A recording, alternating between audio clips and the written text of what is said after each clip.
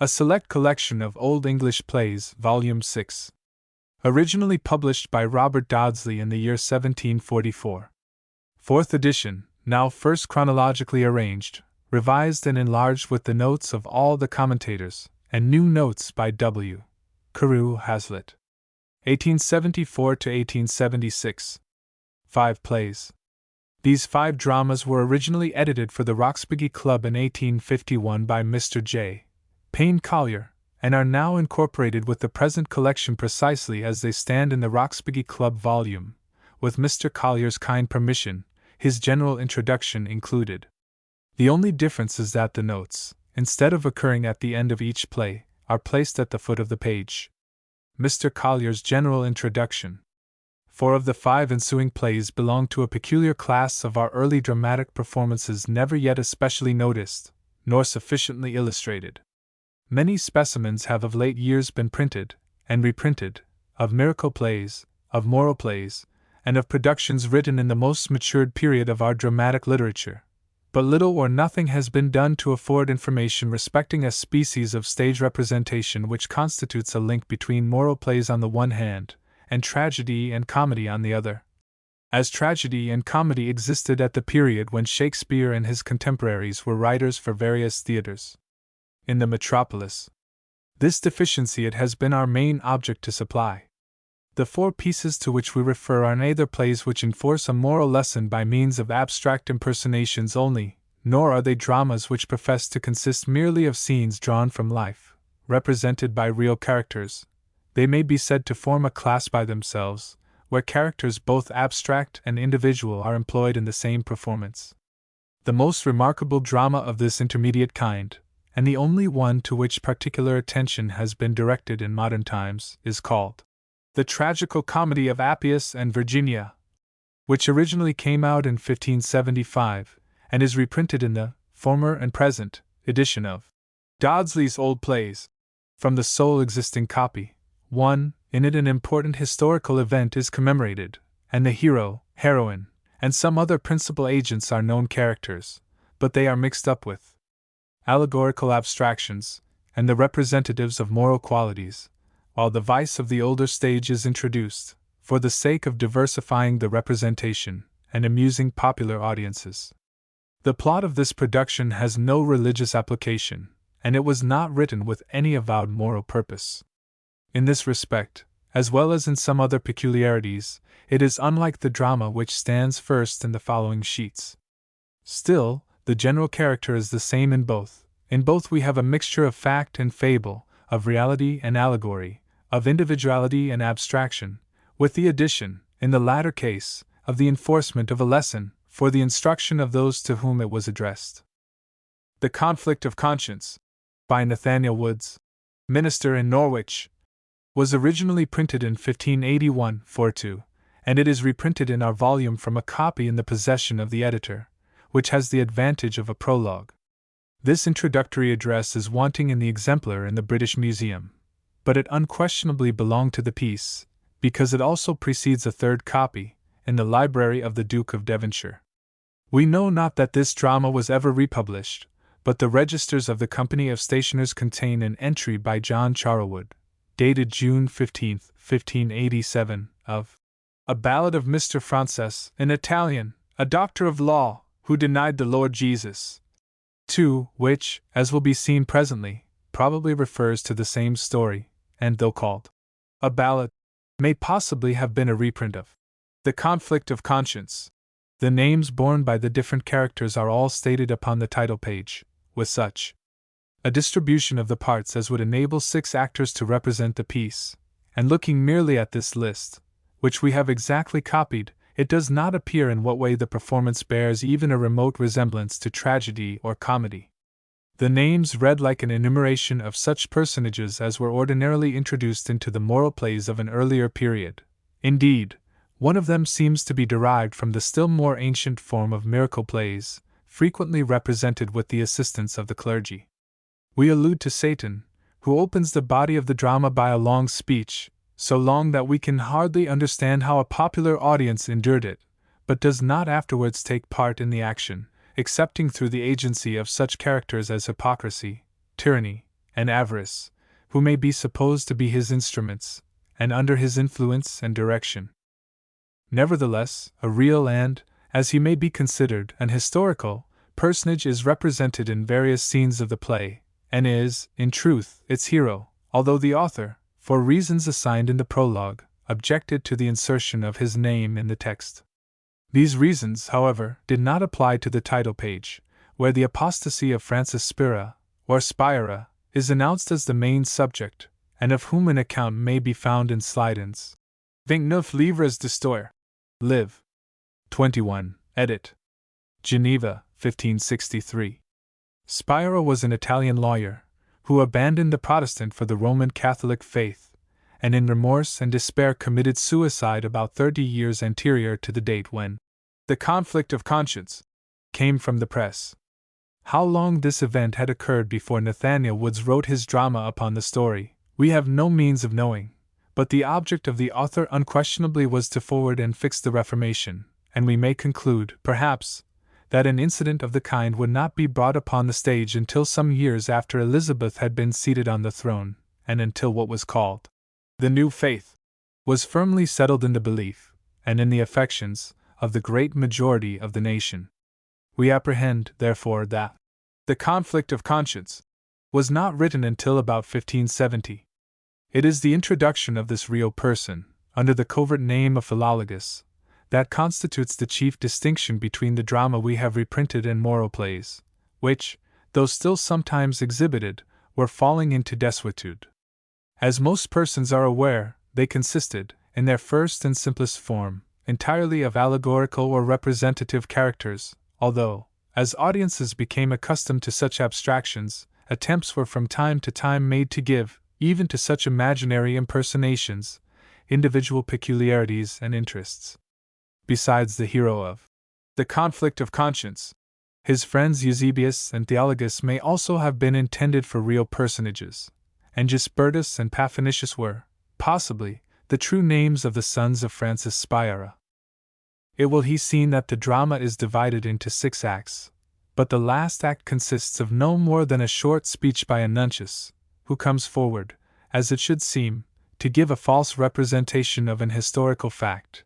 So early did a dramatist feel himself warranted in deviating from received statements, if it better answered his purpose not to adhere to them. In the instance before us, Nathaniel Woods thought fit to alter the catastrophe, for the sake of the moral lesson he wished to enforce, and he, therefore, represented that Spira had not committed suicide, and had, to the great joy of his friends, before death been reconverted to the religion he had so weakly abandoned. It will be observed, also, that the divisions of acts and scenes are very irregularly made towards the conclusion of the performance.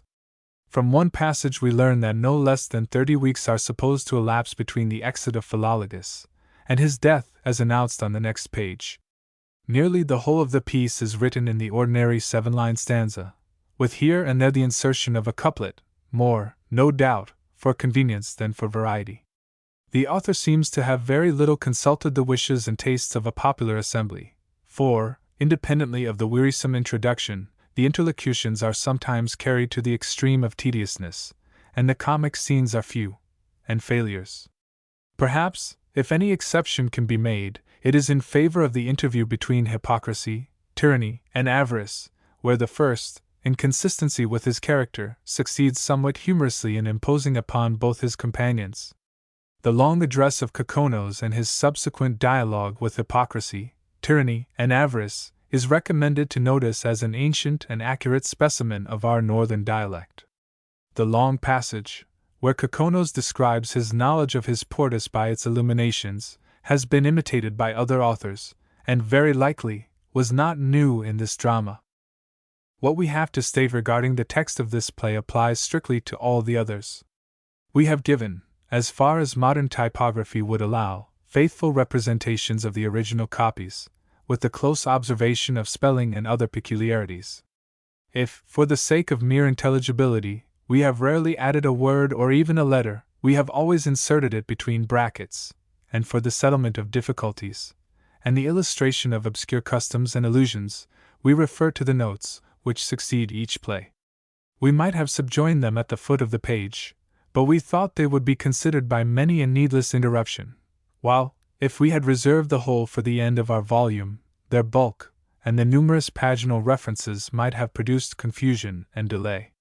We judged it best, therefore, to follow each separate production by the separate notes applicable to it, and the reader will thus have, as far as our knowledge extends, the ready means of required explanation, which we have endeavored to compress into the smallest compass. We ought to add that the only liberty we have taken is with the old and ill-regulated punctuation, 3, which it was often necessary to alter, that the sense of the author might be understood and appreciated. The production which stands second in this volume may also be looked upon, in another sense, as intermediate with reference to stage performances. It has for title, The Rare Triumphs of Love and Fortune, and was probably designed by its unknown author for a court show. The earliest information we possess regarding it establishes that it was represented before Queen Elizabeth between Christmas 1581 and February 1582. The following is the entry regarding it in the accounts of the office of the revels of that date. A historic of love and fortune, shewed before Her Majesty at Windsor, on the Sunday at night next before New Year's Day. Enacted by the Earl of Derby's servants. For which new provision was made of 1 city and 1 battlement of canvas, IJLs of sarcenet, a bolt of canvas, and each pair of gloves, with sundry other furniture in this office. 4. There exists in the same records a memorandum respecting the play of fortune, 10 years earlier. 5. But the terms employed are so general that we do not feel warranted in considering it. The Rare Triumphs of Love and Fortune, which we have reprinted. The History of Love and Fortune, mentioned in the preceding quotation from the Revels' accounts, was no doubt the drama under consideration, and we see that, besides sarcenet and gloves, the new properties, as they were then, and still are, called necessary for the performance were a city and a battlement to be composed of, or represented on, canvas. We may perhaps conclude that the piece was not written long before it was acted at Windsor, but it did not come from the press until 1589, and the sole copy of it is preserved in the library of the Earl of Ellesmere, who, in his known spirit of liberal encouragement, long since permitted the editor to make a transcript of it. We have met with no entry of its publication in the registers of the Stationers' Company. It will be observed that the foundation of the piece depends upon a contest for superiority between Venus and Fortune, and that the first act, for the drama is regularly divided into acts, though the scenes are not distinguished, is a species of induction to the rest. It is the more remarkable, because it contains some early specimens of dramatic blank verse, although it may be questioned whether the piece was ever exhibited at a public theatre. We discover no trace of it in Henslow's diary.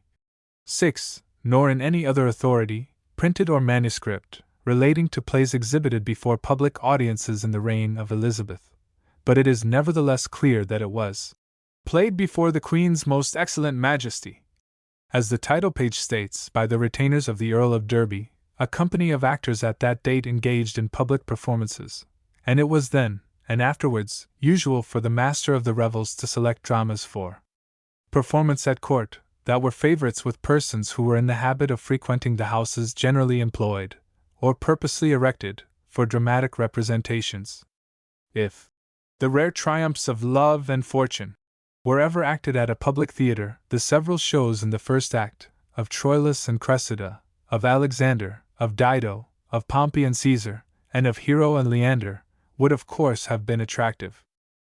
It is not necessary to enter at all into the plot, which was composed to evince alternately the power of Venus and of Fortune in influencing the lives of a pair of faithful lovers, the man, with some singularity, being called Hermione, and the woman Fidelia. They are successively placed by the two goddesses in situations of distress and difficulty, from which they are ultimately released, and in the end Venus and Fortune are reconciled, and join in promoting the happiness of the couple they had exposed to such trials. The serious business is relieved by some attempts at comedy by a clownish servant, called Lencelot, and in the third act a song is introduced for greater variety, which, as was not unusual at a later period of our stage history, seems to have been left to the choice of the performer.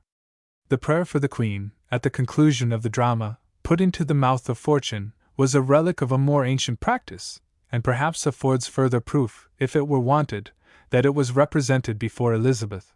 7. It appears not unlikely that, if the rare triumphs of love and fortune had been chosen by the master of the revels for representation at court on account of its popularity, the fact of its having been acted by a particular company at a known theatre would have been stated upon the title page, as a testimony to its merits, and as an incentive to its purchasers. We need not hesitate in stating that the third and fourth dramas in the present volume were publicly played, and the title page of one of them states the fact. Moreover, they were the authorship of a most distinguished individual, perhaps only second to Tarleton as an actor, and decidedly his superior as an author.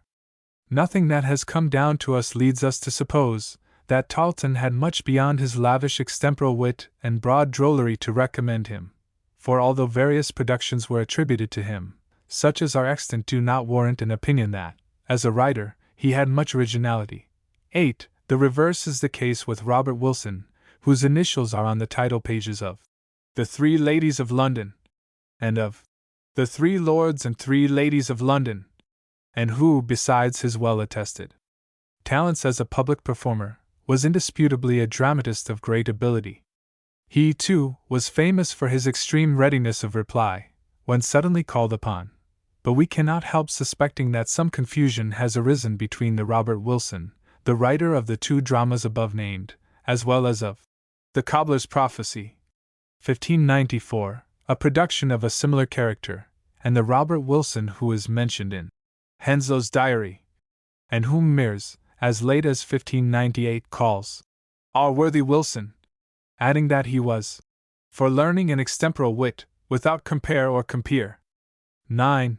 The younger Robert Wilson was, perhaps, the son of the elder, but without here entering into the evidence on the point, with which we were not formerly so well acquainted, we may state our persuasion generally, that the Robert Wilson who was appointed one of the leaders of one of Queen Elizabeth's two companies of players in 1583-10, was not the same Robert Wilson who was a joint author, with Munday, Drayton, and Hathaway, in the drama on the story of Sir John Oldcastle, imputed to Shakespeare on the authority of some copies printed in 1600.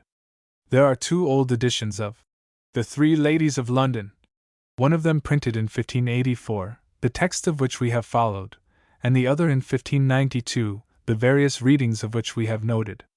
Both of them have the initials R.W. on the title page as those of the writer, but some doubt has been thrown upon the question of authorship, because, at the end of the piece, in both impressions, we read, Finis. Paul Buck. The fact, however, no doubt is that Paul Buck, who, it has been recently ascertained, was an actor, 11, subscribed the transcript, which about 1584 he had procured for Roger Ward the printer, in order to authenticate it, hence the connection of his name with the production, in the performance of which he may also have had a share, and he may thus have had access to the prompter's book. The Paul Buck, who in 1578 was the author of A Prayer for Sir Humphrey Gilbert, was in all probability the same individual. 12. The second edition of 1592 would seem, from the many variations, to have been printed from a different manuscript to that used for the edition of 1584, and in some respects it was an improvement.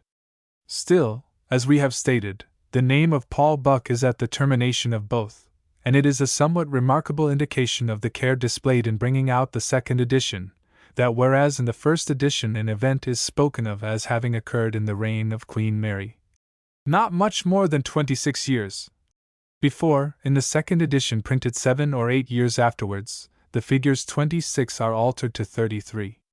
Such proofs of attention to comparative trifles were unusual in the reprints of old plays, and it may be doubted whether in this instance it would have been afforded, had not The Three Ladies of London continued such a favorite with the town as to occasion its frequent repetition at the public theatre. A piece of evidence to show the popularity of the drama long after its original publication is to be found in Edward Gilpin's Skyalethea, or A Shadow of Truth, 8 Vo. 1598, where it is thus distinctly alluded to. The world's so bad that virtue's overawed, and forced, poor soul, to become vice's bawd, like the old moral of the comedy, where conscience favors Lucar's harlotry. These lines are contained in the first satire of this very curious and interesting work, and the readers of the drama will at once be aware of their application. 13.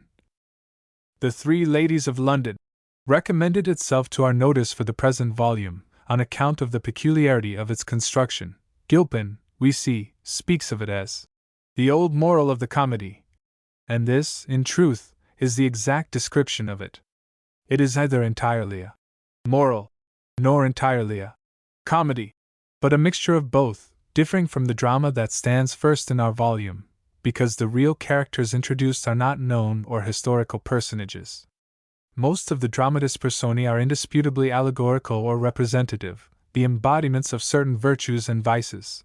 But individuals are also employed, such as Gerontus a Jew, and Mercador a merchant, besides a judge who is called upon to determine a dispute between them.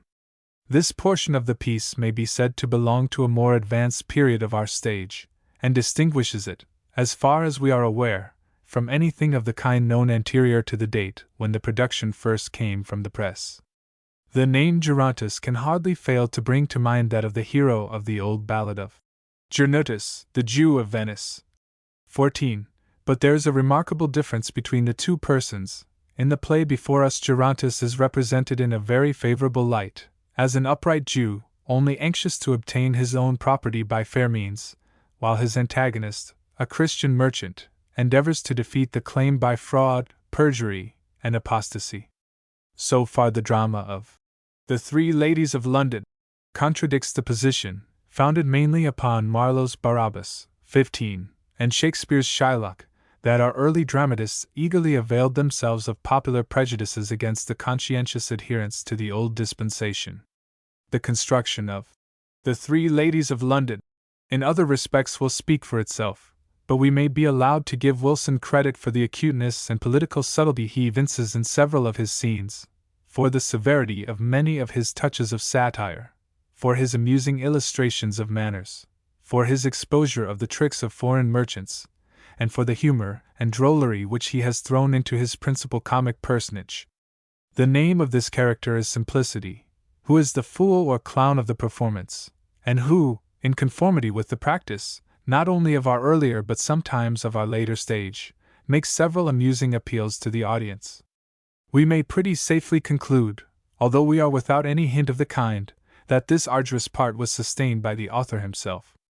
The original copy of this production, to which we have resorted, is among the Garrick plays. We recollect to have met with no other copy of the edition of the year 1584, but at least 3 of the later impression have come under our notice.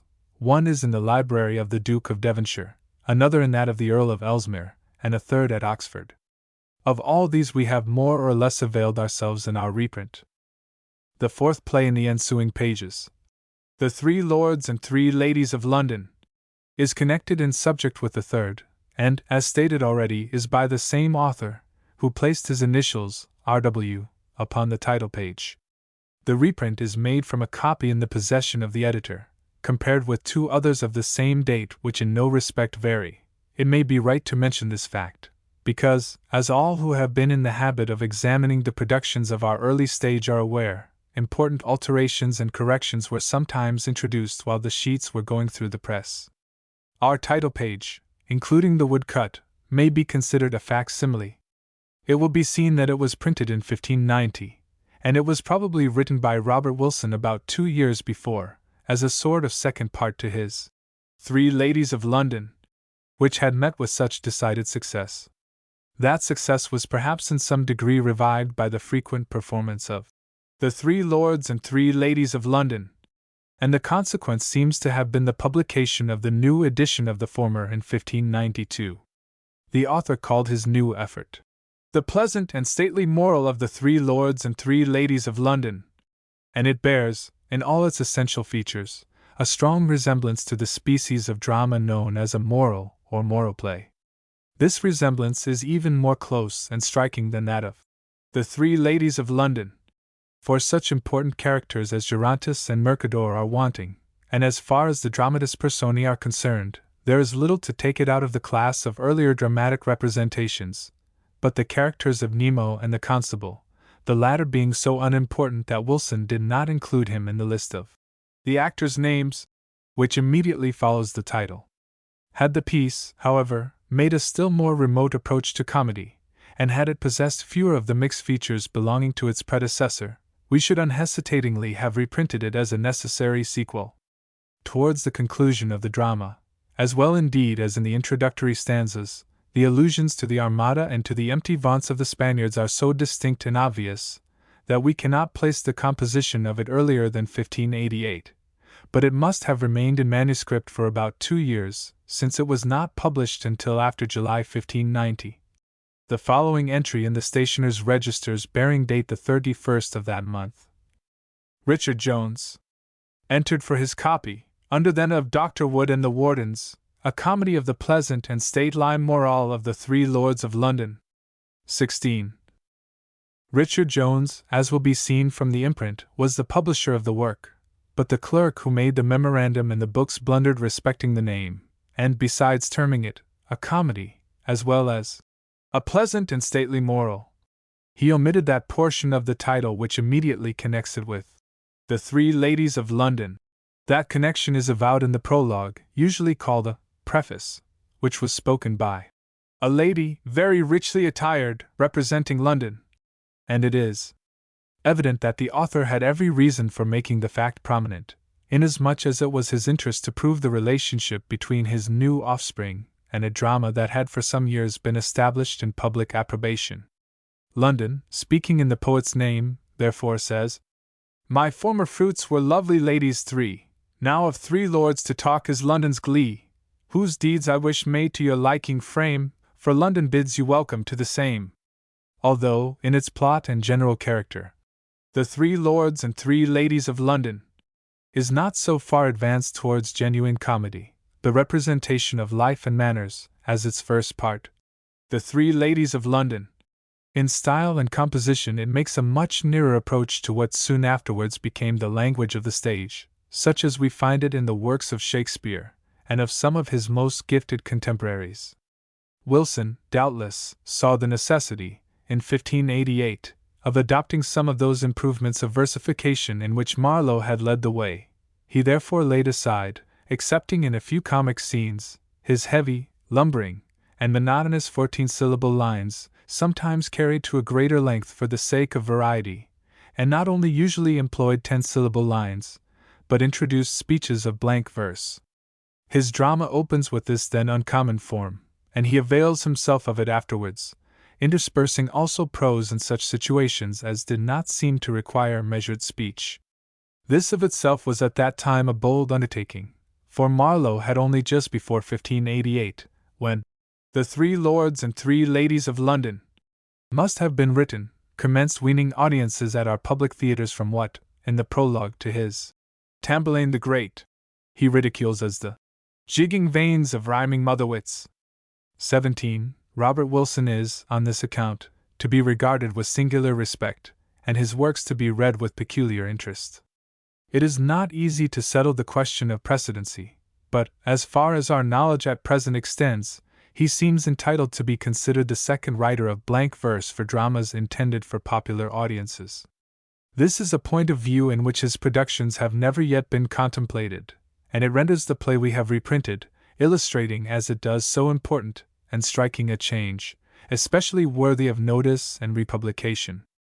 Something has been already said respecting the characters who figure in this representation, and we may add that although Simplicity, who here performs even a more prominent and important part than in The Three Ladies of London, must be reckoned the impersonation of a quality, and the representative of a class, so much individuality is given to him, particularly in his capacity of a ballad singer, that it is impossible not to take a strong interest in all that he says, and in the incidents in which he is engaged.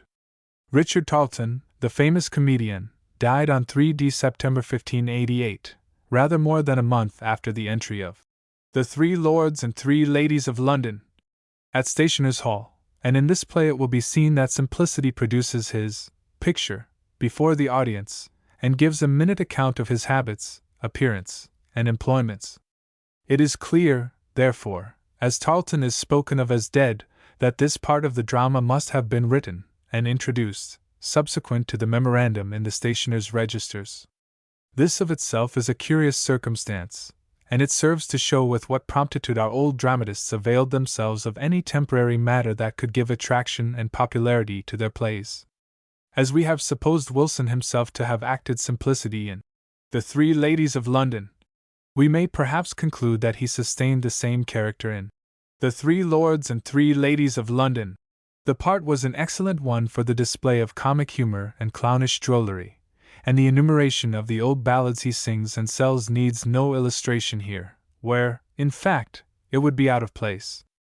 The familiar manner in which simplicity at times addresses the audience, for the sake of raising a laugh, is even more unlicensed in this play than in its predecessor, and we never before saw the words "to the audience" introduce, by way of stage direction to the performer, that he might appeal to the spectators. 18.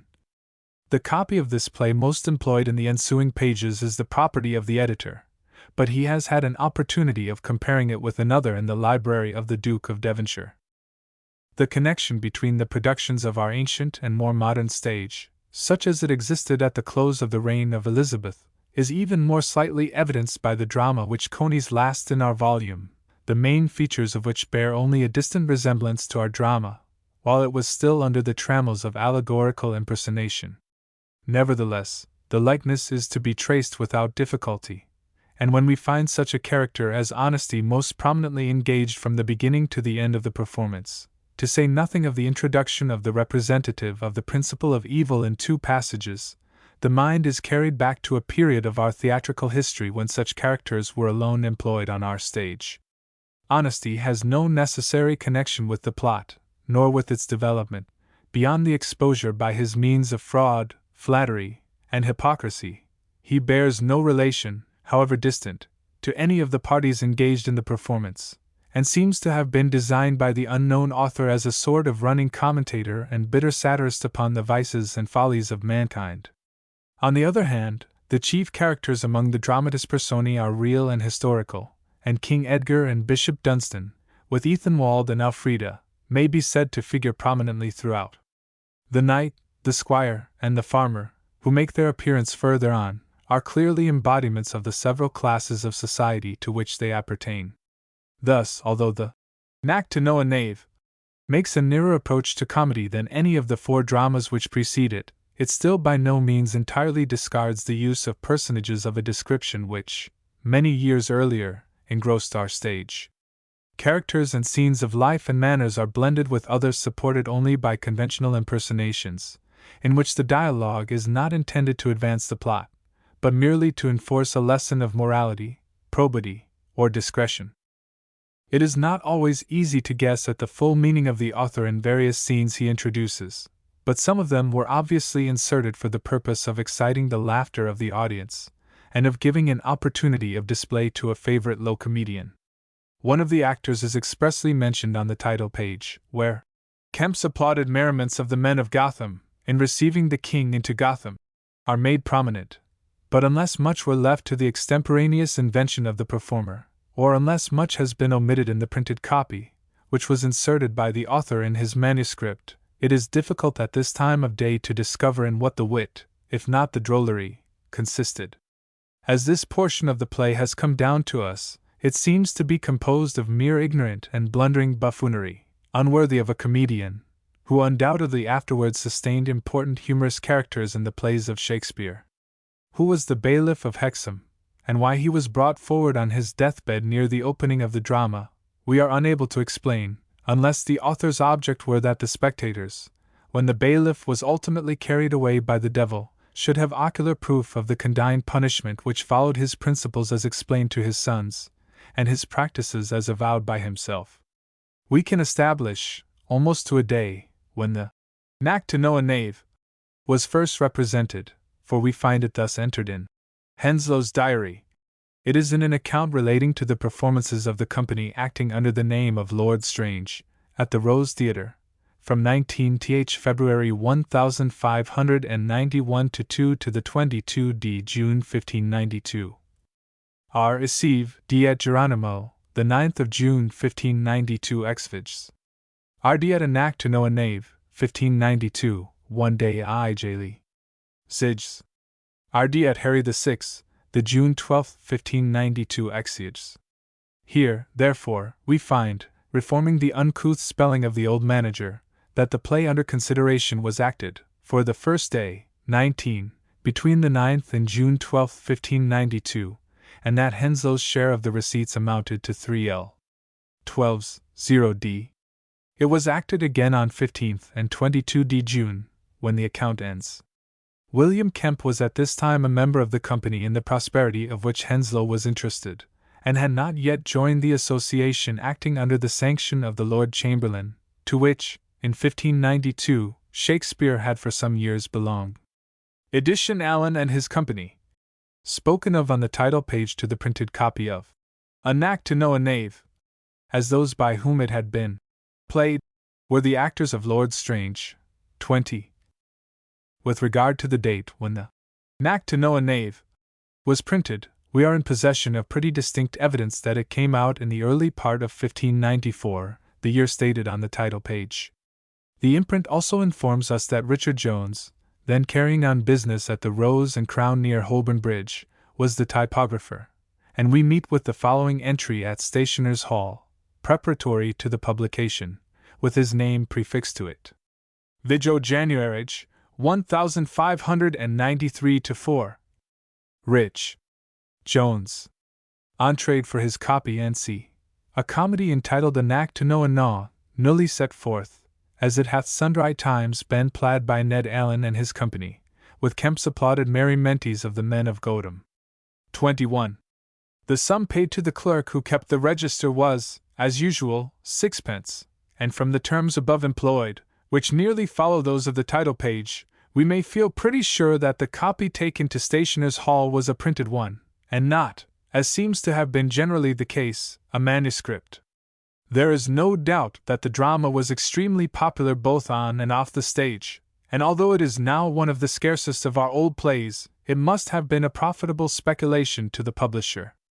In order that the various parties interested might more effectually avail themselves of the favor with which it had been received, a sort of counterpart was written to it, and acted for the first time on 22d October 1594, by the players of the Queen and of the Earl of Sussex, then performing together, under the title of A Knack to Know an Honest Man. This drama, though inferior in every respect, appears by Henslow's diary. For he was also interested in the receipts of these united associations, to have had a long and advantageous run. 22. It was not published until 1596, and it was previously entered on the stationer's books by Cuthbert Burby. In the same year was printed by Valentine Sims a work, the title of which was evidently borrowed from the proverbial expression, A Knack to Know a Knave, which possibly had its origin in the great popularity of the drama we have reprinted. This work was by M.B., and was called The Trial of True Friendship, or a perfect mirror to discern a trusty friend from a flattering parasite, otherwise a knack to know a knave from an honest man. One principal purpose of the play under consideration was to expose the flattery of the parasite Perrin, who endeavored to impose upon King Edgar, but was detected by honesty. It seems not unlikely that honesty was the character sustained by Edward Allen, but we have no knowledge of the distribution of any of the parts, beyond the fact that Kemp played a chief blunderer in the comic scene. Whether that was the miller, the cobbler, or the smith may, perhaps, admit of dispute. The story of the serious portion of the play was doubtless derived from an old ballad, inserted by Thomas Deloney in his Garland of Goodwill, probably written by him, where it is entitled, A Song of King Edgar, showing how he was deceived of his love, as it is reprinted in all the editions of Evans's Old Ballads, and has been the subject of 2 plays in comparatively modern times. 23. It is not necessary here to give any detail of the plot, which also, in several incidents, strongly resembles parts of Robert Greene's Friar Bacon and Friar Bondy, which, like the Knack to Know a Knave, was printed in 1594. 24. The editor was, some years ago, permitted to make a transcript of this rare play from a copy in the library of His Grace the Duke of Devonshire, that in the British Museum being very defective in several places, and the missing pages having been supplied by very delusive manuscript. The Rev. Alexander Dice also possesses a perfect exemplar, which was extremely useful for the purpose of collation. The Conflict of Conscience edition.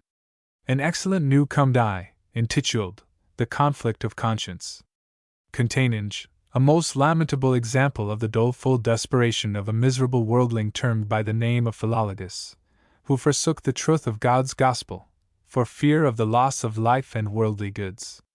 Compiled by Nathaniel Woods, minister, in Norwich. The actors' names, divided into 6 parties, most convenient for such as be disposed, either to shew this comedy in private houses, or otherwise. Prologue, Methetes for 1. Conscience, Paphnutius. Satan, Tyranny, Spirit for 1. Horror, Eusebius. Avarice, Suggestion for 1. Gisbertus, Nuncius. Hypocrisy for 1. Theologus. Cardinal for 1. Cachan. Philologus for 1. At London, printed by Richard Braddock Dwellinga in Aldermanbury, a little above the conduit. Anno 1581, 4 degrees. Black letter. The prologue. When whirling winds which blow with blustering blast shall cease their course, and not the air move, but still unstirred it doth stand, it chanceth at the last to be in fact, the truth hereof even day by day we prove, for deep within the caves of earth of force it doth behove, sith that no winds do come thereto, the air out to beat, by standing still the closed air doth breed infections great. The stream or flood, which runneth up and down, is far more sweet than is the standing brook. If long unworn you leave a cloak or gown, moss will it mar, unless you thereto look. Again, if that upon a shelf you place or set a book, and suffer it there still to stand, the worms will soon it eat. A knife likewise, in sheath laid up, the rust will mar and fret. The good road horse, if still at rack he stand, to resty jade will soon transformed be. If long untilled you leave a fertile land, from strack and weed no place will be left free. By these examples and such like approve then well may we, that idleness more evils doth bring into the mind of man, than labor great in longer time again expel out can. Which thing our author marking well, when wearied was his mind from reading grave and ancient works, yet loath his time to lose, bethought himself, to ease his heart, some recreance to find, and as he mused in his mind, immediately arose a strange example done of late, which might, as he supposed, stir up their minds to godliness, which should it see or hear, and therefore humbly doth you pray to give attentive ear. The argument or ground, whereon our author chiefly stayed, is, sure, a history strange and true, to many men well known, of one through love of worldly wealth and fear of death dismayed, because he would his life and goods have kept still as his own, from state of grace wherein he stood was almost overthrown, so that he had no power at all in heart firm faith to have, till at the last God chonged his mind his mercies for to crave. And here our author thought it meet the true name to omit, and at this time imagine him Philologus to be, first, for because a comedy will hardly him permit the vices of one private man to touch particularly, again, now shall it stir them more, who shall it hear or see? For if this worldling had been nommed, we would straight deem in mind, that all by him then spoken were, ourselves we would not find. But sith Philologus is not else but one that loves to talk, and common, 25, of the word of God, but hath no further care, according as it teacheth them in God's fear for to walk, if that we practice this indeed, philologi we are, and so by his deserved fault we may in time beware. Now if, as author first it meant, you hear it with this gain, in good behalf he will esteem that he bestowed his pain. And for because we see by proof, that men do soon forget those things for which to call them by no name at all they know, our author, for to help short wits, did think it very meet some name for this his comedy in preface for to show. Now names to natures must agree, as every man do know, a fitter name he could in mind nowhere excogitate, than the conflict of conscience the same to nominate. A cruel conflict certainly, where conscience takes the foil, and is constrained by the flesh to yield to deadly sin, whereby the grace and love of God from him his sin doeth spoil, then, wretch accursed, small power hath repentance to begin. This history here example shows of one fast wrapped therein, as in discourse before your eyes shall plainly proved be, yet, at the last, God him restored, even of his mercy free. And though the history of itself be too dolorous, and would constrain a man with tears of blood his cheeks to wet, yet to refresh the minds of them that be the auditors, our author intermixed hath, in places fit and meet, some honest mirth, yet always where decorum to exceed. But list, I hear the players pressed in presence forth to come, I therefore cease, and take my leave, my message I have done. Exit. The conflict of conscience. Act I, Scene 1, Satan. High time it is for me to stir about, and do my best my kingdom to maintain, for why I see of enemies a rout, which all my laws and statutes do disdain, against my state do fight and strive amain, whom in time if I do not dissipate, I shall repent it, when it is too late. My mortal foe, the carpenter's poor son, against my children, the Pharisees I mean, upbraiding them, did use this comparison, as in the story of his life may be seen. There was a man which had a vineyard green, who, letting it to husbandmen unkind, instead of fruit unthankfulness did find.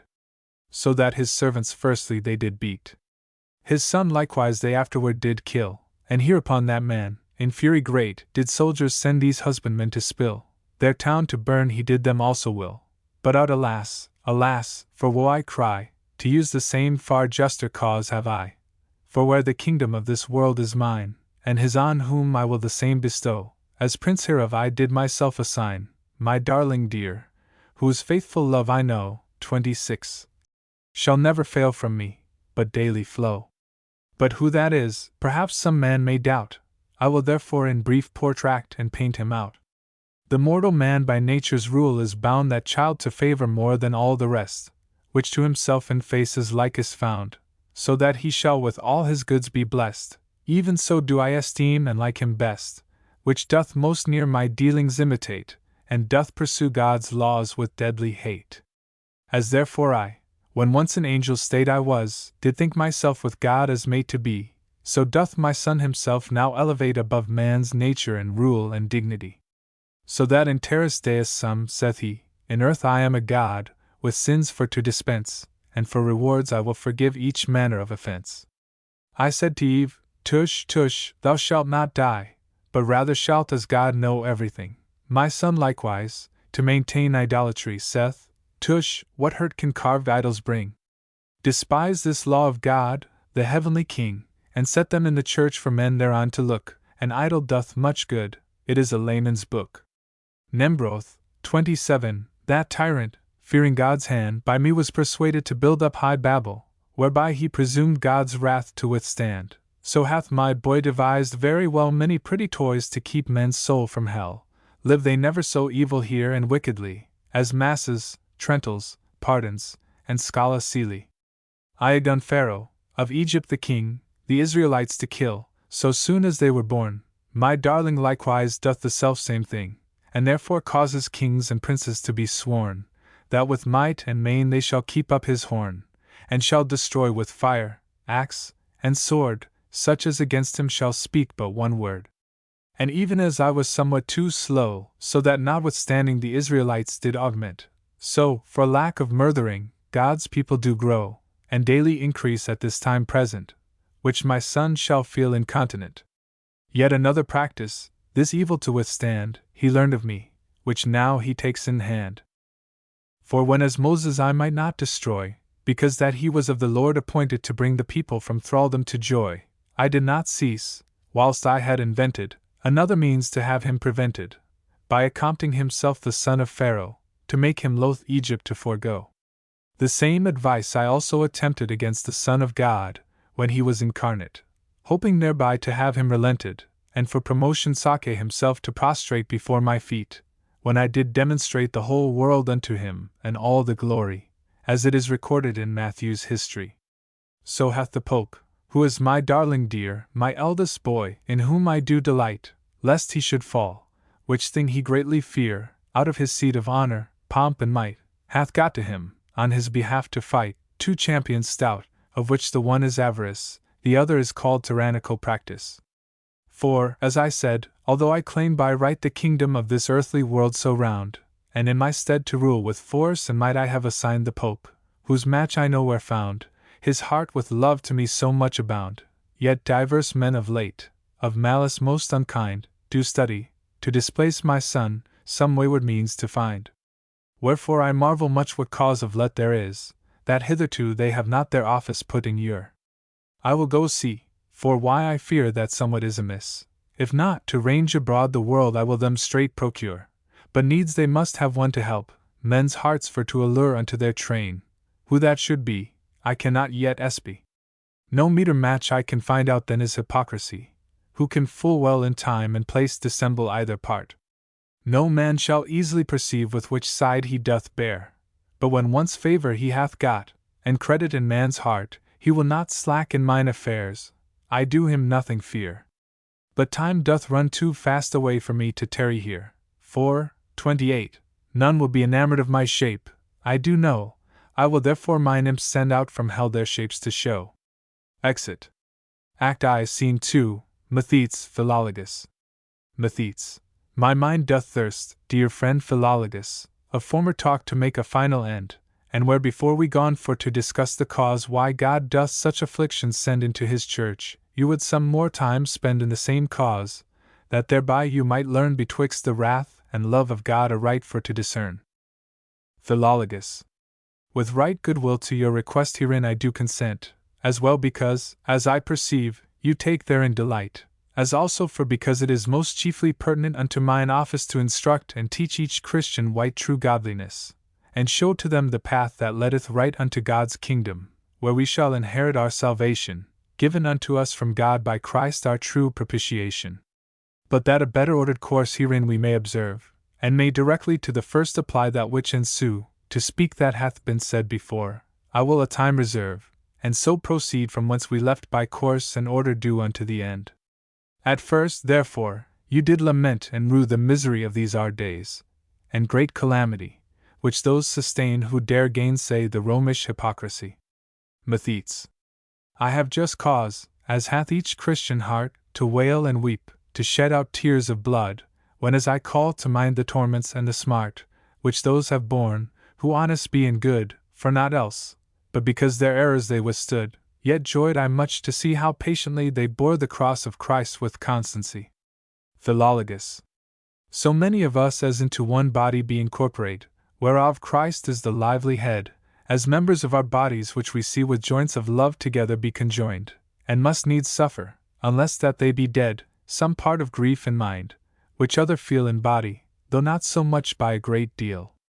Wherefore by this it is most apparent, that those two into one body are not united, of the which the one doth suffer, the other doth torment, and in the wounds of his brother is delighted, now which is Christ's body may easily be decided, for the lamb is devoured of the wolf alway, not the wolf of the lamb, as Chrysostom doth say. Again, of unrighteous Cain murthered was Abel, by whom the church of God was figured. Isaac likewise was persecuted of Ishmael, as in the book of Genesis is mentioned. Israel of Pharaoh was also terrified. David the saint was afflicted by his son, and put from his kingdom, I mean by Absalom.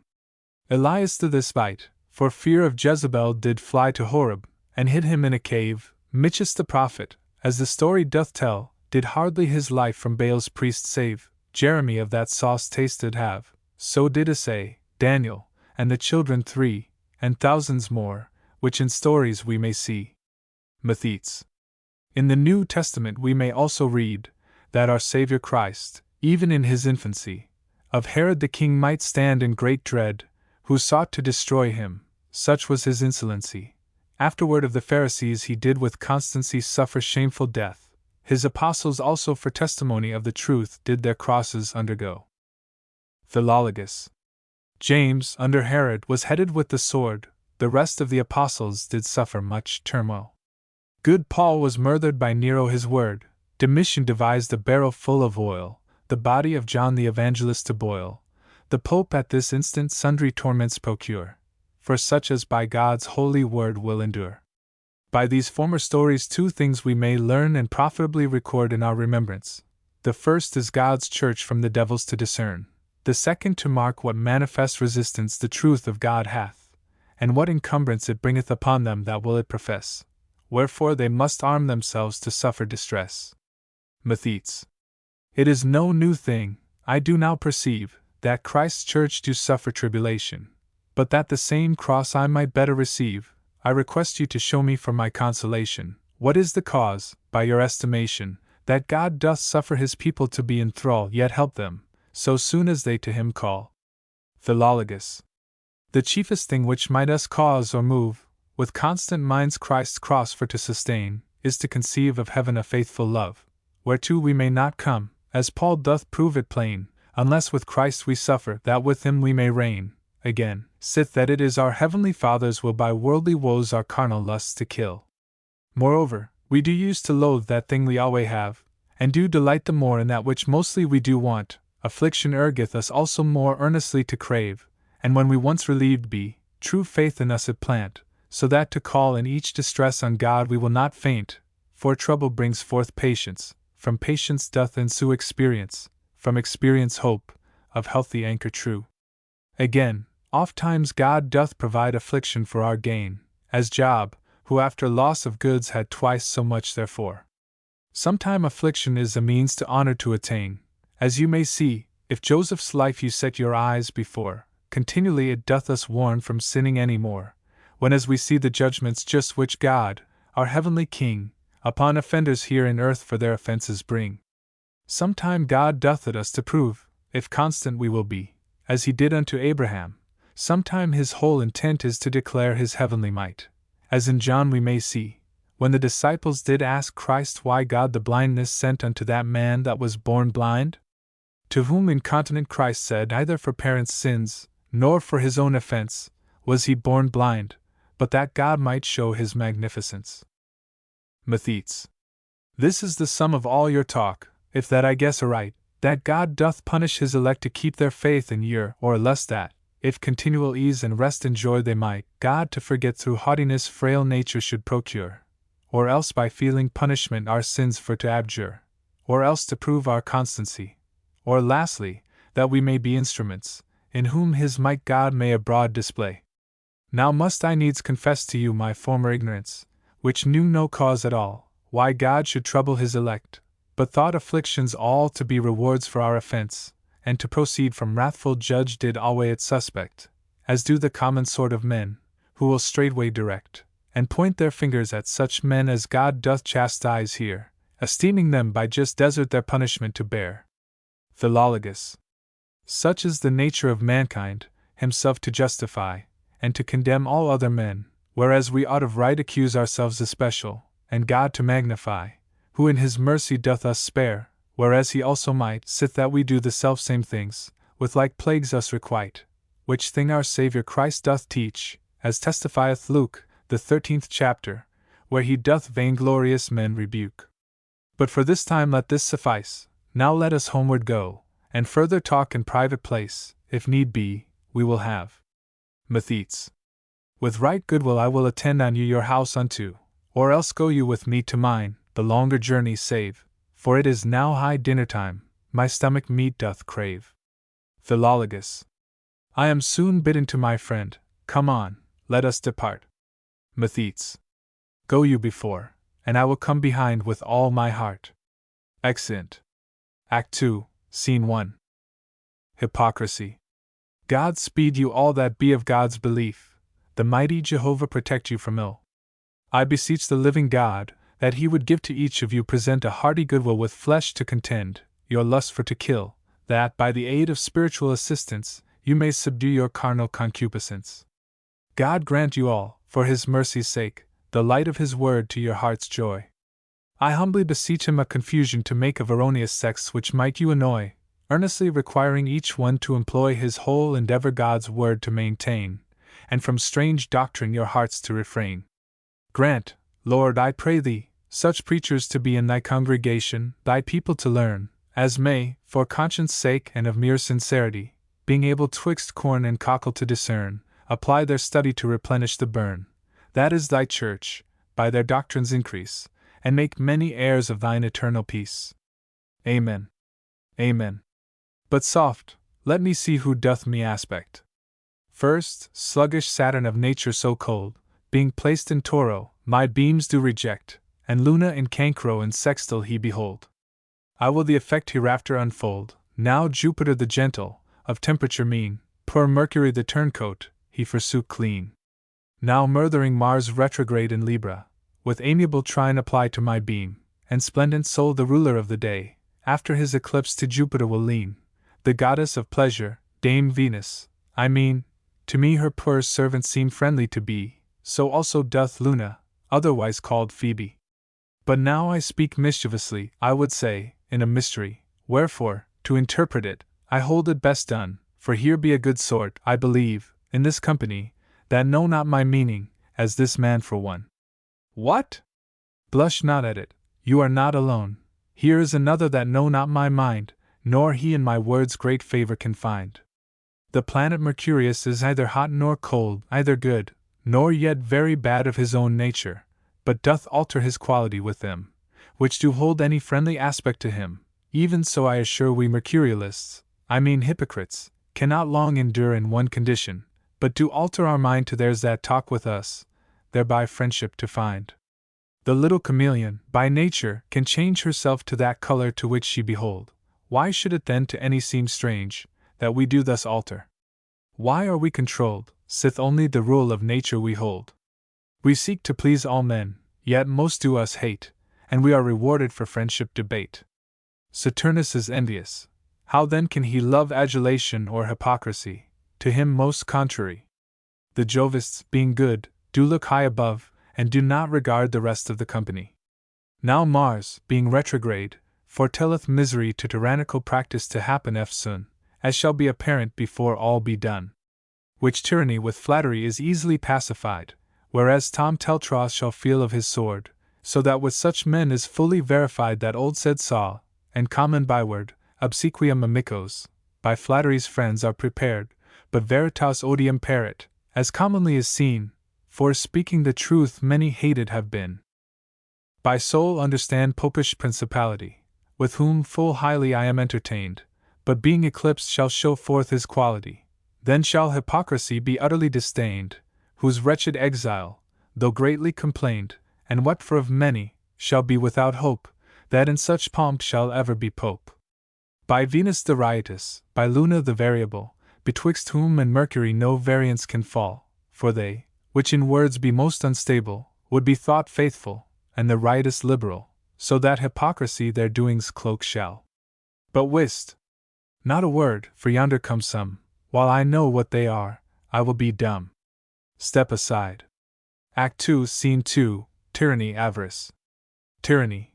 Put me before, for I will shift for one, push avarice backward. So long as strength remaineth in this arm, and pluck up thy heart, thou faint-hearted mome, as long as I live thou shalt take no harm.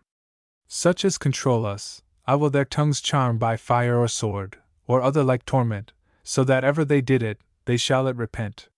Hast thou forgotten what Satan did say, Hip? Ambo. 29, that the knave, hypocrisy our doings should hide, so that under his cloak our parts we should play, and of the rude people should never be spied.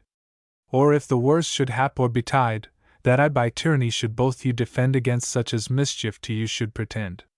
Avarice. Indeed, such words our Belsire did speak, Hip. Tut, Father Joth Sam, which, being remembered, doth make my heart glad, but yet one thing my courage doth break, and when I think of it, it makes me full sad. I mean the evil luck which hypocrisy had, when he was expelled out of this land, for then with me the matter evil did stand, for I by him so shadowed was from light. Hip.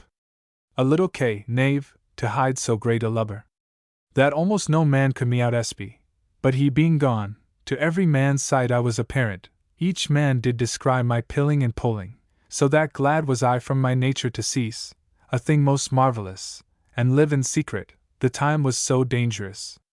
Hip. He feareth nothing, he thinks the hangman is dead. Tyranny. Tush. Avarice, thou fearest a thing that is vain, for by me alone both you shall be stayed, and if thou mark well, thou shalt perceive plain that if I, tyranny, my part had well played. Hip. He can play two parts, the fool and the knave. And from killing of heretics my hand had not stayed, they had never grown to such a great rout, either should have been able to have banished him out. But Cero sapient Phryges, at length I will take heed. Hip. A popish policy. And with blood enough this evil will prevent, for if I hear of any that in word or in deed, if it be possible to know their intent, if I can prove that in thought they it meant. Hip. Anti-Christian charity. To impair our estates, no prayer shall serve, but will pay them their hire, as each one deserve. Avarice. The fish once taken, and 'scaped from bait, will ever hereafter beware of the hook. Such as use hunting will spy the hare straight, though other discern her not, yet on her shall look. Again, the learned can read in a book, though the unskilful, seeing equal with them, cannot discern an F from an M. So those which have tasted the fruit that we bear, and find it so sour, will not us implant. Tyranny. Tush. Avarice, I warrant thee, thou needst not fear. Hip. Utilitas facit esse Deos. In the clergy, I know, no friends we shall want, which for hope of gain the truth will recant, and give themselves wholly to set out hypocrisy, being egged on with avarice, and defended by tyranny. Avarice. Well may the clergy on our side hold, for they by us no small gain did reap, but all the temporalty. I dare be bold to venture in wager of gold a good heap, at our preferments will mourn, wail, and weep. Hip. This is sharp arguments. Tyranny. Though indeed no just cause of joy they can find, yet for fear of my sword they will alter their mind. But I marvel much where hypocrisy is. Methink it is long since from us he did go. Avarice. I doubt that of his purpose he miss, and therefore hath hanged himself for woe. Hip. Pray for yourself.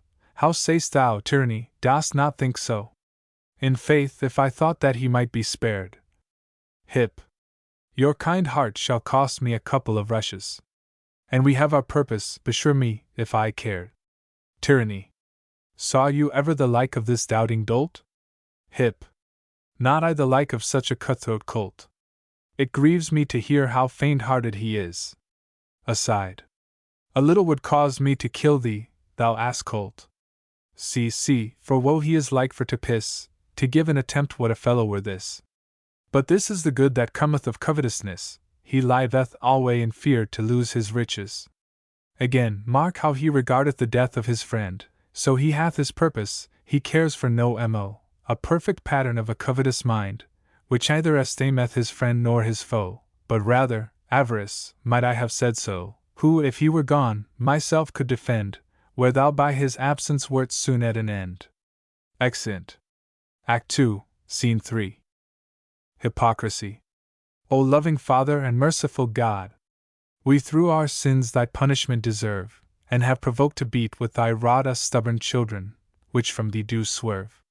We loathe thy word, but now we shall sterve, for hypocrisy is placed again in this land, and thy true gospel as exiled doth stand. This is thy just judgment for our offense, who having the light in darkness did stray. But now, if thou wouldest of thy fatherly benevolence thy purpose judgments in wrath for to stay, the part of the prodigal son we would play, and with bitter tears before thee would fall, and in true repentance for mercy would call.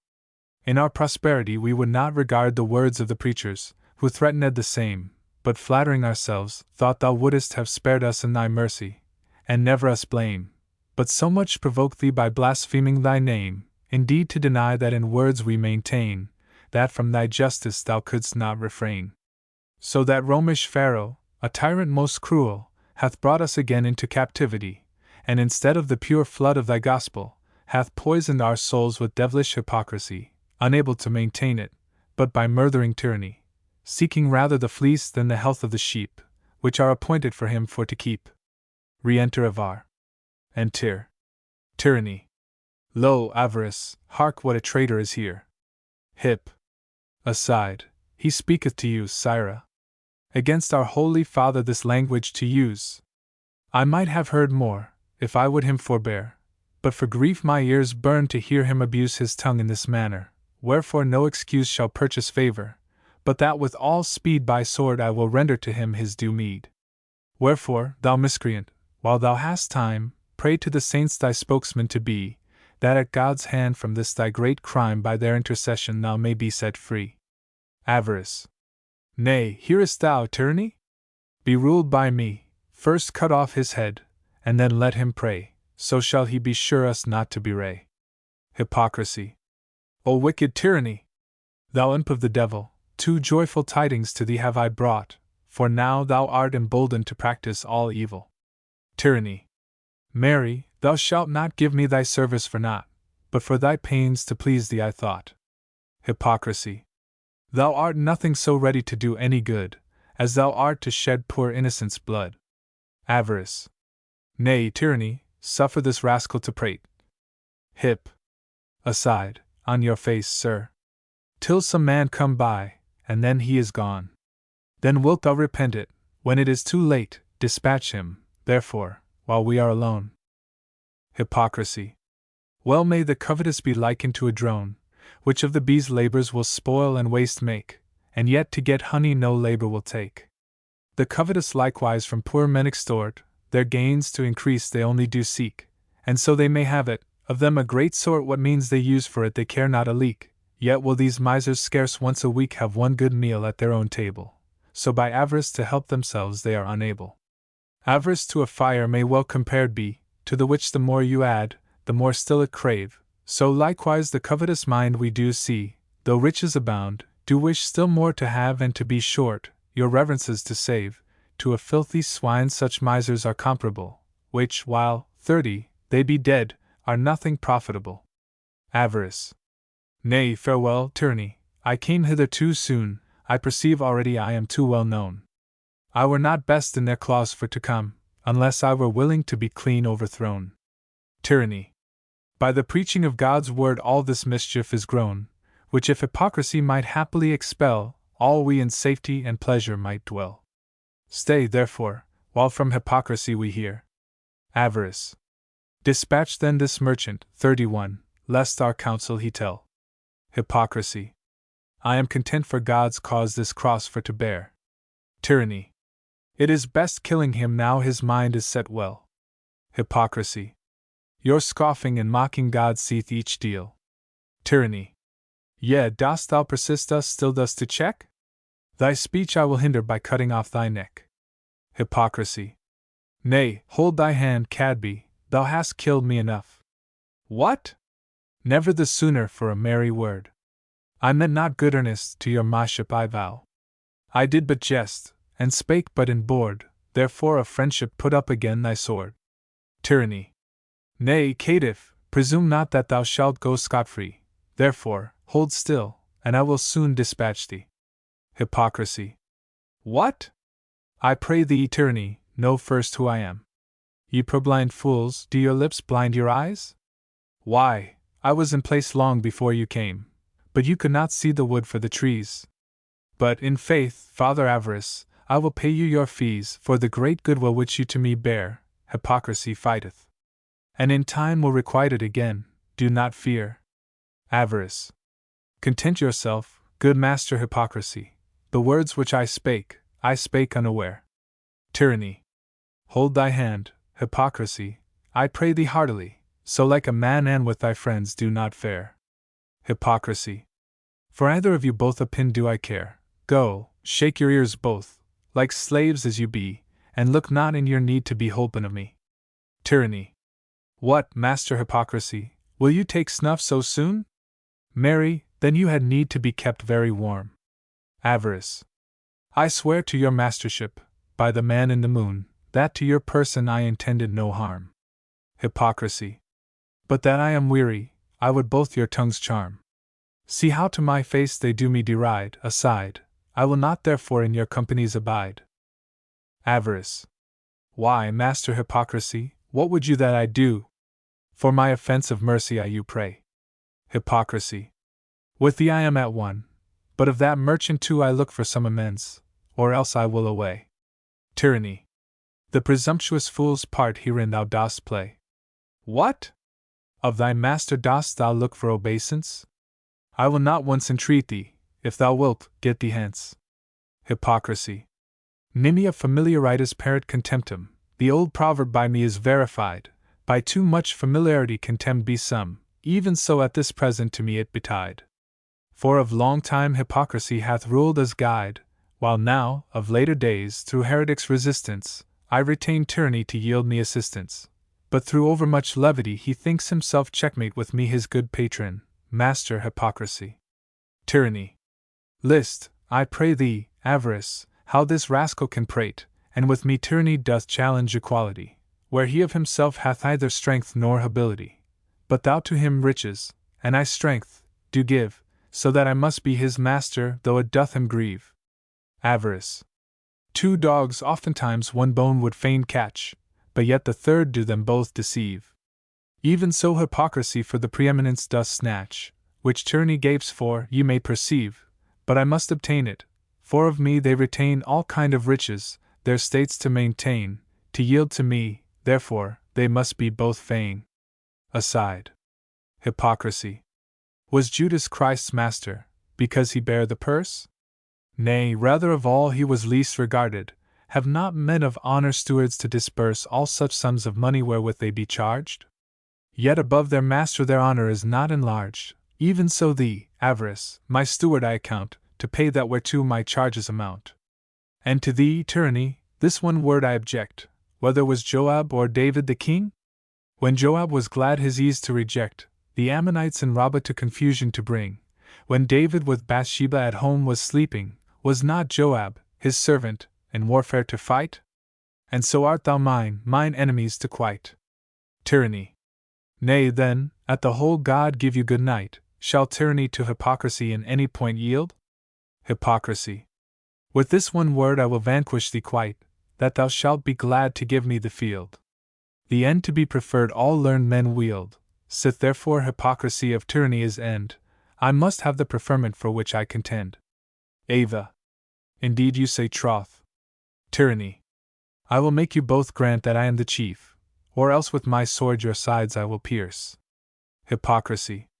That were sharp reasoning indeed, with a mischief. Avarice.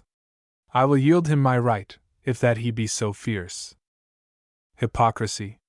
The nature of hypocrites herein we rehearse, which, being convinced by the text of God's word, the end of their spouting is fire and sword. But if you will needs be chief, God speed well the plough, I will be none that shall follow your train, for if I should, I know well enough that to fly the country we all should be fain, then were my labor done but in vain. You know not so much as I do, tyranny, therefore I advise you, be ruled by me. Tyranny. Inter amicos omnia sunt communia, they say, among friends there is reckoned no property, but that the one hath of his own, th other may have the use of the same at his own liberty, even so among us it is of a surety, for what the one hath of his own proper right, it is thine to use by day or by night. Avarice. Indeed you say truth, the end is worth all. Hip. He hath learned logers, 32. Such things as to get the end are referred, and by this reason to you I prove shall, that I before hypocrisy must be preferred. The conclusion of my reason is this, 33 inferred, sith hypocrisy was invented to augment private gain, I am the end of hypocrisy, this is plain. Hypocrisy. Actum est amicitia, the bargain is dispatched, and we two in friendship are united as one. Avarice. In the same not with you let me also be matched, and of money, I warrant you, you shall want none.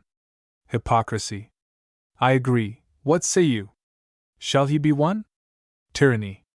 I judge him needful in our company to be, and therefore, for my part, he is welcome to me. Hip. Friendship for gain.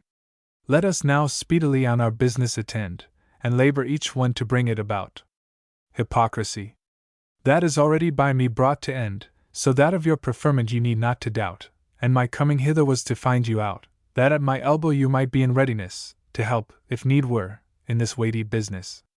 To tell you the story it were but too tedious, how the Pope and I together have devised, firstly to inveigle the people religious, for greediness of gain who will be soon pressed, and for fear lest hereafter they should be despised, of their own free will maintain hypocrisy, so that avarice alone shall conquer the clergy. Now, of the chiefest of his carnal cardinals he doth appoint certain, and give them authority to ride abroad in their pontificals, to see if with avarice they may win the laity. If not, then to threaten them with open tyranny, whereby doubt not but many will forsake the truth of the gospel, and our parties take. Tyranny. This device is praiseworthy, how sayst thou, avarice? Avarice. I like it well if it were put in ear, yet little gain to me shall this whole practice, more than I had before time, procure. Hypocrisy. The legates are ready to ride, I am sure, wherefore we had need to make no small delay. They stay for my coming alone, I dare say. Howbeit the lady would greatly mislike, if they should know all our purpose and intent. Yea, and perhaps some means they would seek our foresaid business in time to prevent. Tyranny. Will you then be ruled by my arbitrament? Lest the people should suddenly dissolve tranquillity, for the legate's defense, let him use me tyranny. Hypocrisy. Herein your counsel is not much unwise, save that in one thing we had need to beware, lest you be known, we will you disguise, and some grave apparel for you will prepare. But your name, tyranny, I fear all will mar. Let me alone, and I will invent a name to your nature, which shall be convenient. Zeal shall your name be, how like you by that? And therefore in office you must deal zealously. Tyranny. Let me alone, I will pay them home pat. Though they call me Zeal, they shall feel me tyranny. Aside. Hypocrisy. Lo, here is a garment, come, dress you handsomely. Ay, marry, quoth he, I like this very well. Now to the devil's grace you me seem to give counsel. Now must I apply all my invention, that I may devise avarice to hide. Thy name shall be called Careful Provision, and every man for his household may lawfully provide. Thus shalt thou go cloaked, and never be spied. Avarice. Thy counsel, Hypocrisy, I very well allow, and will recompense thee, if ever I know how. Tyranny. Now on a boon, 34, voyage let us depart, for I am, well loath any time to delay. Hypocrisy. Nay, yet in sign of a merry heart, let us sing before we go away. Avarice. I am content, begin, I you pray, but to sing the treble, we must needs have one. Hypocrisy. If you say so, let it even alone. Exeunt. Act 3, Scene 1. Philologus. Too true, alas, too true, I say, was our divination, the which methites did foresee, when last we were in place. For now indeed we feel the smart and horrible vexation, which Romish power unto us did threaten and menace. Wherefore great need we have to call to God alway for grace. For feeble flesh is far too weak those pains to undergo, the which all they that fear the Lord are now appointed to. The legate from the Pope of Rome is come into our coasts, who doth the saints of God each where with tyranny oppress, and in the same most gloriously himself he vaunt and boast. The more one mourneth unto him he pitieth the less. Out of his cruel tyranny the Lord of heaven me bless, for hitherto in blessed state my whole life I have spent, with health of body, wealth and goods, and mind alway content. Besides, of friends I have great store, who do me firmly love, a faithful wife and children fair, of woods and pasture store, and divers other things which I have got for my behoof, which now to be deprived of would grieve my heart full sore. And if I come once in their claws, I shall get out no more, unless I will renounce my faith, and so their mind fulfill, which if I do, without all doubt my soul for I spill. For sith I have received once the first fruits of my faith, and have begun to run the course that leadeth to salvation, if in the midst thereof I stay or cease, the Scripture saith it booteth not that I began with so good preparation, but rather mocketh much the more unto my condemnation. For he alone shall have the palm which to the end doth run, and he which plucks his hand from plough, in heaven shall never come. Those labourers which hired were in vineyard for to moil, and had their penny for their pain, they tarried all while night. For if they ceased had, when sun their flesh with heat did broil, and had departed from their work, they should have lost by right their wages penny. I likewise shall be deprived quite of that same crown, the which I have in faith long looked for. But for this time I will depart, I dare here stay no more. Exit. Act 3, Scene 2. Hypocrisy. Ha ha ha! Marry, now the game begins. Hypocrisy throughout this realm is had in admiration, and by my means both avarice and tyranny crept in, who in short space will make men run the way to desolation. What did I say? My tongue did trip. I should say, consolation, for now, forsooth, the clergy must into my bosom creep, or else they know not by what means themselves alive to keep. On the other side the lady, be they either rich or poor, if rich, then avarice strangle them, because they will not lose their worldly wealth, or else we have one subtle practice more, that is, that sensual suggestion their outward man shall pose, who can full finely in each cause his mind to them disclose. But if that neither of these twain can to my train them win, 35, then at his cue to play his part doth tyranny begin. As for the poor knaves, such a one as this is, we do not esteem him, but make sure to do. If he will not come on, we do him not miss, but to the pot he is sure to go. Tyranny deals with him, and no mo. But I marvel what doth him from hence so long stay, sooner named, sooner come, as common proverbs say. Step aside. Act 3, Scene 3, Tyranny, Avarice, Hypocrisy. Tyranny, by his wounds I fear not, but it is cocksure. 36, now. Hip. He hath a goodly grace in swearing. Under the legate's seal, in office I am placed, therefore whoso resist me, I will make him to bow. Who can make tyranny now be disgraced? Hip. He is graceless already. With a head of brass I will not be outfaced, but will execute mine office with extreme cruelty, so that all men shall know me to be plain tyranny. Avarice. Nay, Master Zeal, be ruled by me, to such as resist such rigor you may show. Tyranny. Zeal? Nay, no zeal, my name is tyranny, either am I ashamed who doth my name know, for in my dealings the same I will show. Hip. He is kit careless. None dare reprove me, of that I am sure, so long as authority on my side endure. But to thy words a while I will list, therefore in brief say on what you will. Avarice. I would have you show rigor to such as resist, and such as be obstinate spare not to kill, but those that be willing your hests to fulfill. Hip. Hark the practice of spiteful sumners. If they offend, and not of obstinacy, for money excuse them, though they use villainy, thus shall you perform your office aright, for favor or money to spare the oftenent. Tyranny. So may I also, of malice or spite, or rancor of mind, 37, punish the innocent. But I will be ruled by thine arbitrament, and will favor such as will my hand grease. The devil is a good fellow, if one can him please. Frowny face. 38. Hip. And you are one of his sons, methink by your head. But to follow our business great pains we do take, on an hasty message we were fit to be sent. Hypocrisy aside. When I lie a-dying, I will you messengers make, you ply you so fast, you are too diligent. Whoop how, Master Zeal, whither are ye bent? Avarice. Hark!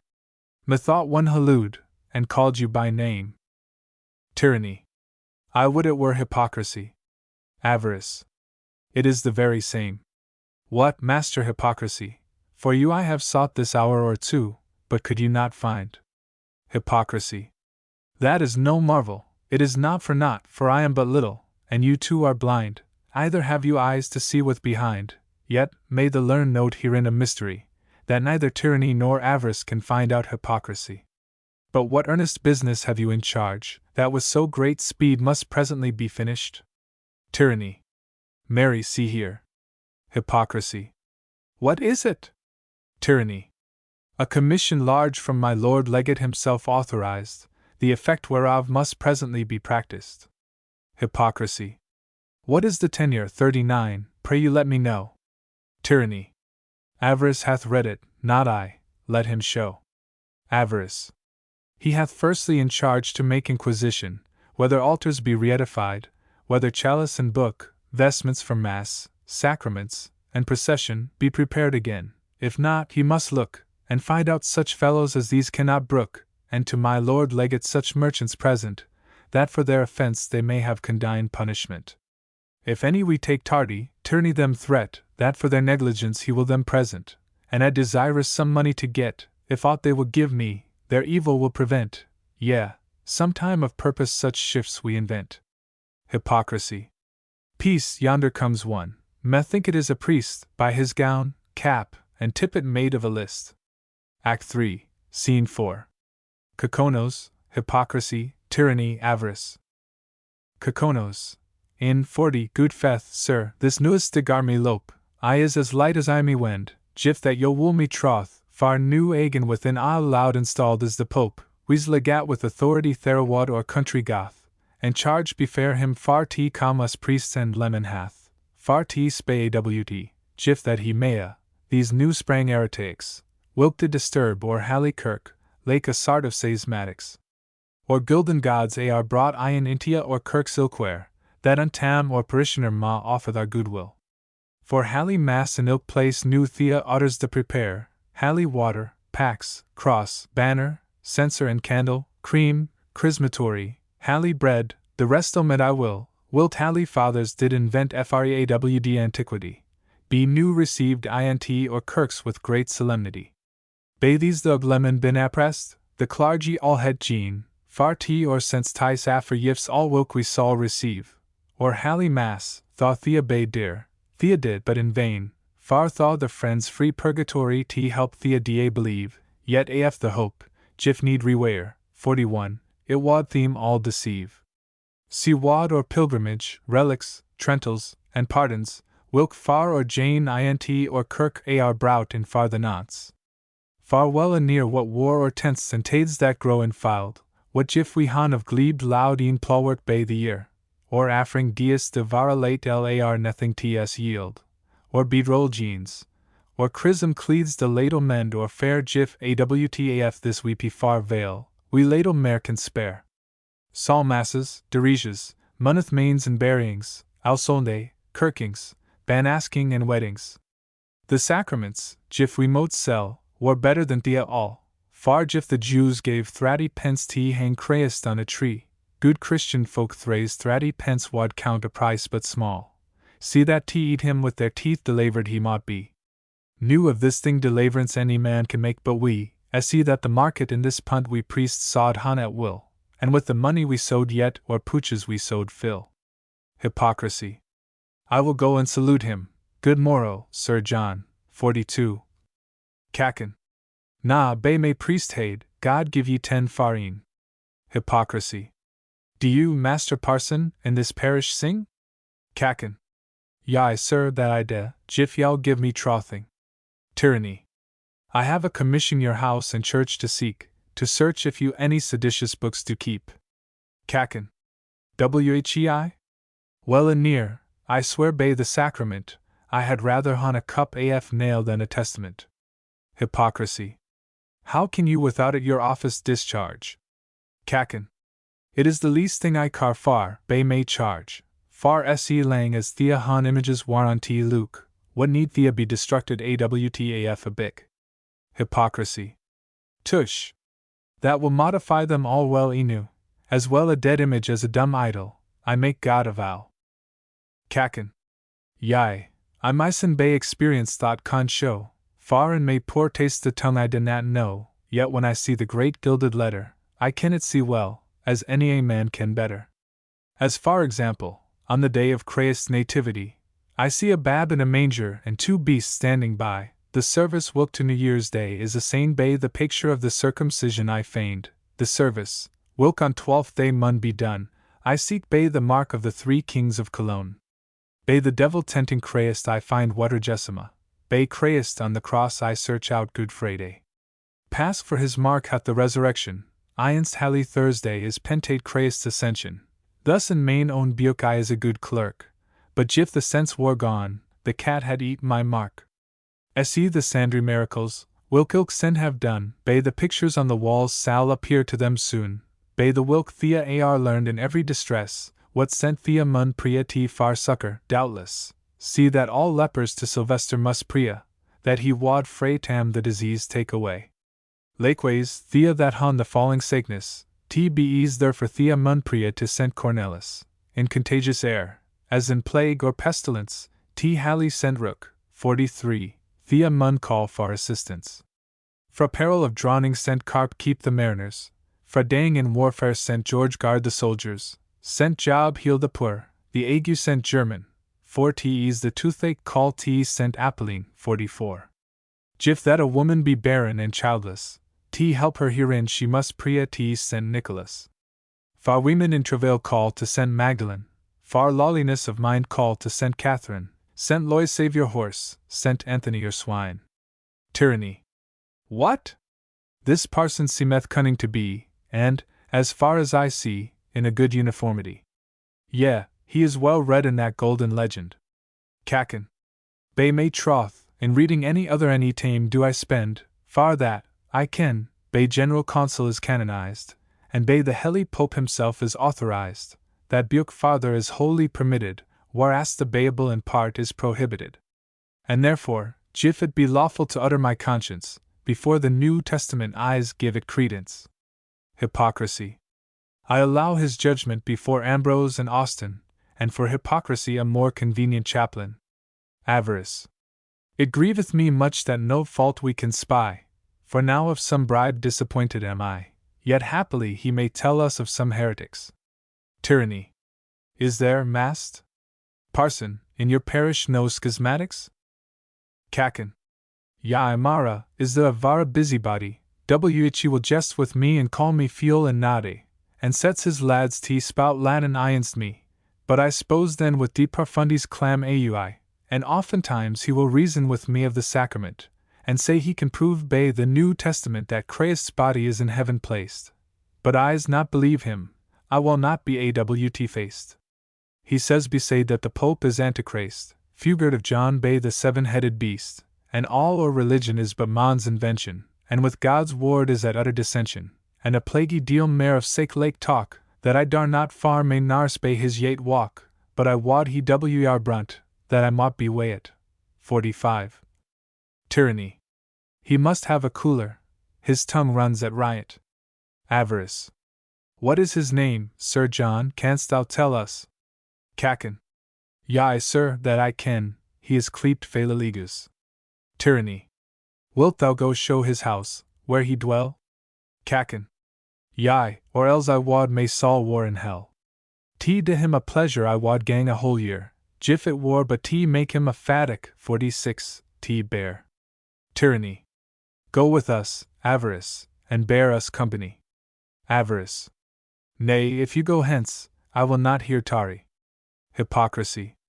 Away, sirs, in your business in a corner do not lurk, that my lord legate, when he comes, may have work. Tyranny. Come on, let us go together, Sir John. Kakan. I shall follow after. God boy, you good gentleman. Hypocrisy aside, farewell 3 false knaves as between this and London. Tyranny. What sayst thou? Hypocrisy. As honest men as the 3 kings of Cologne. Exentir. Ava. Kakan. This gear goes round, if that we had a fiddle, nay, I must sing too, hey, dairy, dairy, dairy. I can do but laugh, my heart is so merry, I will be minstrel myself, hey, diddle, diddle, diddle, but lay there a straw I began to be weary. But hark, I hear a trampling of feet.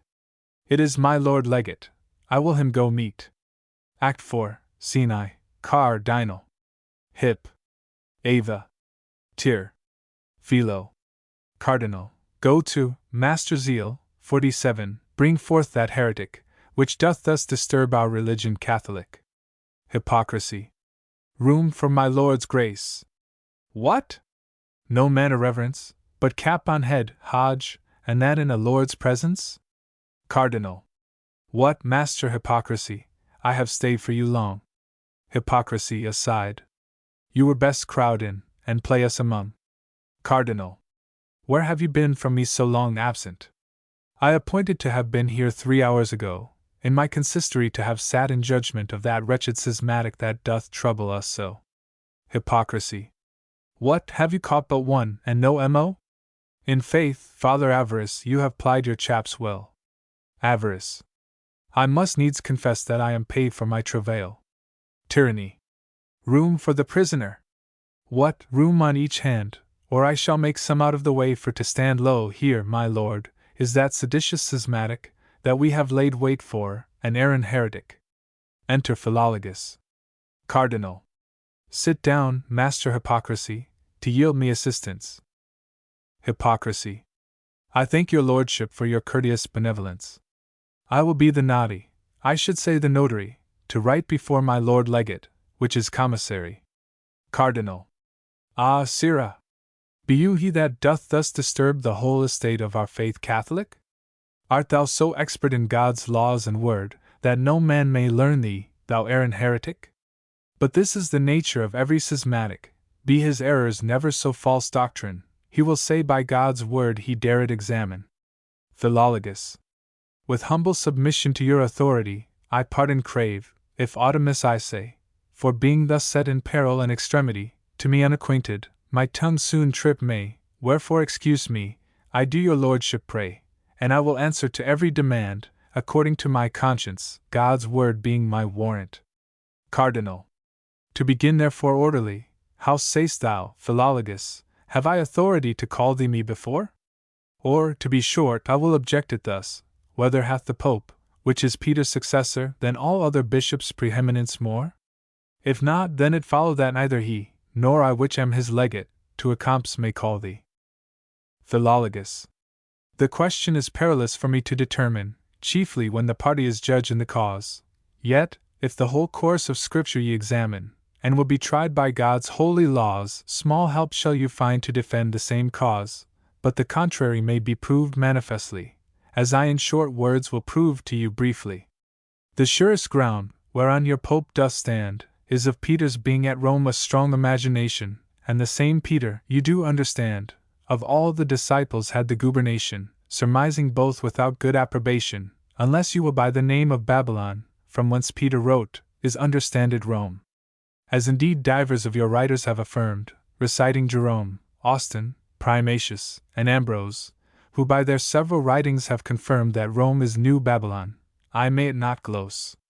But it were better for you they were dumb, I suppose, for they labor to prove Rome by that exception the whore of Babylon, spoke of in the Revelation. But grant that Peter in Rome settled was, yet that he was chief it remains you to prove, for in my judgment it is a plain case, that if any amongst them to rule it did behove, he should be the chief, whom Christ most did love, to whom he bequeathed his mother most dear, to whom in Revelation Christ did also appear. I mean John Evangelist, by birth, cousin german to our Saviour Christ, as stories do us tell, from whose succession if that ye should claim superiority, you should mend your cause well, for then of some likelihood of truth it should smell, where none so often as Peter was reproved, nor from steadfast faith so oftentimes removed. But grant all were true herein you do feign, mark one proper lesson of a Greek orator, as a good child of his father's wealth is inheritor, so of his father's virtues he must be possessor. Now Peter follows Christ, and all worldly goods forsakes, but the Pope leaveth Christ, and himself to glory takes. And to be short, Christ himself refused to be a king, and the servant above the master may not be, which being both true, it is a strange thing, how the Pope can receive this pomp and dignity, and yet profess himself Christ's servant to be. Christ will be no king, the Pope will be more. The Pope is Christ's master, not his servant, therefore. Cardinal. Ah, thou errant heretic! I will thee remember. I am glad I know so much as I do. I have weighed thy reasons, and have found them so slender, that I think them not worthy to be answered to. 48. How say you, Master Hypocrisy? Hypocrisy. I also think so, but let him go forward and utter his conscience, and we will a while longer hear him with patience. Cardinal. Say on, thou heretic, of the Holy Sacrament, of the body and blood of Christ, what is thine opinion? Philologus. I have not yet finished my former argument. Cardinal. Say on, as I bid thee, thou art a stout minion. Philologus. I shall then gladly. It is a sign of union, the which should remain us Christians among, that one should love another all our life long. For as the bread is of many cornels compounded, and the wine from the juice of many grapes do descend, so we, which into Christ our rock are engrounded, as into one temple, should cease to contend, lest by our contention the church we offend. This was not the least cause, among many more, which are now omitted, that this sacrament was given for. The chiefest cause why this sacrament was ordained, was the infirmity of our outward man, whereas salvation to all men was proclaimed, that with true faith apprehend the same can, by the death of Jesus Christ, that immaculate Lamb, that the same might the rather of all men be believed, to the word to add a sacrament it Christ nothing grieved. And as we the sooner believe that thing true, for the trial whereof more witnesses we find, so by the means of the sacrament many grew believing creatures, where before they were blind, for our senses some savour of our faith now do find, because in the sacrament there is this analogy, that Christ feeds our souls, as the bread doth our body. Cardinal. Ah, thou foul heretic! Is there bread in the sacrament? Where is Christ's body, then, which he did us give? Philologus. I know to the faithful receiver it is there present, but yet the bread remaineth still, I steadfastly believe. Cardinal. To hear these his errors it doth me greatly grieve, but that we may shortly to some issue come, in what sense said Christ, Hoc est corpus meum? Philologus. Even in the same sense that he said before, Vas estis salutari, vas estis lux mundi, ego sum ostium, and 100 such more, if time would permit to allege them severally. But that I may the simple sort edify, you ask me in what sense these words I verify, where Christ of the bread said, This is my body. For answer herein I ask you this question, were Christ's disciples into salt transformed when he said, Ye are the salt of the earth every one? Or when the light of the world he them affirmed? Or himself to be a door when he confirmed? Or to be a vine, did his body then change? If not then, why now? This to me seemeth strange. Cardinal. Why dost thou doubt of Christ his omnipotency? But whatso he willeth doth so come to pass. Philologus.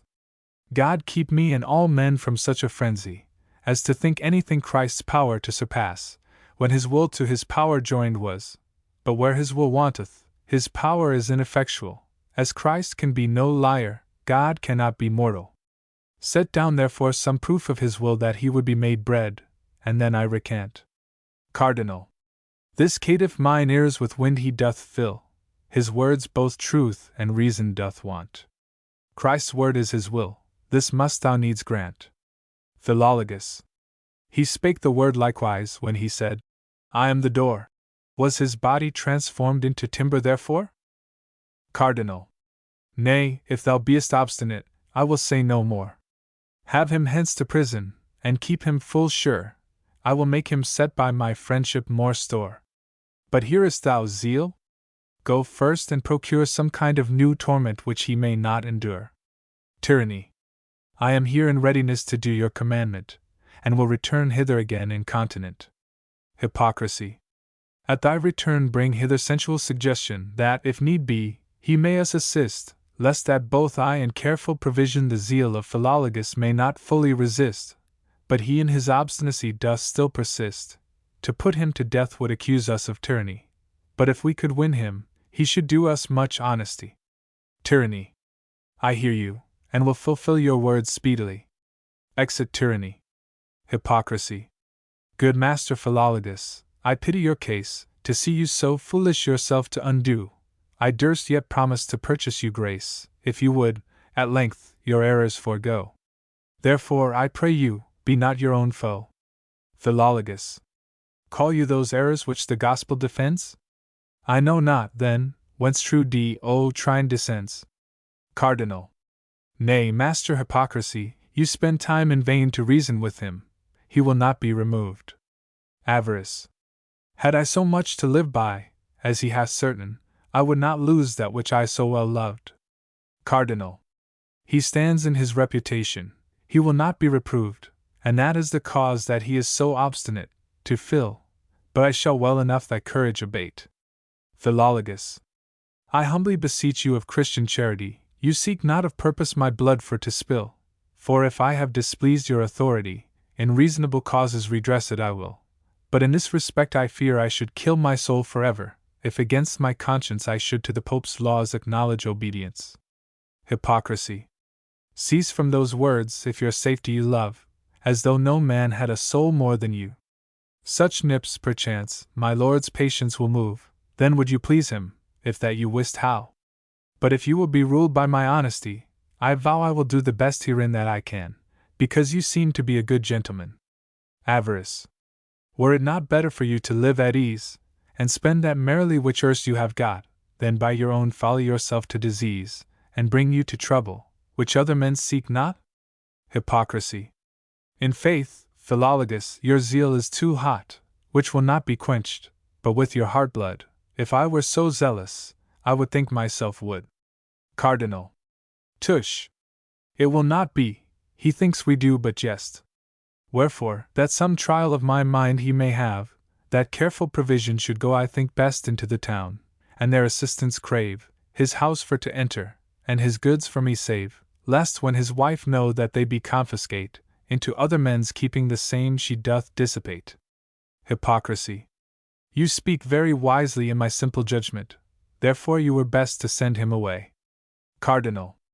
Go to careful provision, depart incontinent, and fulfill the words which I to you say. Avarice. Of pardon herein I do your lordship pray. You doubt not, I trust, of my willing mind, which herein is most ready, you always shall find, for who is more ready by fraud to purloin other men's goods than I am each where? But lest some man at me should chance to foin, and kill me at once, I greatly do fear. I had rather persuade him his folly to forbear. Cardinal. Prove then, if thou canst do him any good, he shall not say that we seek his blood. Avarice. Ah, Master Philologus! You see your own case, that both life and goods are in my lord's will, therefore you were best to sue for some grace, and be content his words to fulfill. If you neglect this, hence straightway I will, and all your goods I will sure confiscate, then will you repent it, when it is too late. Philologus. My case indeed I see most miserable, as was Susanna betwixt two evils placed, either to consent to sin most abominable, or else in the world's sight to be utterly disgraced. But as she her chastity at that time embraced, so will I now spiritual whoredom resist, and keep me a true virgin to my loving spouse Christ. Avarice. Wilt thou then neglect the provision of thy household? Thou art therefore worse than an infidel is. Philologus. That you abuse God's word, to say I dare be bold, and the saying of Paul you interpret amiss. Cardinal. I never saw the like heretic that this is. Away, careful provision, about your business. Avarice. Sith there is no remedy, I am here in readiness. Exit avarice. Philologus. I beseech your lordship, even from the heart root, that you would vouchsafe, for my contentation, to approve unto me by God's holy book some one of the questions of our disputation, for I will hear you with heart's delectation, because I would gladly to your doctrine consent, if that I could so my conscience content. But my conscience crieth out, and bids me take heed to love my Lord God above all earthly gain, whereby all this while I stand in great dread, that if I should God's statutes disdain, in wretched state then I should remain. Thus crieth my conscience to me continually, which if you can stay, I will yield to you gladly. Cardinal. I can say no more than I have done already. Thou heardest that I called thee heretic and fool. If thou wilt not consent to me, and that speedily, with a new master thou shalt go to school. Hypocrisy. Thou hast no more wit, I see, than this stool, far unfit to dispute and reason with my lord. He can subdue thee with fire and sword quite with one word. Tyranny. 49. Come follow apace, sensual suggestion, or else I will leave you to come all alone. Suggestion. You go in haste, you make expedition, nay, if you run so fast I will none. This little journey will make me to groan. I use not to trouble myself in this wise, and now to begin I do not advise. Tyranny. Have I not plied me, which am come again so soon, and yet have finished such sundry business? I have caused many pretty toys to be done, so that now I have each thing in readiness. Cardinal. What, Master Zeal, you are praiseworthy doubtless. Art thou prepared this gentleman to receive? He will roast a faggot, or else he me deceive. Tyranny. In simple manner I will him entertain, yet must he take it all in good part, and though his diet be small, he may not disdain, nor yet contemn the kindness of my heart, for though I lack instruments to put him to smart, yet shall he abide in a hellish black dungeon. As for blocks, stocks, and irons, I warrant him want none. Hypocrisy. Well, farewell Philologus, you hear of your lodging. I would yet do you good, if that I wist how. Cardinal. Let him go, Hypocrisy, stand not all day dodging, you have done too much for him, I make God avow. Hypocrisy. Stay, for suggestion doth come yonder now. Come on, lazy lubber, you make but small haste, had you stayed a while longer, your coming had been waste. Suggestion. You know of myself I am not very quick, Because that my body I do so much tender, for sensual suggestion will quickly be sick, if that his own ease he should not remember. Thus one cause of my tarriance to you I do render, another I had as I came by the way, which did me the longer from your company stay. Hypocrisy. What was that suggestion? I pray thee to us utter, for I am with child, till that I do it here. Suggestion. A certain gentlewoman did murmur and mutter, and for grief of mind her hair she did tear, she will at last kill herself, I greatly do fear. Hypocrisy. What is the cause why this grief she did take? Suggestion. Because her husband her company did forsake. Her children also about her did stand, sobbing and sighing, and made lamentation, knocking their breasts, and wringing their hand, saying they are brought to utter desolation by the means of their father's wilful protestation, whose goods, they say, are already confiscate, because he doth the Pope's laws violate. And indeed I saw Avarice standing at the door, and a company of ruffians assisting him there. Philologus. Alas, alas! This pincheth my heart full sore. Mine evils he doth declare, mine own woe I do hear, wherefore from tears I cannot forbear. Hypocrisy. Ha ha! Doth this touch you, Master Philologus? You need not have had it, being argued by us. Suggestion. Why, what is he thus, Master Hypocrisy, that taketh such sorrow at the words which I spake? Hypocrisy. One that is taken and convinced of heresy, 50, and I fear me much, will burn at a stake, yet to reclaim him much pains would I take, and have done already, howbeit in vain. I would crave thine assistance, were it not to thy pain. Suggestion. I will do the best herein that I can, yet go thou with me to help at a need. To Phil. With all my heart, God save you, good gentleman, to see your great sorrow my heart doth well nigh bleed. But what is the cause of your trouble and dread? Disdain not to me your secret to tell, a wise man sometime of a fool may take counsel. Philologus. Mine estate, alas! Is now most lamentable, for I am but dead, whichever side I take, either to determine herein am I able, with good advice mine election to make, the worst to refuse, and the best for to take, my spirit covets the one, but alas! Since your presence, my flesh leads my spirit therefro by violence.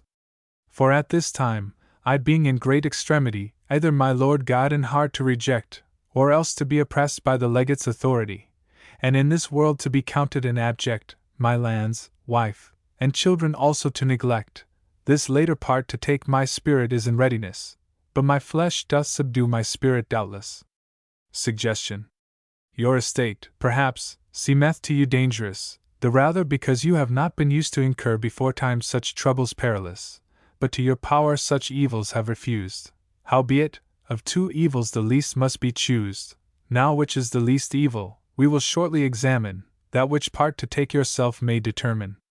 On the right hand you say, you see God's just judgment, his wrath and displeasure on you for to fall, and instead of the joys of heaven ever permanent, you see for your stipend the torments infernal. Philologus. That is it indeed which I fear most of all, for Christ said, fear not them which the body can annoy, but fear him which the body and soul can destroy. Suggestion. Well, let that lie aside a while as it is, and on the other side make the like inquisition. If on the left side you fall, then shall you not miss but to bring your body to utter perdition, for at man's hand, you know, there is no remission. Beside, your children fatherless, your wife desolate, your goods and possessions to other men confiscate. Philologus. St. Paul to the Romans hath this worthy sentence, I account the afflictions of this world transitory, be they never so many, in full equivalence cannot countervail those heavenly glory, which we shall have through Christ his propitiatory. I also account the rebukes of our Saviour greater gains to me than this house full of treasure. Suggestion. You have spoken reasonably, but yet, as they say, one bird in the hand is worth two in the bush, so you, now enjoying these worldly joys, may esteem the other as light as a rush, thus may you scape this perilous push. Philologus. Yea, but my salvation to me is most certain, either doubt I that I shall suffer this in vain. Suggestion. Is your death meritorious, then, in God's sight, that you are so sure to attain to salvation? Philologus. I do not think so, but my faith is full pight in the mercies of God, by Christ's mediation, by whom I am sure of my preservation. Suggestion. Then to the faithful no hurt can accrue, but whatso he worketh, good end shall ensue. Philologus. Our Saviour Christ did say to the tempter, when he did persuade him from the pinnacle to fall, and said, he might safely that danger adventure, because that God's angels from hurt him save shall, see that thy Lord God thou tempt not at all. So I, though persuaded of my sins' free remission, may not commit sin upon this presumption. Cardinal. What, have you not yet done your foolish tattling with that froward heretic? I will then away. If you will tarry to hear all his prattling, he would surely keep you most part of the day. It is now high dinner time, my stomach doth say, and I will not lose one meal of my diet, though thereon did hang 100 men's quiet. Suggestion. By your lordship's patience, one word with him more, and then, if he will not, I give him to tyranny. Hypocrisy.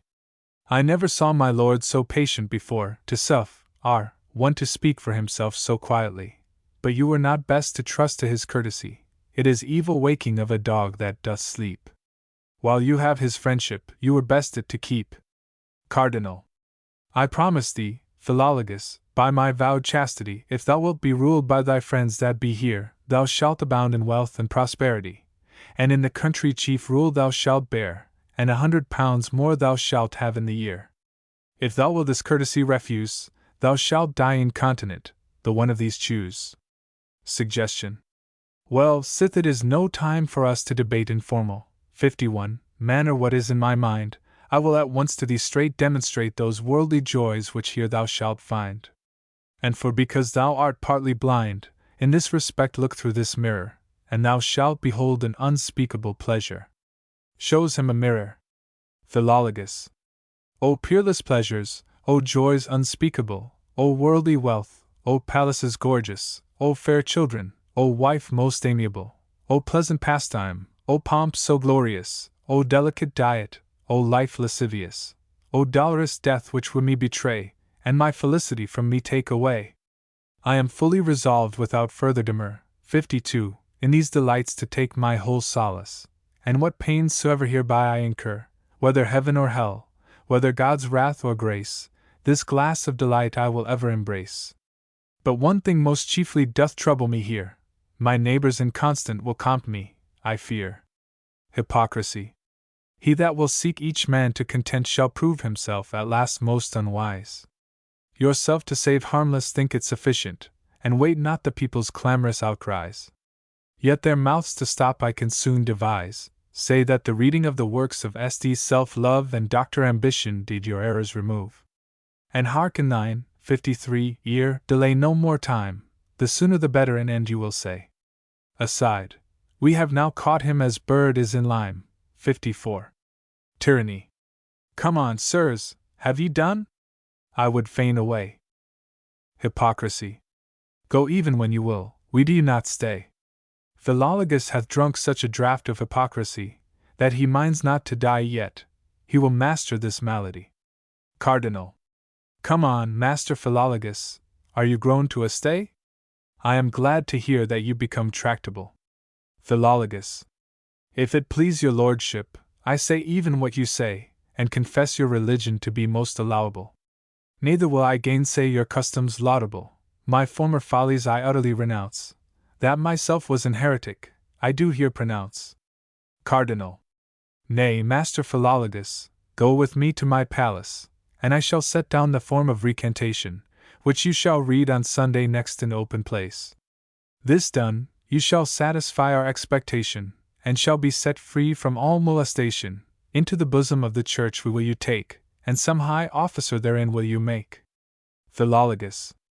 I must first request your lordship's favor, that I may go home my wife for to see, and I will attend on you within this hour. Cardinal. Nay, I may not suffer you alone to go free, unless one of these your surety will be. Suggestion. Aye, sensual suggestion, for him will undertake. Cardinal. Very well, take him to you, your prisoner I him make. Come you, Master Hypocrisy, and bear me company, or else I am sure no meat I should eat, and go before zeal, to see each thing ready, that, when we once come, we stay not for meat. Hypocrisy. With small suit hereto you shall me entreat. Exit tyranny. Cardinal. Farewell, Philologus, and make small delay, perhaps of our dinners for you I will stay. Exeunt Cardinal and Hypocrisy. Suggestion. Had not you been a wise man, yourself to have lost, and brought your whole family to wretched estate, where now of your blessedness yourself you may boast, and of all the country accompt yourself fortunate. Philologus. Such was the wit of my foolish pate. But what do we stay so long in this place? I shall not be well, whilst I am with my Lord's grace. Exeunt. Act 4. Scene 4. Spirit, Philologus, Suggestion. Spirit. Philologus, Philologus, Philologus, I say, in time take heed, go not too far, look well thy steps unto, let not suggestion of thy flesh thy conscience thee betray, who doth conduct thee in the path that leadeth to all woe.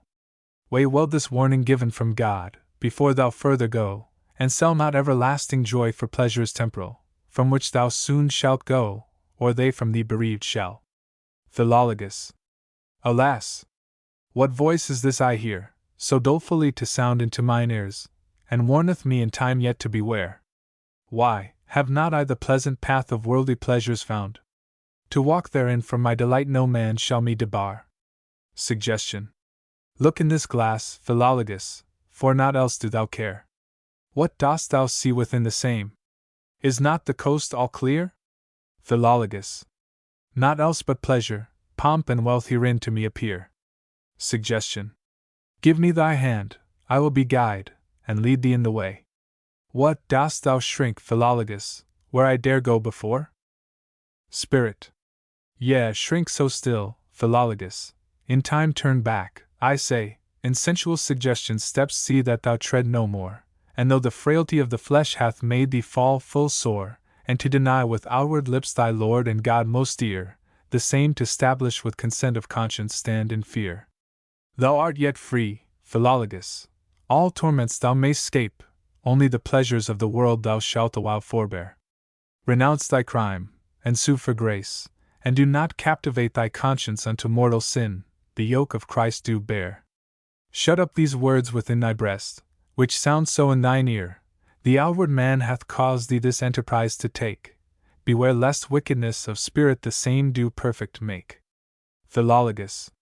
My heart doth tremble for distress, my conscience pricks me sore, and bids me cease that course in time, which I would gladly run.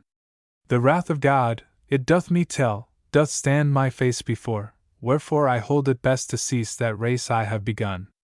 Suggestion. These are but fancies certainly, for this way thou shalt shun all worldly woes. Look in thy glass and tell me what it show. Thou wilt not credit other men before thyself, I trow. Philologus. O gladsome glass, O mirror bright, O crystal clear as sun, the joys cannot be uttered which herein I behold. Wherefore I will not thee forsake, what evil soever come. Spirit. If needs thou wilt thyself undo, say not but thou art told. Philologus. Hap what hap will, I will not lose these pleasures manifold. Wherefore conduct me once again, here, take me by the hand. Suggestion. That sensual suggestion doth lead him, understand. Act 4, Scene 5, 55 Conscience, Philologus, Suggestion. Conscience. Alas, alas! Thou wilful wight, what fury doth thee move so willingly to cast thyself into consuming fire? What Circe hath bewitched thee thy worldly wealth to love more than the blessed state of soul? This one thing I desire. Weigh well the cause with sincere heart, thy conscience thee require, and sell not everlasting joys for pleasures temporal. 56. Resist suggestion of the flesh, who seeks thee for to spoil, from which thou soon shalt go, or they from thee bereaved shall, and take from thee, which God elect, true everlasting soil. See where confusion doth attend to catch thee in his snare, whose hands, if that thou goest unstill, thou shalt no way eschew. Philologus. What wight art thou, which for my health dost take such earnest care? Conscience. Thy crazed conscience, which foresee the plagues and torments due, which from just judge, whom thou deniest, shall by and by ensue. Suggestion. Thou hast good trial of the faith which I to thee do bear, commit thy safety to my charge. There is no danger near. Conscience. Such is the blindness of the flesh, that it may not descry or see the perils which the soul is ready to incur, and much the less our own estates we can ourselves espy, because suggestion in our hearts such fancies often stir, whereby to worldly vanities we cleave as fast as burr, esteeming them with heavenly joys and goodness comparable, yet be they mostly very pricks to sin abominable. For proof we need no further go than to this present man, who by the blessing of the Lord of riches having store, when with his heart to fancy them this worldling once began, and had this glass of vanities espied his eyes before he God forsook, whereas he ought have loved him the more, and chooseth rather with his goods to be thrown down to hell, than by refusing of the same with God in heaven to dwell. Suggestion. Nay, hark, Philologus, how thy conscience can teach, and would detain thee with glossings untrue. But hearest thou, conscience, thou mayest long enough preach, ere words, from whence reason or truth none ensue, shall make Philologus to bid me adieu. What, shall there no rich man dwell in God's kingdom? Where, then, is Abraham, Job, and David become? Conscience. I speak not largely of all them which have this worldly wealth, for why I know that riches are the creatures of the Lord, which of themselves are good each one, as Solomon us telleth, and are appointed to do good withal by God's own word. But when they let us from the Lord, then ought they be abhorred, which caused Christ himself to say, that with much lesser pain should camel pass through needle's eye, than rich men heaven obtain. Hereby rich men Christ did not mean each one which wealth enjoy, but those which fast ned have their love upon this worldly dust. Wherefore another cries and saith, O death, how great annoy dost thou procure unto that man, which in his goods doth trust. That thou dost this, Philologus, thou needs acknowledge must, whereby each one may easily see, thou takest more delight in mundane joys, than thou esteemest to be with angels bright. Philologus. This toucheth the quick, I feel the wound, which if thou canst not cure, as maimed in limbs I must retire, I can no further go. Suggestion. This is the grief which conscience takes against thee, I am sure, because thou usest those delights which conscience may not do, and therefore he persuadeth thee to leave the same also, as did the fox which, caught in snare and scapt with loss of tail, to cut off theirs, as Berthinus did all the rest counsel. Conscience. Indeed I cannot use those fond and foolish vanities, in which the outward part of man doth take so great delight, no, either would I, though to me were given that liberty, but rather would consume them all to naught, if that I might. For if I should delight therein, it were as good a sight, as if a man of perfect age should ride upon a stick, or play with comters in the street, which pastime children like. But all my joys in heaven remains, whereas I long to be, and so wouldst thou, if that on Christ thy faith full fast ned were, for that affection was in Paul the Apostle, we may see, the first to the Philippians doth witness herein bear. His words be these, O would to God dissolve that I were, and were with Christ. Another place his mind in those words tell, we are but strangers all from God, while in this world we dwell. Now mark how far from his request dissenting in thy mind, he wished for death, but more than hell thou dost the same detest. Suggestion.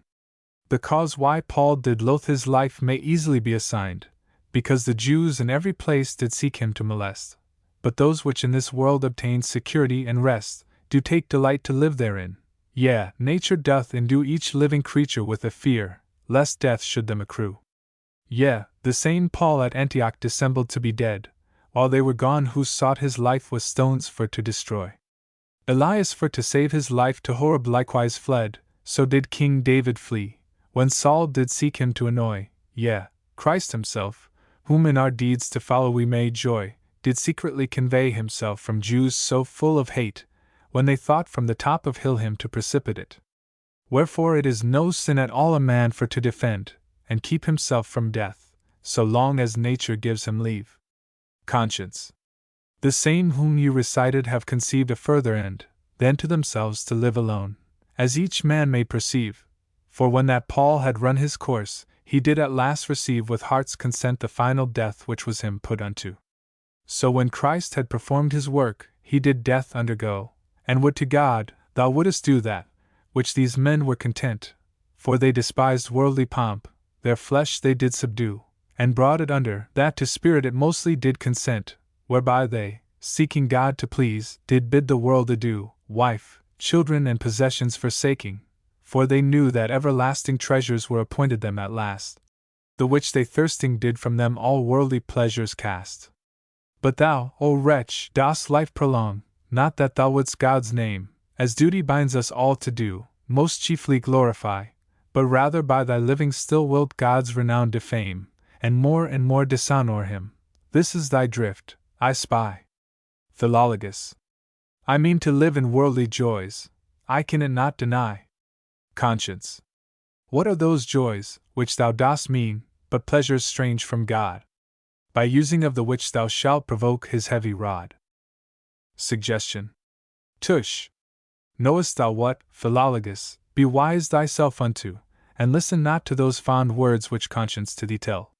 For thy defense I will allege one worthy lesson mo, unto the which I am right sure he cannot answer well.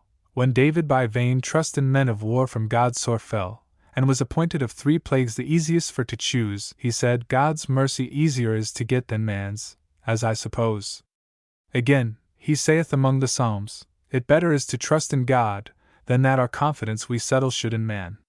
Wherefore to this which I now say of force consent thou must, that when 2 evils, before us placed, no way avoid we can, into the hand of God to fall by choice is lawful then, because that God is merciful, when man no mercy show.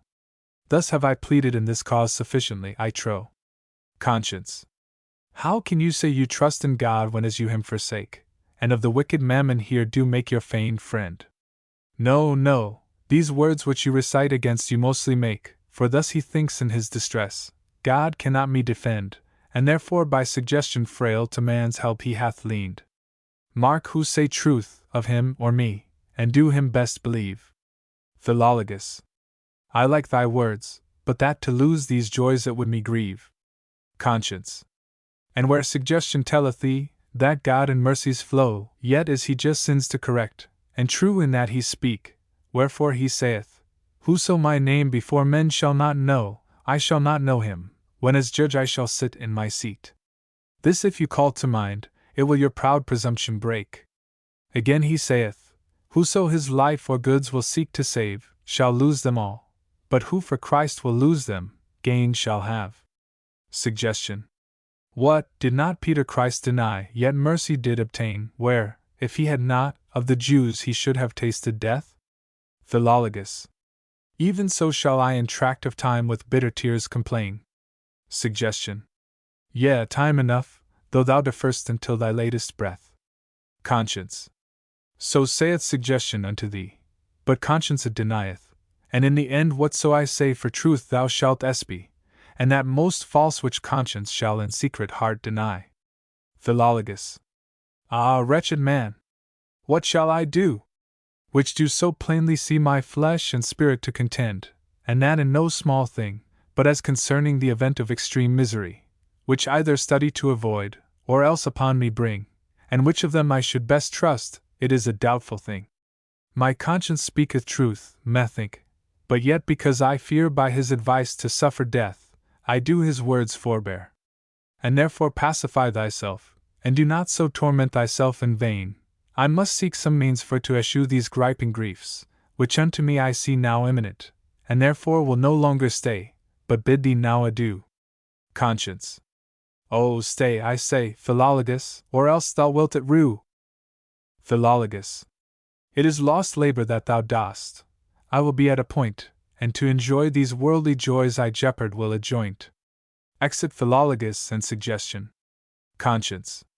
O cursed creature, O frail flesh, O meat for worms, O dust, O blather puffed full of wind, O vainer than these all! What cause hast thou in thine own wit to have so great a trust, which of thyself canst not espy the evils which on thee fall? The blindness of the outward man Philologus shows shall, at his return, unless I can at last make him relent, for why the Lord him to correct in furious wrath is bent. Exit Conscientia. Act V, Scene 3. Hypocrisy. Such chopping cheer as we have made, the like hath not been seen. And who so pleasant with my lord as is Philologus? His recantation he hath made, and is dispatched clean of all the griefs which unto him did seem so dangerous, which thing, you know, was brought to pass especially by us, so that hypocrisy hath done that which Satan did intend, that men for worldly wealth should cease the gospel to defend. What shall become a foolish goose, I mean Philologus, in actual manner to your eyes shall represented be, for though as now he seems to be in state most glorious, he shall not long continue so, each one of you shall see. But needs I must be packing hence, my fellows stay for me. Shake hands before we do depart, you shall see me no more, and though hypocrisy go away, of hypocrites here is good store. Exit Hypocrisy. Act V, Scene 4. Philologus, Gisbertus, Paphnutius. Philologus. Come on, my children dear, to me, and let us talk a while of worldly goods, which I have got, and of my pleasant state which fortune hath installed me, who on me cheerly smile, so that unto the top of wheels she doth me elevate. I have escaped all mishaps of which my conscience did prate, and where before I ruled was, as is the common sort, now as a judge within this land I bear a ruler's port. Gisbertus. Indeed, good father, we have cause to praise your gravity, who did both save yourself from woe, and us from begging state, where if you had persevered still, as we did fear greatly, your good from us your children should to legate be confiscate. Our glorious pomps, then, should we have been glad for to abate. Paphnutius. But now not only that you had for us, but also have such offices, whereby more gains ye year by year shall save. Philologus.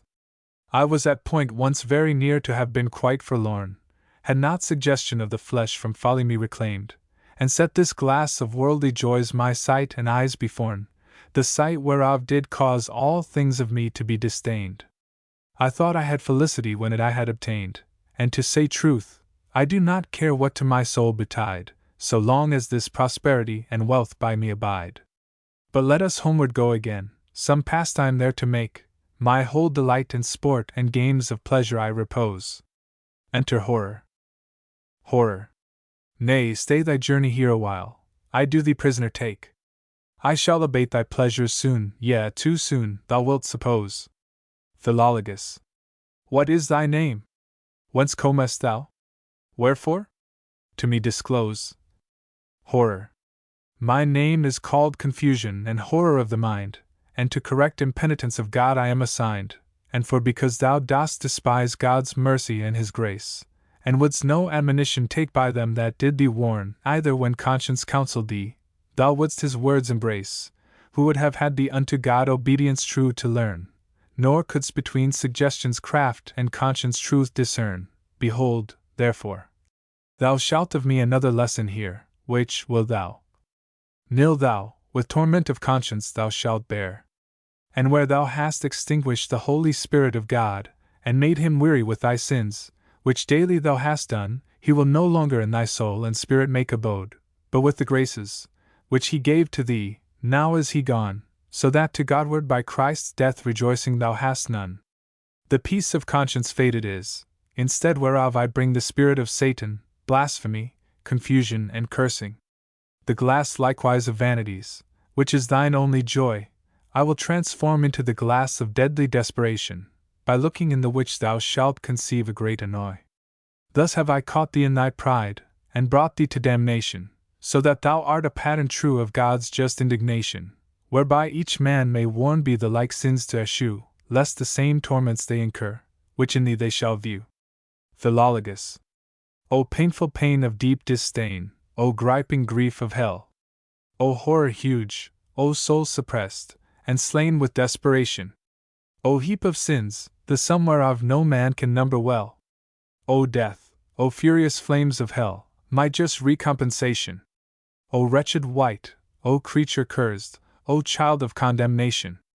O angry God and merciless, most fearful to behold! O Christ, thou art no lamb to me, but lion fierce and bold. Gisbertus. Alas, dear father! What doth move and cause you to lament? Philologus. My sins, alas! Which in this glass appear innumerable, for which I shall no pardon get, for God is fully bent in fury for to punish me with pains intolerable. Neither to call to him for grace or pardon am I able. My sin is unto death. I feel Christ's death doth me no good, either for my behoof did Christ shed his most precious blood. Paphnutius. Alas, dear father! Alas! I say, what sudden change is this? Philologus. I am condemned into hell these torments to sustain. Gisbertus. Oh, say not so, my father dear, God's mercy mighty is. Philologus. The sentence of the righteous judge cannot be called again, who hath already judged me to everlasting pain. Oh, that my body buried were, that it at rest might be, though soul were put in Judas' place, or Cain's extremity. Gisbertus. O brother! Haste you to the town, and tell Theologus, what sudden plague and punishment my father hath befell. Paphnutius. I run in haste, and will request him for to come with us. Gisbertus. O father! Rest yourself in God, and all things shall be well. Philologus. Ah, dreadful name! Which when I hear to sigh at me compel. God is against me, I perceive. He is none of my God, unless in this, that he will beat and plague me with his rod. And though his mercy doth surpass the sins of all the world, yet shall it not once profit me, or pardon mine offense. I am refused utterly, I quite from God and world. My name within the book of life had never residence. Christ prayed not, Christ suffered not, my sins to recompense, but only for the Lord's elect, of which sort I am none. I feel his justice towards me, his mercy all is gone. And to be short, within short space my final end shall be, then shall my soul incur the pains of utter desolation, and I shall be a precedent most horrible to see to God's elect, that they may see the price of abjuration. Gisbertus. To hear my father's doleful plaints it bringeth perturbation unto my soul. But yonder comes that good Theologus. O welcome, sir! And welcome you, good Master Eusebius. Act V, Scene 5. Theo. Phil. Euse. Gies. Paphy. Theologus. God save you, good Philologus. How do you, by God's grace? Philologus. You welcome are, but I, alas! Vile wretch, am here evil found. Eusebius. What is the chiefest cause, tell us, of this your dolorous case? Philologus. Oh, would my soul were sunk in hell, so body were in ground, that angry God now hath his will, who sought me to confound. Theologus. Oh, say not so, Philologus, for God is gracious, and to forgive the penitent his mercy is plenteous. Do you not know that all the earth with mercy doth abound, and though the sins of all the world upon one man were laid, if he one only spark of grace or mercy once had found, his wickedness could not him harm, wherefore be not dismayed. Christ's death alone for all your sins a perfect ransom paid. God doth not covet sinners' death, but rather that he may by living still bewail his sins, and so them put away. Consider Peter, who 3 times his master did deny, yea, with an oath, and that although Christ did him warning give, with whom before time he had lived so long familiarly, of whom so many benefits of love he did receive, yet when once Peter his own fault did at the last perceive, and did bewail his former crime with salt and bitter tears, Christ by and by did pardon him, the gospel witness bears. The thief likewise and murderer, which never had done good, but had in mischief spent his days, yea, during all his life, with latest breath when he his sins and wickedness withstood, and with iniquities of flesh his spirit was at strife, thorough that one motion of his heart and power of true belief, he was received into grace, and all his sins defaced, Christ saying, Soon in paradise with me thou shalt be placed. The hand of God is not abridged, but still he is of might to pardon them that call to him unfeignedly for grace. Again, it is God's property to pardon sinners quite.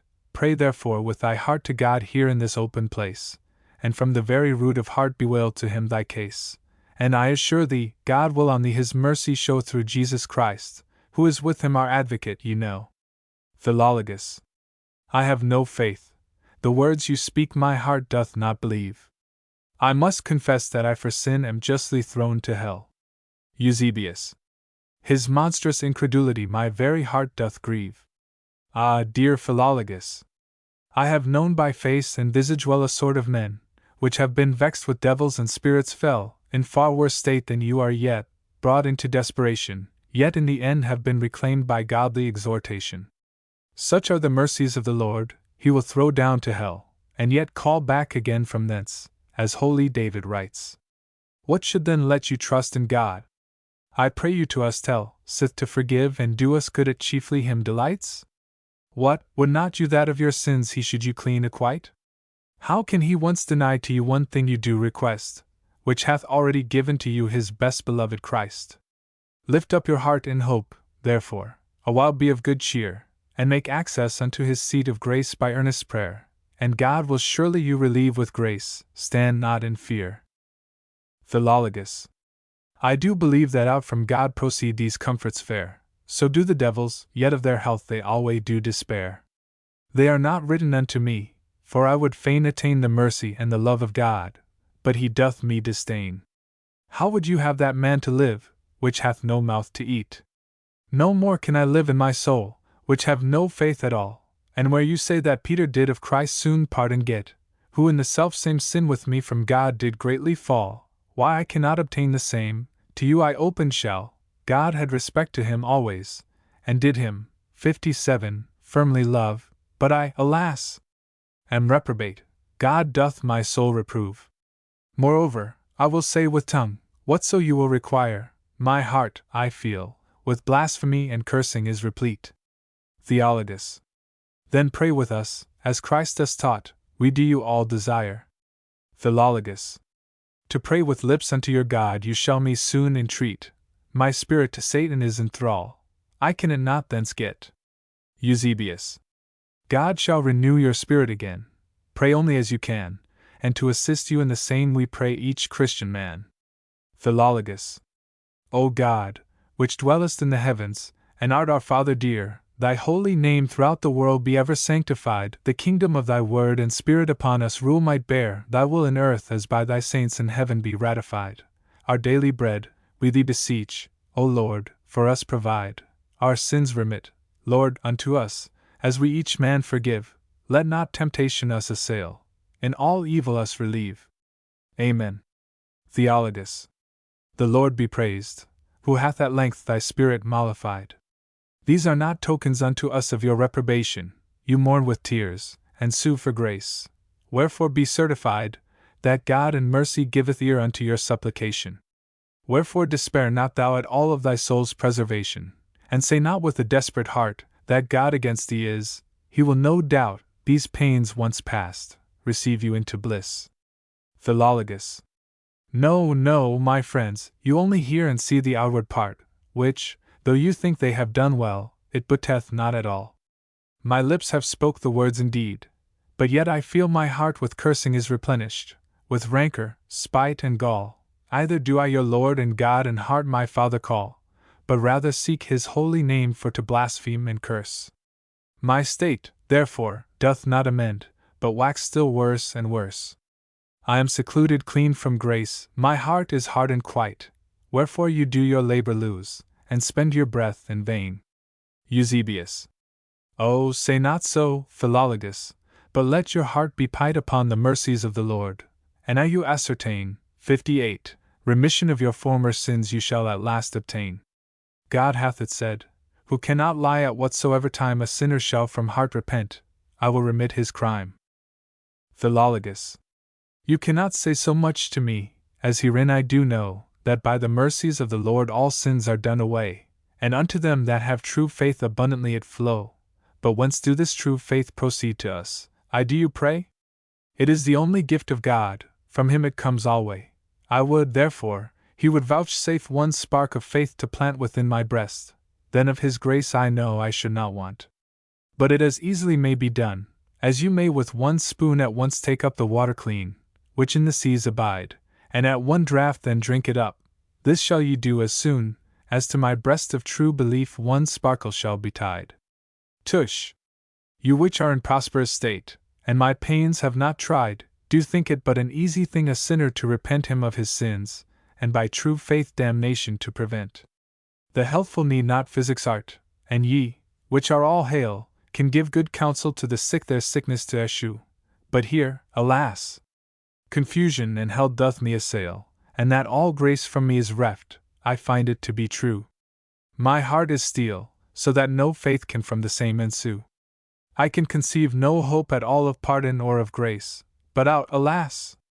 Confusion is alway before my face. And certainly, even at this, 59 time, I do most plainly see the devils to be about me round, which make great preparation, and keep a stir here in this place which only is for me. Either do I conceive these things by vain imagination, but even as truly as mine eyes behold your shape and fashion. Wherefore, desired death, dispatch, my body bring to rest, though that my soul in furious flames of fire be suppressed. Theologus. Your mind corrupted doth present to you this false illusion, but turn awhile unto the Spirit of truth in your distress, and it shall cast out from your eyes all horror and confusion, and of this your affliction it will you soon redress. Eusebius. We have good hope, Philologus, of your salvation, doubtless. Philologus. What your hope is concerning me, I utterly contemn, my conscience, which for thousands stand, as guilty me condemn. Eusebius. When did this horror first you take? What, think you, is the cause? Philologus. Even shortly after I did make mine open abjuration, for that I did prefer my goods before God's holy laws. Therefore in wrath he did me send this horrible vexation, and hath me wounded in the soul with grievous tribulation, that I may be a president, in whom all men may view those torments which to them, that will forsake the Lord, are due. Theologus. Yet let me boldly ask one thing of you without offense. What was your former faith in Christ, which you before did hold? For it is said of holy Paul, in these same words and sense, it cannot be that utterly in faith he should be cold, whoso he be, which perfectly true faith and heart once hold. Wherefore rehearse in short discourse the sum of your belief, in those points chiefly, which for health of soul are thought most chief. Philologus. I did believe in heart that Christ was that true sacrifice, which did appease the Father's wrath, and that by him alone we were made just and sanctified. I did believe, likewise, that without him heaven to attain sufficient means were none. But to reknowledge this again, alas! All grace was gone. I never loved him again with right and sincere heart, either was thankful for the same, as was each good man's part. But rather took the faith of Christ for liberty to sin, and did abuse his graces great to further carnal lust. What wickedness I did commit, I cared not a pin, for that 60, Christ discharged had my ransom, I did trust, wherefore the Lord doth now correct the same with torments just. My sons, I speak to you, my counsel ponder well, and practice that in deeds which I in words shall to you tell. I speak not this, that I would aught the gospel derogate, which is most true in every part, I must it needs confess. But this I say, that of vain faith alone you should not prate, but also by your holy life you should your faith express. Believe me, sirs, for by good proof these things I do express. Peruse the writing of St. James, and 1 of Peter 2, which all God's people holiness of life exhort unto. By sundry reasons, as for, first, because we strangers are, again, sin from the flesh proceed, but we are of the Spirit. The third, because the flesh alway against the Spirit do war. The fourth, that we may stop the mouths of such as would backbite. The fifth, that other by our lives to God reduce we might. Again, they sing a pleasant song, which sing in deed and word, but where evil life ensue good words, there is a foul discord. But I, alas! Most wretched wight, whereas I did presume that I had got a perfect faith, did holy life disdain, and though I did to other preach good life, I did consume my life in wickedness and sin, in sport and pleasures vain. No, either did I once contend from them flesh to refrain. Behold, therefore, the judgments just of God doth me annoy, not for amendment of my life, but me for to destroy. Eusebius. We do not altogether like of this your exhortation. Whereas you warn us not to trust so much unto our faith, but that good works we should prepare unto our preservation. There are two kinds of righteousness, as Paul to Romans saith, the one dependeth of good works, the other hangs of faith. The former, which the world allows, God counts at least of twain, as by good proof it shall to you in words be proved plain, For Socrates and Cato both did purchase great renown, and Aristides, surnamed Just, this righteousness fulfilled, wherefore he was as justest man expelled his native town. Yet are their souls with infidels in hell forever spilled, because they sought not righteousness that way that God them willed. The other righteousness comes from faith, which God regards alone, and makes us seem immaculate before his heavenly throne. Wherefore there is no cause you should send us to outward act, as to the anchor or refuge of our preservation. Theologus. The meaning of Philologus is not here so exact, as do his words make it to seem by your allegation. He doth not mean between good works and faith to make relation, as though works were equivalent salvation to attain, as is true faith.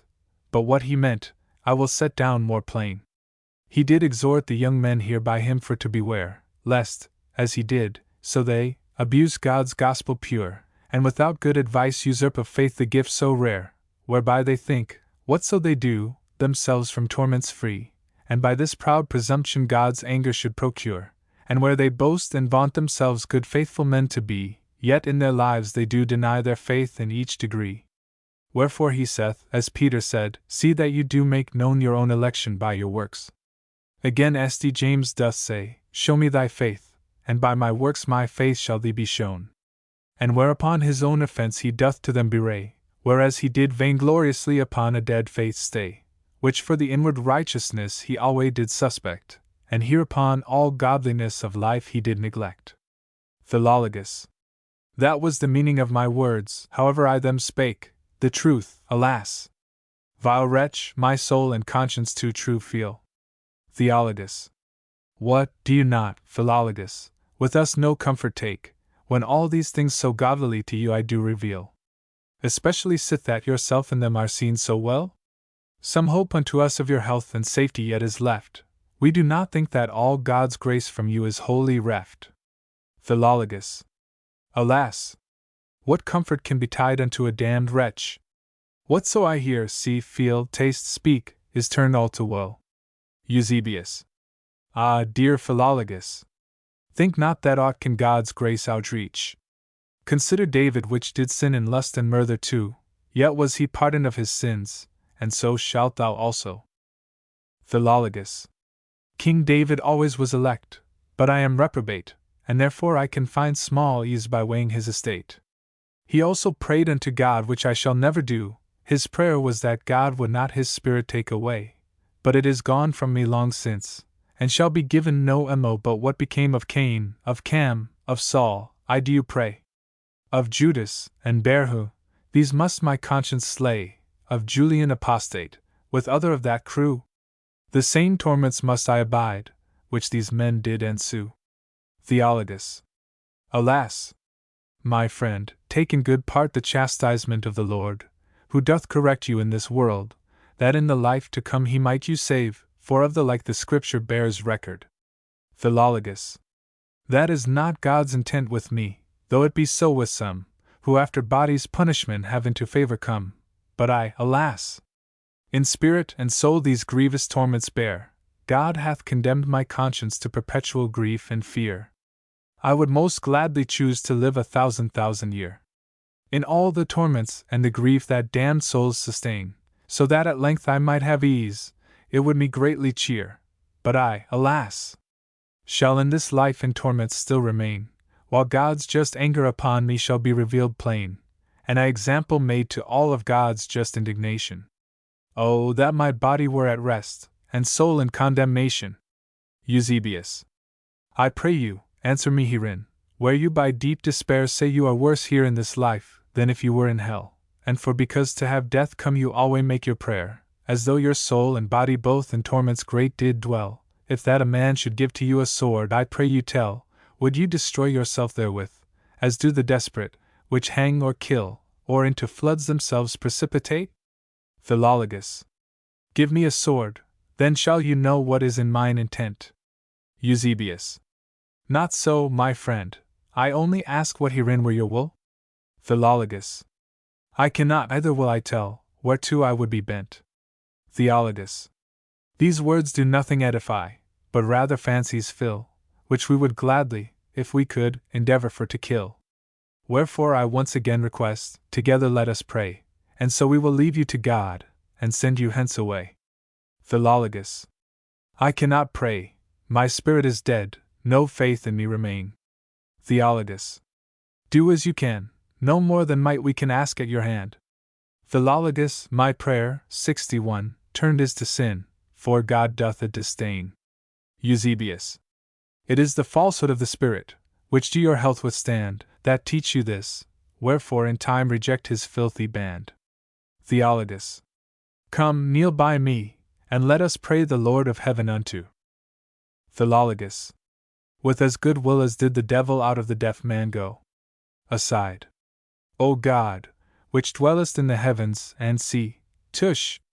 Sirs, you do your labors lose, see, where Beelzebub doth come, and doth invite me to a feast, you therefore speak in vain. Yea, if you ask aught more of me, in answer I will be dumb, I will not waste my tongue for naught, as soon shall one small grain of mustard seed fill all the world, as I true faith attain. Theologus. We will no longer stay you now, but let you hence depart. Eusebius. Yet will we pray continually that God would you convert. Theologus. Gisbertus and Paphnutius, conduct him to his place, but see he have good company, let him not be alone. Ambo. We shall so do, God us assist with his most holy grace. Gisbertus. Come, Father, do you not think good that we from hence be gone? Philologus. Let go my hands at liberty, assistance I crave none. Oh, that I had a sword a while! I should soon ease be. Ambo. Alas! Dear father, what do you? Eusebius. His will we may now see. Exeunt Philologus, Gisbertus, Paphnutius. Theologus. O glorious God, how wonderful those judgments are of thine! Thou dost behold the secret heart, not doth thy eyes beguile. Oh, what occasion is us given to fear thy might divine, and from our hearts to hate and loathe iniquities so vile, lest for the same thou in thy wrath dost grace from us exile. The outward man doth thee not please, nor yet the mind alone, but thou requirest both of us, or else regardest none. Eusebius. Here may the worldlings have a glass, their states for to behold, and learn in time for to escape the judgments of the Lord, whilst they by flattering of themselves, of faith both dead and cold, do sell their souls to wickedness, of all good men abhorred. But godliness doth not depend in knowing of the word, but in fulfilling of the same, as in this man we see, who though he did to others preach, his life did not agree. Theologus. Again, Philologus witnesseth which is the truth of Christ, for that consenting to the Pope he did the Lord abjure, whereby he teach the wavering faith on which side to persist, and those which have the truth of God, that still they may endure. The tyrants which delight in blood he likewise doth assure, in whose affairs they spend their time, but let us homeward go. Eusebius. I am content that after meat we may resort him to. Exeunt Theologus and Eusebius. Act 6. Scene last. Nuncius. O joyful news which I report, and bring into your ears. Philologus, that would have hanged himself with cord, is now converted unto God with many bitter tears. By godly counsel he was won, all praise be to the Lord. His errors all he did renounce, his blasphemies he abhorred, and being converted left his life, exhorting foe and friend, that do profess the faith of Christ, to be constant to the end. Full 30 weeks in woeful wise afflicted he had been, all which long time he took no food, but forked against his will even with a spoon to pour some broth his teeth between, and though they sought by force this wise to feed him still, he always strove with all his might the same on ground to spill, so that no sustenance he received, no sleep could he attain, and now the Lord in mercy great hath eased him of his pain. The Rare Triumphs of Love and Fortune. Edition. The Rare Triumphs of Love and Fortune, played before the Queen's most excellent Majesty, wherein are many fine conceits with great delight. At London, printed by E.A. for Edward White, and are to be sold at the little north door of S. Paul's Church at the Signa of the Gun. 1589, 4 degrees. Black letter. The Rare Triumphs of Love and Fortune. The First Act. Enter Mercury, then riseth a fury, then enter the assembly of the gods, Jupiter with Juno, Apollo with Minerva, Mars and Saturn, After Vulcan with Venus, the Fury sets debate amongst them, and after Jupiter speaks as followeth _. Jupiter. Ye gods and goddesses, whence springs this strife of late? Who are the authors of this mutiny? Or whence hath sprung this civil discord here? Which on the sudden struck us in this fear? If gods that reign in skies do fall at war, no marvel, then, though mortal men do jar. But now I see the cause, thou Fury fell, bred in the dungeon of the deepest hell, who causeth thee to show thyself in light. And what thy message is, I charge thee tell upright. Tisiphone. O Jupiter, thou dreadful king of gods, and men the Father high, to whose command the heavens, the earth, and lowest hell obey, Tisiphone, the daughter of eternal night, bred in the bottom of the deepest pit of hell, brought up in blood, and cherished with scrawling snakes, tormenting therewithal the damned souls of them here upon earth, that careless live of thy commandment.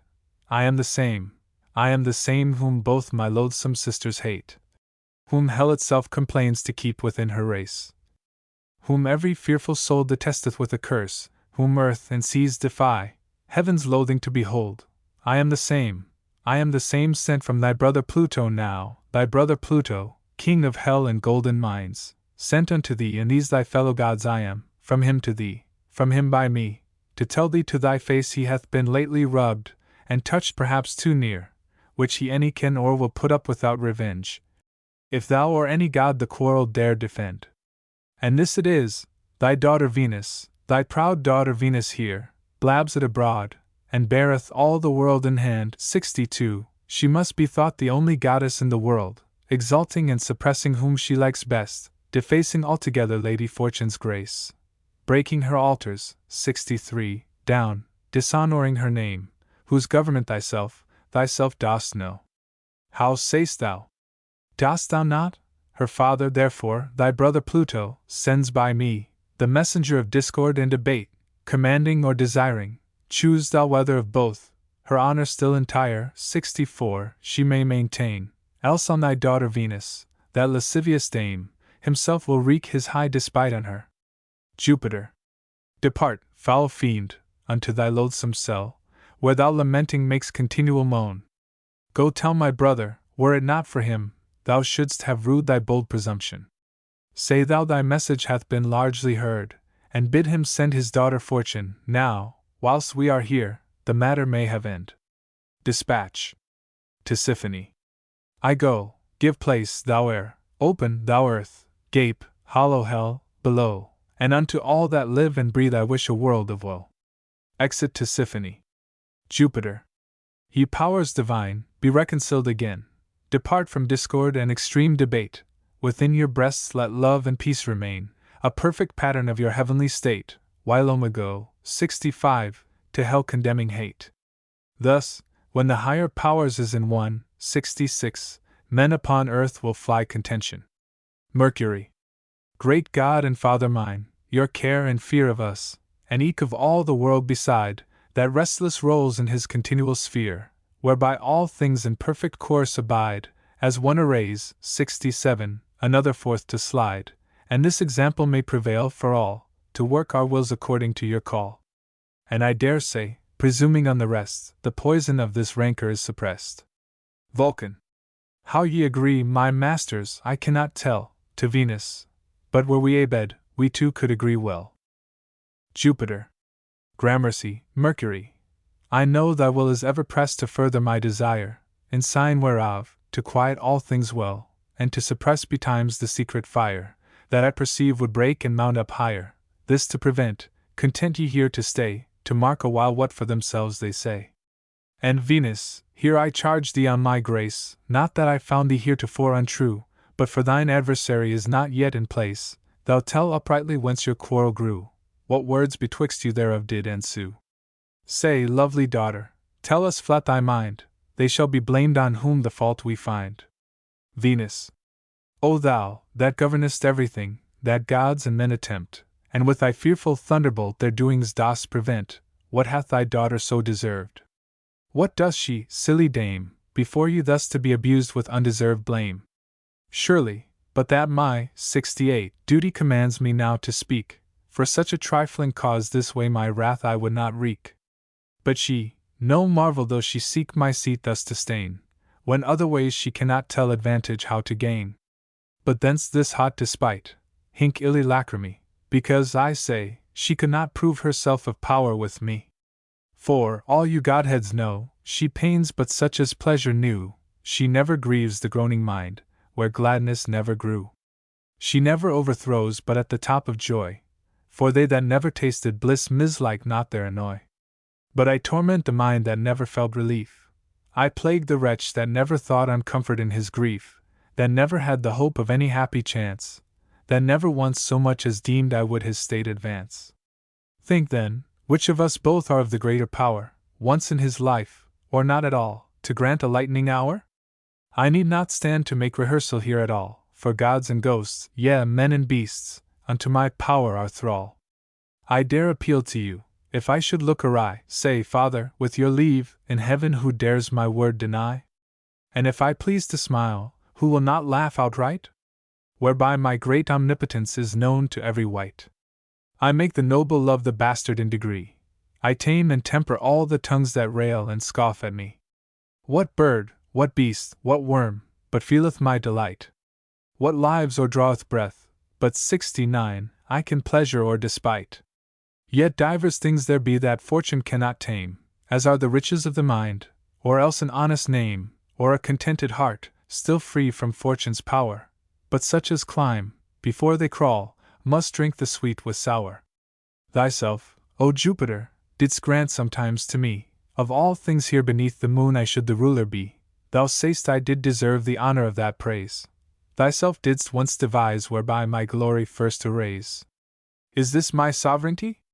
Is this so glorious? Is this becoming thy renown, to quit thy daughter thus? Jupiter. Fear not, fair Venus, either be dismayed, repose thee on the warrant of my word.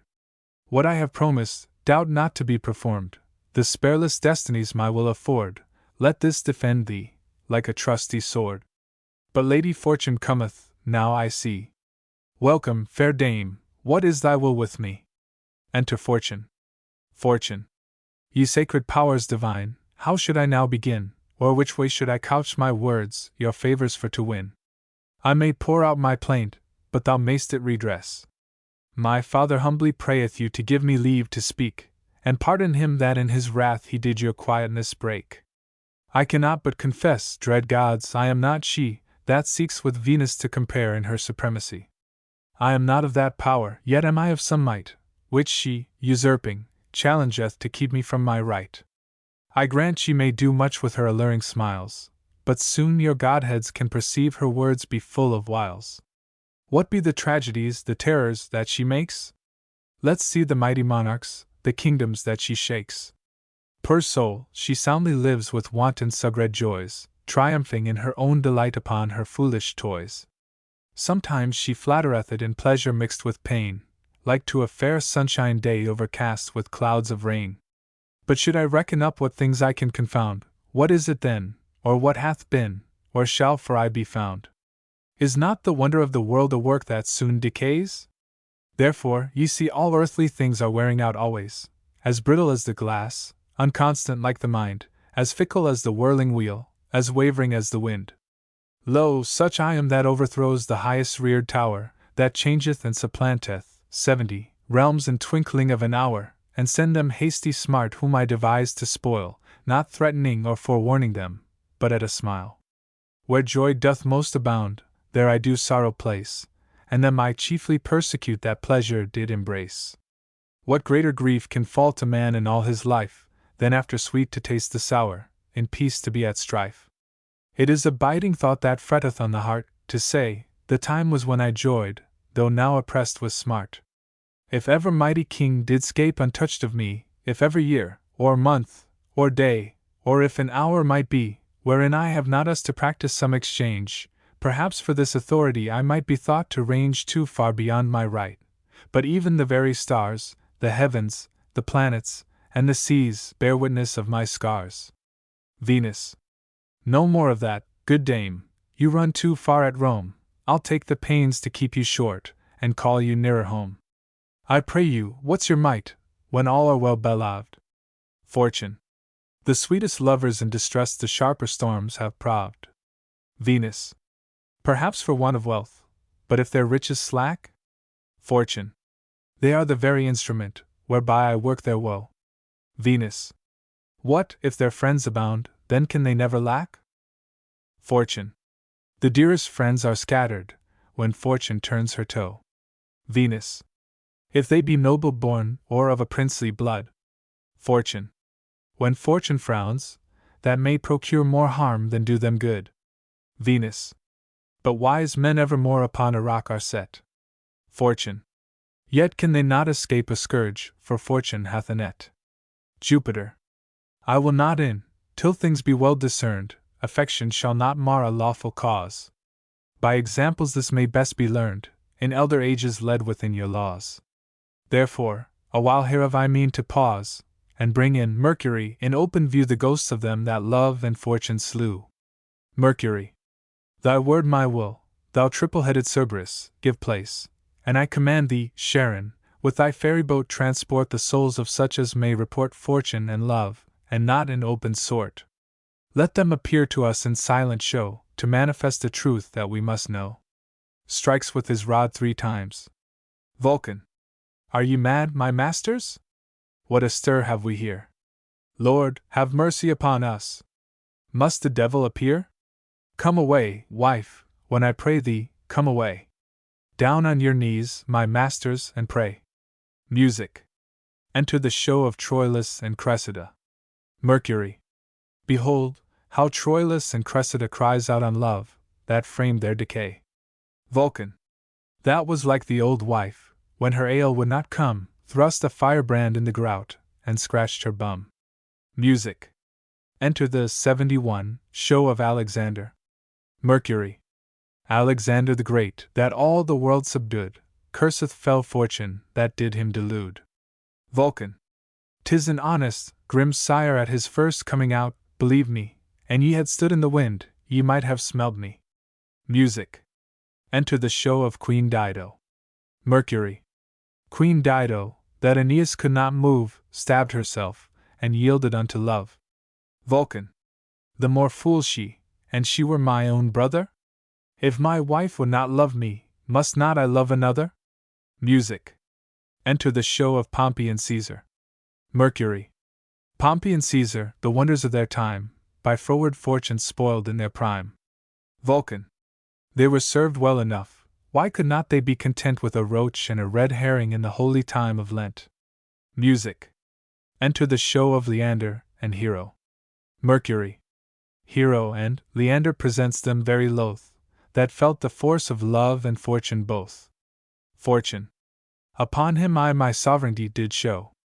Venus. And think you, dame, my power she did not know? Fortune. But it was I that dashed their delight. Venus. After that I had proved my open might. Vulcan. What a scolding is here! Shall it even thus be? You look like an honest man in the parish. I pray you, make them agree. Jupiter. Content ye both, I'll hear no more of this. And Mercury, surcease, call out no more. I have bethought me how to work their wish, as you have often proved it heretofore. Here in this land, within that princely bower, there is a prince beloved of his love, on whom I mean your sovereignties to prove. Venus, for that why love thy sweet delight, thou shalt endeavor to increase their joy, and Fortune, thou to manifest thy might, their pleasures and their pastimes shalt, 72, destroy, overthwarting them with news of fresh annoy, and she that most can please them or despite, I will confirm to be of greatest might. Venus. Your Godhead hath devised, as I desire, and I am gladly therewithal content. Fortune. And I am pressed to do as you require, now shall you see the proof of my intent. Jupiter. Take up your places here to work your will, when you have done, the rest I shall fulfill. Vulcan. They are set sunning like a crow in a gutter. What, are they gone? And you will be quiet, sirs, they will make you good sport with their scolding anon. Are not these a sort of good, mannerly gods to get them thus away? I must take the pains to overtake them, for I see they will not stay. Exeunt omnes. The end of the first act. The second act. Enter Hermione and Fidelia. Hermione. Why then, my dear, what is the greatest prize in love? Fidelia. Absence of other griefs, the greatest that loving hearts can prove. Hermione. But absence cannot minish love, or make it less in aught. Fidelia. Yet nevertheless it leaves a doubt within the other's thought. Hermione. And what is that? Fidelia. Lest change of air should change the absent mind. Hermione. That fault is proper but to them whom jealousy makes blind. Fidelia.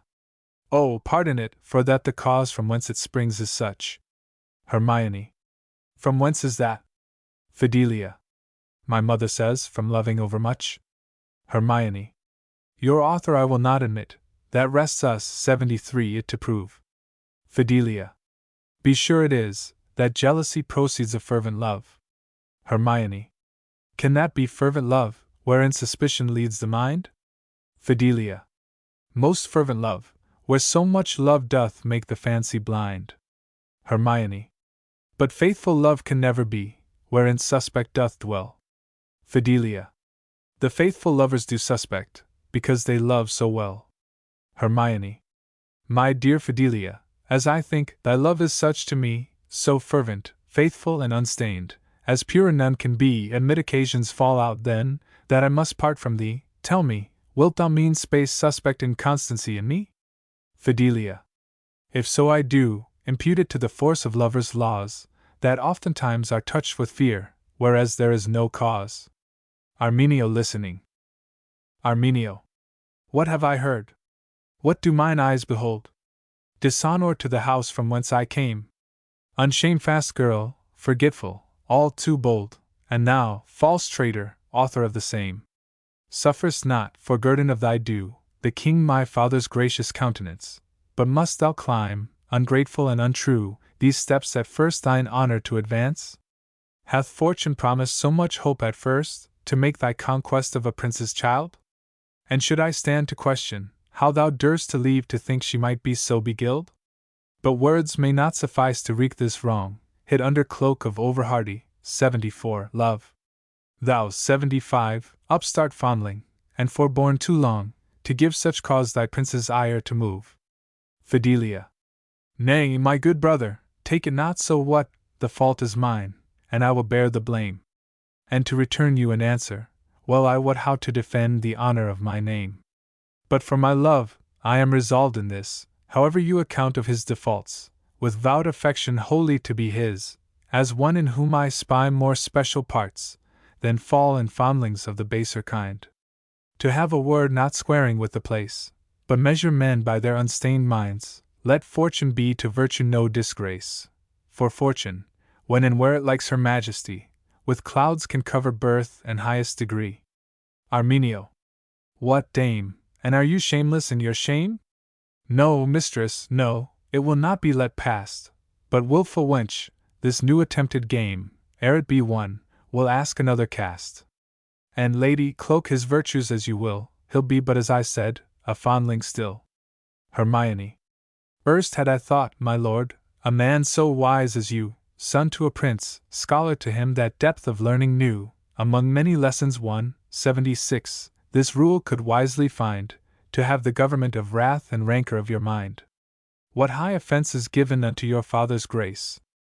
I take it nothing needful here to reason of the case, but stand he less content, or pleased herewithal, my lord, that thus you should mislike the cause is very small.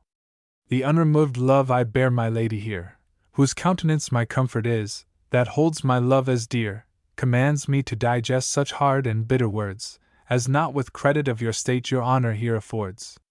Else, prince, persuade thyself, my mind were not so base to pocket, but for such respects, so hard and foul disgrace. And this, 77, lady, Hermione, for aught that men do know, by birth may be as nobly born as Prince Arminio. Arminio. Traitor, thou shalt not joy that proud comparison. Fidelia. My good Hermione, come hence, let him alone. Arminio. Nay, dame, it likes me not that you should go. Hermione. Whether thou wilt, Arminio, she shall, though thou say no. Arminio. What, shall she, villain? Fidelia. Help, help! Alas! Enter Physantes, the prince, a lord, and Penelope, a parasite. Physantes. What stir is here? What means this broil begun? Give me to know th occasion of this strife? How falls it out? Arminio, my son, hath wound received by stroke of naked knife. Say to me straight, what one hath done this deed? His blows are big that makes a prince to bleed. Fidelia. My sovereign father, pardon his offense, 78, whose grief of mind is greater than his wound. My rightful quarrel yields me safe defense, and here they stand that guilty must be found. Arminio. Traitor, O king, unto your majesty, whose proud attempt doth touch your grace so near, as what may be the greatest villainy upon recital shall be opened here. My sister and your far unworthy child, forgetting love and fear of gods and thee, and honor of her name, is thus beguiled to love this gentleman, whom here you see, Hermione, whom for a jewel of some price old Hermet gave, 79, your highness long ago. And for I gave rebuke to her 80 device in gallant thought he would not take it so, but, as it seems, to do my body good, I thank him, deigned himself to let me blood. Physantes. Hermione, and hast thou done this deed? And couldst thou shrine such treason in thy thought? Arminio, jest not with thy hurt, take heed. And thou, fond girl, whose stained blood hath wrought, how hath mine age and honor been abused, my princely care, Hermione, of thee? The fault so great it cannot be excused, and you enfork the shame thereof to see. But far we fear some farther ill may fall, through love and hate of one and of the other, her foolish love, I mean, and therewithal the hot disdain and stomach of her brother. Hermione, weigh what our pleasure is. Whilome, thou knowest, we entertained, 81, thee willingly. Now, seeing thou hast done so far amiss to reach above thy reach unorderly, in milder words, because we love thee well, lo, we discharge thee of our princely court, thou mayest no longer with Fidelia dwell, forbidden to her presence to resort. Behold my ward 82, that am no bitter judge, and when thy way, where'er thou likest to go, this only way I take to end the grudge, and stop the love that each to other owe. Among such haps as might my mind content, whereof the gracious gods have given me store, I count this one, if thus I might prevent the furthest outrage of the swelling sore. Hermione. Alas! Now have I lived too long, I see, confounded so to yield to fortune's will, my sovereign prince offended thus with me, and I adjudged to death, though living still. Ah, my good lord! Whom I have honored long, long may your highness joy this highest place, thyself the root and cause of mine own wrong. But must I leave to view my lady's face, and banished from my prince's royal court, wander, 83, as erst the unhappy Oedipus, whose pain my foes will make their chiefest sport, my most unhappy chance will have it thus. Arminio. No force forsooth, unpitied might he die, that to his sovereign means such villainy. Hermione. Such villainy! Who ever meant more good? Arminio. The venom of thy villainy withstood. Hermione. Arminio, I forbear thee here for reverence, yet by my prince's leave, in my defense I may allege I love thy sister here, which love though I am like to buy full dear, yet is her love more precious than the price. But since hard hap prevents our late device, long live my lord, long live my lady's grace, God send them friends as loyal in my place, and trust me, then their fortune shall be such, as not thy love shall ever prove so much. Physantes. Hermione, give me thy hand, adieu, think this is done to avoid a further ill, and double mischief that might else ensue. For my sake cease to love Fidelia still, unequal love is enemy to rest. She is too young to love thee as she should, and thou, Hermione, canst conceive the rest. My meaning is, she loves not as we would. Time may afford to both your heart's desires new choice to cool these newly kindled fires.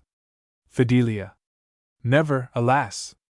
Never will be the day that I shall leave to love Hermione. Sooner shall nature's course quite altered be, than I shall leave, dear knight, to honor thee. Good father, let him stay, who, if he part, gainst law is like to steal away my heart. Arminio. May it please your grace to keep the body here, it's like enough the heart will hover. 84 near. Hermione. My lord, laugh not oppressed souls to scorn. Losers, they say, may easily be forborne. Physantes. Forbear these words, and now, Fidelia, these misbeseeming foolish fashions stay. Let it suffice that thou shalt live in court, where, if among the jolly brave resort of sundry knights of noble personage, worthy thy love for gifts and parentage, thou shalt be won. 85. Such as we do like, our favours shall not be too far to seek. Fidelia. Ah, my Hermione! Hermione. Sweet lady mine, farewell. 86. Farewell, the courteous dame that on earth do dwell. Arminio. Sir, now you are packing, let me know your walk, for I have that may not be passed without some talk, nor stands it with mine honour to let thee bear it clear, but I will make thee know Arminio's blood is dear. Hermione. My lord, I make no challenge with offence, but first I will prepare for my defence. Arminio. So, sir, you are aforehand, keep you so, and reckon of Arminio for thy vowed foe. Go, wend thy ways obscurer than the night, and fortune for revenge plague thee with spite. Exit. Hermione. Farewell, my cruel foe, not thou nor fortune may add more unto the miseries that I have felt today, nor but by safe return, 87, unto this happy place, can gods or fortune make amends in this distressed case. Then cease, Hermione, to utter speech of this, words not suffice this endless woe, but death, I wis, and part thou from the place a dead and liveless man, robbed of thy senses and thy joy, since first this stir began. Pennilow. Ah, good Lord Hermione. Hermione. I am, indeed, as thou dost say, Hermione, for that I am Hermione, I am the unhappiest wight that ever hither came. Pennilow. Ah, my good lord! Would God, poor Pennilow might any way but mitigate this woe. And please saith it your honour to command my service, or the help of head or hand, Pennilow, my worthy lord, would prove as just, as he whom best your honour likes to trust. Say what it is, wherein my secrecy may aid your lordship in this extremity. Hermione. Pennilow, since thou so friendly here dost proffer me the uttermost of aid that lies in thee, I do remember that which, brought to pass, would make me half so happy as I was. Pennilow. Say it, my lord, and constantly I vow it, it shall go hard, but Pennilow will do it. Hermione.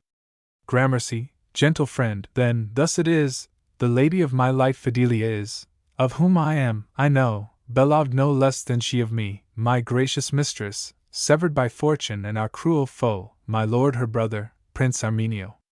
Now couldst thou, Pennilow, thyself behave on trust to bring my lady to the cave, where whilom, lovers, we were wont to meet, in secret sought each other for to greet.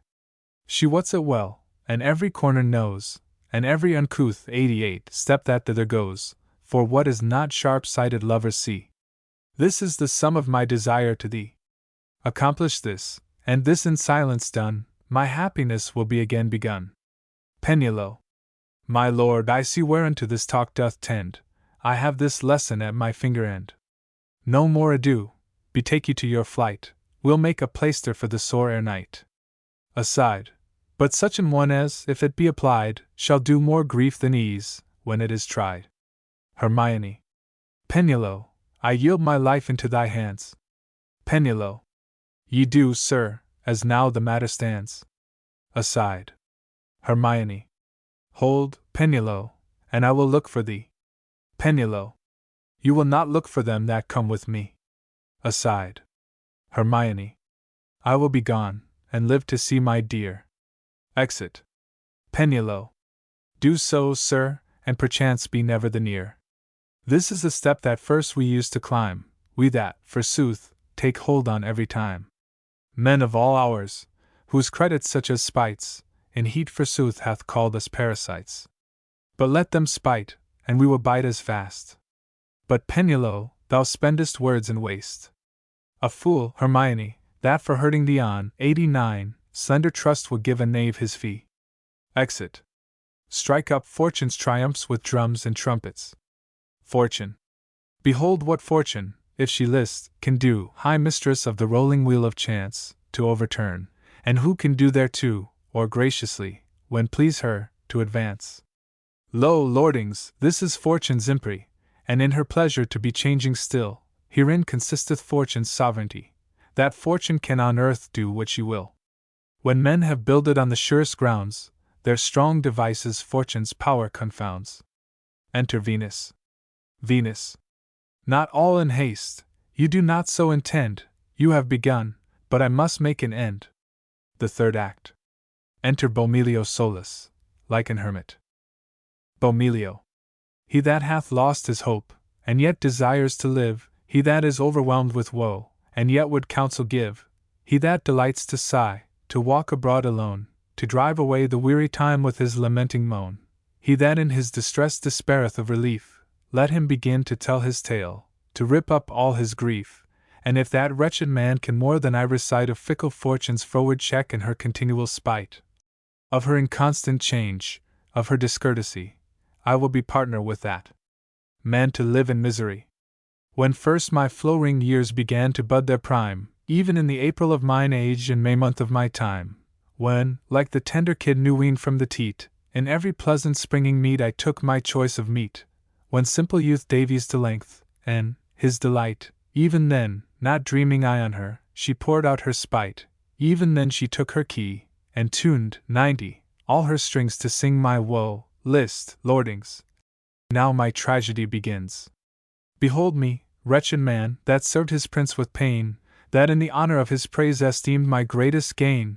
Behold me, wretched man, that for his public weal refused not with thousand foes and bloody wars to deal. Behold me, wretched man, whose travail, pain, and toil was ever pressed to save my friends from force of foreign spoil, and see my just reward, look on my recompense. Behold by this for labors past what guerdon cometh thence. Not by my fiercest foes in doubtful fight with us, but by my fawning friend, 91, I was confounded thus. One word of his despite in question called my name, 2 words of his untrusty tongue brought me to open shame. Then was I banished the city, court, and town, then every hand that held me up began to pull me down. Oh, that the righteous gods should ever grant the power, that smoothest sands and greenest bogs should soonest me devour. Yet that I might descry the better their device, here have I lived almost 5 years, disquised in secret wise, and now somewhat it is, but what I cannot tell, provokes me forward more than wont to leave my darksome cell, and in my crooked age, instead of mirth and joy, with broken sighs and doleful tunes to sing of mine annoy. Song. Go walk the path of plaint, go wander, wretched, now in uncouth ways, blind corners fit for such a wretch as thou. There feed upon thy woe, fresh, 92, thoughts shall be thy fare, musing shall be thy waiting maid, thy carver shall be care, thy dainty dish shall be a fretting melancholy, and broken sobs with hollow sighs thy savory sauce shall be. But further ere I walk, my servant I will send into the town to buy such things as now he can intend. What, Lencello? To Lencello within. Lencello. Anon, forsooth. Bomilio. What, Lencello, come forth. Lencello. Anon, forsooth. Bomilio. Why, when? I say. Lencello. Anon, forsooth. Bomilio. You naughty lout, come out, sir knave, come away. Lencello. Will you not give one leave to pull down his points? What, and should his breeches bury? Enter Lencello. Bomilio. Get you to the market, and buy such things as needful are for us. Lencello. Such things as needful are for us. And what are those, I pray? First, there is needful for us a pot of porridge, for I had none this many a day, and then, there are needful for us a feather bed, for I lie on a bottle of hay, and then there is most needful for us a pretty proper wench for to laugh and play. Bomilio. Go, buy us some victuals, and hie thee home. Exit. Lencello. Now, farewell, master mine, good gentle master Mome. Have you seen such a logger-headed fool, to say, go, good Lencello, to buy my victuals so, and give me money? No! But for the name's sake, swins, I were as good serve a master of clouts. He'll do nothing all day long but sit on his arse, as my mother did when she made pouts, and then a looks of this fashion, and thus again, and then, what d'ye?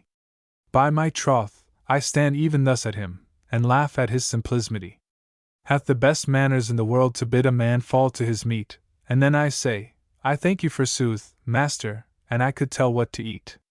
We two, look you, that's I and he, can lie abed a whole night and a day, and we eat, and we had it, it vattens a man, look on my cheeks, else, are they not fallen away?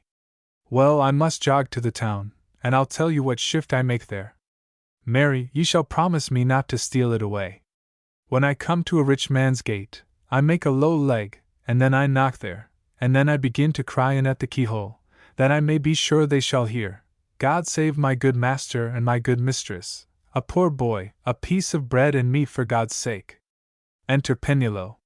Hey! Merrily tricked. Am I not a knave for the nonce, that can dispatch 2 errands at once? I have both told her even as I should do, and told my young master to meet with him too. Now he, like a gentleman, for the valor of his mind hath sworn by his honor not to stay long behind. The desire of revenge pricketh him forward so, that I am sure he'll not let but to go, and that with all haste possible he may. Then, Tantaratera, we shall have good play. I like such a knave so can tickle them all, to set noblemen at brabble and brawl. Lenchelo. Save you, sir, young master, and you be a gentleman? Pennilow. Whoreson peasant, sayest thou not what I am? Lenchelo. Troth, sir, I see you have a good doublet and a pair of hose. But nowadays there is so many goes so like gentlemen, that such a poor fellow as I know not how a gentleman from a knave to spy. Pennilow. Thou mayst perceive I am no such companion. Frowny face 93, I am a gentleman, a courtier, and a merry frank Fran Ion, 94. Lenchelo. Then, thou merry companion, thou whoreson frank Fran Ion, why hast thou abused the law? What, good skipjack, in faith with thwick-thwack your bones I will claw. Come about, sir knave. Pennilow. Cot's my passion, what a merry mate have we here. Lenchelo. Give me your hand, sir, faith, I was bold to brush the dust out of your gear. Pray, sir, tell me, they say in the country 'tis a common guise, that gentlemen nowadays cannot see with both eyes. Pennilow. It's a lie, knave, I know, 95, few gentlemen blind. Lenchelo. No, sir? What will you lay? And I can find one with a wet finger, 96, that is stark blind. Pennilow. It may be so, but I think thou canst not. Lenchelo. Will you lay? Do wager on it. Pennilow. What should I lay? Thou hast no money, I am sure, to pay. Lenchelo. No, faith, sir, but I'll tell you what our wager shall be. Because I am not able to lay any money, I'll lay 3 round raps on the ribs with my cudgel here. Pennilow. Soft, let me look first if there be no blind man near. Content I, faith, that bargain shall stand. Lenchelo. Then, sir, I must be so bold as to search your purse out of hand. Pennilow. My purse, sir? Wherefore? Lenchelo. By my troth, sir, no more but to try, if you be not as blind a gentleman in the purse as I. Pennilow. I use not to carry my money in a purse. Lenchelo. All in a pocket? Well, never a whit the worse, I must search your pocket. Pennilow. What, if it be elsewhere? Lenchelo. Wheresoever it is, I must seek out this gear, I'll not lose my wager, that's certain. Very well, sir. Will you put me to pain? Pennilow. Have I never a weapon? I'll look, I pray thee, be content. Lenchelo. You shall have your wager, sir, as it was meant. Pennilow. Hold thy hands, good fellow, I'll do anything for thee. I perceive a wise man of a fool overtaken may be. Lenchelo. Thou blind gentleman. Unless it be for my commodiosity, I'll teach thee to be blind, and go so bravely. Pennilow. I'll do anything for thee, if thou strike me no more, because I perceive thou art almost as poor as myself am, and yet there is somewhat in thee. I'll prefer thee to a service in the court presently. Lenchelo. Ha! Wilt thou do so? Pennilow. That I will. Lenchelo. Wilt thou do so, indeed? Swear to me by thy 10 commandments in thy creed. Pennilow. I do so. Lenchelo. Troth, then, we are friends, say nothing, I pray, and you shall see me prove a rank runaway. Why, when a man may be a courtier, and live at ease, should a not leave his old master to please? Sirrah blind gentleman, we two blind gentlemen, and you, do as thou promised here, perhaps I may be as good to thee as 2 pots of beer. I'll go with thee, I faith, gaw, let's be gone. Pennilow. Soft, tarry a while, I'll go with thee anon. Enter Arminio. Arminio. How thinkest thou, Pennilow, am I not provided now? Lenchelo. I warrant, sir, I shall have a cold pull of you, and a begin to make another brawl. Arminio. Farewell, when thou wilt, I trust I shall meet with him, am I not almost at the tree? Pennilow. That same is it, sir. Lenchelo. Sirrah, what's he? Pennilow. What carst thou I come, go thou with me. Why, I shall have but an ill-favoured courtier of ye. Lenchelo. Now, for a runaway, God send us good chance. Then, maids, at your marriage I mean me to dance. Exit. Arminio. Now serves the time to wreak me of my foe, my bastard foe, that to dishonour me in privy corners seeks to shame me so, that my discredit might his credit be. And hath my father from his tender youth vouchsafed to bring thee up? Did I therefore believe so earnestly thy perjured truth, advancing still thine honour evermore, that, not contented with a common wrack, thou shouldst intend the ruin of us all, and when thou seem'st afraid to turn thy back, to make a glory of our greater fall? Before thou triumph in thy treachery, before thou scape untouched for thy sin, let never fates nor fortune favour me, but wretched let me live and die therein. Few words shall serve, my deeds shall prove it now that, ere I sleep, I mean to meet with you. Exit. Enter Fidelia. Fidelia. Behold the shifts that faithful love can make, see what I dare adventure for thy sake. In case extreme make virtue of a need, but hence the grief which mocketh my heart to bleed. My love and life, wherever that thou be, I am in dole constrained to follow thee, hence sprung the hell of my tormented mind, the fear of some misfortune yet behind. If thou escape the peril of distress, my fear and care is 20 times more or less. No reason 'tis that I should live in joy, when thou art wrapped in fetters of annoy, nor to that end I swear to be thy wife, to live in peace with thee in state of life, but as to dwell at ease in pleasure's lap, even so to bear some part of thy mishap, and so to draw in equal portions still of both our fortunes, either good or ill. And sith the lots of our unconstant fate have turned our former bliss to wretched state, I am content to tread the woeful dance, that sounds the measure of our hapless chance. I'll wait thy coming, long thou wilt not stay, high Jove defend and keep thee in the way. Enter Bomilio. Bomilio. Now weary lay thee down, thy fortune to fulfill, go, yield thee captive to thy care, to save thy life or spill. The pleasures of the field, the prospect of delight, the blooming trees, the chirping birds, are grievous to thy sight. The hollow, craggy rock, the shrieking owl to see, to hear the noise of serpents hiss, that is thy harmony. For as unto the sick all pleasure is in vain, so mirth unto the wounded mind increaseth but his pain. But, heavens! What do I see? Thou nymph or lady fair, or else thou goddess of the grove, what makes thee to repair to this unhaunted place, thy presence here unfit? Fidelia. Ancient father, let it not offend thee any whit, to find me here alone. I am no goddess, I, but a mortal maid, subject to misery. And better that I might lament my heavy moan, I secret came abroad to recreate myself a while alone. Bomilio. Take comfort, daughter mine, for thou hast found him then, that is of others all that live the most accursedst man. Oh, I have heard it said, our sorrows are the less, if in our anguish we may find a partner in distress. Fidelia. O father! But my grief relieved cannot be, my hope is fled, my help in vain, my hurt my death must be. Yet not the common death of life that here is led, but such a death as ever kills, and yet is never dead. Bomilio. Fair maid, I have been well acquainted with that fit, sometime injured with the like, I learned to comfort it. Come, rest thee here with me, in this hollow cave, there will I reckon up at large the horrors that I have. Fidelia. I thank you, father, but I must needs walk another way. Bomilio. Nay, gentle damsel, be content a while with me to stay. Fidelia. The longer that I stay with you, the greater is my grief. Bomilio. The longer that you stay with me, the sooner is relief. Fidelia.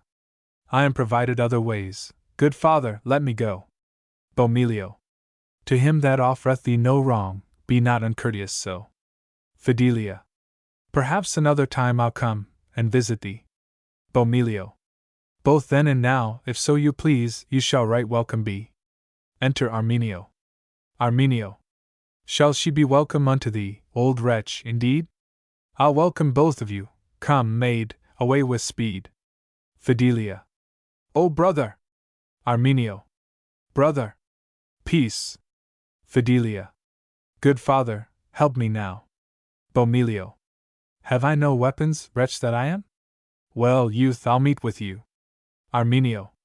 Must you be gone? Is this your meeting place? Come, get you home, and pack you, sir, apace. Were't not for reverence of thine age, I swear, thou shouldst accurse the time I met thee here. But I, faith, sister, my father shall welcome you. Bomilio. Go tell thine errand, if thou canst. Fidelia. Hermione, adieu, 10 times adieu, farewell forever now. Arminio.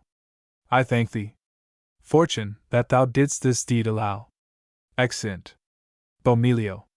Thou heaven and earth, and ye eternal lamps that restless keep his course in order do, thou, Phoebe bright, that scatterest the damps of darksome night, I make my plaints to you. And now, Alecto, hearken to my call, let fall a serpent from thy snaky hair. Tisiphone, be swift to plague them all, that make a pastime of my care and fear. And thou, O Jove, that by thy great foresight rulest the earth and reignst above the skies, that wreak'st the wrongs of them that master right against the wretches that thy name despise. And Rhadamanth, thou judge of hateful hell, where damned ghosts continual moaning make, send forth a fury that may further weld the just revenge that here I undertake. Henceforth accursed be thou evermore, accursed all thou taxed in hand to do, the time, the day, accursed be the hour, the earth, the air, and all that long thereto. Dole and despair henceforth be thy delight, wrapped now in present and woes to come, to wail the day and weep the weary night, and from this time henceforth I strike thee dumb. Think'st thou I knew thee not? Yes, well I wis, and that thy sister, daughter to my prince. Now brag abroad what thou hast got by this, so live thou dumb, that be thy recompense, and when thy ghost forsakes thy body quite, vengeance I wish upon thy soul to light. Enter Hermione. Hermione. Good even, good father, pardon my rudeness here. Bomilio. O joy and grief! I will dissemble yet my cheer. Aside. Hermione. Good sir, methought I heard you speak of one right now, daughter unto a prince, that made me bold to trouble you. Bomilio. I spake of such an one indeed. Hermione. Why, do you know her name? Bomilio. Fidelia. Why do you ask? What, do you know the same? Hermione. Yea, father, that I do, I know, and knew her well. But did you wish those plagues to light on her, I pray you tell? Bomilio. On her! The gods forbid, but on that wretched wight her brother, that from hence right now perforce conveyed her quite. Hermione. Alas! What do I hear? Good father, tell me true, has she been here? Bomilio. She was. Hermione. She was. Where is she now? Bomilio. Gone back again. Hermione. Gone back. With whom? Bomilio. Her brother. Hermione. Her brother. How? Bomilio. He secret watched here, and when she should have stayed a while with me, he rushed out and her from hence conveyed. Hermione. Confounded in my grief. And can it suffered be? And shall he make a brag at home of his despite to me? First let me die 1,000 deaths, draw, run and meet with him. Bomilio. Tarry, my son, it is in vain, they are now 97 at home, I ween. Let him alone, he will not make great reckoning of his gain. Hermione. Wretch that thou art for lingering! Everlasting shall be thy pain, continual thy complaint, I during still thy woe, why madst thou not more haste to come, and first of all to know? Bomilio. Content thyself, my son, torment not so thy mind, assuage the sorrows of thy heart, in hopes some help to find. Hermione. Some help? O father, no, all help comes too late. I am the man of all alive, 98, the most unfortunate. Bomilio. I, 99, see thy loyalty, I see thy faithful love, else never durst thou this attempted venture to prove. Take comfort thereby, my son. Hermione. I am the man, I say, that love and fortune once advanced, but now have cast away. The joy, the sweet delight, the rest I had before, fell to my lot that now the loss, my plague, might be the more. O fortune! Froward dame, wilt thou be never sure? Most constant in inconstancy I see thou wilt endure. Bomilio. Accuse not fortune, son, but blame thy love therefore, for I perceive thou art in love, and then, see, thy trouble is more. Hermione. Father, if this be love, to lead a life in thrall, to think the rankest poison sweet, to feed on honeygall, to be at war and peace, to be in joy and grief, then farthest from the hope of help, where nearest is relief, to live and die, to freeze and sweat, to melt and not to move, if it be this to live in love, father, I am in love. Bomilio. Why did you not possess your lady then at home? Hermione. At home? Where is it, sir? Alas! For I have none. Brought up I know not how, and born I know not where, when I was in my childhood given unto my prince, then here, of 100, whom I cannot tell, wherefore I little know. But now cast out to seek my fate, unhappy where I go. Then dare I not be seen, here must I not abide. Did ever more calamities unto a man betide? Bomilio. My heart will burst, if I forbear amidst this misery. Behold, thy father thou hast found, my son Hermione. Thy father thou hast found, thy father, I am he. Hermione. But is it possible my father you should be? Bomilio. Even from my first exile here have I lived forlorn, and once I gave thee to my prince, for thou wast noble born, and now he gives me thee, and welcome home again. Hermione. This is my recompense for all my former pain. Dear father, glad I am to find you here alive. By your example I may learn with froward chance to strive. Bomilio. Come, son, content thee now within a cave to dwell. I will provide for thy redress, and all things shall be well. A darksome den must be thy lofty lodging now. Hermione. Father, I am well content to take such part as you. Here is a breathing fit, 101, after hard mischance. O gracious Venus! Once vouchsafe thy servants to advance. Strike up a noise of viols, Venus triumph. Enter Venus. Venus. Behold what love can work for their delight that put affiance in her deity. Though heaven and earth against them bend their might, yet in the end theirs is the victory. I will in them, and they triumph in me. Let fortune frown, I will uphold their state, yea, seem they never so unfortunate. Fortune. Brag not too much. What, think'st thou I have done? Nay, soft, not yet, my sport is not begun. Music, music. The fourth act. Enter Penuelo and Lenchulo. Penuelo. Come away with thy basket, thou loggerhead Jack. I think thy basket be cloven to thy back. Lenchulo. My back and my basket, look, dost thou not see, when my basket is on my back, then my back is under me?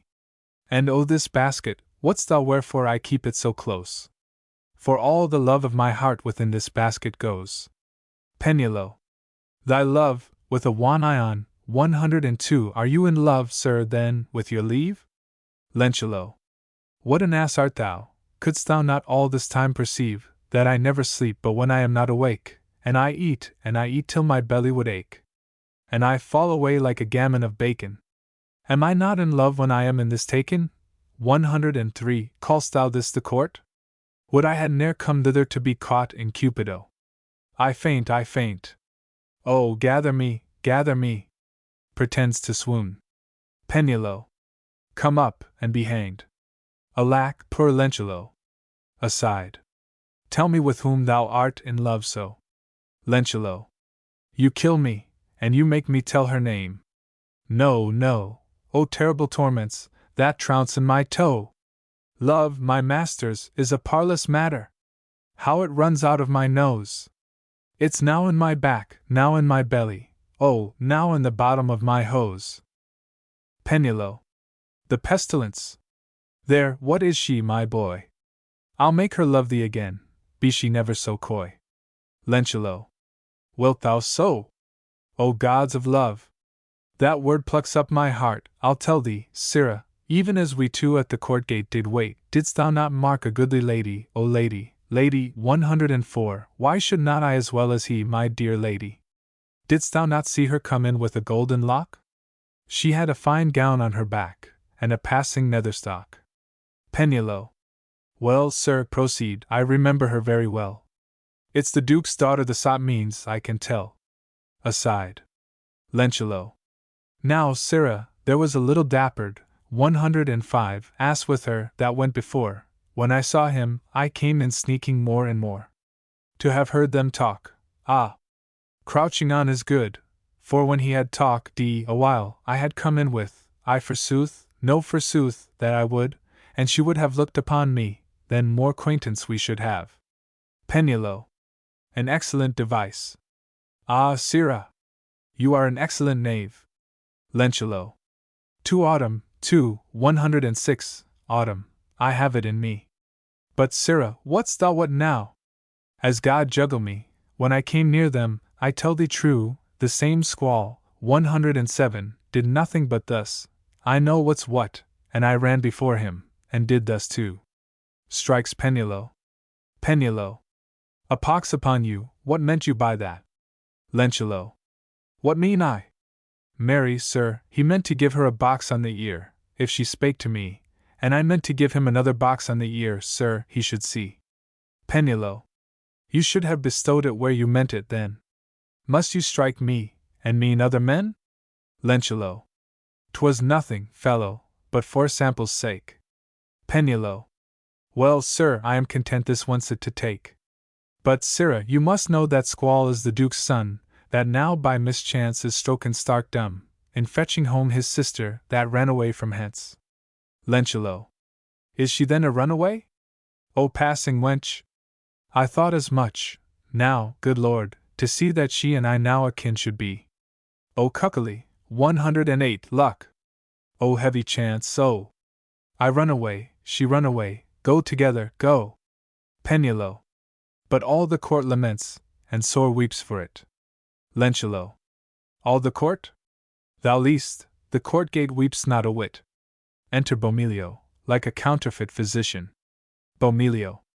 Bien, 109 venu, ci daia vi mi nu intendite senior, no. I have a piece of work in hand now, that all the world must not know. Lenchulo. Cox nouns, the devil.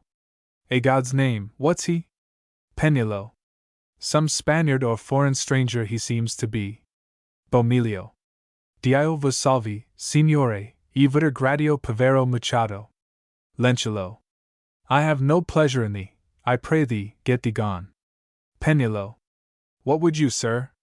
Bomilio. Monsieur, par ma foi, and one have the grand knowledge and the science of fiscic. Can make dem whole have been all life sick, can make te secco see, and te dumb speak, can make te lame go, and be ne'er so weak. Pennulo. Can you so, sir? What countryman are you, I pray? Bomilio. Ye be Italian, Neapolitan, e come of Venice, 110, a totter day. Lenchulo. And you can speak any peddler's French, 111, tell me what I say. Bomilio. Any point entend, signor. Lenchulo. You are an ass. I can spose him, I. Bomilio. Monsieur, parle petit, ye heard now hereby, there be a nobel man dumb, dat made me stay, if me no help him, me carry no head away. Pennulo. Will you venture your head to help him, indeed? Well, sir, I'll tell the Duke with all possible speed. Tarry me, 112, here, I'll return by and by. Excellent luck. It falls out happily. Exit. Lenchulo. Will you venture your head, sirrah, blockhead you? Bomilio. You be the asshead, me can tell that's true. Lenchulo. Swoons. Oh, but that I am in love, thou shouldst know what 'twere to move my vengeance so. Bomilio. Come heder, sirrah, me speak with you, me can tell you are de runaway from your mater. Ah, very well. Lenchulo. You gods and devils eke, what do you mean to do? Shall I be known a runaway, for and to shame me too? I a runaway, sirrah? Go with your uplandish, go, I am no runaway, I would you should know. Bomilio. You know run away from your mater in de wood, when he send you to market? Ah, no point good. Lenchulo. O furies fell, and hags of hell, with all that therein be. What, do ye mean to shame me clean, and tell him then of me? Hear you, sirrah, you are no devil, mass, and I wish you were, I would lamb back, 113, the devil out of you, for all your gear. Bomilio. Diavolo? Ah, fie! Me no diavolo, me very fury. Let me see your basket, what meat you buy? Lenchulo. Look in my basket. O villain, rascal, tarry, stay. Hath opened it? Out, alas! My love is quite flown away. My love is gone out of the basket there. Prepare therefore to kill thyself. Farewell, my friends so dear. Bomilio. Ah, that you do, man? Lenchulo. Uplandish, hence away. Bomilio. That you do, man? No point yourself to slay. Come to be hang a, 114. Lenchulo.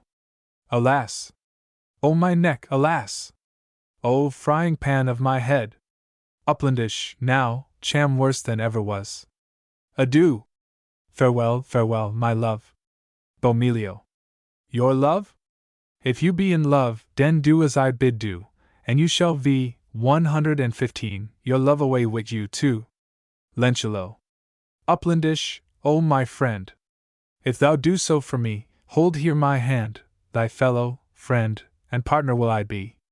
Bomilio. Go you 10, and get me some fine colosse, and wit tea marigold leaf all to muse your nose. Lenchulo. Ah, my nose, my nose! O God, is my nose in my hand? Uplandish, leave your signs, without them I can understand. Bomilio. And come a me header wid a gold ring in your mouth fast, ye make de lady go wit you wetter list at last. Lenchulo. Oh, let me brace thy cursed corpse. Oh, now I live again. I will go get apparel straight, although be to my pain. 'Tis th apparel, a marigold, and a ring. Bomilio. Noting else, and you tem bring. Lenchulo. Bring them? Yes, I warrant thee, I'll bring them by and by. Now, goodman Venus, lend thy hand, and Lady Vulcan high. Exit. Bomilio. A good beginning. I am not discreet, they know not me, but I know them too well. Disguised thus their counsels may be tried, and I may safe return unto my cell, where I have left my solitary son, twixt hope and fear, in doubt and danger too, till I return to tell him what is done, which for his sake I have davies to do. Eternal gods, that know my true intent, and how unjustly wronged I have been, vouchsafe all secret dangers to prevent, and further me, as yet you do begin. Sufficeth you my travail heretofore, my hunger, cold, and all my former pain. Here make an end, and plague me now no more, contented then, at rest I will remain. But hark! Some comes, dissemble, then, again. Enter the Duke, his son, and Penuelo. Penuelo. My lord, yon is the man whom I have told to you. 116. Duke. My friend, I am informed that by thy worthy skill in physic, thou art able to recover at thy will the strangest cures that be. If this be true indeed, as grant the gods it may, I pray thee then with speed provide for our relief. Recover this my son, unto his speech, whom here thou sayest before us to be dumb. Bomilio. You no take care for dat, me noble prince, me make him speak again, or me ne'er come hence. Duke. Thrice welcome, then, to us, dispatch it out of hand, and thou shalt bless the time that e'er thou camest unto our land. Bomilio. Let me see him. You hear me? Ah, dat vel, turn header, no like it truly. Pennilow. By the mass, this physic is an excellent art, it picks such a deal of gold out of every part. Aside. Bomilio. Vel, me now see vat this matter mean. Nobel Prince, dis ting be done by magic clean. 'Tis true dat me tell, me perceive it plain, no natural pediment, but conjuring certain. Duke. O double, treble woe! My son, how cometh this? He saith by magic it is wrought, unnatural it is. Dost thou remember aught, that so it should appear, or canst thou any reason make it should be true we hear? What means he by these signs? Can any one express? Pennilow. If you give me leave, sir, to say as I guess, methinks he should mean there was some old man, that threatened to be revenged on him then. 'Tis so you may see, he confirms it again. Duke. Condemned be that man to everlasting pain, perpetual his annoy, continual his unrest. Oh, that I had him here to plague as I thought best. But learn, sir, is there no way, is there no remedy? Can there be found out no device the charm to mollify? Good sir, if anything, whatever that it be, let's spare no cost, my will is such, I will allow it thee. Bomilio. Indeed, and by my trot, dar is o thing, but me am vera let de same to bring, yet without dat me am sewer, 117, me tell, your son again be nevermore well. Duke. Good father, tell it me, whatever should befall, mine be the danger, mine the loss, you shall be pleased for all. In any case, express it then. Bomilio. Fate then me will. If you know have your son be so dumb still. You muse get a de grand enemy dat he now have, and in de tenderest part his dearest blood crave, de wit muse you wash his tongue string. Noting but dat will his speech bring. Duke. The dearest blood and the tenderest part of his great enemy? Oh, grief to my heart! Will nothing else cure his disease? Bomilio. Noting by my trot, but do as you please. Duke. My son, my wretched son! And whom dost thou suppose thy greatest enemy amongst thy father's foes? It is Hermione, 'tis he, and none but he. He hath now proved himself, indeed, thy greatest enemy. Where lives the wretch? That he were ta'en, and we revenged be? Pennilow. And must his dearest blood, in his tenderest part, help him in his speech? That's an excellent art. But what part is that, my masters, now about a man that is the tenderest? Guess it, and you can. I can tell what part a woman thinks tenderest to be, and there is dear blood in it, but benedicite. And do you think, sir, there is none but he, that can be thought his greatest enemy? I have heard it said there's no hate like to a brother or sisters, if they fall at debate. I will not say, but you may think it as well as I, if you mark since her coming home his sister's cruelty, and the continual rancour she beareth unto him. Bomilio. Is he made his sister? Begod den, he say Tim. Been mine fate and trot, sir, 'tis true dat he say, his sister be his greatest enemy today. Duke. And must I kill my daughter to help my son to speech? I'll never do it. Pennilow. See how it doth beseech, I would all our daggers were of his quality, they should not brawl with a man then, so for his money. Bomilio. You kill your daughter. Fie, no point so. Her dearest blood and tenderest part me will show, 'tis in her paps, her dugs, for der be de tenderest part, and de blood de dearest, it comes from de heart. So she be pricked a little under de breast, and wash his tongue, he speak wit de best. Duke. This thing is somewhat easier, if she consent thereto, if not, I can enforce and make her it to do. Pennilow, dispatch, and to my marshal bear this signet for a token that he send her to us here. Pennilow. I will, my lord. Exit. Duke. He that hath felt the zeal, the tender love and care, the fear, the grief that parents dear unto their children bear, he may, and only he, conceive mine, inward woe, distracted thus twixt two extremes that hail me to and fro. Sometime mistrusting that, and then misliking this, have parents such a cause of joy, or is it such a bliss to see the offspring of their seed in health before them now? Oh, little know they what mishap awaits the death for you. But son, my dearest son, recomfort thou thy mind, fight against fortune and thy fates, when they be most unkind. And since I understand what may recover thee, make sure account of it, myself will do it presently. But, sir, I pray you, lest my daughter should by fear or fright, 118, of it be sore abashed, be always ready here to stench her wound, when you see good. Bomilio. She lose but little blood, 2 or 3 ounces shall be de very most.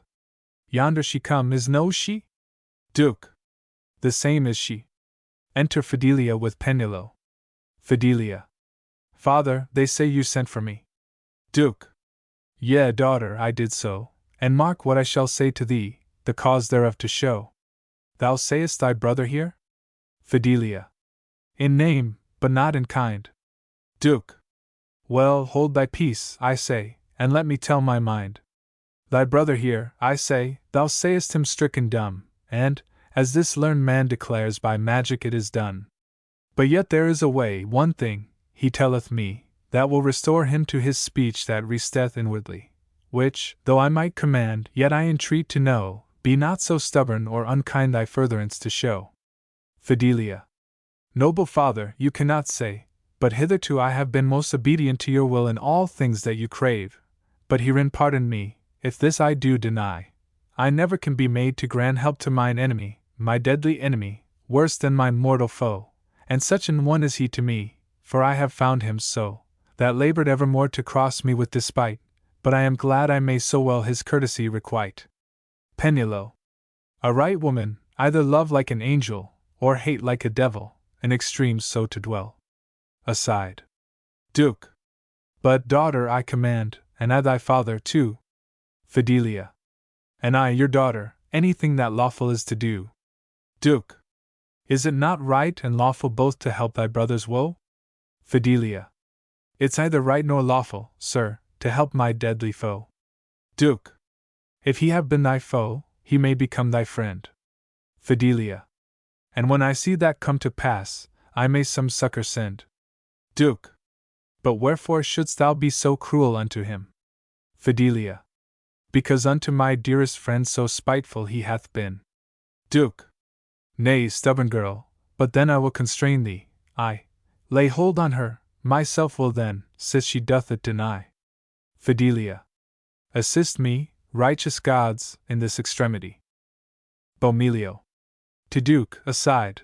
Pardonnez, please you, let me a while wit her alone, and me warrant me make her consent to you anon, else me give her a powder with a little drink, wish make her sleep, and den, when she noting tink, wit de sharp rasher, me prick her by, and stop it again, and she no feel why.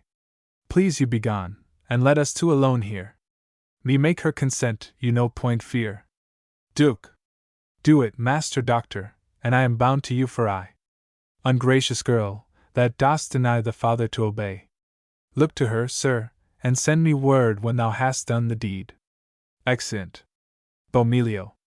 I fate, me make her bleed. Fidelia. O wretched girl! What hope remains behind? What comfort can recomfort now thy mind? Forsaken thus of father and a friend, why seek'st thou not to bring thy life to end? Can greater woes befall unto thy share? Come, gentlemen, dispatch, and do not spare, if it be so his pleasure and thy will, 1 a.m. content my dearest blood to spill. Defer not then, hold, take thine aim at me, and strike me through, for I desire to die. Bomilio. The heavens forbid, fair maiden, no, not I am thy friend, I am no enemy. Fear not, stand up, it is only for thy sake that I this toil and travail undertake. Thy love, my son, is at my cave with me, safe and in health, long looking there for thee. Trust to my words, fair maid, for I am he that overtook thee in the wood last day, and till thy coming, Hermione, I say, is in my cave. Fidelia. What joyful words be these? And is Hermione your son? Do, then, as you shall please. Behold me ready, pressed to follow any way. Good father, do not thus delude a simple maid, I pray. I trust unto your words, my life is in your power, and till I see Hermione, each minute is an hour. Bomilio. Daughter, dismay no whit, but trust to me, what I have said performed thou shalt see. I have dissembled with thy father here, the better that I might with thee confer. And since thou art so faithful to thy love, as I may well report I did thee prove, let us be gone now closely as we may. Fidelia. Yea, my good father, even when you will, I pray. Thrice blessed be the hour I met with you. My father now and brother both adieu, unkind to her, most kind that you should be, I leave them all, my dear, to come to thee. Exeunt. Enter Hermione, with books under his arm. Hermione. O gods!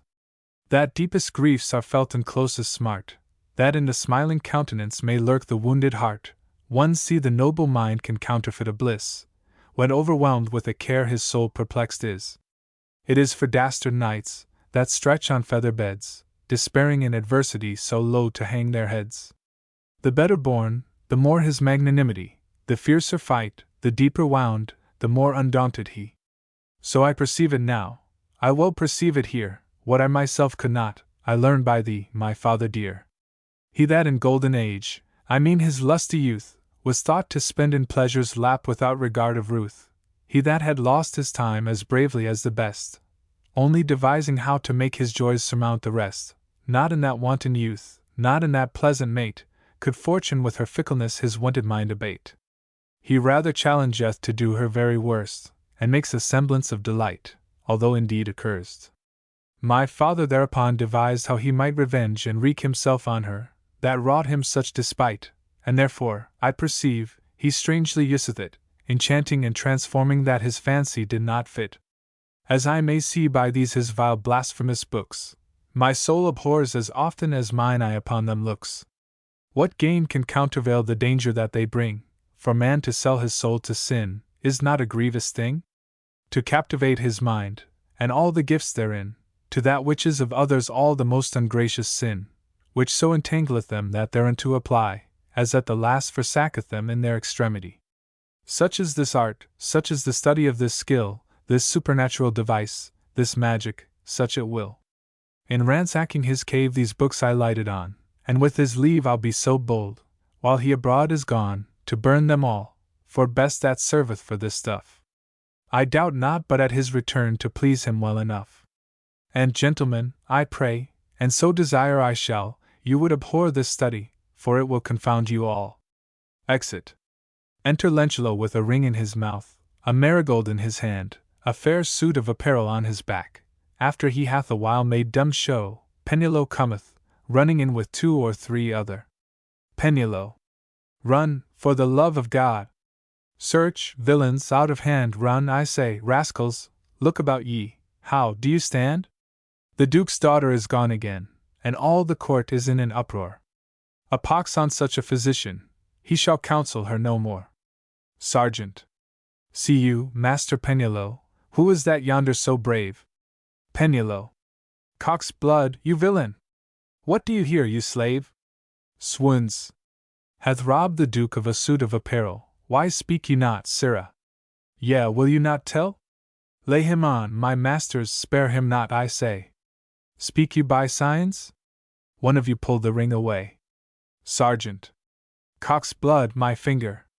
A bite says pestilence, 119, there. Lencelot.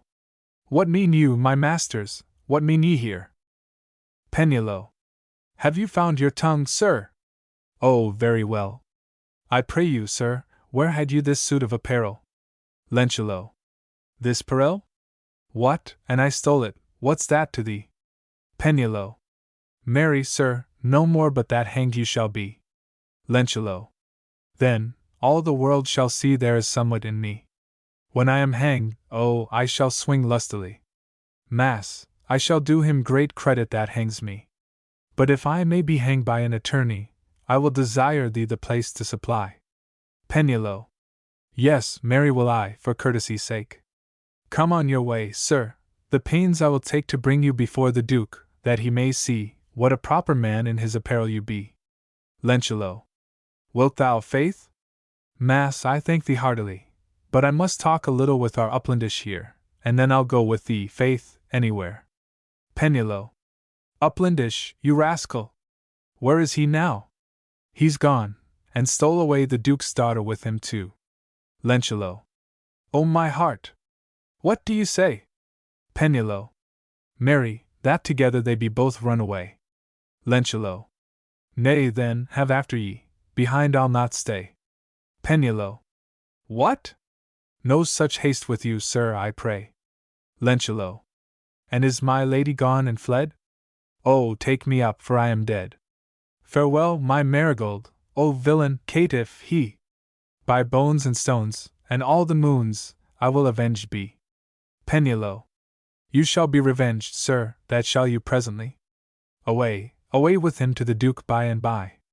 Lencelot. I can go by myself, and you will let me alone. Now as I walk, alas! I make to me my moan. When I in prison strong, poor soul, shall live and die, then will I make my loving song upon mine own pig's knee. Penelot. Away with him, sirs, why do ye tarry? Lencelot.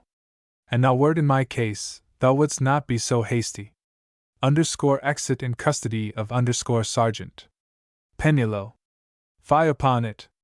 What a stir have we here! Never was nobleman's house in such fear. Such hurrying and stirring, such running every way, such howling, such crying, such a cursing the day, that ever the villain could counterfeit so, and, when we least thought of it, away with her to go. But the world is so full of knavery now, that we know not whom to trust. I may say to you, if my wife fall sick, as she may, I'll make a condition, she shall never take counsel of an uplandish physician. Hang them, knaves! But what a prating keep I, when I should have been 7 miles of mine errand, for why I must go set all the country up in a watch, if it be possible, this physician to catch. Exit Penelot, 120. Enter Bomilio and Fidelia. Bomilio. Stay, daughter, stay, forbear thy posting haste. Thou needst not fear, all perils now are past. Thanks to the gods that such success they gave, thus happily to bring us to my cave. Fidelia. O father! Still I fear mishap behind, suspect is natural unto our kind, and perils that import a man's decay can never be eschewed too soon, they say. Had I but sight of mine Hermione, I care not then what did become of me. Bomilio.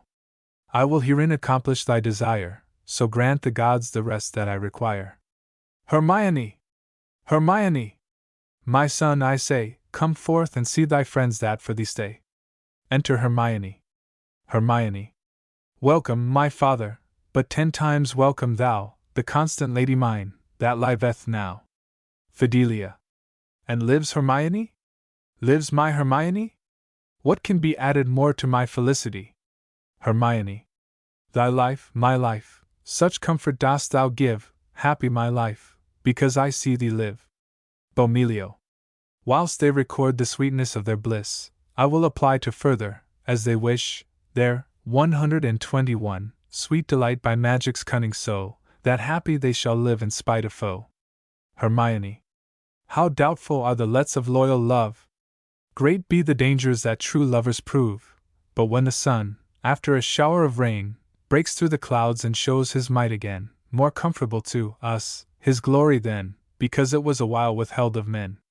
Peace after war is pleasanter, we find, a joy deferred is sweeter to the mind, so I. Fidelia. It hath been said that, when Ulysses was 10 years at Troy, and 10 years more, alas! Wandering abroad as chance and fortune led, Penelope supposing him for dead, but he, providing still for afterclaps, when he had scapt 1,000 hard mishaps, it did him good to reckon up at last unto his wife his travails he had passed, and sweetly then recording his distress to make the more account of happiness.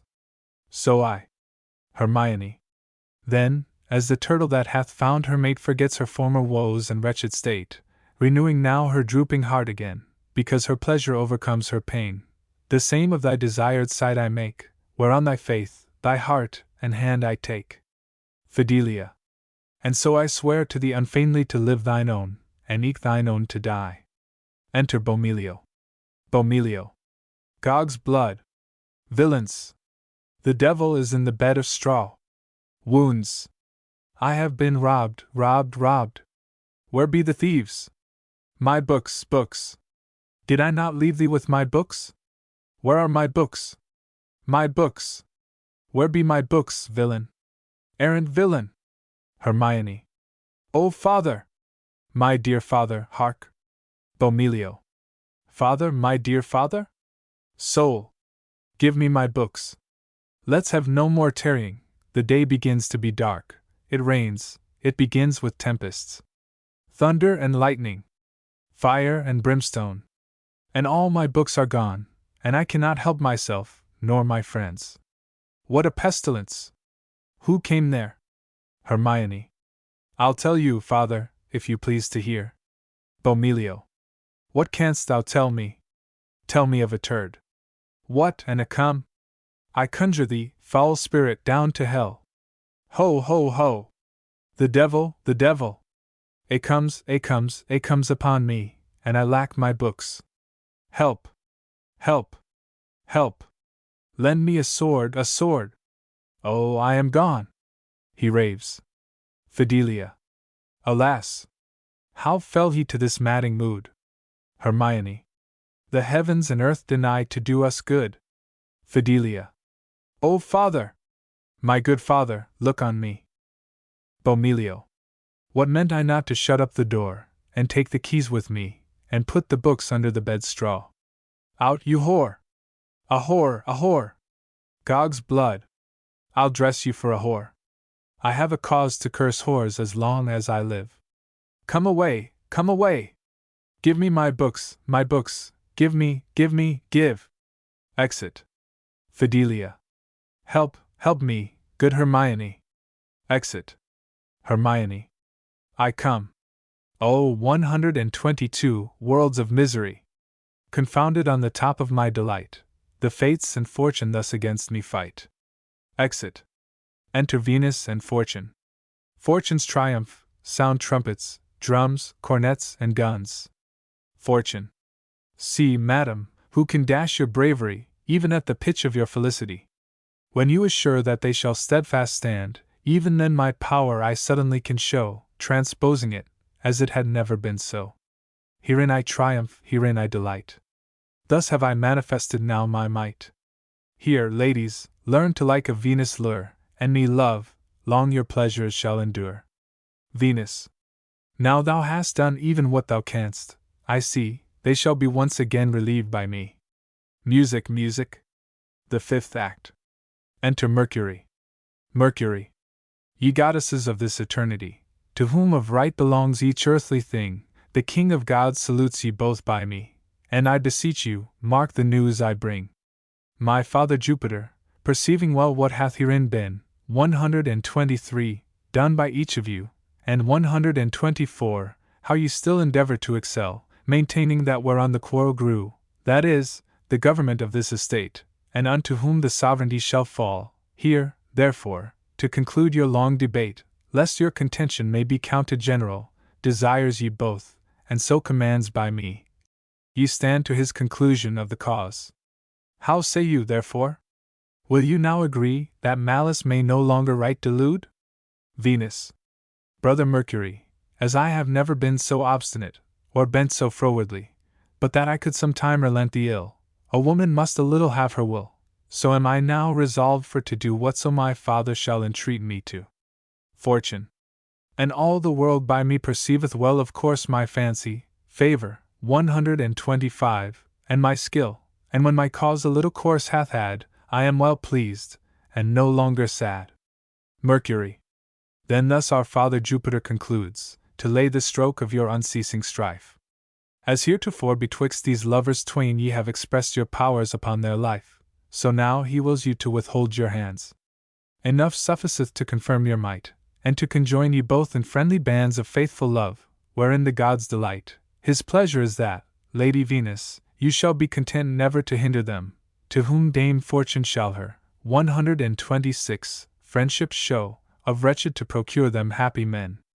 Any shall you, Fortune, once presume to take the credit of the honor in your hand, if Lady Venus do them quite forsake, you shall not seem in their 127 defense to stand.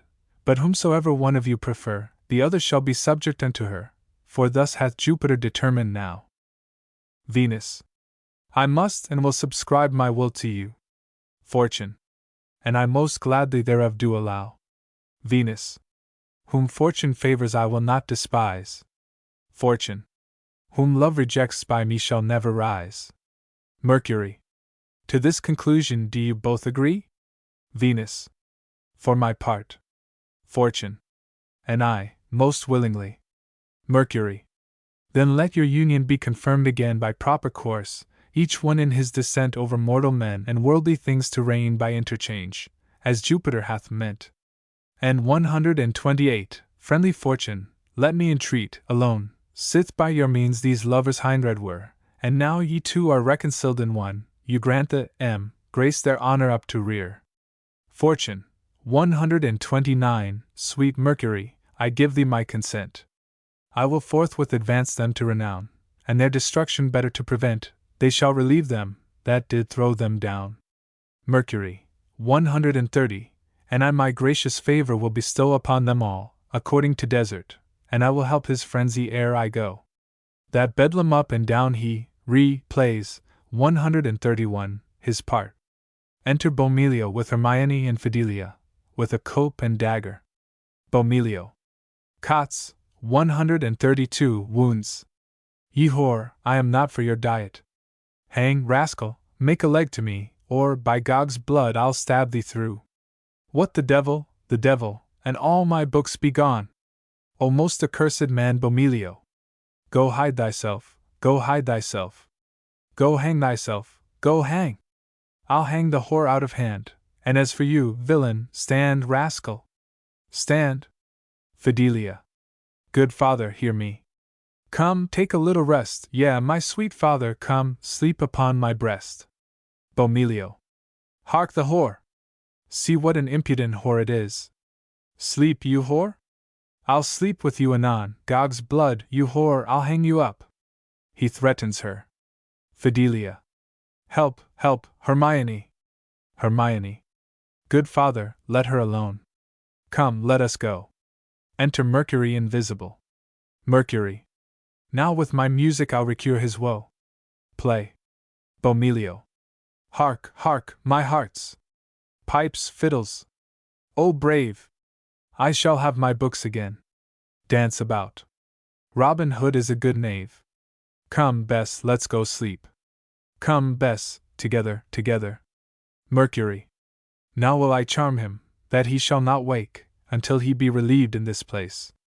Then take her blood, and cast it on this brake, and therewithal besprinkle all his face, and he shall be restored to his sense, his health and memory, as heretofore. Do this, for I must now depart from hence, and so your sorrows shall increase no more. Hermione. Fidelia, what hast thou heard, my dear? O comfortable words, were they but true! If any god or goddess be so near, vouchsafe of pity on our pains to rue. Delude not with a feigned fantasy the wretched mind, of men in misery. Fidelia. Alas! Hermione, let us not feed and flatter ourselves with any 133 good surmise. We are too much accursed so to speed, or any hope thereof for to devise. Resolve yourself, dear friend, another way, and let us never look for happy day. Enter Physantes, Arminio, Penuelo, and Lentulo. Physantes. When thirst of hot revenge inflameth high desire, when malice kindleth so the minds of them that would aspire, that to enlarge their names they reck not his despite, that overseeth all their work, their doings to requite. Mark, then, what followeth, when princes ye provoke, the deeper and the larger wound, when longest is the stroke. And this hath moved me to leave my court awhile, to be content in sweat of brows, in trouble, pain and toil, to seek out wretches, them that have abused me so, and to reward their villainy according, ere we go. Penuelo. May it please your honor, it is excellent done. Gog's blood! And I were a prince, and had such a noble son, that should be so highly abused as he hath been, would I put it up? No, by his wounds I would never lin, till I had made such a mingle-mangle upon their nose, that their skin should serve to make me a doublet and a pair of hose. Lentulo. What, you would not? I' faith, you look not with the face. When you have the skin, sir, what will you do with the case? But, Master Prince, since you are come to this travelation, I'll bring you to my old master's convocation, where he hides himself. When I ran away, it's not far within these woods. How think you, sir, I pray? Physantes. Lead on the way, and I will follow thee. Lentulo. Why, then, come on, my valiant hearts, march on and follow me. But I'll make this bargain first, hear you me what I say. When I come home, you shall not let my master beat me for running away. Physantes. He shall not, I warrant thee. Lentulo. Why, then, my noble youths of oak, pluck up your hearts with me. Will you come, sir? I come on, I faith, keep and order you thereby. We shall find her, I faith, Master Prince, anon, I know, and then I'll trounce him for running away with another man's wife, I trow. Penulo. Stand, sir. Who lives a sunning yonder? Can you tell? Lentulo. It's a beggar with a rogue. Physantes. It is my daughter, I see full well. Hermione. Fidelia, be content, shrink not at all. Physantes. Strike not a stroke, my son. Penulo. For help I shall go run and call. Physantes. And art thou found, false traitor and untrue, traitor to him that dealt so well with thee? Did I devise to stop that would ensue, and found my cares such issue as I see? I see I am abused too much, and too much sufferance is cause of this abuse. This high abuse of yours, as being such, affords no cloak nor color of excuse. Oh, where is thankfulness and love become? Where is the fear of princes' wrath exiled? Even this is the unhappiness of some, to be of them they trusted most beguiled, but sometime pardon breeds a second ill. Thou shameless wench, and thou false-hearted knight, by your unhappy deeds I learn this skill, but yet I list not kill thee, as I might. Her will I have, and keep her as I may. On pain of death I charge thee, hence away. Hermione. O Prince, this sentence hath his force and strength, and dead I am that here appear to live, for how, alas! Can this my life have length when she is hence, that life and sense doth give? But since, alas!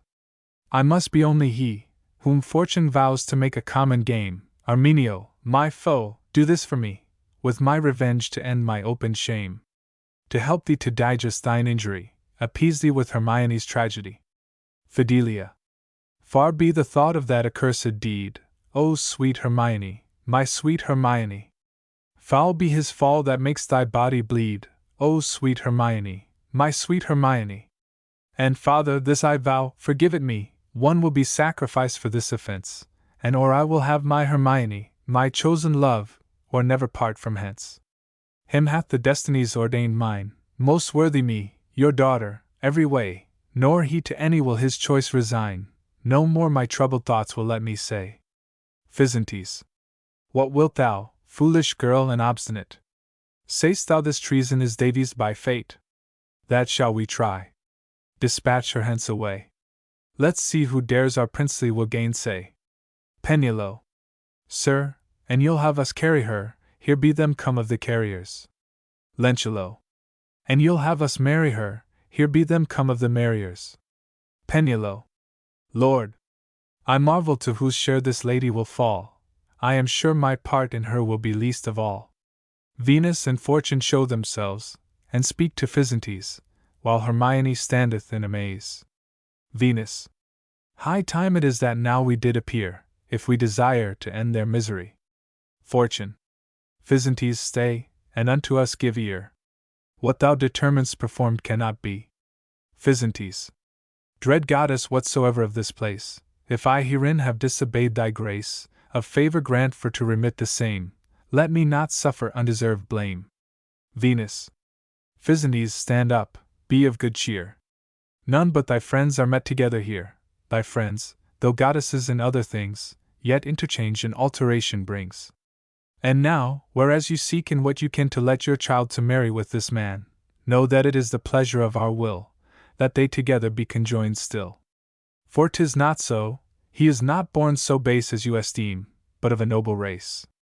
His father is the good Bomilio, that sleepeth here oppressed with woe, whom Phalaris thy father, on a false report, in wrath and anger banished his court. But this is he, to whom thou wishest oft good, and this his son, born of a noble blood. Think it no scorn to thee or thine hereafter to have his son espoused to thy daughter. Physintes. Right gracious goddess, if this be true indeed, as I believe, because from you it doth proceed, then pardon me, for had I known it so, his son had never tasted of this woe. Unwitting of his lineage till this time, not 134, presumed, sprung of a noble line. Put 135 hence, and please your deities, my grief, because my son is dumb without relief. Penelope. I faith, Sirrah, thou and I may hold our peace, with their leave, for none but wise men speak here, I perceive. Lentulo. In some respects so, in some respects not, for a fool's bolt is soon enough shot. Fortune. Physintes, fear no longer his distress, the gracious gods provide for his redress. The shedding of thy daughter's dearest blood shall both to him and to this man do good, for let this fern be dipped in many a place, and, as he sleepeth, cast it in his face, and let his tongue be washed therewithal, and both of them relieved see you shall. Physintes. How say you, daughter, will you grant thereto? Fidelia. Most willing, sir, if you vouchsafe to do but this request, which I most humbly pray, then I may be Hermione's for aye. Physintes. With all my heart, hereon I give my hand. Fidelia. I take it, sir, and to your word I stand, and for thy sake, Hermione, my dear, see what I do, although it touch me near. Now take thy fill, and for his madness prove. Bares her breast. Hermione. O sweet and fearful sight, the sign of love. Lentulo. If it be any sweeter, masters, that runs from you so, I pray you give me some of your blessings ere you go. Arminio. I strive to speak, and glad to find my speech. Forgive, Hermione, forgive me, I beseech. And you, good sister, pardon my friends too rash in all I ventured to do. See what proceedeth from unstable youth. Shame to himself, and to his friends a cause of ruth. Hermione. Arminio, long hath my mind, 136, desired to hear the proffer of this pleasant peace, which sith the gods do grant as we require. Henceforth let rancor and contention cease, and in our breast be knit for ever sure the links of love, perpetual to endure. Bomilio, waking. What have I heard? What is it that they say? Amazed quite. Confounded every way. My son Hermione, I know that is the same. And that's my prince, now comes grief and shame. Physintes. My lord Bomilio, shun not, I know you now. Forgive the fact my father did to you, and what he did, impute it not to me. Thy former place I will restore to thee. In token of our faithful amity, we will be joined in near affinity. Bomilio. Long live Physintes, long live in happy ease, the gods be blessed I live this day to see. What pleased the one, shall never me displease, thrice happy now for all my misery. Penelope. Why then, sir, sith everything is come to so good an end, I hope, my good master, you'll stand by my good friend, and give me but 2,000 or 3,000 pound a year to live on. Lentulo. Much in my knock, Nichols frowny face 137, you and I shall slave it anon. Arminio.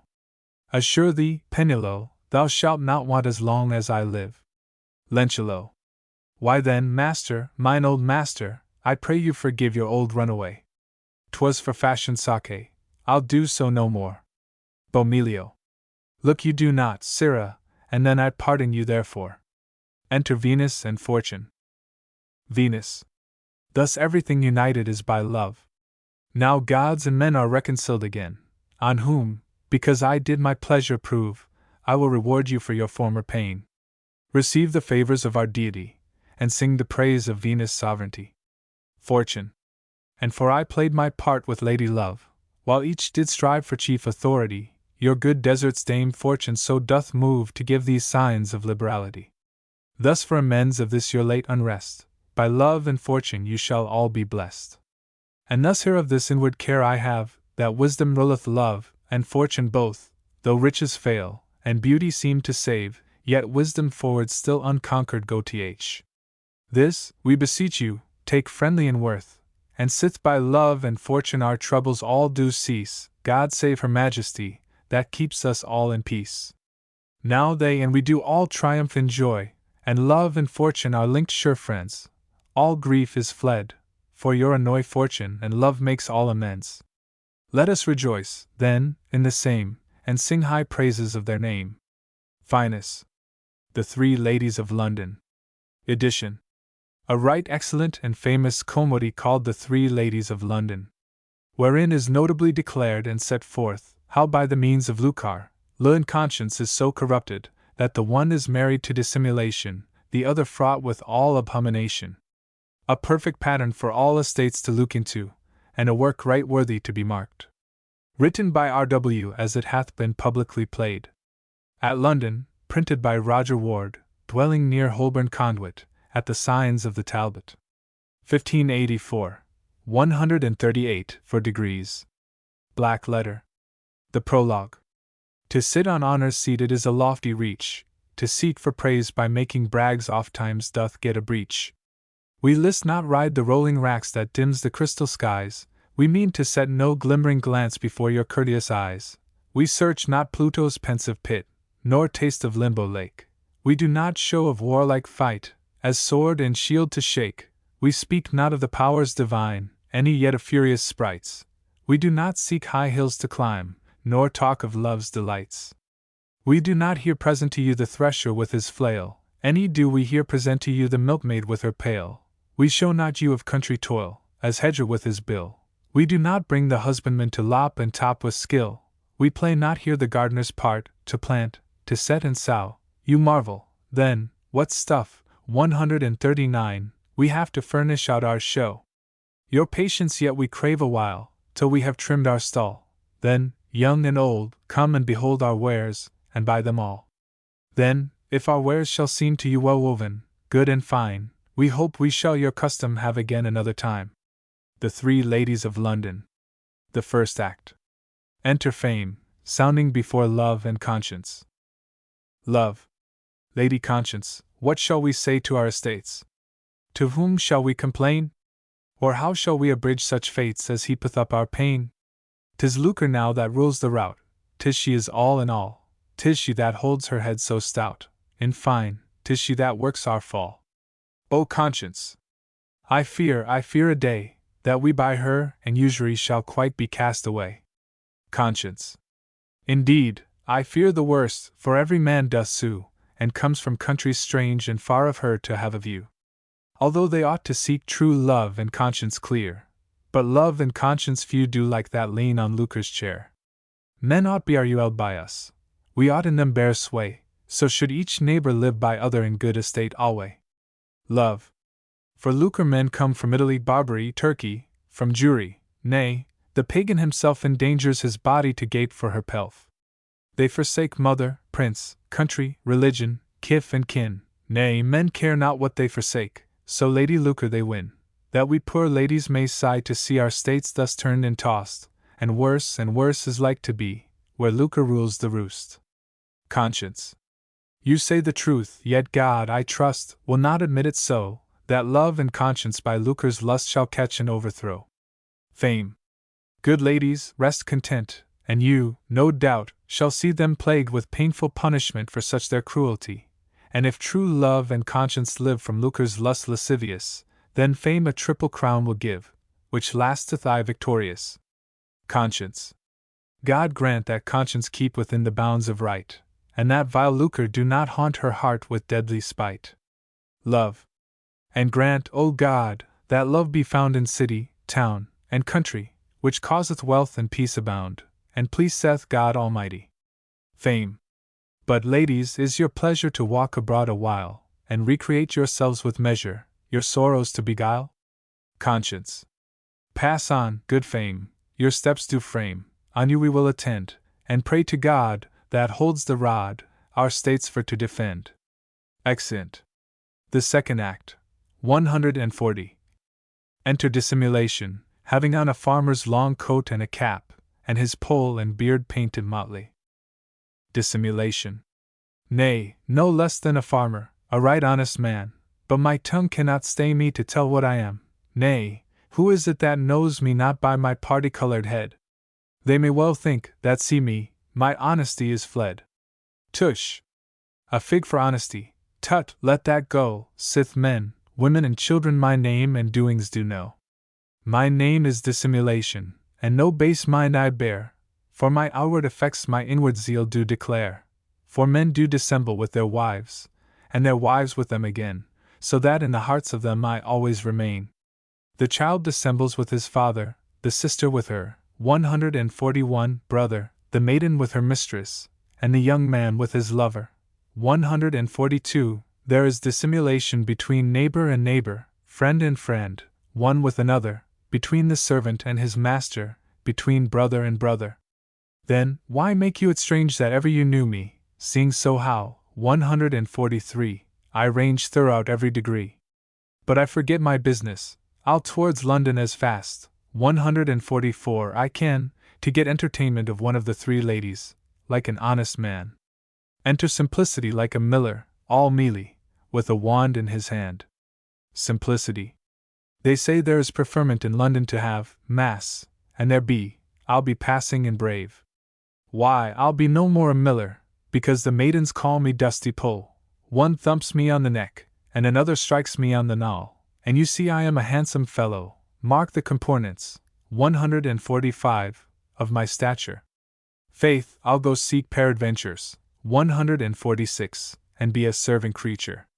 Dissimulation. Whither away, good fellow? I pray thee declare. Simplicity.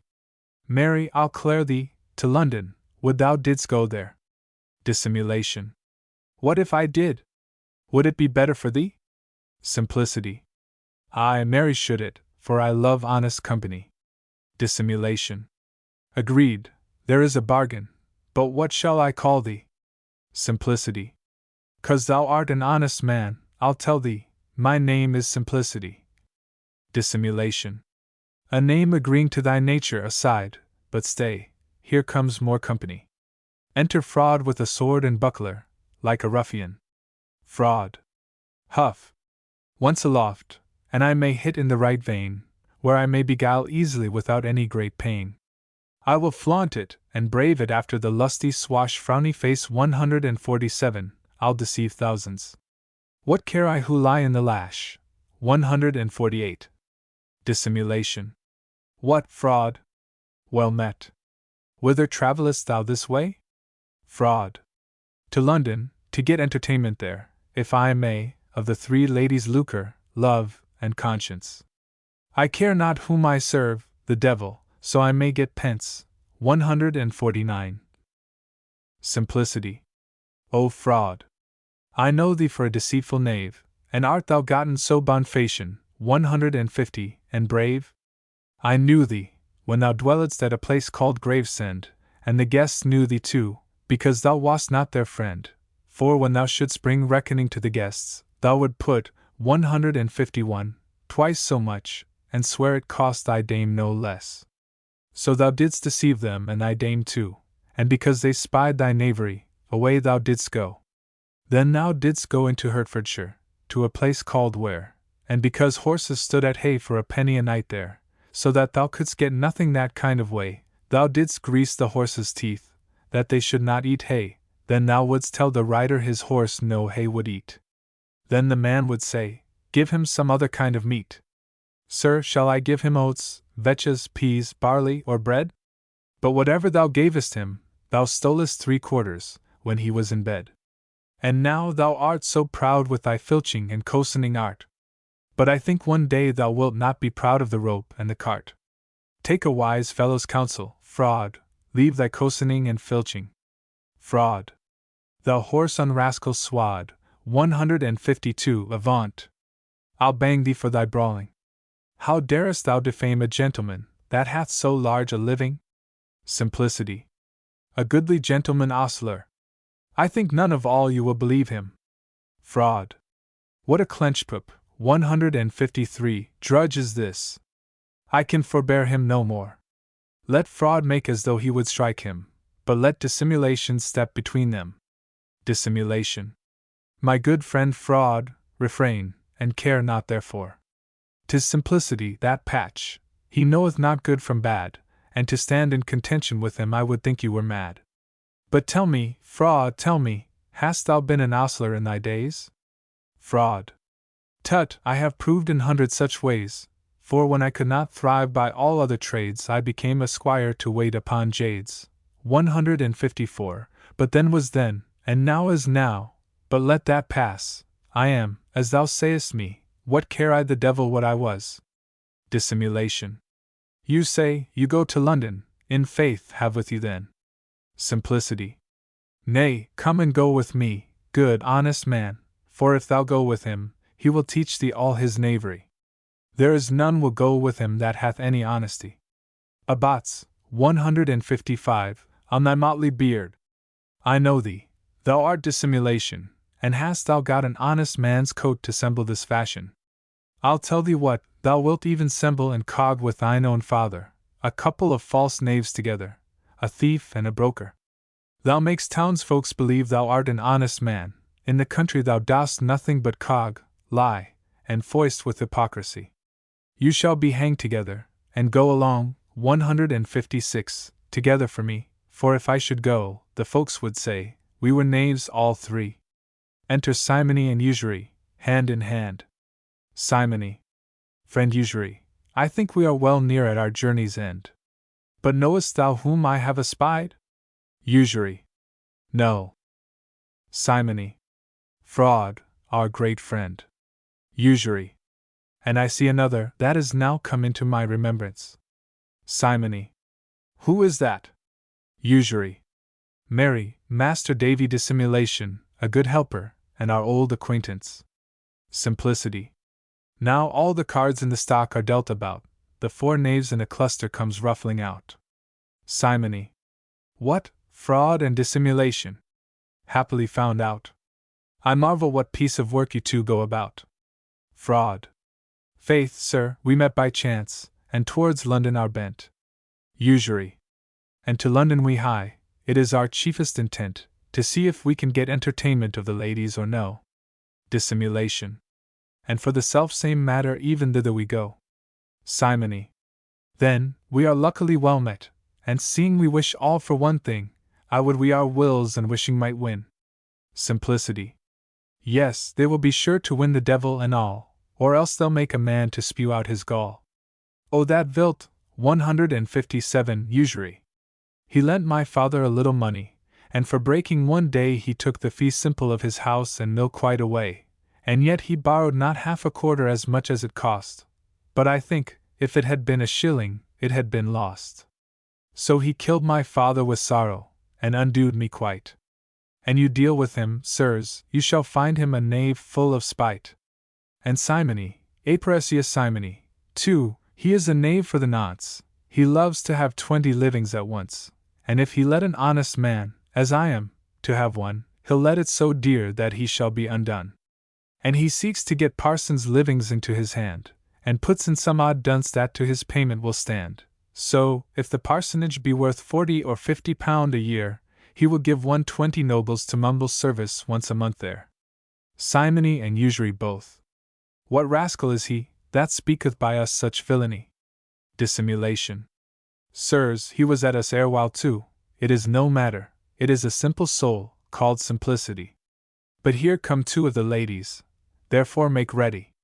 Enter Love and Conscience. Fraud. But which of us all shall first break the matter? Dissimulation. Mary, let Simony do it, for he finely can flatter.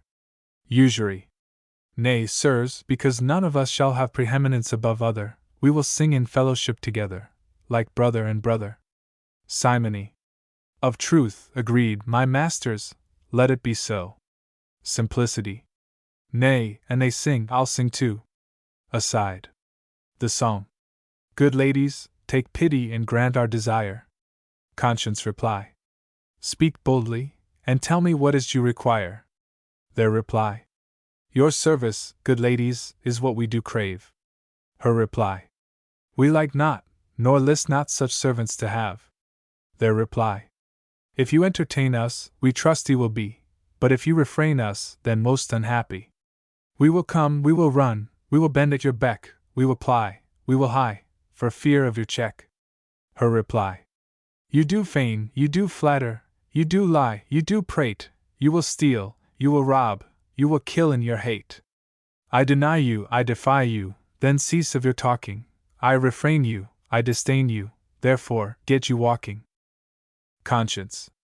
What, fraud, dissimulation, usury, and simony, how dare you for shame presume so boldly, as once to show yourselves before love and conscience, not yielding your lewd lives first to repentance?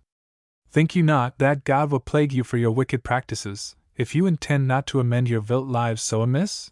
158. Think you not, God knows your thoughts, words, and works, and what secret mischiefs in the hearts of you lurks? Then how dare you offend his heavenly majesty with your dissembling deceit, your flattery, and your usury? Fraud.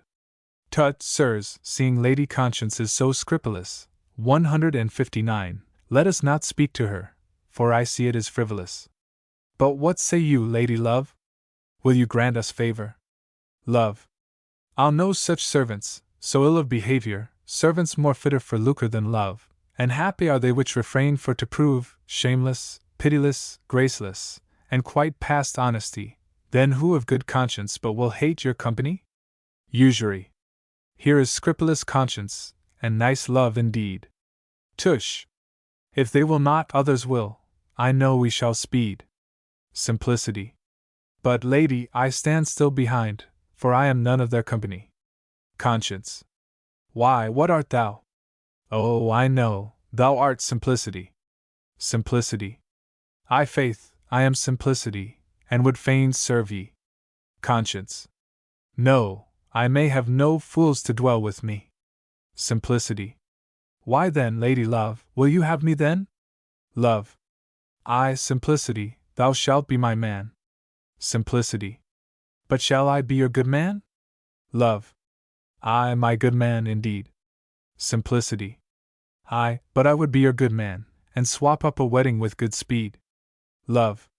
No, love may not marry in any case with simplicity. But if thou wilt serve me, I'll receive it willingly, and if thou wilt not, what remedy? Simplicity. Yes, I will serve ye, but will ye go in to dinner, for I am hungry? Love. Come, Lady Conscience, pleaseth you to walk home from this company? Conscience. With right goodwill, for their sights pleaseth not me. Excellent Lady Love and Conscience. Simplicity. 160. Fraud is the clubbish knave, and usury the hard-hearted knave, and simony the diamond dainty knave, and dissimulation the spiteful knave of spade. Come there any mo knaves? Come there any mo? I see 4 knaves stand in a row. Let fraud run at him, 161, and let simplicity run in, and come out again straight. Fraud. Away, drudge! Begone quickly. Simplicity. I wows frowny face 162, do thrust out my eyes with a lady. Exit Simplicity. Usury. Did you ever see gentlemen so rated at before? But it skills not, I hope one day to turn them both out of door. Simony. We were errantly flouted, railed at, and scoffed in our kind. That same conscience is a vill terror to man's mind. Yet, faith, I care not, for I have borne many more than these, when I was conversant with the clergy beyond the seas, and he that will live in this world must not care what such say, for they are blossoms blown down, not to be found after May.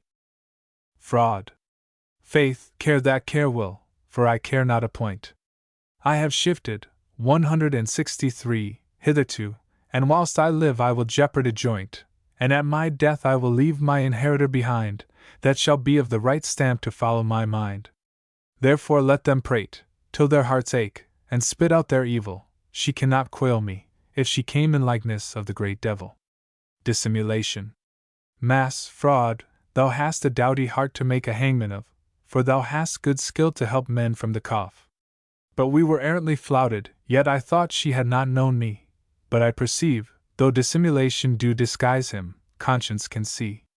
What though conscience perceive it, all the world cannot beside, tush! There be 1,000 places, where we ourselves may provide. But look, sirs, here cometh a lusty lady towards us in haste, but speak to her, if you will, that we may be all placked. Enter Lady Lucre. Usury. I pray thee do, for thou art the likeliest to speed. Dissimulation. Why then I'll tout with a stomach in hope of good speed. Fair lady, all the gods of good fellowship kiss ye, would say bless ye. Lucre. Thou art very pleasant, and full of thy rope ripe, I would say rhetoric. Dissimulation. Lady, you took me at the worst, I beseech you therefore to pardon my boldness, offending no more. Lucre. We do, the matter is not great, but what wouldst thou have? How shall I call thee, and what is thou dost crave? Dissimulation. I am called Dissimulation, and my earnest request is to crave entertainment for me and the rest, whose names are Fraud, Usury, and Simony, great carers for your health, wealth, and prosperity. Lucre. Fraud, Dissimulation, Usury, and Simony, now truly I thank you for proffering your service to me. You are all heartily welcome, and I will appoint straightway, where each one in his office in great honor shall stay. But Usury, didst thou never know my grandmother, the old Lady Lucre of Venice? Usury. Yes, madam, I was servant unto her, and lived there in bliss. Lucre. But why camest thou into England, seeing Venice is a city, where Usury by Lucre may live in great glory? Usury. I have often heard your good grandmother tell, that she had in England a daughter, which her far did excel, and that England was such a place for Lucre to bide, as was not in Europe and the whole world beside. Then, lusting greatly to see you in the country, she being dead, I made haste to come over to serve you in her stead. Lucre. Gramercy, Usury, and I doubt not but that you shall live here as pleasantly, aye, and pleasanter too, if it may be. But Simony, from whence came ye, tell me? 164. Simony. My birth, nursery, and bringing up hitherto hath been in Rome, that ancient religious city. On a time the monks and friars made a banquet, whereunto they invited me, with certain other some English merchants, which belike were of their familiarity. So, talking of many matters, amongst others one began to debate of the abundant substance still brought to that state. Some said the increase of their substance and wealth came from other princes, and was brought thither by stealth, but the friars and monks, with all the ancient company, said that it first came, and is now upholden by me, Simony, which the English merchants gave ear to. Then they flattered a little too much, as Englishmen can do for advantage, when increase it doth touch, and being a shipboard merry, and overcome with drink on a day. The wind served, they hoist sail, and so brought me away, and, landing here, I heard in what great estimation you were, and made bold to your honor to make my repair. Lucre. Well, Simony, I thank thee, but as for fraud and dissimulation, I know their long continuance, and after what fashion.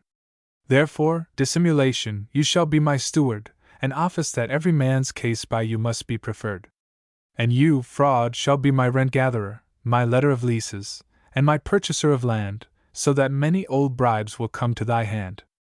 And Usury, because I know you be trusty, you shall be my secretary, to deal amongst merchants, to bargain and exchange money.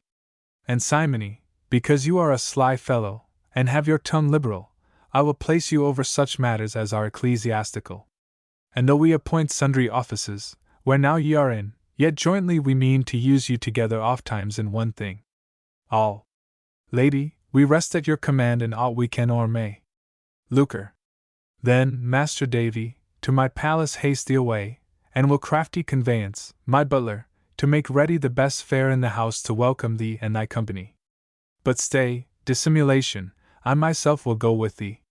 Gentlemen, I'll go before. But pray, in any case, so soon as ye please, resort to my place. Exeunt dissimulation and lucre. Simony. I warrant you, lady, 165, we will not long absent be. Usury. Fellow Simony, this fell out pat, so well as heart could wish. We are cunning anglers, we have caught the fattest fish. I perceive it is true that her grandmother told, here is good to be done by use of silver and gold. And sith I am so well settled in this country, I will pinch all, rich and poor, that come to me. Simony. And Sirrah, when I was at Rome, and dwelt in the friary, they would talk how England yearly sent over a great mass of money, and that this little island was more worth to the Pope than 3 bigger realms which had a great deal more scope, for here were Smokepence, Peterpence, and Paulpence to be paid, besides much other money that to the Pope's use was made. Why, it is but lately since the Pope received this fine, not much more than 26 years, it was in Queen Mary's time, 166, but I think England had never known what this gear had meant, if Friar Austin from the Pope had not hither been sent, for the Pope, hearing it to be a little island, sent him with a great army over, and winning the victory, he landed about Rye, Sandwich, or Dover. Then he erected laws, having the people in subjection, so for the most part England hath paid tribute so long. I, hearing of the great store and wealth in the country, could not choose but persuade myself the people loved simony. Usury. But stay your talk till some other time, we forget my lady. Simony. Of troth you say true, for she bade us make haste, aside, but my talk, methought, savoured well, and had a good taste. Exeunt ambo. Enter Mercator like an Italian merchant. Mercator. I judge in my mind, dat me be not ver far from de place where dwells my lady Lucar. But here come in Shentley main, so he do. Enter Dissimulation. Gentlemen, I pray you heartily, let me speak you. Pray you, do you not know a gentleman dat Master Davy do call? Dissimulation. Yes, Mary, do I am he, and what would you withal? Mercator. Good a my friend, Master Davy, help me, pray you heartily, for a some acquaintance with Madonna Lucar, your lady. Dissimulation. Sir, upon condition I will, therefore I would you should know, that on me and my fellows you must largely bestow, whose names are fraud, usury, and simony, men of great credit and calling, and to get my lady's goodwill, and theirs it is no small thing. But tell me, can you be content to win lucre by dissimulation? Mercator. Good a my friend, do ax me no shush a question, for he dat will live in the world must be of the world sure, and a world will love his own, so long as the world endure. Dissimulation. I commend your wit, sir, but here comes my lady. Enter Lucre. Mercator. Come hither, here's to 3 crowns for dispeak me. Dissimulation. Well, sir, I thank you, I will go speak for you. Lucre. Master Davy. Dissimulation, what new acquaintance have ye gotten there? Dissimulation.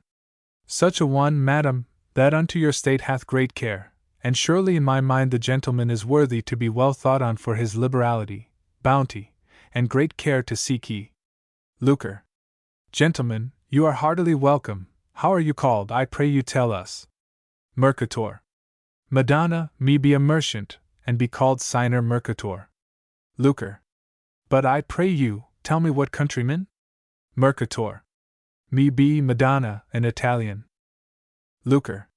Yet let me trouble ye, I beseech ye, whence came ye? Mercator. For salva vostra buona grazia, 167, me come from Turkey. Lucre. Gramercy. But Signor Mercator, dare you not to undertake secretly to convey good commodities out of this country for my sake?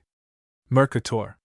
Madonna, me do for love of you tink no pain too much, and to do anything for you me will not grush, me will a forsake my fader, motor, king, country, and more dan dat, me will lie and forswear myself for a quarter so much as my hat. What is dat for love of lucre me dare, or will not do? Me care not for all the world, the great devil, nay, make my God angry for you. Lucre. You say well, Mercator, yet lucre by this is not thoroughly won, but give ear, and I will show what by thee must be done. Thou must carry over wheat, peas, barley, oats, and vetches, and all kind of grain, which is well sold beyond sea, and bring such merchants great gain. Then thou must carry beside leather, tallow, beef, bacon, bell-metal, and everything, and for these good commodities trifles into England thou must bring, as bugles to make babels, colored bones, glass beads to make bracelets withal, for every day gentlewomen of England do ask for such trifles from stall to stall, and you must bring more, as amber, jet, coral, crystal, and every such babble, that is slight, pretty, and pleasant. They care not to have it profitable. And if they demand wherefore your wares and merchandise agree, you must say jet will take up a straw, amber will make one fat, coral will look pale, when you be sick, and crystal staunch blood. So with lying, flattering, and glossing you must utter your ware, and you shall win me to your will, if you can deceitfully swear. Mercator. Tink ye not dat me have carried over corn, leader, beef, and bacon too, all 'tis while? And brought heater many babbles dese countrymen to beguile? Yes, shall me tell you, Madonna, I me and my countrymens have sent over bell metal for make ordnance, yea, and ordnance itself beside, dat my country and oder countries be so well furnished as dis country, and has never been espied. Lucre. Now I perceive you love me, and if you continue in this still, you shall not only be with me, but command me when and where you will. Mercator. Lady, for to do all this and more for you me be content, but I think some skull, 168, knave will put a bill into Parliament, for dat such a things shall not be brought here. Lucre. Tush, Mercator. I warrant thee, thou needest not to fear. What and one do? There is some other will flatter, and say they do no hurt to the country, and with a slight fetch that bill away. And if they do not, so that by Act of Parliament it be passed, I know you merchants have many a slight and subtle cast, so that you will by stealth bring over great store, and say it was in the realm a long time before. For being so many of these trifles here, as there are at this day, you may increase them at pleasure, when you send over sea, and do but give the searcher an odd bribe in his hand, I warrant you, he will let you scape roundly with such things in and out the land. But, Senior Mercator, I pray you walk in with me, and as I find you kind to me, so will I favor ye. Mercator. Me thank you, my good lady. But Master Dissimulation, here is for your fellows, fraud, usury, and simony, and say me give it dem. Extant Lucre and Mercator. Dissimulation. I marry, sir, these bribes have welcome, 169 been. Good faith, I perceive, dissimulation, fraud, usury, and simony shall live in spite of love and conscience, though their hearts it doth grieve. Masters, he that cannot lie, dissemble, and flatter nowadays, is not worthy to live in the world, nor in the court to have praise. Enter Artifex, an artificer. Artifex. I beseech you, good Master Dissimulation, befriend a poor man to serve Lady Lucre, and sure, sir, I'll consider it hereafter, if I can. Dissimulation. What, consider me? Dost thou think that I am a bribe-taker? Faith, it lies not in me to further thy matter. Artifex. Good Master Dissimulation, help me, I am almost quite undone, but yet my living hitherto with conscience I have won, but my true working, my early rising, and my late going to bed is scant able to find myself, wife and children dry bread, for there be such a sort of strangers in this country, that work fine to please the eye, though it be deceitfully, and that which is slight, and seems to the eye well, shall sooner than a piece of good work be proffered to sell, and our Englishmen be grown so foolish and nice, that they will not give a penny above the ordinary price. Dissimulation. Faith, I cannot help thee, 'tis my fellow fraud must pleasure thee. Here comes my fellow fraud, speak to him, and I'll do what I can. Enter Fraud. Artifex. I beseech you be good unto me, right honest gentleman. Fraud. Why and where to? What wouldst thou have me do? Artifex. That my poor estate you will so much prefer, as to get me to be a workman to Lady Lucre, and, sir, I doubt not but to please you so well for your pain, that you shall think very well of me, if I in her service remain. Dissimulation. Good fellow Fraud, do so much, for I see he is very willing to live, and some piece of work to thee for thy pains he will give. Fraud. Well, upon that condition I will, but I care not so much for his gifts, as that he will by my name declare how he came by his great thrifts, and that he will set out in every kind of thing, that fraud is a good husband, and great profit doth bring. Therefore the next piece of work that thou dost make, let me see how deceitful thou wilt do it for my sake.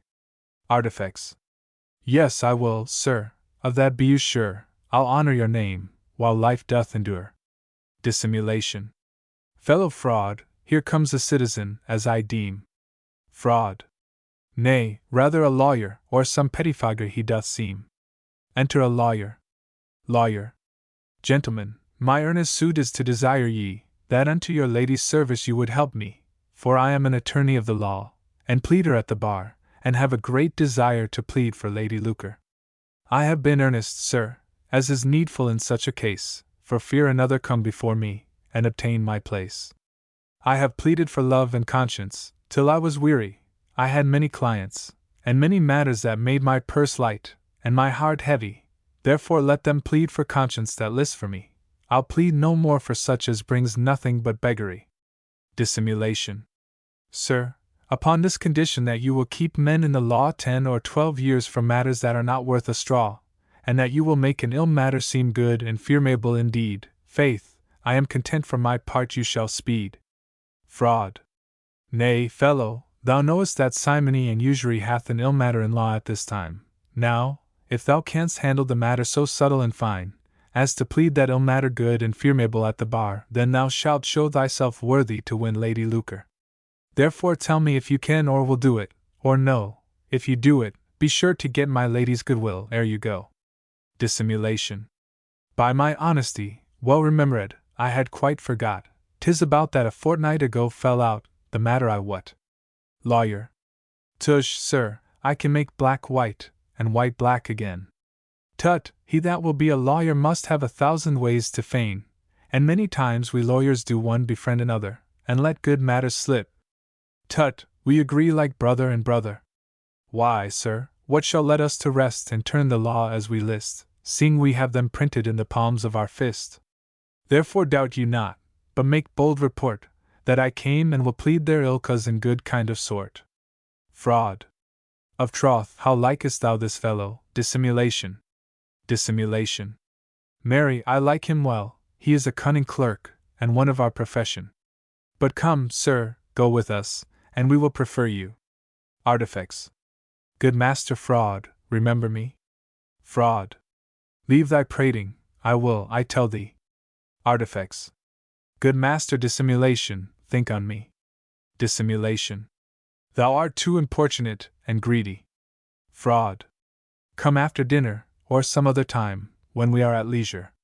Dissimulation, fraud, and lawyer excellent. Artifex. Come after dinner, or some other time.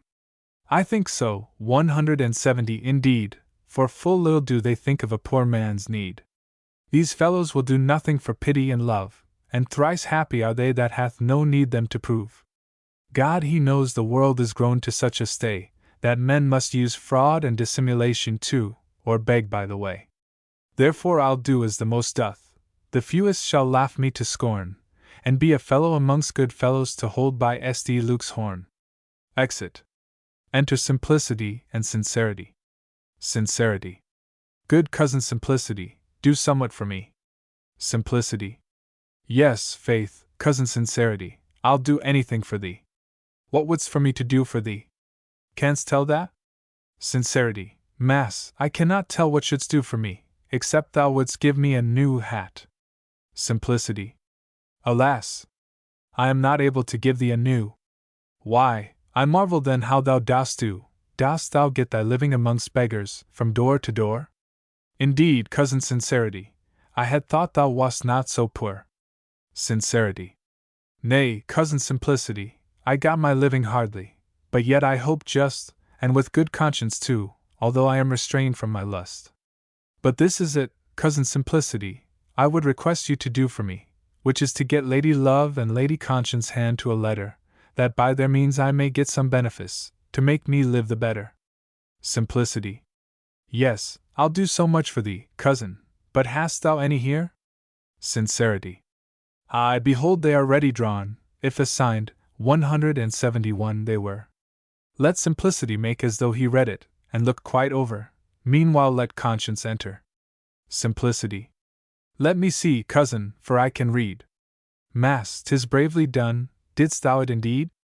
Mistress Conscience, I have a matter to bequest you to. Conscience. What is't? I doubt not but 'tis some wise thing, if it be for you. Simplicity. Marry, my cousin Sincerity wad desire to scribe these papers here, that he may get some preferment, but I know not where. Conscience. Be these your letters? What would you have me do, And how shall I call ye? Sincerity. Lady, my name is Sincerity. Conscience. And from whence come ye?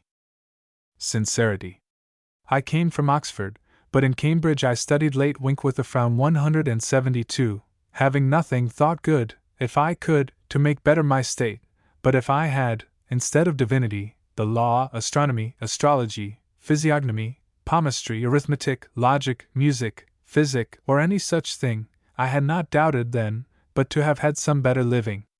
But divines that preach the word of God sincerely and truly, are in these days little or nothing at all. 173, set by. God grant the good preachers be not taken away for our unthankfulness.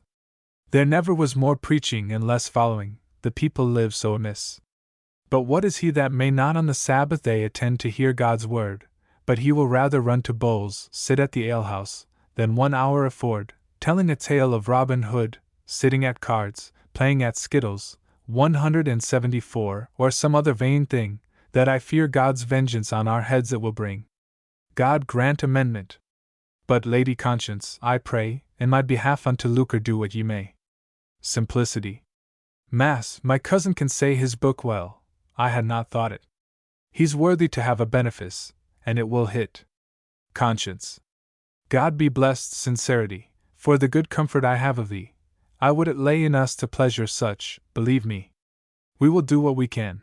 But ultra posse non est esse, you know, it is lucre that hath brought us poor souls so low, for we have sold our house, we are brought so poor, and fear by her shortly to be shut out of door. Yet to subscribe our name we will with all our heart, perchance for our sakes something she will impart.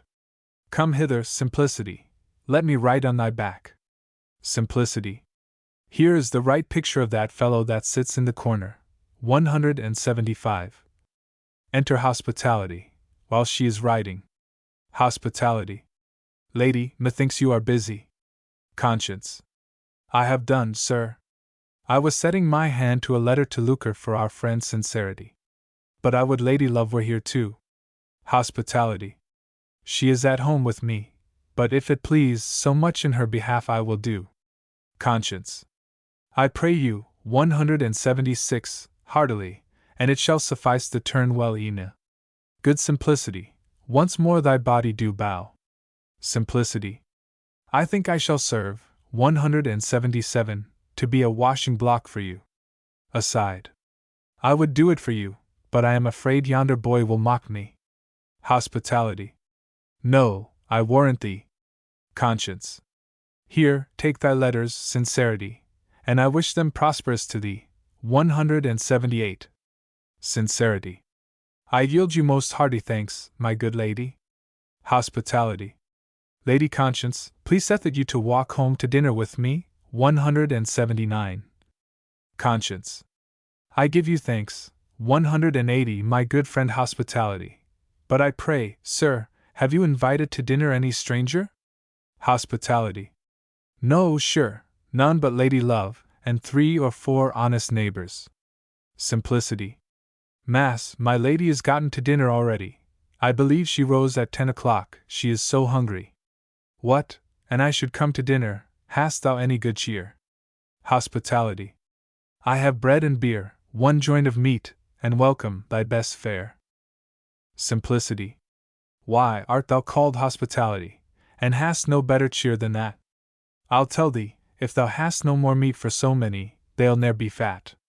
What if my cousin, nay, I myself alone, to dinner should come, where should my lady and the rest dine, for I could eat up every crumb?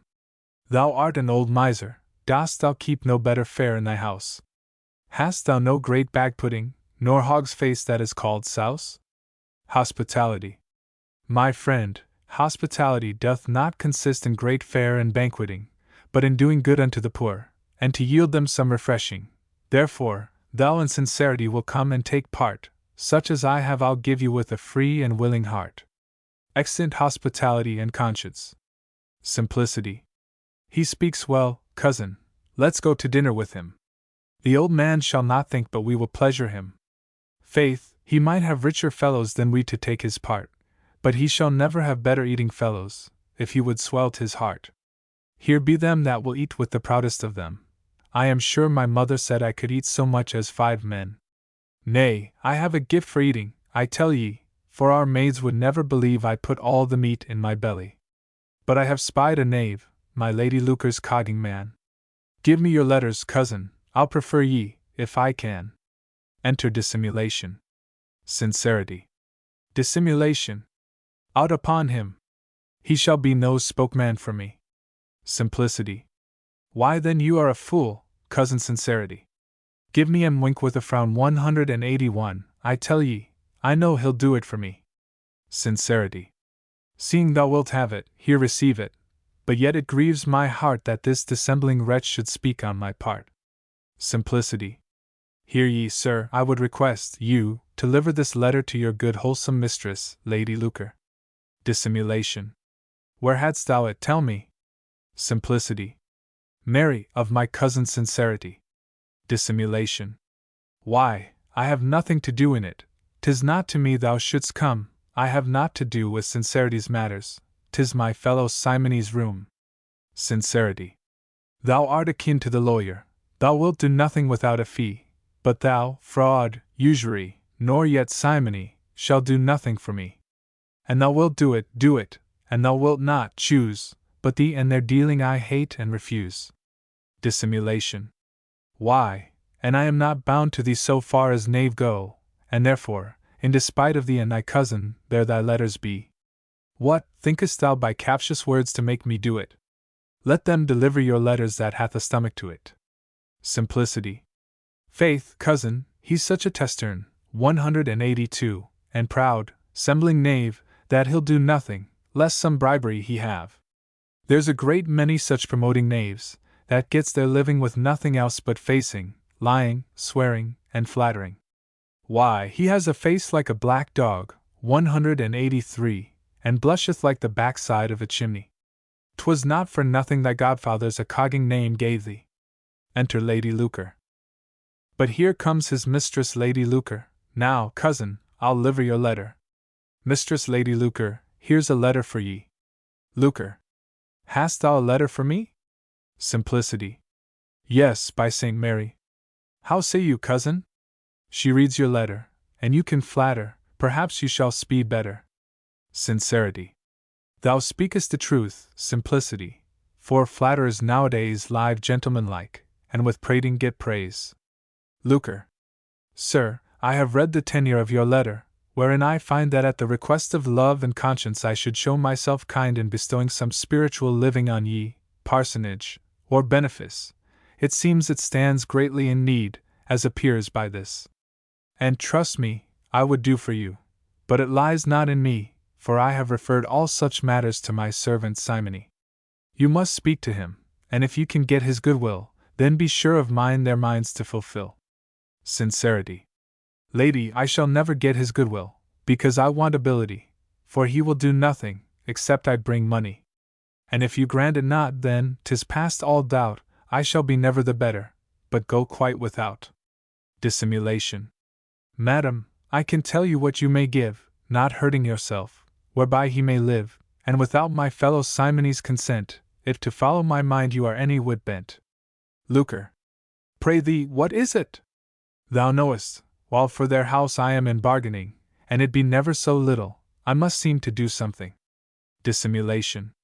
Why, have you not the parsonage of St. Nihil to bestow? If you give him that, Simony shall never know. Lucre. Indeed, thou sayest true. Draw near, Sincerity. Lo, for their sakes I will bestow frankly on thee. I'll give thee the parsonage of St. Nihil to pleasure them withal, and such another to it, if thou watch, till it fall. Simplicity.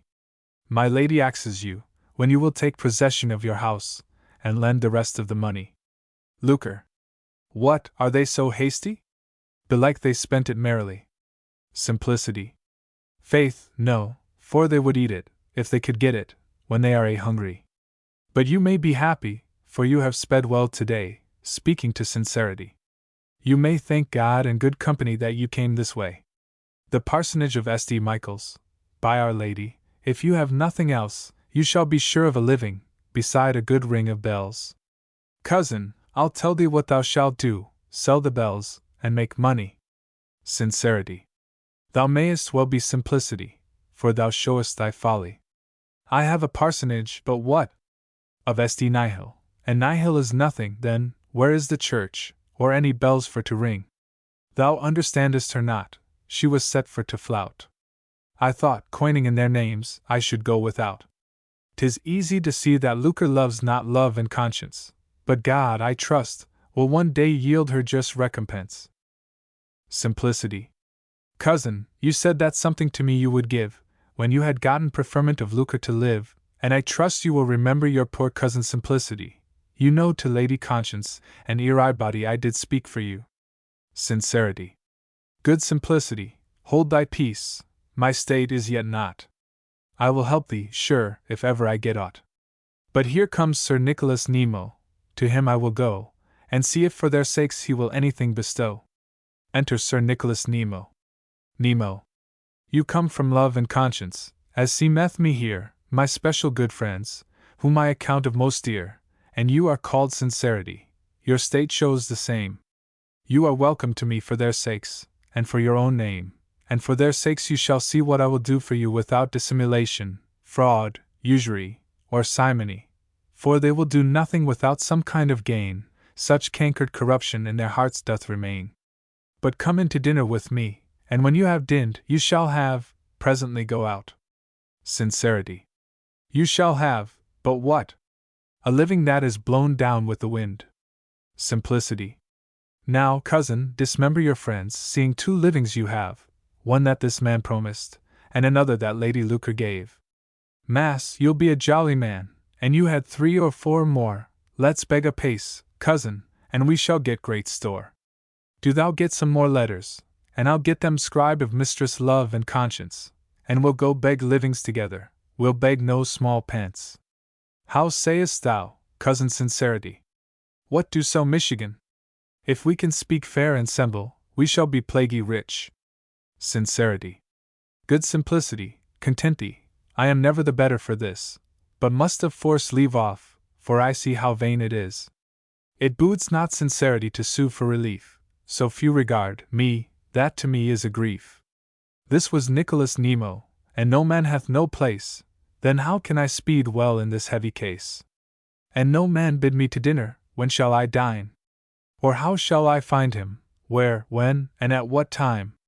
Wherefore the relief I have had, and shall have, is small, but to speak truth, the relief is nothing at all. But come, Simplicity, let us go see what may be had. Sincerity in these days was, sure, born to be sad. Simplicity. Come, let's go to dinner, cousin, for the gentleman, I think, hath almost inned, but, an I do get vills enough, I'll warrant you, I will not be behind. Sincerity. What, if thou canst not get it then, how wilt thou eat? Simplicity. Marry on this fashion, with both hands at once, ye shall see, when I get meat. Sincerity. Why, his name was Nemo, and Nemo hath no being. Simplicity. I believe, cousin, you be not hungry, that you stand prating. Faith, I'll go do him a pleasure, because he hath need. Why, and he will needs have meat eat, I shall see how I'll feed. I believe he will not bid me come again to him, mass, and he do, I shall find a fellow that has his eating. Excellent ambo. Enter Usury and Conscience. Usury. Lady Conscience, is there anybody within your house, can you tell? Conscience. There is nobody at all, be ye sure, I know certainly well. Usury. You know, when one comes to take possession of any piece of land, there must not be one within, for against the order of law it doth stand. Therefore I thought good to ask you, but I pray you think not amiss, for both you and almost all others knows, that an old custom it is. Conscience. You say truth, take possession, when you please, good leave I render ye. Doubt you not, there is neither man, woman, nor child, that will or shall hinder ye. 184. Usury. Why, then, I will be bold to enter. Exit. Conscience. Who is more bold than Usury to venter? He mocketh the matter dangerous, where is no need at all, but he thinks it not perilous to seek every man's fall. Both he and Lucre hath so pinched us, we know not what to do, were it not for hospitality, we knew not whither to go. Great is the misery that we poor ladies abide, and much more is the cruelty of lucre and usury beside. O conscience, thou art not accounted of. O love, thou art little set by, for almost every one true love and pure conscience doth deny. So hath lucre crept into the bosom of man, woman, and child, that every one doth practice his dear friend to beguile. But God grant hospitality be not by them overpressed, in whom all our stay and chiefest comfort doth rest. But usury hates hospitality, and cannot him abide, because he for the poor and comfortless doth provide. Here he comes that hath undone many an honest man, and daily seeks to destroy, deface, and bring to ruin, if he can. Now, sir, have you taken possession, as your dear lady willed you? Enter usury. Usury. I have done it, and I think you have received your money. But this to you, my lady willed me to bid you provide some other house out of hand, for she would not by her will have love and conscience to dwell in her land. Therefore I would wish you to provide ye, so ye should save charges, for a less house may serve ye. Conscience. I pray you heartily, let us stay there, and we will be content to give you £10 a year, which is the old rent. Usury. £10 a year! That were a stale jest, if I should take the old rent to follow your request. Nay, after £40 a year you shall have it for a quarter, and you may think, too, I greatly befriend ye in this matter, but no longer than for a quarter to you I'll set it, for perhaps my lady shall sell it, or else to some other will let it. Conscience. Well, sith we are driven to this hard and bitter drift, we accept it, and are contented to make bare and hard shift. Usury. Then, get you gone, and see at a day your rent be ready. Conscience. We must have patience perforce, seeing there is no remedy. Exit conscience. Usury. What a fool was I! It repents me I have let it so reasonable. I might so well have had after 60 as such a trifle, for, seeing they were distressed, they would have given largely. I was a right sot, but I'll be overseen no more, believe me. Enter Mercator. Mercator. Ah, my good a friend Master Usury.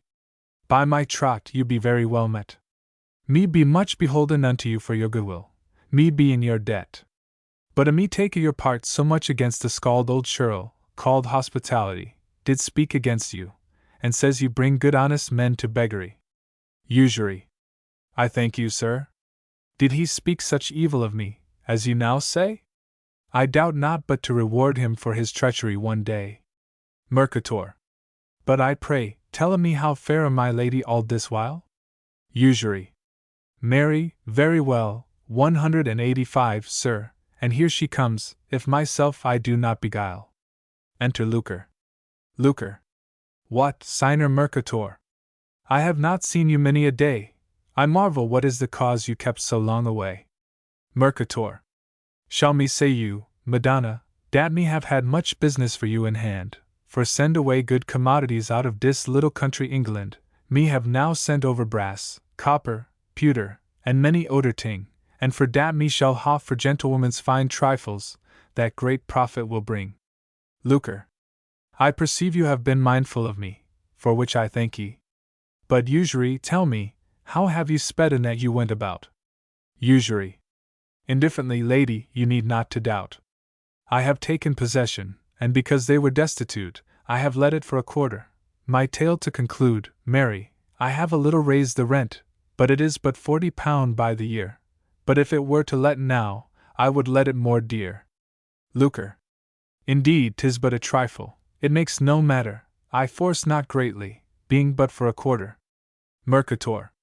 Madonna, me tell ye that you shall do, let dem to stranger, dat are content to dwell in a little room, and to pay much rent, for you know de Frenchmans and Flemings in dis country be many, so dat they make shift to dwell 10 houses in one very gladly, and be content to for pay 50 or 60 pound a year for dat which de Englishmen say 20 mark is too dear. Lucre. Why, Signor Mercator, think you not that I have infinite numbers in London that my want doth supply? Beside in Bristol, Northampton, Norwich, Westchester, Canterbury, Dover, Sandwich, Portsmouth, Plymouth, and many mo, that great rents upon little room do bestow. Yes, I warrant you, and truly I may thank the strangers for this, that they have made houses so dear, whereby I live in bliss. But, Signor Mercator, dare you to travel undertake, and go amongst the Moors, Turks and Pagans for my sake? Mercator. Madonna, me dare go to de Turks, Moors, Pagans, and more too, what do me care, and me go to de great devil for you. Command me, madam, and you shall see plain, data for your sake me refuse a no pain. Lucre. Then, Signor Mercator, I am forthwith to send ye, from hence to search for some new toys in Barbary and in Turkey, such trifles as you think will please wantons best, for you know in this country 'tis their chiefest request. Mercator. Indeed, de gentlewomen's here buy so much feigned toys, dat we strangers laugh to tink wherein dey have their joys. Fate, Madonna, me will search all the strange countries me can tell, but me will have such things dat please dese gentlewomen's vel. Lucre. Why, then, let us provide things ready to haste you away. Mercator. A vostro commandamento, Madonna, me obey. Exeunt. Enter Simony and Peter, please man, like a parson. 186. Simony. Now proceed with your tale, and I'll hear thee. Peter. And so, sir, as I was about to tell you, this same Presco and this same Krakow be both my parishioners now, and sir, they fell out marvelously together about you. This same Krakow took your part, and said that the clergy was upholden by you, and maintained very worshipfully. So, sir, Presco he would not grant that in no case, but said that you did corrupt the clergy, and dishonor that holy place. Now, sir, I was weary to hear them at such great strife, for I love to please men, so long as I have life. Therefore I beseech your mastership to speak to Lady Lucre, that I may be her chaplain, or else to serve her. Simony. What is your name? Peter. Sir Peter. Simony. What more? Peter. Forsooth, please man. Simony. Then, your name is Sir Peter, please man? Peter. Aye, forsooth. Simony. And please woman too, now and then? Peter. You know that homo is indifferent. 187. Simony. Now, surely, a good scholar in my judgment. I pray, at what university were ye? Peter. Of no university, truly. Marry, I have gone to school in a college, where I have studied 2 or 3 places of divinity. And all for Lady Lucre's sake, sir, you may steadfastly believe me. Simony. Nay. I believe ye. But of what religion are you, can ye tell? Peter. Marry, sir, of all religions, I know not myself very well. Simony. You are a Protestant now, and I think to that you will grant? Peter. Indeed I have been a Catholic, Mary, now for the most part, a Protestant. But, and if my service may please her, hark in your ear, sir, I warrant you my religion shall not offend her. Simony. You say well, but if I help you to such great preferment, would you be willing that for my pain I shall have yearly half the gain? For it is reason, you know, that if I help you to a living, that you should unto me be somewhat beholding. Peter. Aye, sir, and reason good, I'll be as your mastership please, I care not what you do, so I may live at ease. Simony. Then, this man is answered. Sir Peter, please man, come in with me, and I'll prefer you straightway to my lady. Peter. Oh, sir, I thank ye. Exeunt. Enter Simplicity, with a basket on his arm. Simplicity. You think I am going to market to buy roast meat, do ye not? I thought so, but you are deceived, for I wot what I wot. I am neither going to the butcher's to buy veal, mutton, or beef, but I am going to a bloodsucker, and who is it? Faith, usury, that thief.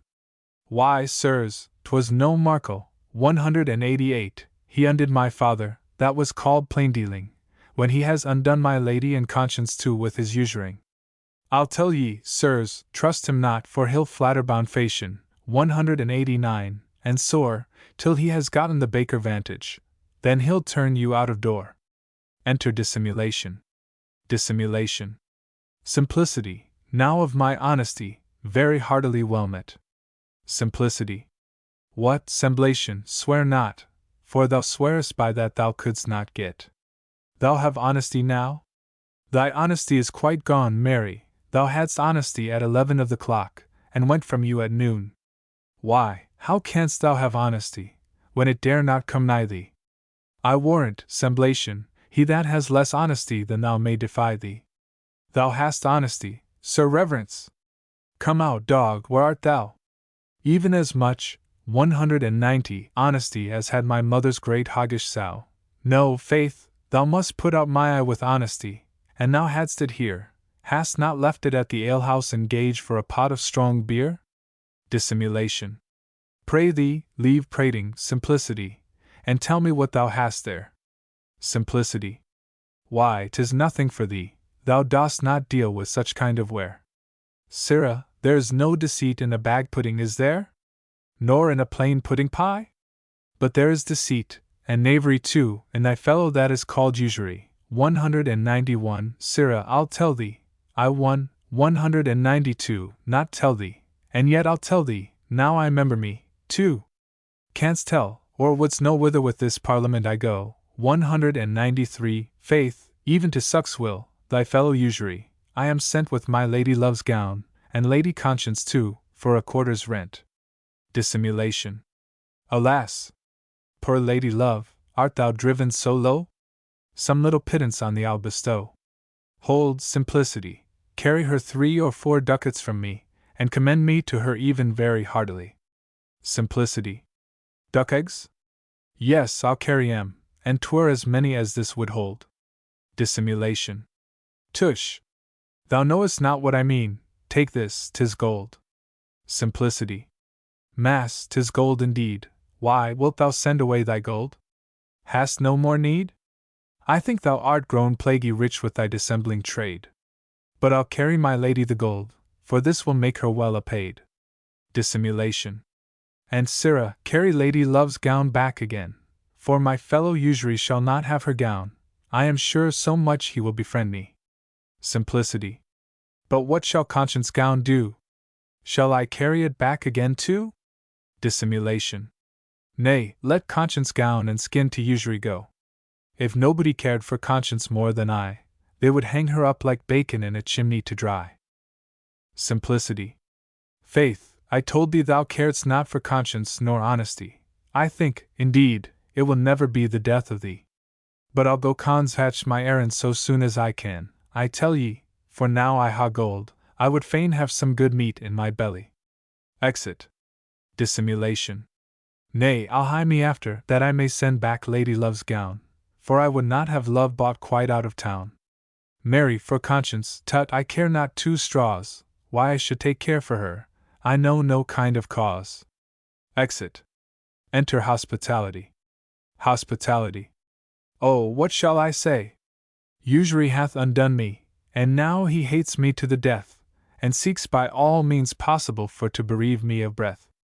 I cannot rest in any place, but he hunts and follows me everywhere, that I know no place to abide, I live so much in fear. But out, alas! Here comes he that will shorten my days. Enter Usury. Usury. Oh, have I caught your old grey beard? You be the man whom the people so praise, you are a frank gentleman, and full of liberality. Why, who had all the praise in London or England, but master hospitality? But I'll master you now, I'll hold you a groat. Hospitality. What, will you kill me? Usury. No, I'll do nothing but cut thy throat. Hospitality. Oh, help, help, help for God's sake. Enter Conscience, running apace. Conscience. What lamentable cry was that I heard one make? Hospitality. O Lady Conscience. Now or never help me. Conscience. Why, what wilt thou do with him, Usury? Usury. What will I do with him? Marry, cut his throat, and then no more. Conscience. Oh, dost thou not consider that thou shalt dearly answer for hospitality, that good member? Refrain it therefore. Usury. Refrain me no refraining, nor answer me no answering, the matter is answered well enough in this thing. Conscience. For God's sake, spare him. For country sake, spare him. For pity sake, spare him. For love sake, spare him. For conscience sake, forbear him. Usury. Let country, pity, love, conscience, and all go in respect of myself, he shall die. Come, ye feeble wretch, I'll dress ye like an elf. Conscience. But yet, usury, consider the lamentable cry of the poor. For lack of hospitality, fatherless children are turned out of door. Consider again the complaint of the sick, blind, and lame, that will cry unto the Lord for vengeance on thy head in his name. Is the fear of God so far from thee that thou hast no feeling at all? Oh, repent, usury! Leave hospitality, and for mercy at the Lord's hand call. Usury. Leave prating, conscience, thou canst not mollify my heart. He shall, in spite of thee and all other, feel his deadly smart. Yet I'll not commit the murder openly, but hale the villain into a corner, and so kill him secretly. Come, ye miserable drudge, and receive thy death. Hospitality. Help, good lady, help! He will stop my breath. Conscience. Alas! I would help thee, but I have not the power. Hospitality. Farewell, Lady Conscience, you shall have hospitality in London nor England no more. Hail him in 194. Conscience. Oh, help! Help, help, some good body! Enter dissimulation and simplicity hastily. Dissimulation. Who is that calls for help so lustily? 195. Conscience. Out, alas! Thy fellow usury hath killed hospitality. Simplicity. Now God's blessing on his heart, why, 'twas time that he was dead, he was an old churl, with never a good tooth in his head. And he ne'er kept no good cheer that I could see, for if one had not come at dinner time, he should have gone away hungry. I could never get my belly full of meat, he had nothing but beef, bread, and cheese for me to eat.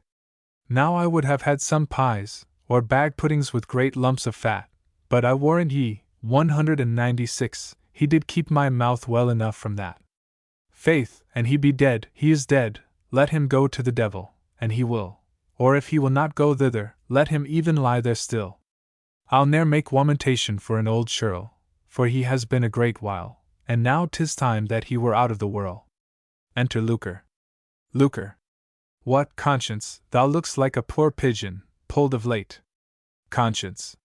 What, Lucre, thou lookest like a whore, full of deadly hate.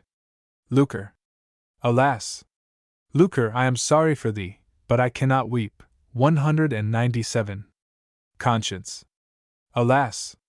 Lucre, I am sorry for thee that thou canst no honesty keep, but such as thou art, such are the 198 attenders on thee, as appears by thy servant usury, that hath killed that good member hospitality. Simplicity. Faith, hospitality is killed, and hath made his will, and hath given dissimulation 3 trees upon an high hill. Lucre. Come hither, dissimulation, and hie you hence, so fast as you may, and help thy fellow usury to convey himself out of the way. Further will the justices, if they chance to see him, not to know him, or know him, not by any means to hinder him, and they shall command thrice so much at my hand. Go, trudge, run, out, away, how? Dost thou stand? Dissimulation. Nay, good lady, send my fellow simony, for I have an earnest suit to ye. Lucre. Then, simony, go, do what I have willed. Simony. I run, madam, your mind shall be fulfilled. Exit. Conscience. Well, well, Lucre, audio et taceo, I see and say nothing, but I fear the plague of God on thy head it will bring. Dissimulation. Good lady, grant that love be your waiting maid. For I think, being brought so low, she will be well apaid. Lucre. Speakest thou in good earnest, or dost thou but dissemble? I know not how to have thee, thou art so variable. Dissimulation. Lady, though my name be Dissimulation, yet I speak bona fide now. If it please you my petitions to allow. Enter Simony. Lucre. Stand by, I'll answer thee anon.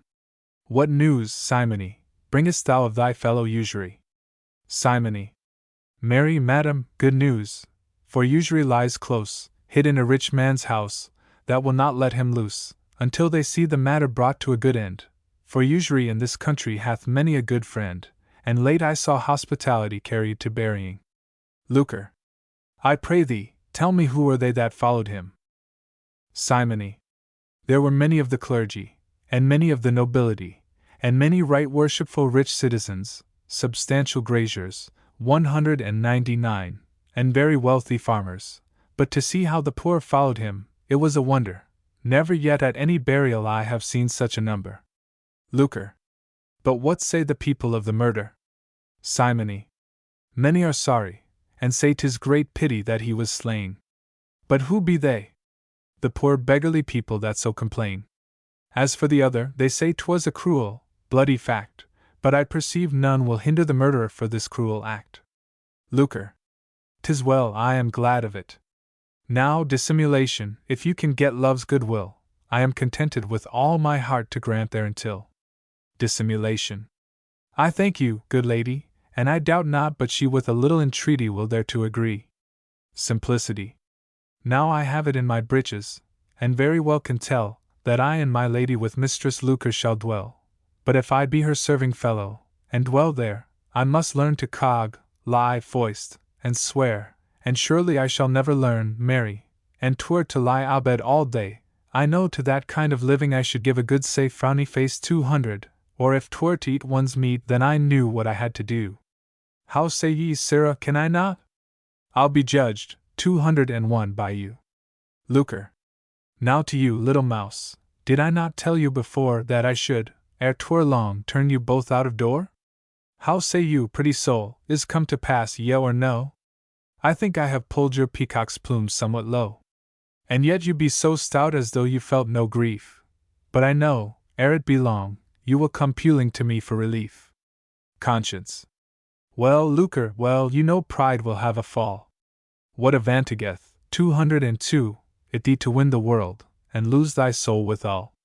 Yet better it is to live with little, and keep a conscience clear, which is to God a sacrifice, and accounted of most dear. Lucre. Nay, conscience, and you be bookish, I mean to leave ye, and the cold ground to comfort your feet I bequeath ye. Methink, you being so deeply learned may do well to keep a school. Why, I have seen so cunning a clerk in time to prove a fool. Exeunt Lucre and Simony. Simplicity. Sirrah, if thou shouldst marry my lady, thou wouldst keep her brave, for I think now thou art a plaguy rich knave. Dissimulation. Rich I am, but as for knave, keep that to thyself. Come, give me my lady's gown, thou ass-headed elf. Simplicity. Why, I'll go with thee, for I must dwell with my lady. Dissimulation. Pack hence away, or, Jack Drum's entertainment frowny face 203, she will none of thee. Exit. Simplicity. This is as my cousin and I went to Master Nemo's house. There was nobody to bid a dog drink, or to change a man a louse. But Lady Conscience, nay, who there? Scratch that name away.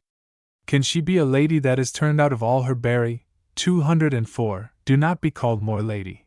And if you be wise, for everybody will mock you, and say you be not worth 2 butterflies. Conscience. What remedy, Simplicity? I cannot do withal. But what shall we go do? Or whereto shall we fall? Simplicity. Why, to our victuals, I know nothing else we have to do. And mark, if I cannot eat 20 times as much as you. Conscience.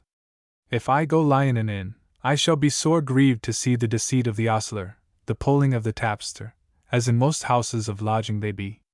If in a brewer's house, at the over-plenty of water and the scarceness of malt I should grieve, whereby to enrich themselves all other with unsavour thin drink they deceive. If in a tanner's house, with his great deceit in tanning.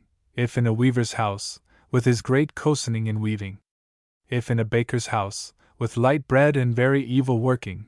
If in a chandler's, with deceitful weights, false measures, selling for a halfpenny that is scant worth a farthing. And if in an alehouse, with the great resort of poor unthrifts, that with swearing at the cards consume their lives, having greater delight to spend a shilling that way, than a groat at home to sustain their needy children and wives. For which I judge it best for me to get some solitary place, where I may with patience this my heavy cross embrace, and learn to sell 220 broom, whereby to get my living, using that as a quiet mean to keep myself from begging. Wherefore, simplicity, if thou wilt do the like, settle thyself to it, and with true labor thy living do seek. Exit Conscience. Simplicity. No, faith, Mistress Conscience, I'll not, for, an I should sell 205 broom, the maids would cozen me to competully with their old shoon. And 2, I cannot work, and you would hang me out of the way, for when I was a miller, Will did grind the meal, while I did play. Therefore I'll have as easy an occupation as I had when my father was alive. Faith, I'll go even begging, why, 'tis a good trade, a man shall be sure to thrive, for I am sure my prayers will get bread and cheese, and my singing will get me drink. Then shall not I do better than Mistress Conscience? Tell me as you think. Therefore God pan in the kitchen, and God pot in the buttery, come and resist me, that I may sing with the more meliosity. But, sirs, mark my called countenance, when I begin. But yonder is a fellow, 206, that gapes to bite me, or else to eat that which I sing. Why, thou art a fool, canst thou not keep thy mouth straight together? And when it comes, snap at it, as my father's dog would do at a liver. But thou art so greedy, that thou thinkest to eat it before it comes nigh thee. Simplicity sings. Simplicity sings it, and experience doth prove, no biding in London for conscience and love. The country hath no peer, where conscience comes not once a year, and love so welcome to every town, as wind that blows the houses down. Sing down a down, down, down, down. Simplicity sings it, and experience doth prove, no dwelling in London, no biding in London, for conscience and love. Simplicity. Now, sirrah, hast eaten up my song? And ye shall eat no more today, for everybody may see your belly is grown bigger with eating up our play. He has filled his belly, but I am never a whit the better, therefore I'll go seek some victuals, and member, for eating up my song you shall be my debtor. Exit Simplicity. Enter Mercator, the merchant, and Gerontis, a Jew. Gerontis. But, Signor Mercator, tell me, did ye serve me well or no, that having gotten my money would seem the country to forego? You know I lent you 2,000 ducats for 3 months' space, and ere the time came, you got another 1,000 by flattery and thy smooth face. So, when the time came that I should have received my money, you were not to be found, but was fled out of the country. Surely, if we that be Jews should deal so one with another, we should not be trusted again of our own brother. But many of you Christians make no conscience to falsify your faith, and break your day. I should have been paid at 207 months' end, and now it is 2 years you have been away. Well, I am glad you be come again to Turkey. Now I trust I shall receive the interest of you, so well as the principal. Mercator. Ah, good Master Geronto! Pray heartily, bear me a little while, and me shall pay ye all without any deceit or guile. Me have much business for my pretty knacks to send to England. Good sir, bear me for 5 days, me'll dispatch your money out of hand. 208. Gerontis. Signor Mercator, I know no reason why, because you have dealt with me so ill. Sure, you did it not for need, but of set purpose and will. And I tell ye, 209, to bear with ye 4 or 5 days goes sore against my mind, lest you should steal away, and forget to leave my money behind. Mercator. Pray heartily, do think o' no such ting, my good friend, a me. Be my trot and fate, me pay you all, every penny. Gerontis. Well, I'll take your faith and troth once more, and trust to your honesty, in hope that for my long tarrying you will deal well with me. Tell me what where you would buy for England, such necessaries as they lack? 210. Mercator. Oh no, lack some pretty fine toy, or some fantastic new knack, for de gentlewomen's in England buy much tings for fantasy. You pleasure me, sir, that me mean a dear buy? Gerontis. I understand you, sir, but keep touch with me, and I'll bring you to great store, such as I perceive you came to this country for, as musk, amber, sweet powders, fine odors, pleasant perfumes, and many such toys, wherein I perceive consisteth that country gentlewomen's joys. Besides, I have diamonds, rubies, emeralds, sapphires, smaragdines, opals, onyxes, jacinths, agates, turquoise, and almost of all kind of precious stones, and many fit things to suck away money from such green-headed wantons. Mercator. Faith, my good friend, me thank you most heartily alway. Me shall content your debt within this 2 or 3 day. Gerontis. Well, look, you do keep your promise, and another time you shall command me. Come, go we home, where our commodities you may at pleasure see. Exeunt. Enter Conscience with brooms at her back, singing as followeth. New brooms, 211 green brooms, will you buy any? Come, maidens, come quickly, let me take a penny. My brooms are not steeped, but very well bound, my brooms be not crooked, but smooth cut and round. I wish it should please you to buy of my broom, then would it well ease me, if market were done. Have you any old boots, or any old shoon, pouch rings or buskins to cope for new broom? If so you have, maidens, I pray you bring hither, that you and I friendly may bargain together. New brooms, green brooms, will you buy any? Come, maidens, come quickly, let me take a penny underscore. Conscience speaketh. Thus am I driven to make a virtue of necessity, and seeing God Almighty will have it so, I embrace it thankfully, desiring God to mollify and lessen, 212, usury's hard heart, that the poor people feel not the like penury and smart. But usury is made tolerable amongst Christians, as a necessary thing, so that, going beyond the limits of our law, they extort, and many to misery bring. But if we should follow God's law, we should not receive above that we lend, for if we lend for reward, how can we say we are our neighbor's friend? Oh, how blessed shall that man be, that lends without abuse, but thrice accursed shall he be, that greatly covets use. For he that covets overmuch, insatiate is his mind, so that to perjury and cruelty he wholly is inclined, wherewith they sore oppress the poor by divers sundry ways, which makes them cry unto the Lord to shorten cutthroats' days. Paul calleth them thieves that doth not give the needy of their store, and thrice accursed are they that take 1 penny from the poor. But while I stand reasoning thus, I forget my market clean, and sith God hath ordained this way, I unto use the mean. Sing again. Have ye any old shoes, or have ye any boots? Have ye any buskins, or will ye buy any broom? Who bargains or chops with Conscience? What, will no customer come? Enter Usury. Usury. Who is it that cries brooms? What, Conscience, selling brooms about the street? Conscience. What, Usury, it is great pity thou art unhanged yet. Usury. Believe me, Conscience, it grieves me thou art brought so low. Conscience. Believe me, Usury, it grieves me thou wast not hanged long ago, for if thou hadst been hanged, before thou slewest hospitality, thou hadst not made me in thousands more to feel like poverty. Enter Lucre. Lucre. Methought I heard one cry brooms along the door. Usury. Ay, marry, madam, it was Conscience, who seems to be offended at me very sore. Lucre. Alas, Conscience! Art thou become a poor broom wife? Conscience. Alas, Lucre! Wilt thou continue a harlot all the days of thy life? Lucre. Alas!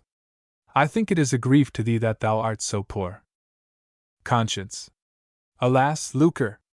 I think it is no pain to thee, that thou still playest the whore. Lucre. Well, well, Conscience, that sharp tongue of thine hath not been thy furtherance. If thou hadst kept thy tongue, thou hadst kept thy friend, and not have had such hindrance. But wottest thou who shall be married tomorrow? Love with my dissimulation, for, I think, to bid the guests they are by this time well nigh gone, and having occasion to buy brooms, I care not if I buy them all. Conscience. Then, give me a shilling, and with a good will have them you shall. Lucre. Usury, carry in these brooms, and give them to the maid, for I know of such store she will be well apaid. Exit Usury with the brooms. Hold, Conscience, though thy brooms be not worth a quarter so much, yet to give thee a piece of gold I do it not grutch, and if thou wouldst follow my mind, thou shouldst not live in such sort, but pass thy days with pleasure, store of every kind of sport. Conscience. I think you lead the world in a string, for everybody follows you, and sith every one doth it, why may not I do it too? For that I see your free heart, and great liberality, I marvel not that all people are so willing to follow ye. Lucre. Then, sweet soul, mark what I would have thee do for me. That is, to deck up thy poor cottage handsomely, And for that purpose I have 5,000 crowns in store, and when it is spent, thou shalt have twice as much more. But only see thy rooms be neat, when I shall thither resort, with familiar friends to play, and 213, pass the time in sport, for the deputy, constable, and spiteful neighbors do pry, and I about my house, that I dare not be once merry within, but still mute like a mouse. Conscience. My good Lady Lucre, I will fulfill your mind in every kind of thing, so that you shall be welcome at all hours, whomsoever you do bring, and all the dogs in the town shall not bark at your doings, I trow, for your full pretence and intent I do thoroughly know, even so well as if you had opened the very secrets of your heart, for which I doubt not but to rest in your favor by my desert. But here comes your man Usury. Enter Usury. Lucre. I'll send him home for the money. Usury, step in, and bring me the box of all abomination, that stands in the window. It is little and round, painted with divers colors, and is pretty to the show.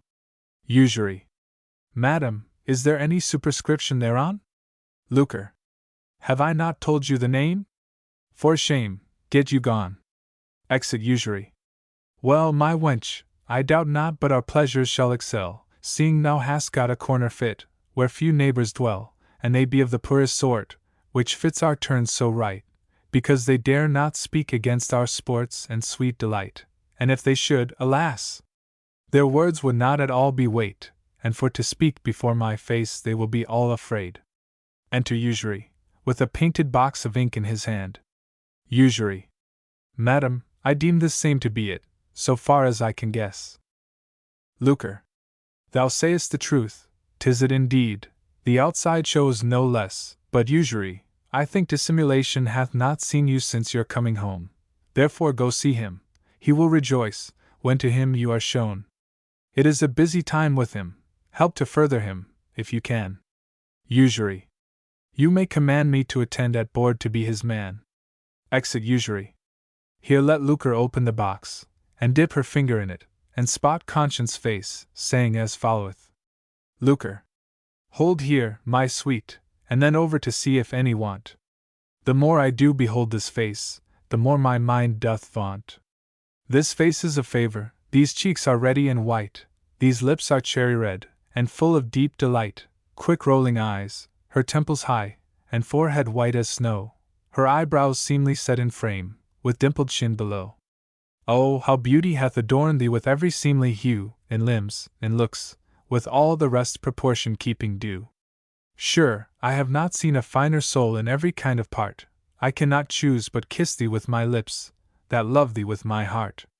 Conscience. I have told the crowns, and here are just so many as you to me did say. Lucre. Then, when thou wilt, thou mayst depart, and homewards take thy way.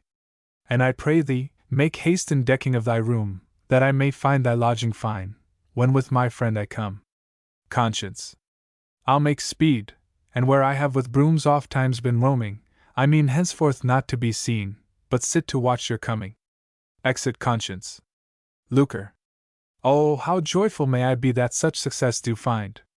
No marvel, for poverty and desire of lucre do force them follow my mind. Now may I rejoice in full contentation, that shall marry love with dissimulation, and I have spotted Conscience with all abomination. But I forget myself, for I must to the wedding, both vauntingly and flauntingly, although I had no bidding. Exit Lucre. Enter Dissimulation, and Cogging his man, and Simony. Cogging. Sir, although you be my master, I would not have you to upbraid my name, but I would have you use the right skill and title of the same, for my name is either Scogging, 214, nor Scragging, but ancient Cogging. Sir, my ancestors were 5 of the 4 worthies, and yourself are of my near kin. Dissimulation.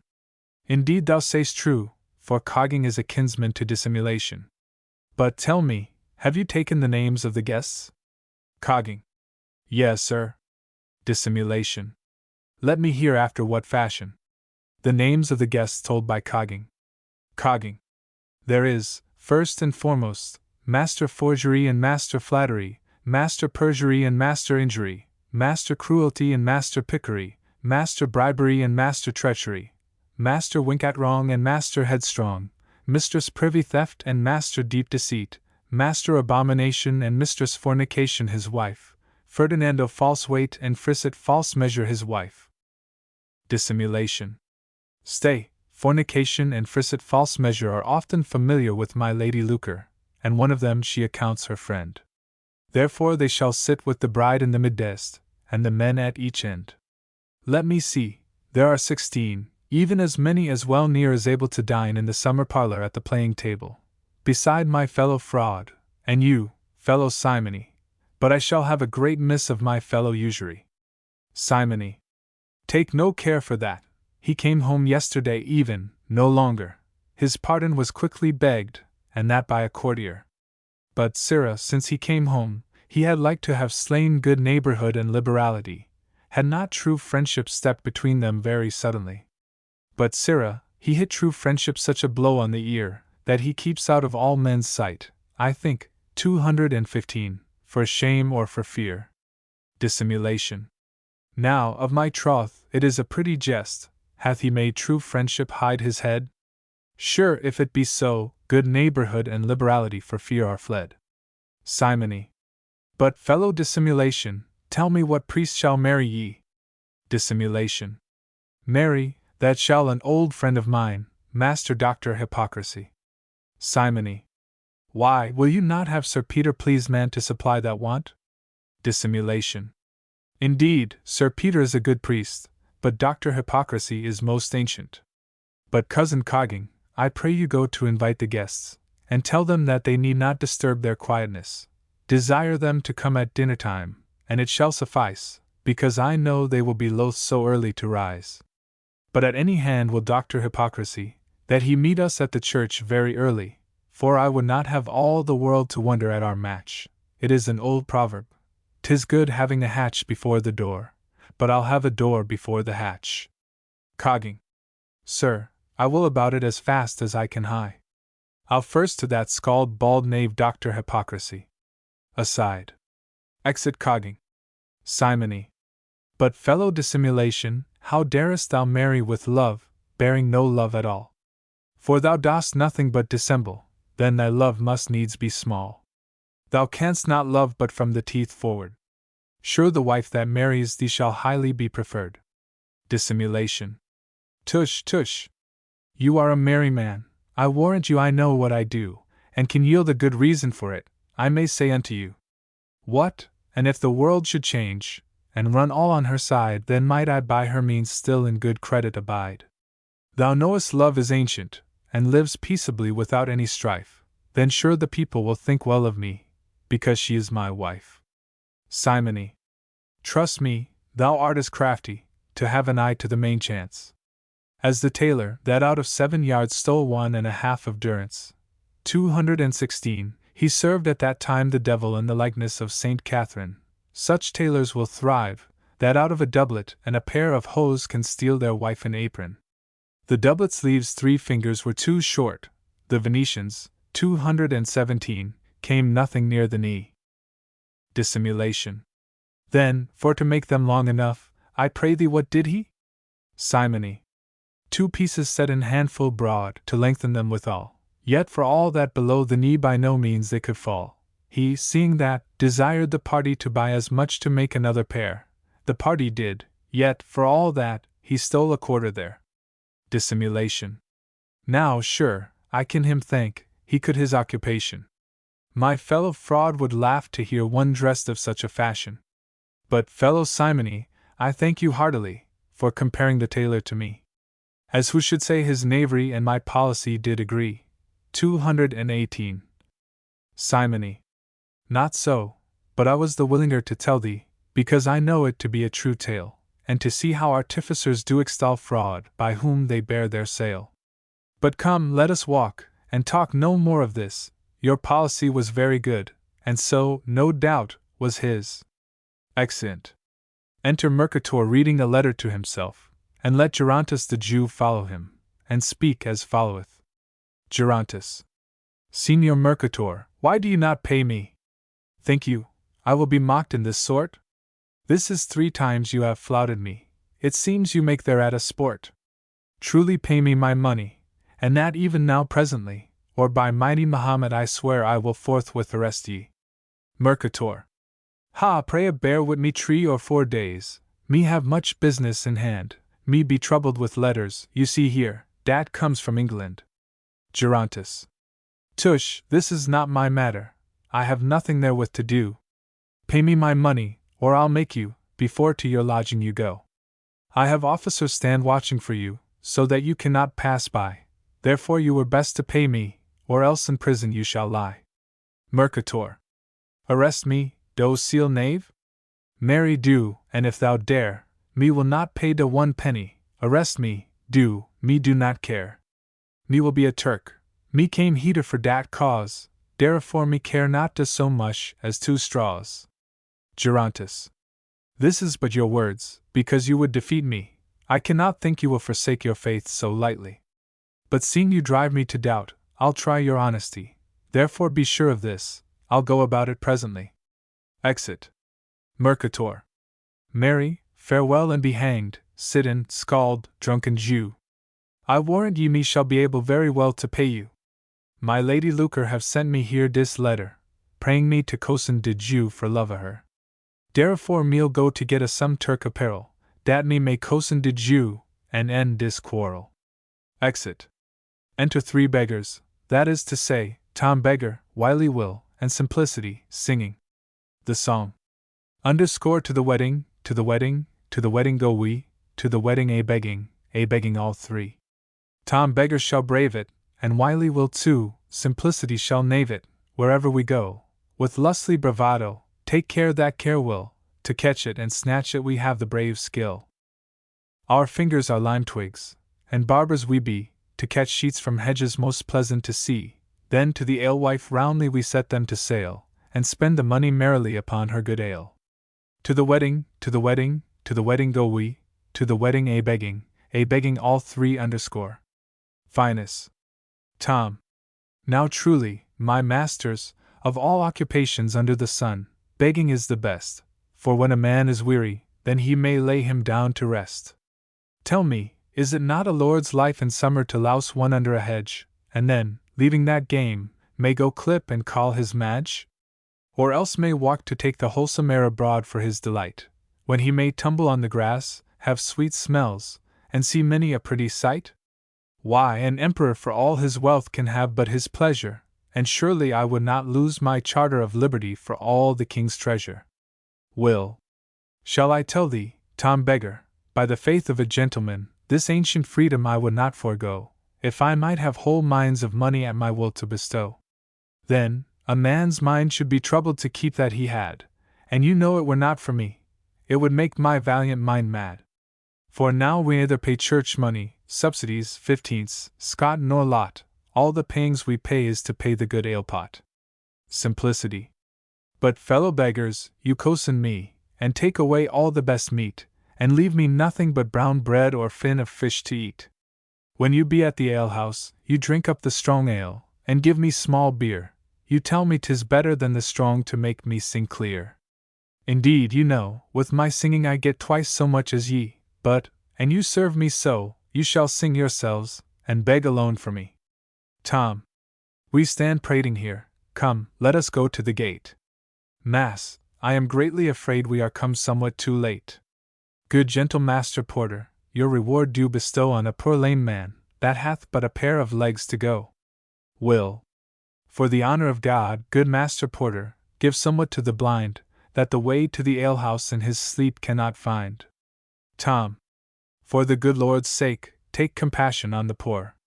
Enter Fraud, with a basket of meat on his arm. Fraud. How now, sirs? You are vengeance hasty, can ye not tarry, but stand bawling so at my lady's door? Here, take it amongst you, yet 'twere a good almsdeed to give you nothing, because you were so hasty, and kept such a calling. Tom. I beseech ye not so, sir, for we were very hungry, that made us so earnest, but we are sorry we troubled ye. Simplicity aside. Look how greedy they be, like dogs that fall a-snatching. You shall see that I shall have the greatest alms, because I said nothing. Fraud knows me, therefore he'll be my friend, I am sure of that. They have nothing but lean beef, ye shall see I shall have a peace that is fat. Master Fraud, you have forgot me, pray ye, let me have my share. Fraud. Faith, all is gone, thou comest too late, thou sayest to all is given there. By the faith of a gentleman, I have it not, I would I were able to give thee more. Simplicity. Oh, sir, I saw your arms hang out of a stable door. 219. Fraud. Indeed, my arms are at the painter's, belike, lie hung them out to dry. I pray thee, tell me what they were, if thou canst them descry. Simplicity. Marry, there was never a scutcheon, but there was 2 trees rampant, and then over them lay a sour tree passant, with a man like you in a green field pendant, having a hempen halter about his neck, with a knot under the left ear, because you are a younger brother. Then, sir, there stands on each side, holding up the cress, a worthy ostler's hand in a dish of grease. Besides all this, on the helmet stands the hangman's hand, ready to turn the ladder, whereon your picture did stand. Then under the helmet hung cables I like chains, and for what they are I cannot devise, except it be to make you hang fast, that the crows might pick out your eyes. Fraud. What a swad is this! I had been better to have sent him to the back door, to have gotten some alms amongst the rest of the poor. Aside. Thou prat'st thou canst not tell what, or else art not well in thy wit. I am sure my arms are not blossed so far abroad as yet. Simplicity. Oh yes, sir, your arms were known a great while ago, for your elder brother Deceit did give those arms too. Marry, the difference is all, which is the knot under the left ear. The painter says when he is hung, you may put out the knot without fear. I am sure they were arms, for there was written in Roman letters round about the hempen collar, given by the worthy valiant captain, Master Fraud, the ostler. Now God be why ye, sir, I'll get me even close to the back door. Farewell, Tom Beggar and Wiley Will, I'll beg with ye no more. Exit. Tom. Oh, farewell, Simplicity, we are very loath to lose thy company. Fraud. Now he is gone, give ear to me. You seem to be sound men in every joint and limb, and can ye live in this sort to go up and down the country a-begging? O base minds! I trow I had rather hack it out by the highway side, than such misery and penury still to abide. Sirs, if you will be argued by me, and do what I shall say, I'll bring you where we shall have a notable fine prey. It is so, sirs, that a merchant, one Mercator, is coming from Turkey, and it is my lady's pleasure that he robbed should be. She hath sworn that we shall be all sharers alike, and upon that will me some such companions as you be to seek. Tom. O worthy Captain Fraud, you have won my noble heart, you shall see how manfully I can play my part. And here's Wiley Will, as good a fellow as your heart can wish, to go a-fishing with a crank through a window, or to set lime twigs to catch a pan, pot or dish. Will. He says true, for I tell you, I am one that will not give back not for a double shot out of a black-jack. Oh, sir, you bring us a bed, when ye talk of this gear. Come, shall we go, worthy captain? I long till we be there. Fraud. Aye, let us about it, to provide our weapons ready, and when the time serves, I myself will conduct ye. Tom. Oh, valiantly spoken. Come, Wiley Will, 2 pots of ale we'll bestow on our captain courageously for a parting blow. Exeunt. Enter the Judge of Turkey with Gerontis and Mercator. Judge, Sir Gerontis, because you are the plaintiff, you first your mind shall say. Declare the cause you did arrest this merchant yesterday. Gerontis. Then, learned judge, attend. This Mercator, whom you see in place, did borrow 2,000 ducats of me but for a 5 weeks' space. Then, sir, before the day came, by his flattery he obtained 1,000 more, and promised me at 221 months and I should receive my store. But before the time expired, he was closely fled away, so that I never heard of him at least this 2 years' day, till at the last I met with him. And my money did demand, who sware to me at 5 days' end he would pay me out of hand. The 5 days came, and 3 days more than 1 day he requested. I, perceiving that he flouted me, have got him thus arrested. And now he comes in Turkish weeds to defeat me of my money, but I trow he will not forsake his faith. I deem he hath more honesty. Judge.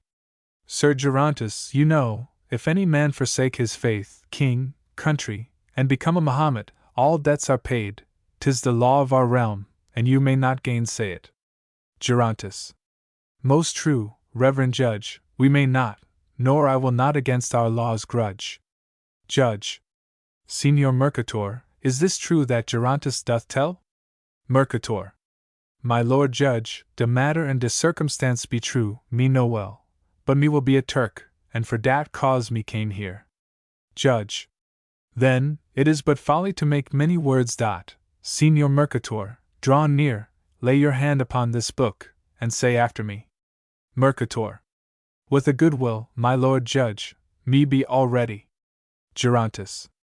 Not for any devotion, but for lucre's sake of my money. Judge. Mercator repeating after him, say I, Mercator, do utterly renounce before all the world my duty to my prince, my honor to my parents, and my goodwill to my country. Furthermore, I protest and swear to be true to this country during life, and thereupon I forsake my Christian faith. Gerontis. Stay there, most puissant judge. Signor Mercator, consider what you do, pay me the principal. As for the interest, I forgive it you. And yet the interest is allowed amongst you Christians, as well as in Turkey, therefore, respect your faith, and do not seek, 222, to deceive me. Mercator. No point de interest, no point de principal. 223. Gerontis.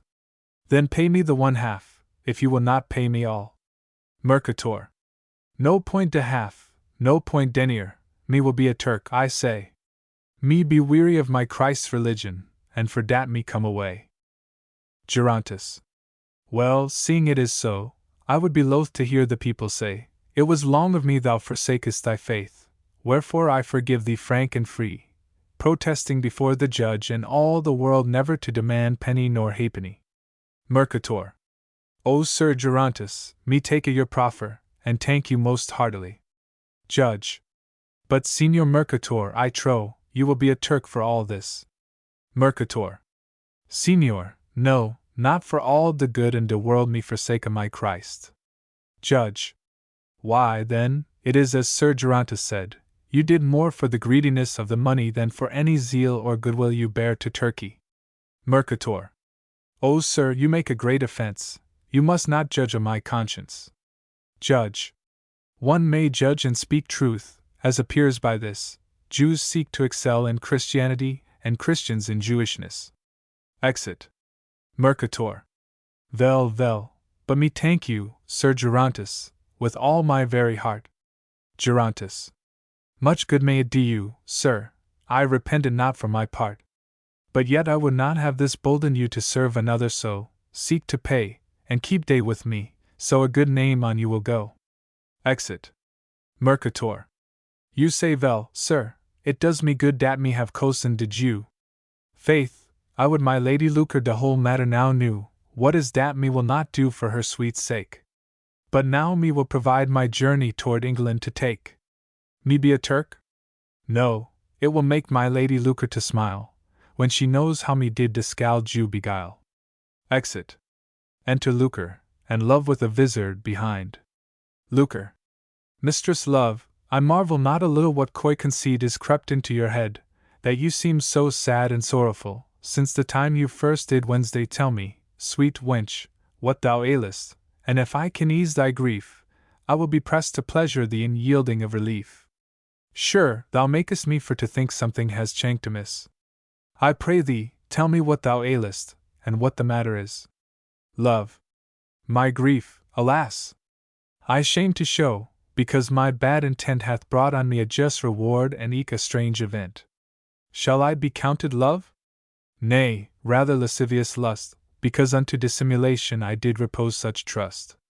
But now I moan too late, and blush my hap to tell. My head in monstrous sort, alas! Doth more and more still swell. Lucre. Is your head then swollen, good Mistress Love? I pray you let me see.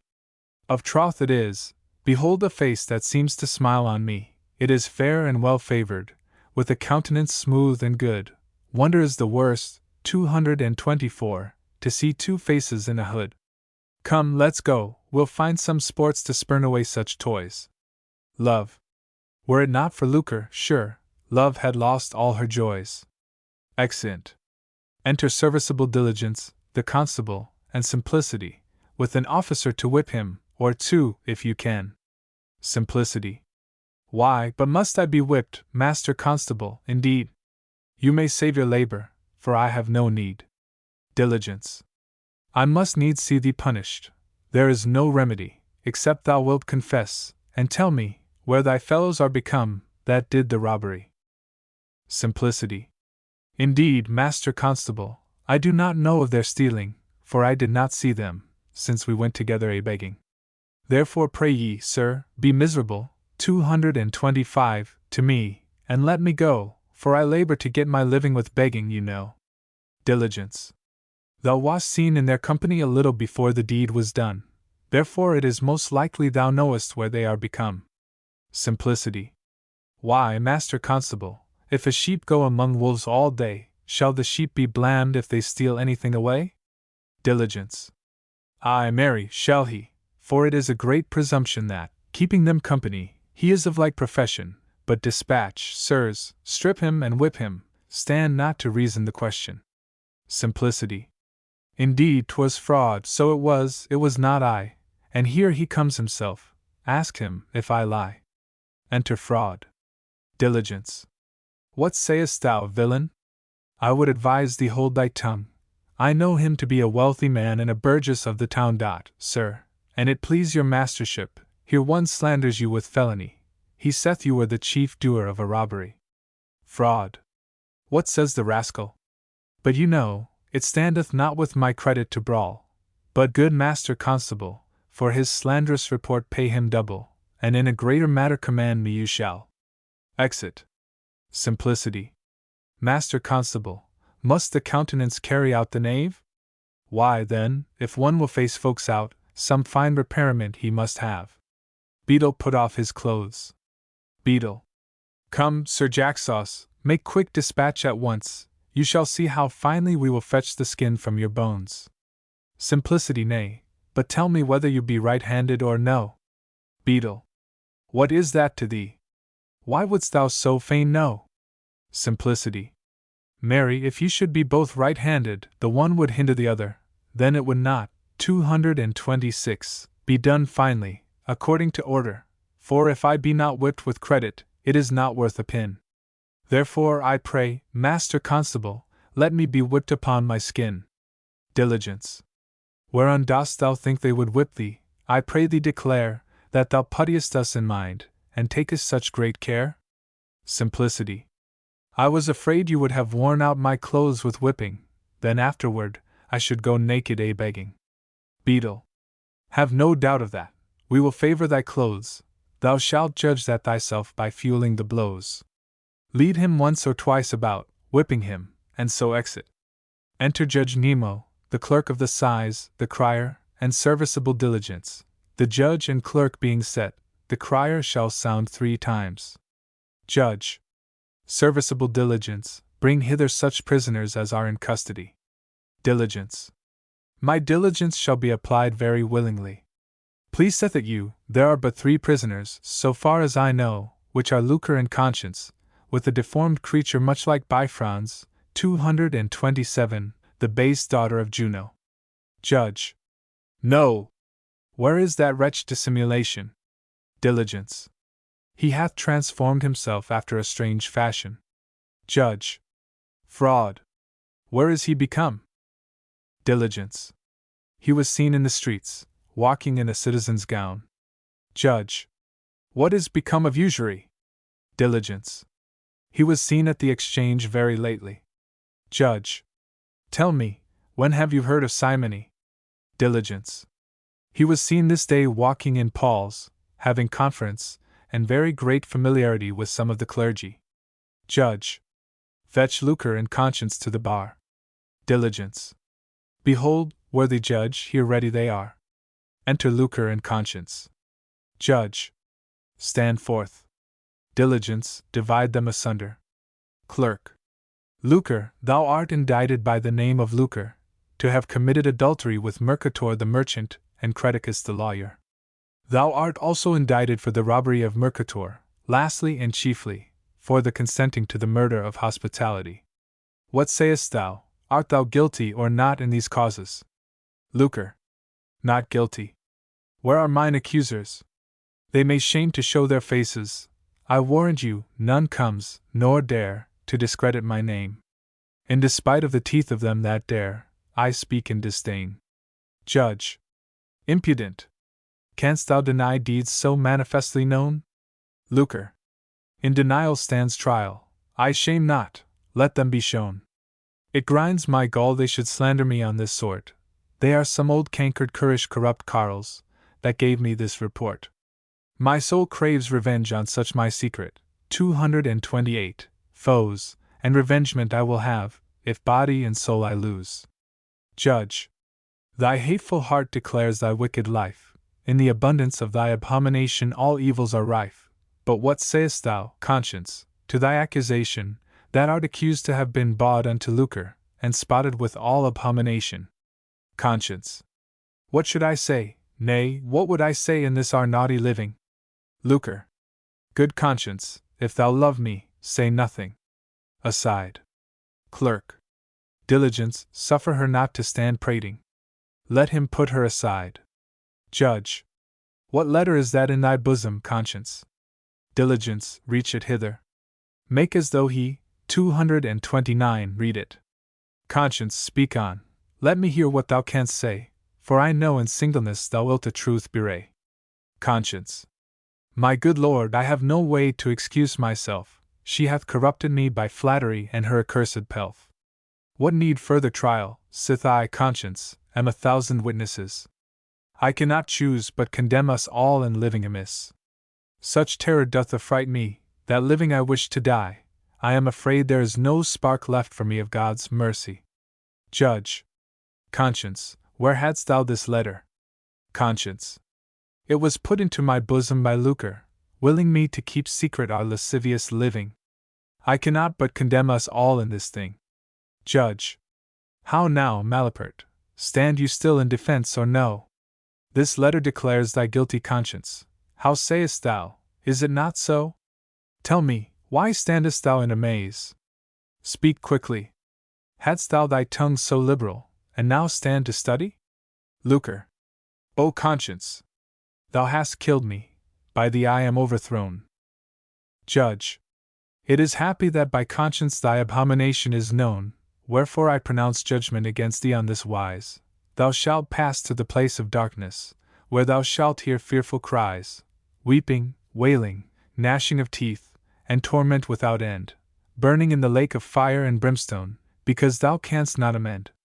Wherefore, diligence, convey her hence, throw her down to the lowest hell, where the infernal sprites and damned ghosts do dwell, and bring forth love.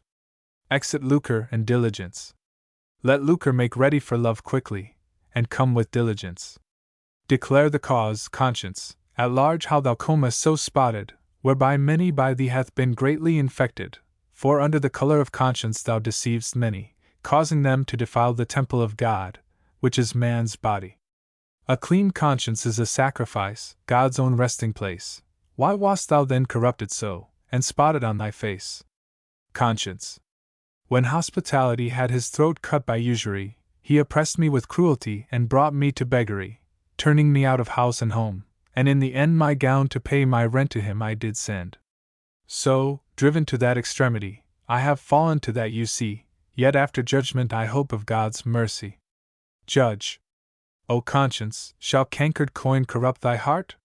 Or shall want in this world cause thee to feel everlasting smart? O conscience, what a small time thou hast on earth to live, why dost thou not, then, to God all honour give? Considering the time is everlasting that thou shalt live in bliss, if by thy life thou rise from death to judgment, mercy, and forgiveness. Enter love with diligence. Stand aside, conscience. Bring love to the bar. What sayest thou to thy deformity? Who was the cause? Love. Lady Lucre. Judge. Did lucre choke thee so, that thou gavest thyself over unto lust? And did prodigal expenses cause thee in dissimulation to trust? Thou wast pure, love, And art thou become a monster, bolstering thyself upon the lasciviousness of lucre? Love, answer for thyself, speak in thy defense. Love. I cannot choose but yield, confounded by conscience. Judge. Then judgment I pronounce on thee, because thou followed lucre, whereby thou hast sold thy soul, to feel like torment with her, which torments comprehended are in the worm of conscience, who raging still shall ne'er have end, a plague for thine offence. Care shall be thy comfort, and sorrow thy life sustain, thou shalt be dying, yet never dead, but pining still in endless pain. Diligence, convey her to lucre, let that be her reward. Because unto her cankered coin she gave her whole regard. But as for conscience, carry her to prison, there to remain until the day of the general session.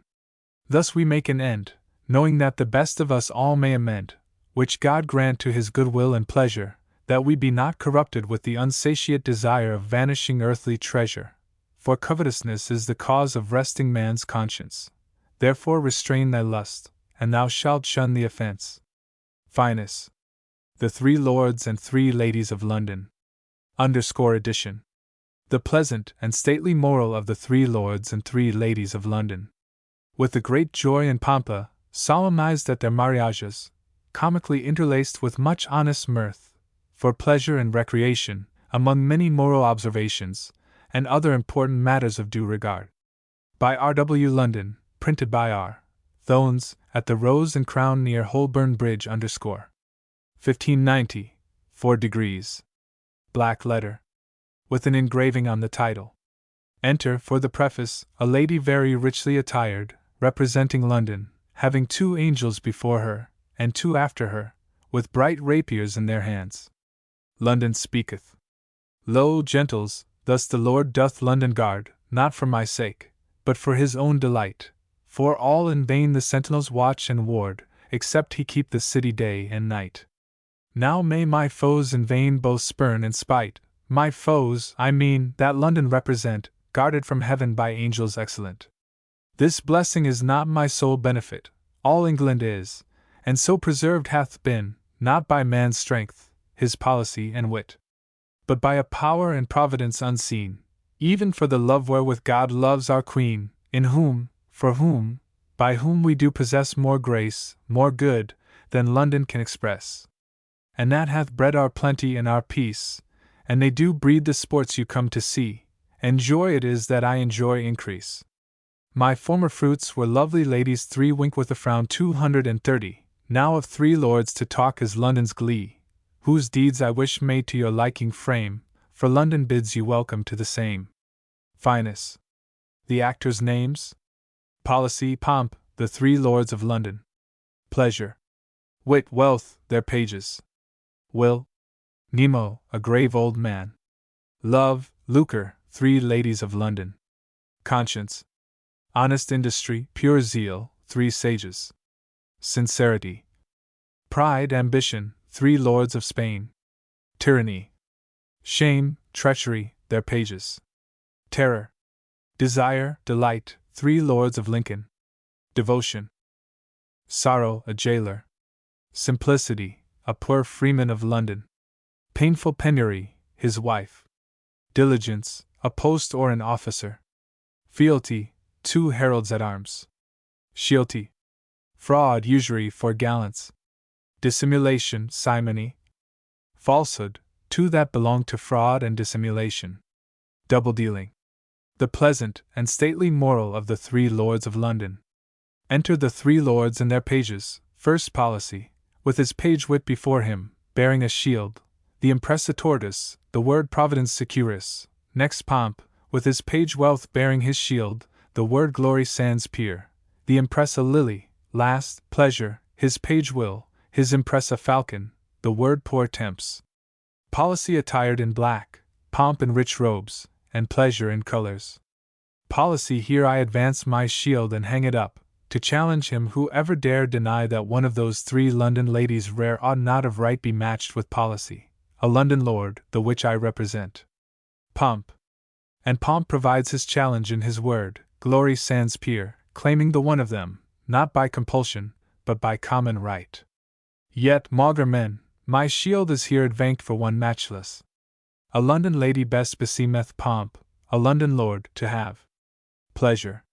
Pleasure hath soared, as doth his impress show, to look aloof on earthly ladies all. And never could my curious eye discern a dame of worth for London pleasure's love, but one, and she doth shine as silver dove. Of self-bred soil, of London is her race, for whom in challenge I my shield advance. Policy. Thus each in honor of his mistress, and in regard of his well-daring mind, hath here empressed the challenge of his right. But, lordships both and brethren bred and sworn, a caution must be had in this conceit, that all our thoughts aspire not to one heaven, nor all our ships do sail for one self-haven. I mean, that all our suits and services we tend and tender to one only dame, all choosing one, refusing t'each other too. Pomp. A great mislike amongst us that might breed pleasure. I seek but one, and her unto myself. Pomp. And one I wish sans partner of my love. Policy. It stands with honor to be so or none. Pomp.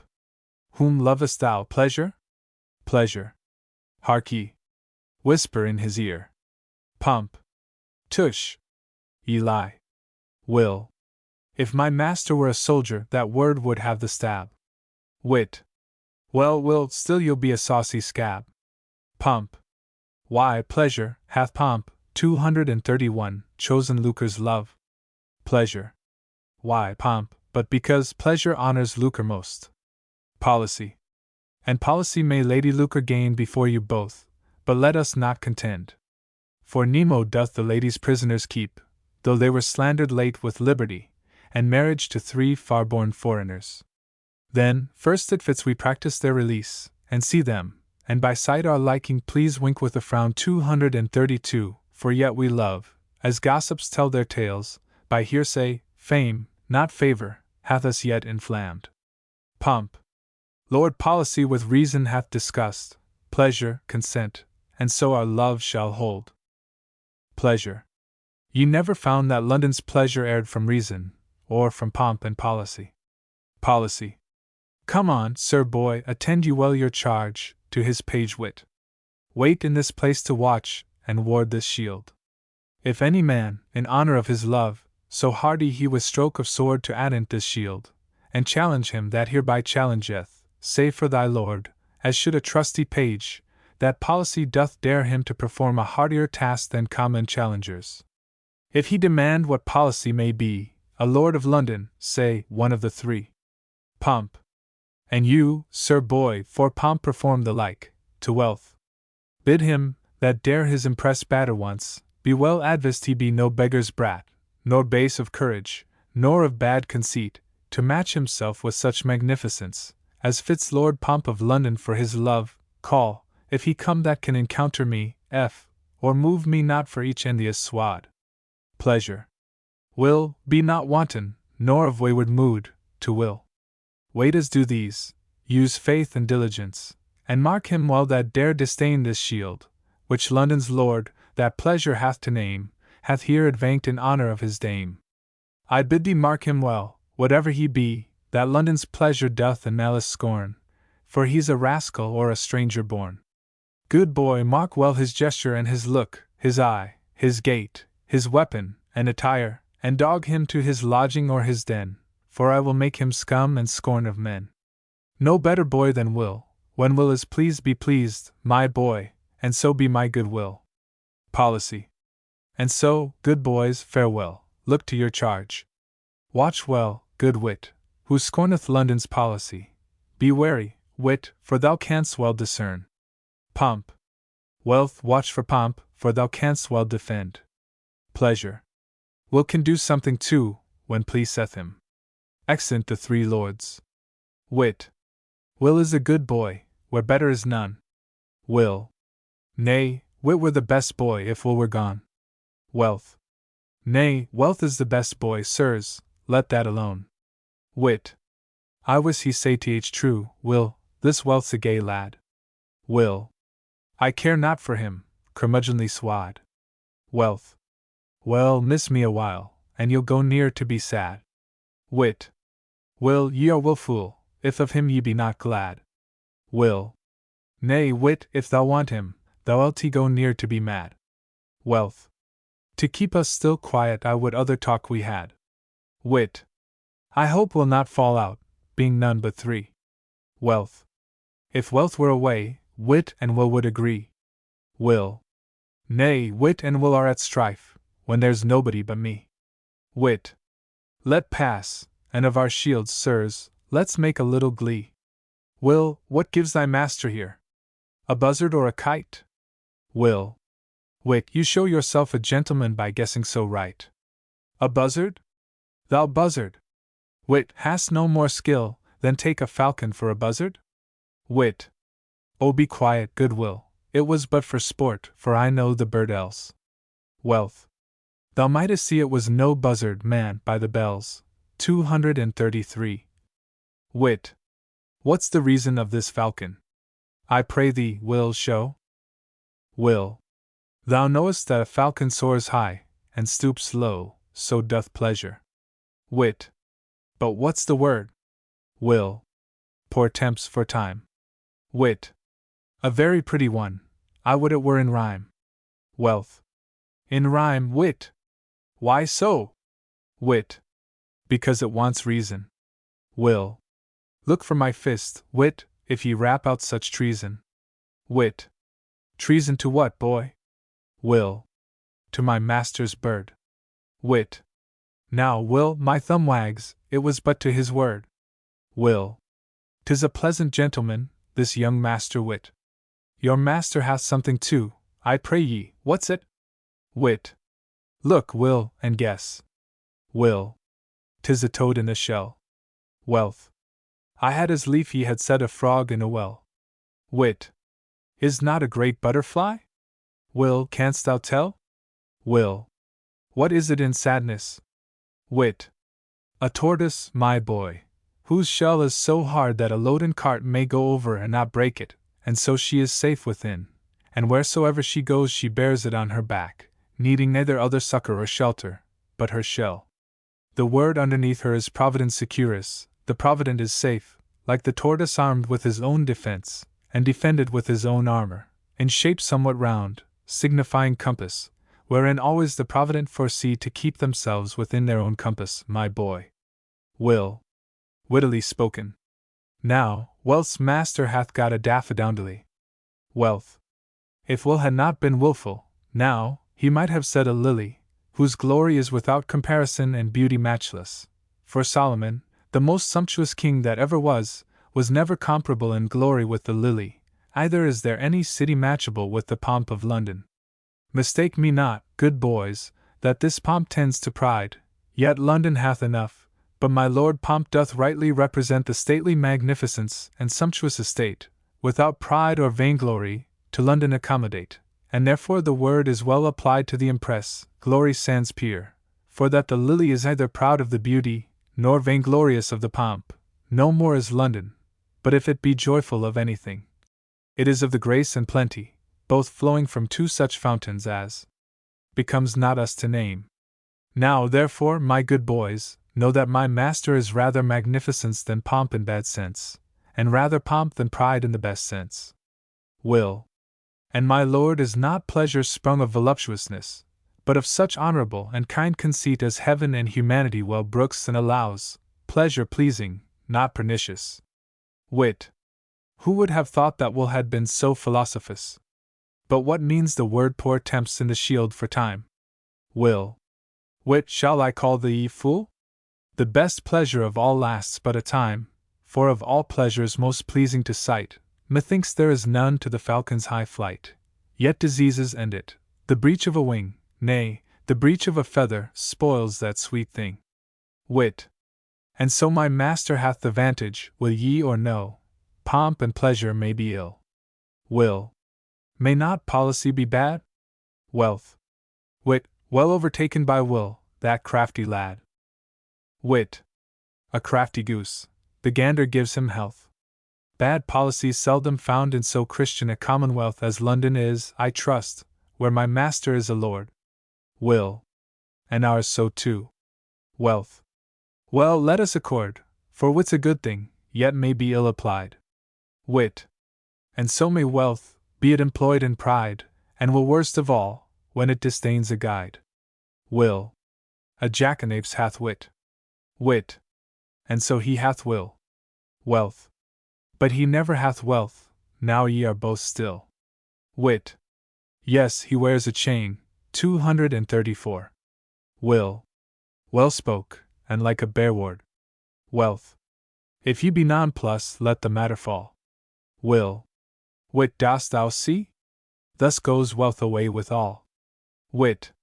Let's reason no further, for we shall have glee. Here is a challenger to our shields, step we aside. Enter Simplicity in bare black, like a poor citizen. Will. He will eat them, I think, for he gapes very wide. Wealth. Say nothing to him, and ye shall see the fool go by. Will. Sirrah, gape not so wide for fear of a fly. Simplicity. Fly, flamflirt. Why, can a fly do hurt? Wit. Yea, have ye not heard that the fly hath her spleen, and the ant her gall? Simplicity. My uncle hath so, I ween, for it's an angry old fellow, when his gall runs over children. Good day. Whose pretty lads are you, 3? Wit. 3. Are you sure? Simplicity. I'll not swear, till I have told you 1, 2, 3. Will. I beshrew thee. Simplicity. Me, boy? Why, I am beshrewn already, for I am married. Wealth. Then, thou hast a wife. Simplicity. Yea, I would thou hadst her, if thou couldst stay her tongue. Wealth. I thy wife, man. Why, I am too young. Simplicity. And I am too old. But in good earnest, good boys, be not angry that I call you boys, for ye are no men yet, ye have no beards, and yet I have seen boys angry for being called boys. Forsooth they would be called youths. Well, yet a boy is a boy, and a youth is a youth. Well, if ye be not ashamed of the boy, good boys, whose boys are ye? Wit. No whit ashamed, sir, of that we are, nor ashamed at all of those whom we serve. For boys we be, and as we be, we serve the 3 lords of London, to wit, policy, pomp, and pleasure. Simplicity. A pretty spoken child, and a pretty wit. Will. Wit's his name, indeed, are ye one of his godfathers, ye hit it so right? Simplicity. It is more than I know, then, is thy name Wit, boy? Now, of mine honesty, welcome, for I have wanted thee a great while. Wit. Welcome, sir. How so? Why do ye entertain me so kindly? I cannot dwell with you, for I have a master already. Simplicity. So have I too, but she learns me little wit, my wife, I mean. Well, all this while I stand here, my wares are not abroad, and so I may lose both my customers and market. Wealth. Wares, sir? Have ye wares? What wares do ye sell? Simplicity. Truly, child, I sell ballads. Soft. Whose wares are these that are up already? 235. I paid rent for my standing, and other folks' wares shall be placed afore mine. This is wise, indeed. Wit. Oh, the fineness of the wares, man, deserves to have good place. Simplicity. They are fine indeed. Who sells them, can ye tell? Is he free? Wit.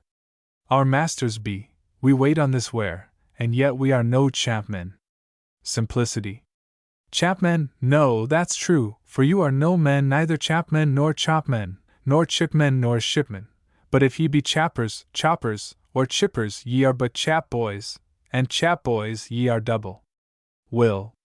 Double. How is it? Teach me that, and you will make me laugh a little. Wealth. And me a little. Wit. And me a little. Simplicity. Then your 3 little laughs will make one great laugh. Wit. True, for if 3 fools were 1 fool, that were a great fool. Points to Simplicity. But how are we double chap boys? Simplicity. Because ye have 2 chaps, an upper chap and another chap. Will. Ha ha ha. Wit.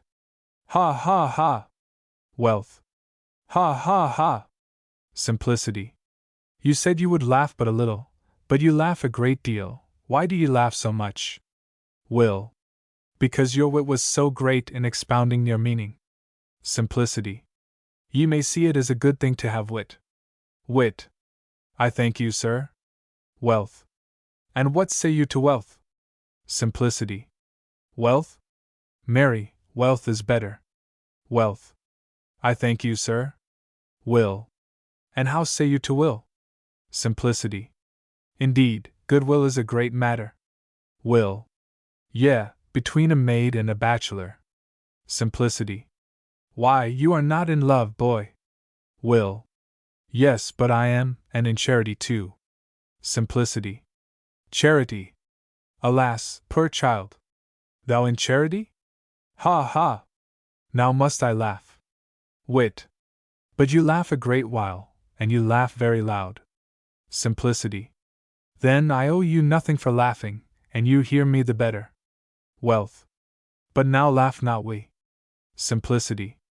No, you may be Maddlecoddle. 236. Well, here's 3 passing fine lads, if a man were able to keep them all. Let me see, wealth. Oh, that's a sweet lad, then wit. Oh, that's a fine lad, will. Oh, that's a pretty lad. Will, wit, and wealth, God lend ye health. I would I could gather their masters of 2 of them. If I had fraud here, that served Lady Lucre, he would teach me to tice one of them from his master. Which of them, now, if a man should steal one? Will? Nay, I care not for will, outsep, 237, he be goodwill. Wit? A pretty child, but a man cannot live by wit. Wealth? Yea, marry, sir, I would I could win that wealth, for then I need neither will nor wit, nor I need sell no ballads, but live like a mouse in a mill, and have another to grind my meal for me. I'll have a fling at one of them anon. Wealth. Do you not forget yourself, Gaffer? Wit. Have ye not wares to sell, Gaffer? Will. When do you show, Gaffer? Simplicity. Well remembered, pretty lad, ye may see children can teach old folks. I am an unthrift, indeed. Well, my wares shall out now. But, sirs, how sell you your wares? How many of these for a groat? Wealth. Our wares are not to be sold. Simplicity. Not for silver nor gold? Why hang they, then, in the open market? Will. To be seen, not bought. Simplicity. Then they are like ripe plums upon a rich man's tree, that set men's teeth a-watering, when they are not to be bought. But what call you these things? Wit. Scutcheons. Simplicity. Cushions? Alas! It were pity to sit on such fine cushions. But come, my boys, if you'll buy any of my wares, here's my stall, and I'll open and show straight. Wealth. What dainty fine ballad have you now to be sold? Simplicity. Marry, child, I have Chipping Norton, a mile from Chapel Old Heath, a lamentable ballad of burning the Pope's dog, the sweet ballad of the Lincolnshire bagpipes, 238, and Peggy and Willie. But now he is dead and gone, mine own sweet Willie is laid in his grave. La la la lon ti dan dairy dan da dan, lon ti dan tan dairy dan do. Wit. It is a doleful discourse, and sung as dolefully. Simplicity. Why, you cannot mend it, can ye? Wit. What will you lay on that? For I myself dare lay 6 groats to 6 of your bald ballads, that you yourself shall say I sing better than you. Simplicity. What a brag boy is this, to comparison with a man. But boy, I will not lay 6 ballads to 6 groats, but I will lay 6 ballads to 6 jerks at your buttocks, that you shall not sing so well as I. Wit. That I shall not? No. Possible, you will not let me sing? Simplicity. I not let you? Is that spoken like wit? It is spoken like a woodcock. How can I stay thee, if thou wilt sing out thy throat? Wit. Well, then, to our bargain, 6 ballads to 6 stripes, and who shall keep stakes? Simplicity. Neither of your companions, for that's, ask my fellow, if I be a thief. Will you keep the stakes yourself? Simplicity. Best of all, for I mean plainly, and will pay, if I lose. Here's my 6 ballads, they be ready. Now how shall I come by your 6 stripes, boy? Wit. Down with your breeches, I'll fetch a rod and deliver them straight. Simplicity. Nay, then, I care not if thou keep stakes. Wit. You speak too late, Gaffer, having challenged preeminence. Simplicity. Then, let's lay no wager, but sing for good fellowship. Wit. Agreed. Who shall begin? Simplicity. O boy! Who is the elder? Hast thou not heard, give flounders to thy elder? Wit. You mistake the fish, trust me, I am sure 'tis give place, but begin with a good grace. Here SLMP. Sings first and Wit after, dialogue-wise, both to music, if ye will. Wit. Now, sirs, which sings best? Simplicity. Tush, your copsmates shall not judge. Friend, what say you?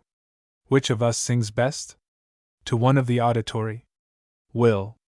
To say truth, there's but a bad choice. How will you sell the ballad you sang, for I'll not buy the voice? Simplicity. Why wilt thou not buy my voice? Will. Because it will cost me more money to buy salatoil to keep it from rusting, than it is worth. But I pray ye, honest man, what's this? Simplicity. Read, and thou shalt see. Will. I cannot read. Simplicity. Not read, and brought up in London? Went'st thou never to school? Will. Yes, but I would not learn. Simplicity. Thou wast the more fool. If thou cannot read, I'll tell thee. This is Tarleton's picture. Didst thou never know Tarleton? 239. Will. No, what was that Tarleton? I never knew him. Simplicity. What was he? Apprentice in his youth of this honorable city, God be with him. When he was young, he was leaning to the trade that my wife useth now, and I have used, vi'd lice shirt, 240, water-bearing. I wis, he hath tossed a tankard in Cornhill ere now. If thou knewst him not, I will not call the Ingram wink with a frown 241, but if thou knewest not him, thou knewest nobody. I warrant, here's 2 crack ropes knew him. Wit. I dwelt with him. Simplicity. Didst thou? Now, give me thy hand, I love thee the better. Will. And I, too, sometime. Simplicity. You, child. Did you dwell with him sometime?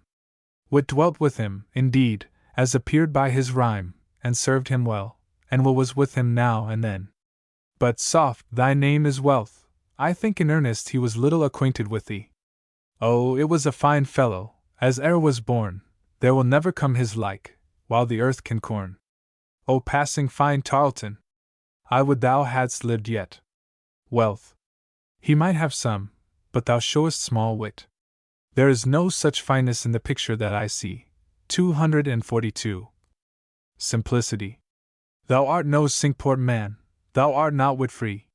The fineness was within, for without he was plain, but it was the merriest fellow, and had such jests in store that, if thou hadst seen him, thou wouldst have laughed thy heart sore. Wealth. Because of thy praise, what's the price of the picture? Simplicity. I'll tell thee, my lad. Come hither, if thou wilt be ruled by me, thou shalt pay nothing, I'll give it thee, if thou wilt dwell with me, and I promise thee, this counsel is for thy prefarmand. 243. Hadst not thou better serve a freeman of the city, and learn a trade to live another day, than to be a serving boy in thy youth, and to have no occupation in thine age? I can make thee free, if thou wilt be my prentice. Wealth. Why, wealth is free everywhere, what need I serve you? My lord is a freeman, if that may do me good. Simplicity. I cry you mercy, master boy, then, your master is free of the Lord's company, and you serve him, that you may be a lord, when you come out of your years. Wit. Wealth is a proud boy, Gaffer, what say you to me? Simplicity. Thy name is Wit, wilt thou dwell with me? Wit. If I like your name and science, perchance we'll agree. Simplicity. Nay, my name and mine honesty is all one, it is well known. He's a very fool that cannot beguile me, for my name is Simplicity. Will. Goads, 244. Gaffer. Were you not a mealman once, and dwelt with Lady Conscience? Simplicity. Yes, for want of a better. Will. What, a better man? Simplicity.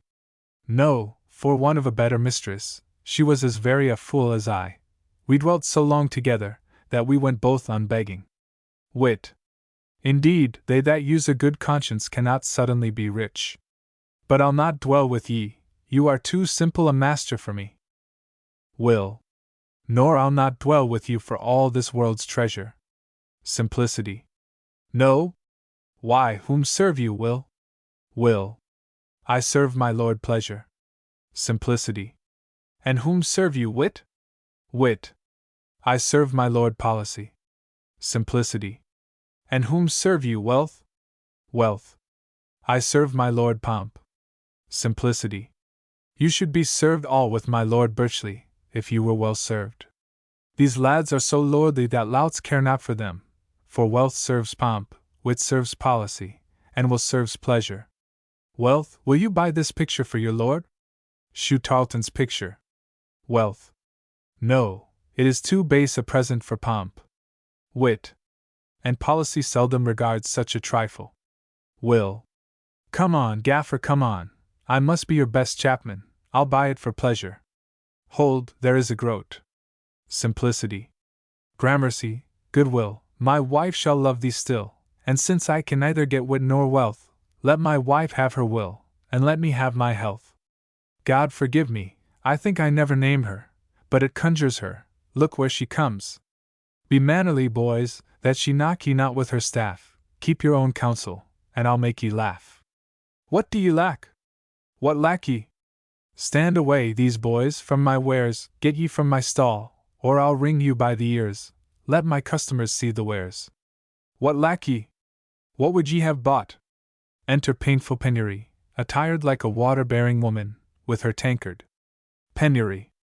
You have customers enow, and if they were aught. What do you with these boys here, to filch away your ware? You show all your wit, you'll ne'er have more care. Will. Content ye, good wife, we do not filch, but buy. Penury. I meant not you, young master, God's blessing on your heart, you have bought indeed, sir, I see, for your part. Be these two young gentlemen of your company? Buy, gentlemen, buy ballads to make your friends merry. Wit. To stand long with your burden, methinks you should be weary. Penury. True, gentlemen, but you may see, poor Painful Penury is fain to carry 3 tankards for a penny. But husband, I say, come not home to dinner, it's ember day, you must eat nothing till night, but fast and pray. I shall lose my draught at Conduit, and therefore I'll away. Young gentlemen, God be with ye. Simplicity. Wife, must I not dine today? Penury. No, sir, by my fay. Exit Penury. Simplicity. If I must not eat, I mean to drink the more, what I spare in bread and ale I'll set on the score. How say ye, my lads, and do I not speak wisely? Wit. Methinks ye do, and it's pretty that Simplicity hath gotten to his wife plain Painful Penury. Simplicity. Yea, I thank God, though she he poor and scarce cleanly, yet she is homely, careful, and comely. One call within. Wit, wealth, and will, come to your lords quickly. Will. Must the scutcheons hang still? One within. Yea, let them alone.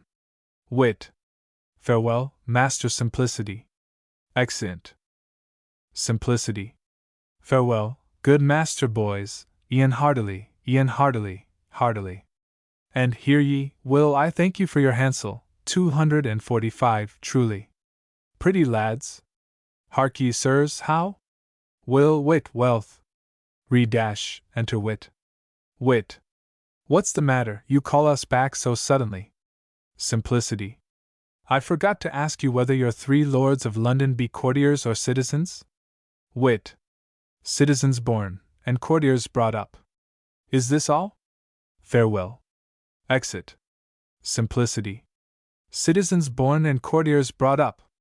I think so, for they that be born in London are half courtiers, before they see the court, for fineness and mannerliness, oh, passing. My manners and misbehavior is mended half and half, since I gave over my mealman, and came to dwell in London. Ye may see time doth much. Time wears out iron horseshoes, time tears out millstones, time seasons a pudding well, and time hath made me a free man, as free to bear water and sell ballads as the best of our copulation. I would have thought once my horse should have been free as soon as myself, and sooner too, for he would have stumbled with a sack of meal, and lean along in the channel with it, when he had done, and that some calls freedom. But it's but a dirty freedom, but ye may see, bad horses were but jades in those days. But soft, here comes customers. What lack ye? What is ye lack? What lack ye? Come along, and buy nothing. Fine ballads. New ballads. What lack ye? Enter Nemo and the three lords. Nemo. My lords, come on. What suits have you to me? Policy. Renowned Nemo, the most only one that draws no breath but of eternal air, that knowest our suit before we bound to speak, for thou art the very oracle of thoughts, whose virtues do encompass thee about, as air surrounds this massy globe of earth, who hast in power whatever pleaseth thee, and canst bestow much more than we may crave. To thee we seek, to thee on knees we sue, that thou wilt deign from thraldom to release those lovely dames that London ladies are. Nemo. What, those three caitiffs, long ago condemned? Love, lucre, conscience? Well deserving death, being corrupt with all contagion, the spotted ladies of that stately town. Pomp. Love, lucre, conscience, we of thee desire, which in thyself hast all perfection, accomplished with all integrity, and needest no help to do what pleaseth thee, which holdest fame and fortune both thy slaves, and dost compel the destinies draw the coach. To thee we sue, sith power thou hast thereto, to set those ladies at their liberty. Pleasure. At liberty, thou spotless magistrate, that of the cause dost carry all regard, careless of bribes, of birth and parentage, because thyself art only born to bliss. Bless us so much, that lords of London are, that those three ladies, born and bred with us, may by our suits release of thraldom find. Nemo. Release, my lords? Why seek ye their release, that have perpetual prison for their doom? Policy. But Nemo can from thence redeem them all. Nemo. Their deeds were cause, not Nemo, of their thrall. Pomp. Yet Nemo was the judge that sentence gave. Nemo. But Nemo never spilled, whom he could save. Pleasure. Thou from perpetual prison mayst revoke. Policy. Death hath no power against him to give a stroke. Pomp. Thou only mild and courteous sir, vouchsafe to grant our suit, and set those ladies free. Nemo. What is your purpose in this earnest suit? Pleasure. To marry them, and make them honest wives. Nemo.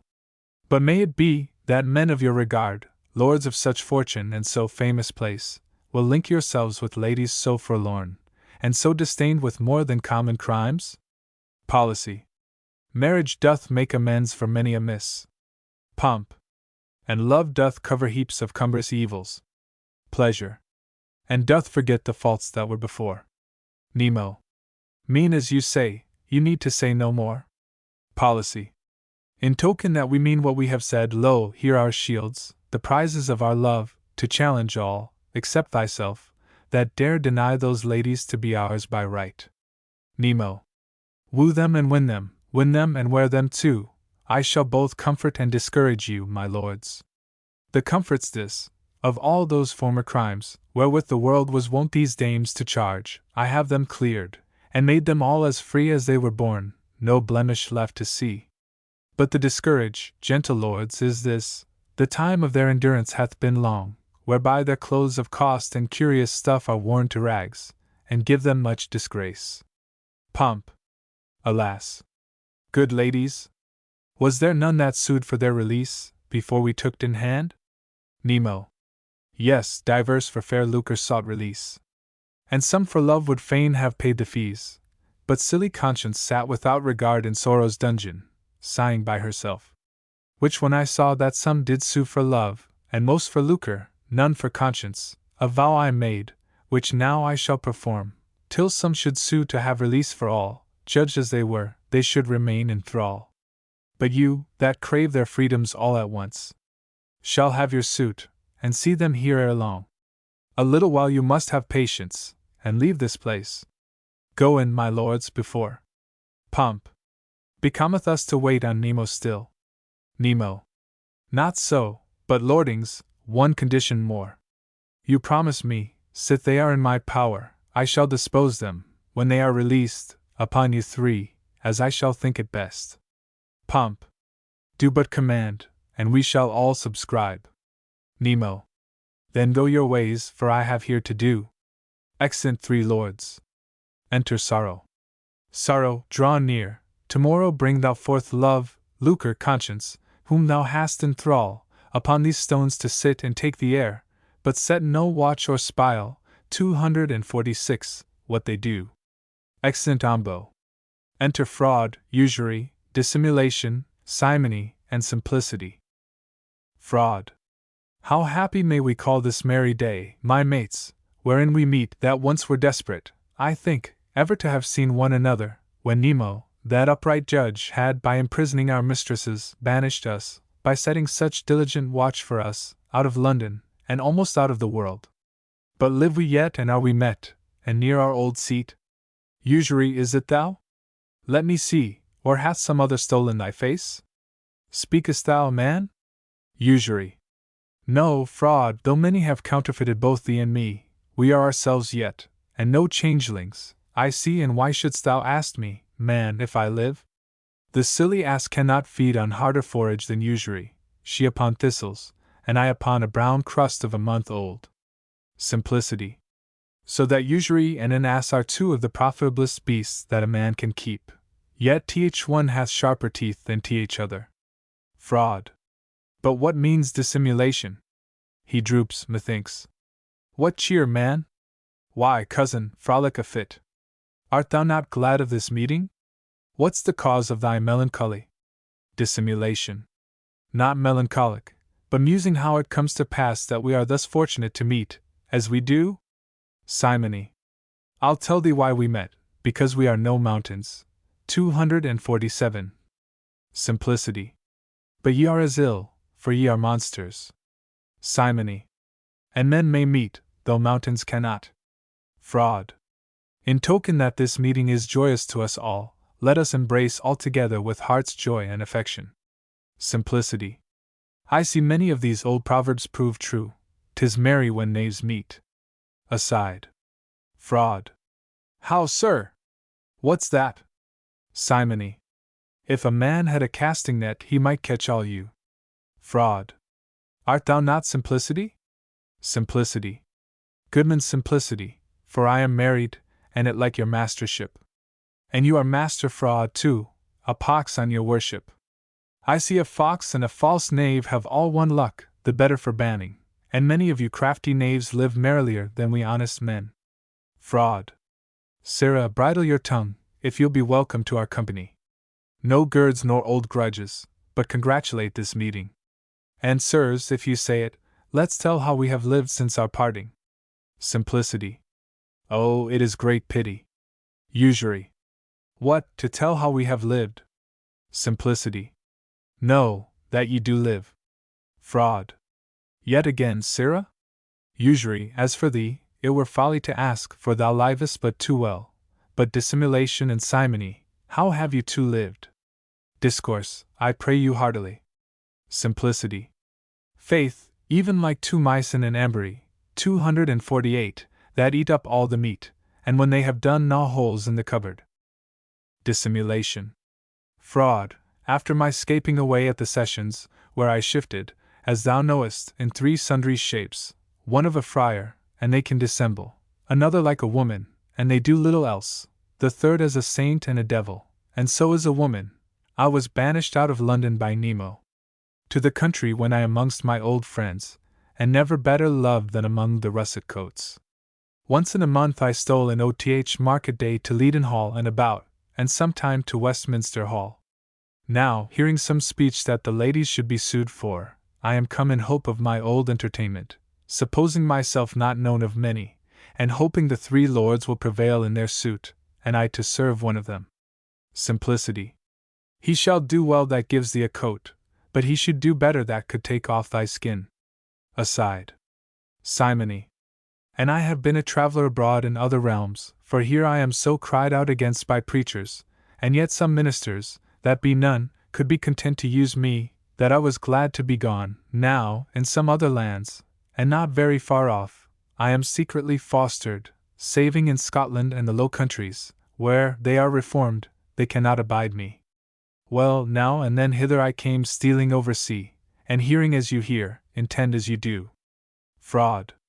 And for mine own part, among artificers, and amongst a few bad-conscienced lawyers, I have found such entertainment as doth pass, yet would I with lucre fain be as I was.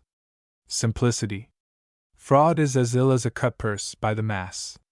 Aside. Usury. And for usury, the longer I live the greater love I find, yet would I be with lucre again, to please my mind. Fraud. Here's a good fellow, too, one of our acquaintance. How hast thou lived, Simplicity? Simplicity. More honestly than all the rest of thy company, for when I might beg no longer, as begging was but bad, for you cozened me once of an alms, I fell to tankard bearing, and so got a wife of the same science, painful penury, then got I my freedom, and feeling my shoulder grow weary of the tankard, set up an easier trade, to sell ballads. Fraud. Hadst thou a stock to set up withal? Simplicity. Wise enough to tell you, aye, and yonder's my stall, but beware I lose nothing, for if I do, I'll lay it straight to some of you, for I saw none so like thieves, I promise you, since I set up. Fraud. You are a wise man, when your nose is in the cup. But soft, who comes here? Step we close aside, for these be the three ladies, for my life, brought out of prison by their keeper. Let us be whist, and we shall hear and see all. Sirrah, you must say nothing. Enter Sorrow and the three ladies, he sets them on 3 stones on the stage. Simplicity. Not till ye speak, for I am afraid of him that's with the women. Conscience. O Sorrow, when, Sorrow, wilt thou cease to blow the spark that burns my troubled soul, to feed the worm that stings my fainting breast, and sharp the steel that gores my bleeding heart? My thoughts are thorns, my tears hot drops of lead, I plain, I pine, I die, yet never dead. If world would end, my woes should but begin. Lo, this the case of conscience for her sin, and sin the food, wherewith my worm was fed, that stings me now to death, yet never dead. Love. Yet never dead, and yet love doth not live, love, that to loss and life her folly led. 249. Folly the food whereon her frailty fed, frailty the milk that nature's breast did give, life, loss, and folly, frailty, food, and kind, worm, sting, thorns, fire, and torment to the mind, life but a breath, and folly but a flower, frailty, clay, dust, the food that fancy scorns, love a sweet bait to cover losses sour. Flesh breathes the fire that kindles lustful thorns, lust, fire, bait, scorn, dust, flower. And feeble breath, die, quench, deceive, fly, fade, and yield to death. To death? Oh good! If death might finish all, we die each day, and yet for death we call. Lucre. For death we call, yet death is still in sight. Lucre dust scald in drops of melting gold, accusing rust calls on eternal night. 250. Where flames consume, and yet we freeze with cold. Sorrow adds sulphur unto fury's heat, and chops them ice whose chattering teeth do beat. But sulphur, snow, flame, frost, nor hideous crying can cause them die that ever are in dying, nor make the pain diminish or increase. Sorrow is slack, and yet will never cease. Sorrow. When sorrow saith, shame shall then begin with those that wallow senseless in their sin. But, ladies, I have drawn you from my den to open air, to mitigate some moan. Conscience, sit down upon that sweating stone, and let that flint, love, serve thee for a seat, and Lady Lucre on that stone rest you. And ladies, thus I leave you here alone. Mourn ye, but moan not, I shall absent be, but good it were some time to think on me. Exit. Conscience. Comfort it is to think on sorrow past. Love. Sorrow remains, where joy is but a blast. Lucre. A blast of wind is world's felicity. Conscience. A blasting wind, and full of misery. Love. O conscience, thou hast more tormented me. Lucre. Me hath thy worm, O conscience, stung too deep. Conscience. But more myself my thoughts tormented have, than both of you, in sorrow's sullen cave, from whence drawn forth, I find but little rest, a seat uneasy, wet, and scalding hot, on this hard stone hath sorrow me assigned. Love. And on my seat myself I frozen find, no flint more hard, no ice more cold than this. Lucre. I think my seat some mineral stone to be, I cold from it, it draweth heat from me. Ladies, consent, and we our seats will view. Conscience. Dare we for shame our stained faces shew? Love. My double face is single grown again. Lucre. My spots are gone, my skin is smooth and plain. Conscience. Doff we our veils, and greet this gladsome light, the chaser of gloom, sorrow's heavy night. 251. Love. Hail, cheerful air, and clearest crystal sky. Lucre. Hail, shining sun and fairest firmament, comfort to those that time in woe have spent. Conscience. Upon my weeping stone is set remorse in brazen letters. Love. And on this flint in lead is charity. Lucre.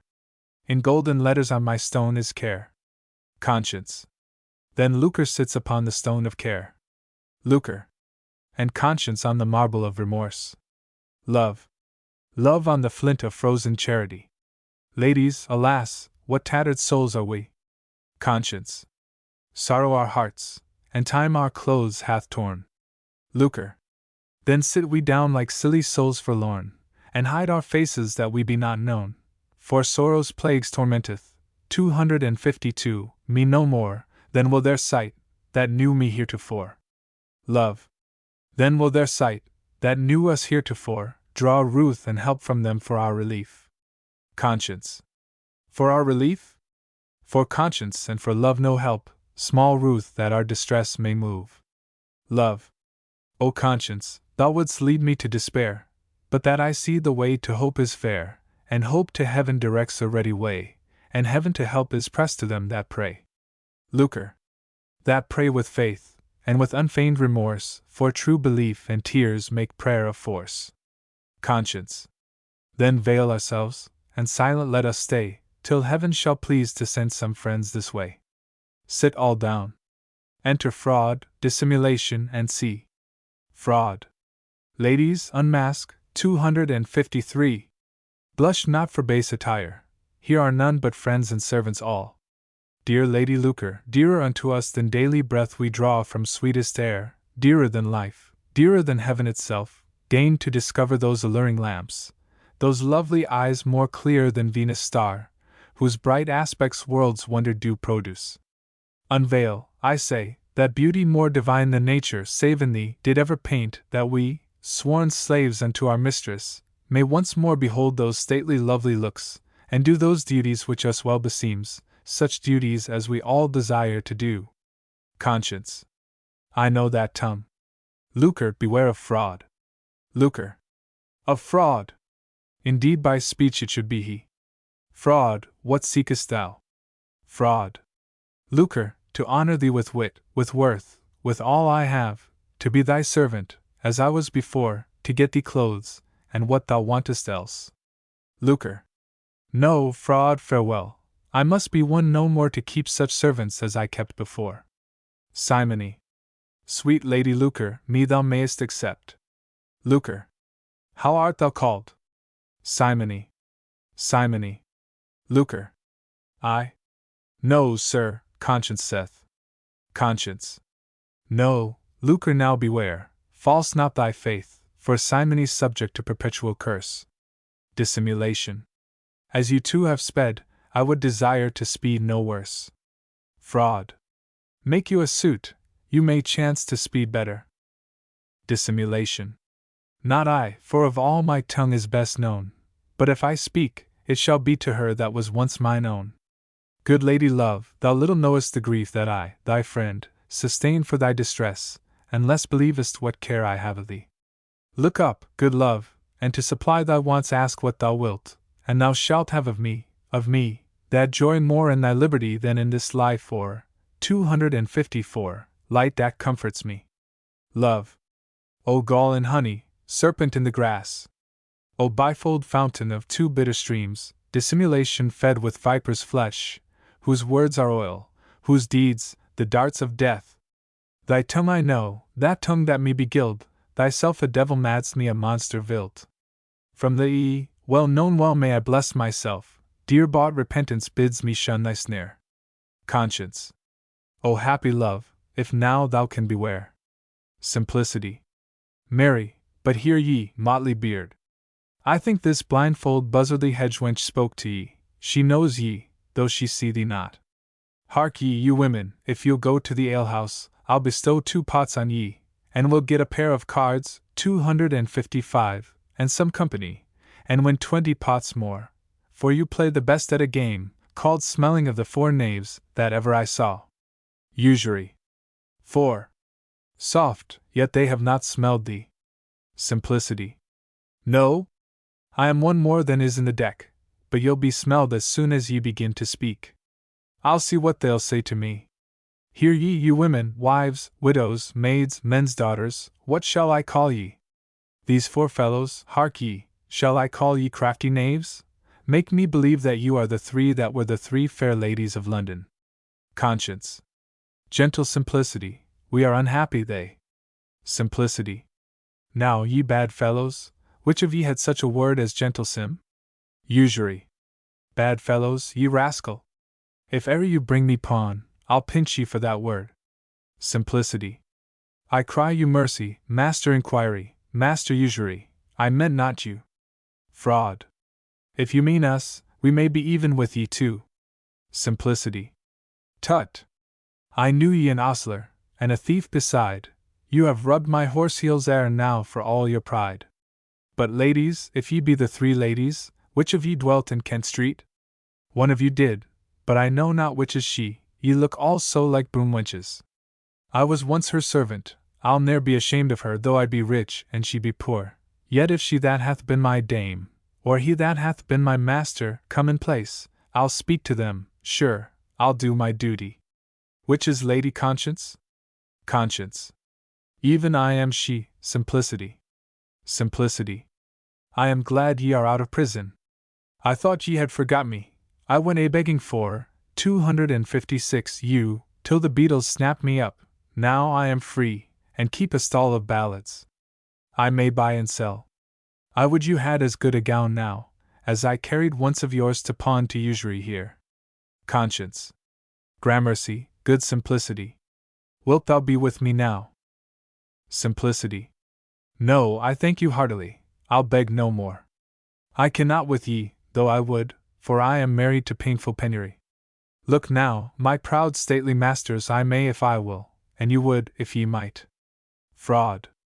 No, not dwell with such a beggar as Conscience. Simplicity. No, fraud ne'er loved Conscience, since he was an ostler. Usury. Who cares for Conscience but dies a beggar? Simplicity. That will not usury do, he will first take 60 pound in the 100. Dissimulation. Love, look on me, and I will give thee clothes. Love. I will no more by thee be so disguised. Simplicity.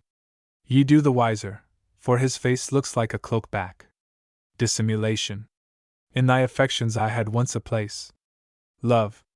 Those fond affections wrought me foul disgrace. Dissimulation. I'll make amends if Artemis were done. Love. Who once are burned, the fire will ever shun. Dissimulation. And yet once burned to warm again may prove. Love. Not at thy fire, I will be perfect love. Simplicity. I promise you, the wenches have learned to answer wittily. Here's many fair proffers to lucre in love, but who clothes poor Conscience? She may sit long enough. Usury. I will clothe her straight. Usury takes fraud's cloak, and casts it on Conscience. Simplicity. Will you, Master Usury? That's honestly spoke. Ha! That's no gramercy to clothe her with another man's cloak. But I see you have a craft in the doing, Master Usury. Usury covers Conscience with fraud's cloak very cunningly. Conscience. Alas! Who loads my shoulders with this heavy weed? Fie! How it stinks, this is perfumed indeed. Fraud. Mary Gup, goody conscience. Indeed I do you wrong, but I'll quickly right it. My cloak shall not cumber you long. Usury. All this while Lucre knows not I am here, but now will I to her. Mark how I speed. Lady, the fairest that nature ever formed, lodestone of love, that draws affection's darts, the only object of all humane eyes, and sole desired dainty of the world, thy vassal here, a virtue in thy need, whom thou by license of the law mayst use, tenders himself and all his services to do thy will and duty as tofore, glad of thy freedom as his proper life. Simplicity. Lady Lucre, you love an apple, take heed the caterpillar consume not your fruit. Lucre. Who is it that mocketh this latest suit? Simplicity. 'Tis Usury. Aloud in her ear. Lucre. Great is the service he hath done for me, but Usury, now I may not deal with thee. Usury. The law allows me, madam, in some sort. Conscience. But God and I would have thy bounds cut short. Usury. For you I reck not, but if God me hate, why doth the law allow me in some rate? Conscience. Usury slanders both law and state. The law allows not, though it tolerate, and thou art sure be shut out at heaven gate. Usury. You were ever nice, no matter what you prate. Simplicity. Then it will be with him, as it is with a great man's house in dinner time. He that knocks, when the door is shut, comes too late. Lucre. Well, usury, fraud, and simony, dissimulation, hearken unto me. My tongue, although in memory it be green, cannot declare what horrors I have seen, any can it enter into mortal ears unmortified, the furies, fires, and fears, the shrieks, the groans, the tortures, and the pains, that any soul for each of you sustains, no pen can write, how conscience hath me scourged, when with your faults my soul she ever yarged, arithmetic doth fail to number all the plagues of sorrow in the den of thrall. Then tempt me not, nor trouble me no more, I must not use you as I did before. If you be found within fair London's gate, you must to prison, whence we came of late. Conscience will accuse ye, if ye be in sight. Fraud. That scurvy conscience works us all the spite. Enter Nemo. Usury. Well, Lucre, yet in thee we have delight. Dissimulation. Yonder comes some, we must take our flight. Exeunt omnes. Simplicity. Birds of a feather will fly together, but when they be taken, then are they bacon. Yonder comes a customer, I'll to my stall. Love, Lucre, and conscience, blind man buff to you all. Nemo. Conscience, love, Lucre, ladies all, what cheer? How do ye like the seats you sit upon? Conscience. O pure unspotted Nemo, sole paragon of love, of conscience and perfection, the marble of remorse I sit upon sweats scalding drops, like bitter brinish tears. Nemo. So should remorse, when conscience feels her guilt. But gentle love, how feelest thou thy flint? Love. Oh, sharp and cold, I freeze unto my seat, the flint holds fire, and yet I feel no heat, but am benumbed and frozen every joint. Nemo. O love, so cold is charity in these times. Lucre, how sit you? Lucre. Upon a heavy stone, not half so cold, not half so hot as theirs, but of some secret power, for I do find and sensibly feel, that I from it exhale an earthly cold, and it from me doth draw a kindly heat. Nemo. Such force hath care of Lucre in itself to cool the heart, and draw the vital spirits, and such the true condition of you three, remorse of conscience, charity of love, and care of Lucre, such your uses be. But ladies, now your sorrow lay aside, frolic, fair dames, an unexpected good is imminent through me unto you all. 3 lords there be, your native countrymen, in London bred, as you yourselves have been, which covet you for honorable wives, and presently will come to visit you. Be not abashed at your base attire, I shall provide you friends to deck you all. If I command, stand up, else sit you still. Lo, where they come! Enter the 3 lords. My lords, the dames be here. Policy. Why are they wimpled?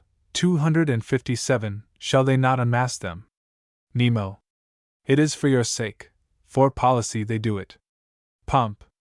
Much may their fortune and their future be, but what it is we cannot thus discern. Nemo. You shall in time. Lord Pomp, be yet content. Pleasure. Their fame is more than cause or reason would. May one of these be pleasure's paragon? Nemo. Pleasure, be pleased and use no prejudice. Mesdames, stand up. Like not their attire, that shall be mended as yourselves desire. Policy. Their port and their proportion well contents. Pomp. Right stately dames, if they were well attired. Pleasure. May we not see their beauty, what it is? Nemo. Yes, lordings, yes. Lucre, lift up thy veil. Policy. Of beauty excellent. Pomp. Of rare perfection. Pleasure. A dainty face. Nemo. Unmask love. Policy. Sweet love indeed. Pomp. A lovely face. Pleasure. A gallant grace. Nemo. Conscience uncover. Policy. Beauty divine. Pomp. A face angelical. Pleasure. Sweet creature of the world. Nemo. Enough for once. Ladies, sit down again. As cunning chapmen do by curious wares, to the audience, which seldom shown do most inflame the mind, so must I deal, being dainty of these dames, who seldom seen shall best allure these lords. Awhile, my lords, I leave you with these three, converse, confer on good conditions. I will right soon return with such good friends as it concerns to clothe these dainty ones. If any in my absence visit them, know their intent, and use your skill therein. Exit. Policy. Ladies, to call to mind your former lives, were to recount your sorrows on a row. Omitting, then, what you have been or be, what you may be I'll speak, so it please you, wives to us three, ladies to London lords, pomp, pleasure, policy, men of such regard, as shall you guard from evil, once matched with us, and policy presents this good to you. Pomp. With London's pomp may one of you be joined, possessing more than fortune can afford. Fortune's a fool, but heavenly providence guards London's pomp and her that shall be his. Pleasure. And London's pleasure, peerless in delights, will deign to make one of these dames his own, who may with him in more contentment live, than ever did the Queen of Ethiop. Conscience. Though silence, lords, our modesty enforce, Nemo can tell the secrets of our thoughts. Nemo, that women's minds can constant keep, he shall for us you answer, good my lords. I speak for all, though ill beseeming me. Enter falsehood and double-dealing. Policy. You speak but well. My lords, step we aside to note these fellows, what they do intend. Enter Nemo. Pomp. Nemo can tell, for he doth follow them. Falsehood. Ladies, to you, to some of you, we come, sent from such friends as much affect your good, with garments and with compliments of cost, accordant well to dames of such degree. I come to lucre. Double-dealing. I to love am sent, with no less cost than could be got for coin, which with my message I deliver would, could I discern which of these dames were she. Love. Friend, I am love, what bringest thou there to me? Conscience. Beware, good love, from whom, and what, thou takest. Nemo. No whispering, friend, but show it openly, the matter good, ye need not be ashamed. From whom comest thou? Double-dealing. That I conceal from any but from love. Nemo. From whom come you, sir? Falsehood. That shall lucre know, and none but she. Nemo. Then speak aloud, for whispering here is barred. Falsehood. Then neither will I do, nor speak at all. Nemo. Then I will speak, and tell what you are both. Thyself art falsehood, and are sent from fraud, to compass lucre with a cloak of craft, with lawn of lies, and calls of golden guile. Policy.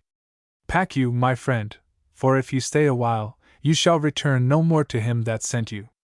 Nemo. Thou from dissimulation art sent, and bring'st a gown of glossing, lined with lust, a vardingale, 258, a vain boast and fan of flattery, a ruff of riot and a cap of pride, and double-dealing is thy name and office both. Double-dealing, falsehood, let's go, we are deciphered. Falsehood. Lucre, thou losest here a princely gift. Excellent ambo. Nemo. Lucre consumes, being won by fraud or shift. Thus, lords, you see how these are qualified, and how these ladies shun that sharp rebuke, which some deserve by taking of such toys, as women weak are tempted soon with gifts. But here they come, that must these ladies deck. Lucre, arise, come from the stone of care. Enter honest industry, pure zeal, and sincerity. Honest industry. Fair Lucre, lo, what honest industry to thee hath brought, to deck thy dainty self. Lucre, by honest industry achieved, shall prosper, nourish, and continue long. Come to thy chamber, to attire thee there. Nemo. Thou mayest depart with honest industry. Exit Lucre with honest industry. Pure zeal. And love, arise from charity's cold flint, pure zeal hath purchased robes to cover love. Whiles love is single, zeal shall her attire, with kind affection mortifying lust. Come, love, with me these garments to put on. Nemo. Love, follow zeal, and take his ornaments. Exit love with pure zeal. Sincerity. Rise, conscience, from that marble of remorse, that weeping stone that scalds thy parched skin. Sincerity such robes for thee hath brought, as best beseems good conscience to adorn. Come, follow, that thou mayst go put them on, for conscience, clothed by sincerity, is armed well against the enemy. Nemo. Follow him, conscience, fear not, thou art right. Exit conscience with sincerity. Policy. Most Reverend Nemo, thanks for this good sight. Lucre is clothed by honest industry. Pomp. Love by pure zeal. Pleasure. And conscience by sincerity. Nemo. Lordings, thus have you seen them at the first, and thus you see them, trust me, at the worst. Depart we now, come hence a day or two, and see them decked as dainty ladies should, and make such choice as may content you all. Policy. Thanks, righteous Nemo. We, the London lords, only to thee ourselves acknowledge bound. Exit omnes. Enter painful penury and simplicity. Penury. Come on, gentle husband, let us lay our heads together, our purses together, and our reckonings together, to see whether we win or lose, thrive or not, go forward or backward. Do you keep a book or a score? Simplicity. A score, wife? You mean for the alehouse, do you not? I would have her examine me thereof no further, for I am in too far there, more than I would she should know. Aside. Penury. I mean no alehouse score, but a note of your wares. Let me see, first you began to set up with a royal. How much money have ye? What ware, and what gain? Simplicity.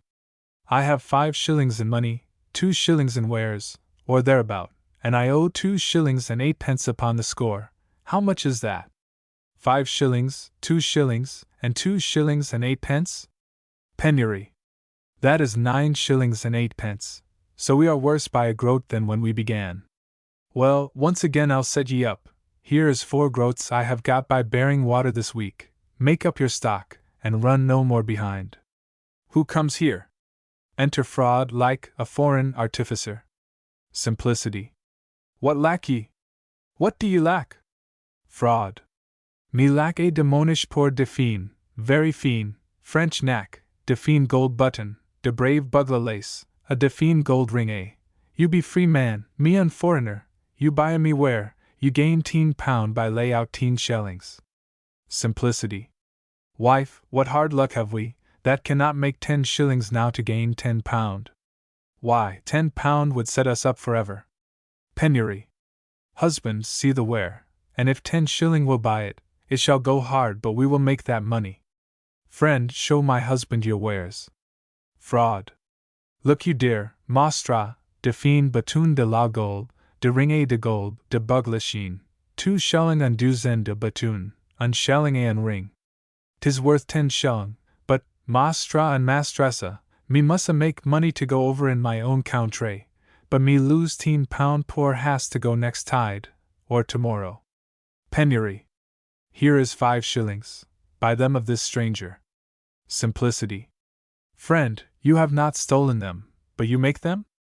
Well, I'll buy them in the open market, and then I care not, here is 10 shillings, deliver me the wares. Fraud. Dear Mastra!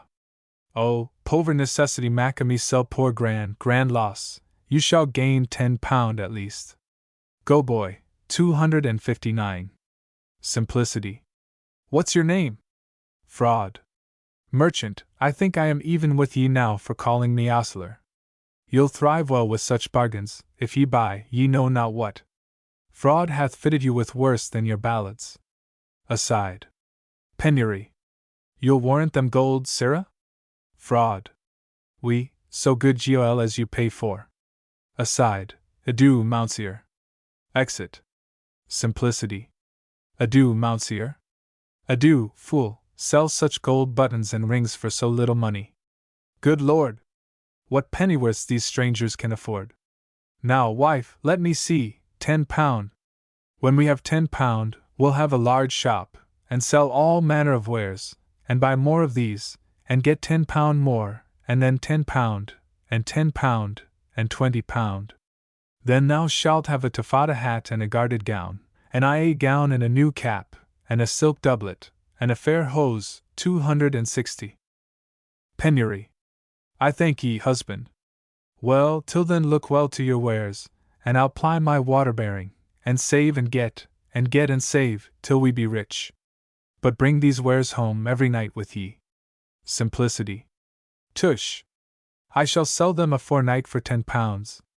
Gow, wife, gow, I may tell you, 261, I am glad this French fellow came with these wares. We had fallen to examining the ale score else, and then we had fallen out, and the alewife and my wife had scolded. Aside. Well, a man may see, he that's ordained to be rich shall be rich. Gow, woman. Exeunt. Enter Nemo and the 3 lords as though they had been chiding. Nemo. From whence, good lords, grew this hot argument? Policy. Thou knowest already, yet if thou wilt hear, for this we strive, fond pleasure makes account, summing his bills without an auditor, 262, that Lady Lucre ought of right be his pleasure. So I affirm, and so I will maintain, that pleasure ought by right Dame Lucre have, to bear the charge of sports and of delights. Pomp.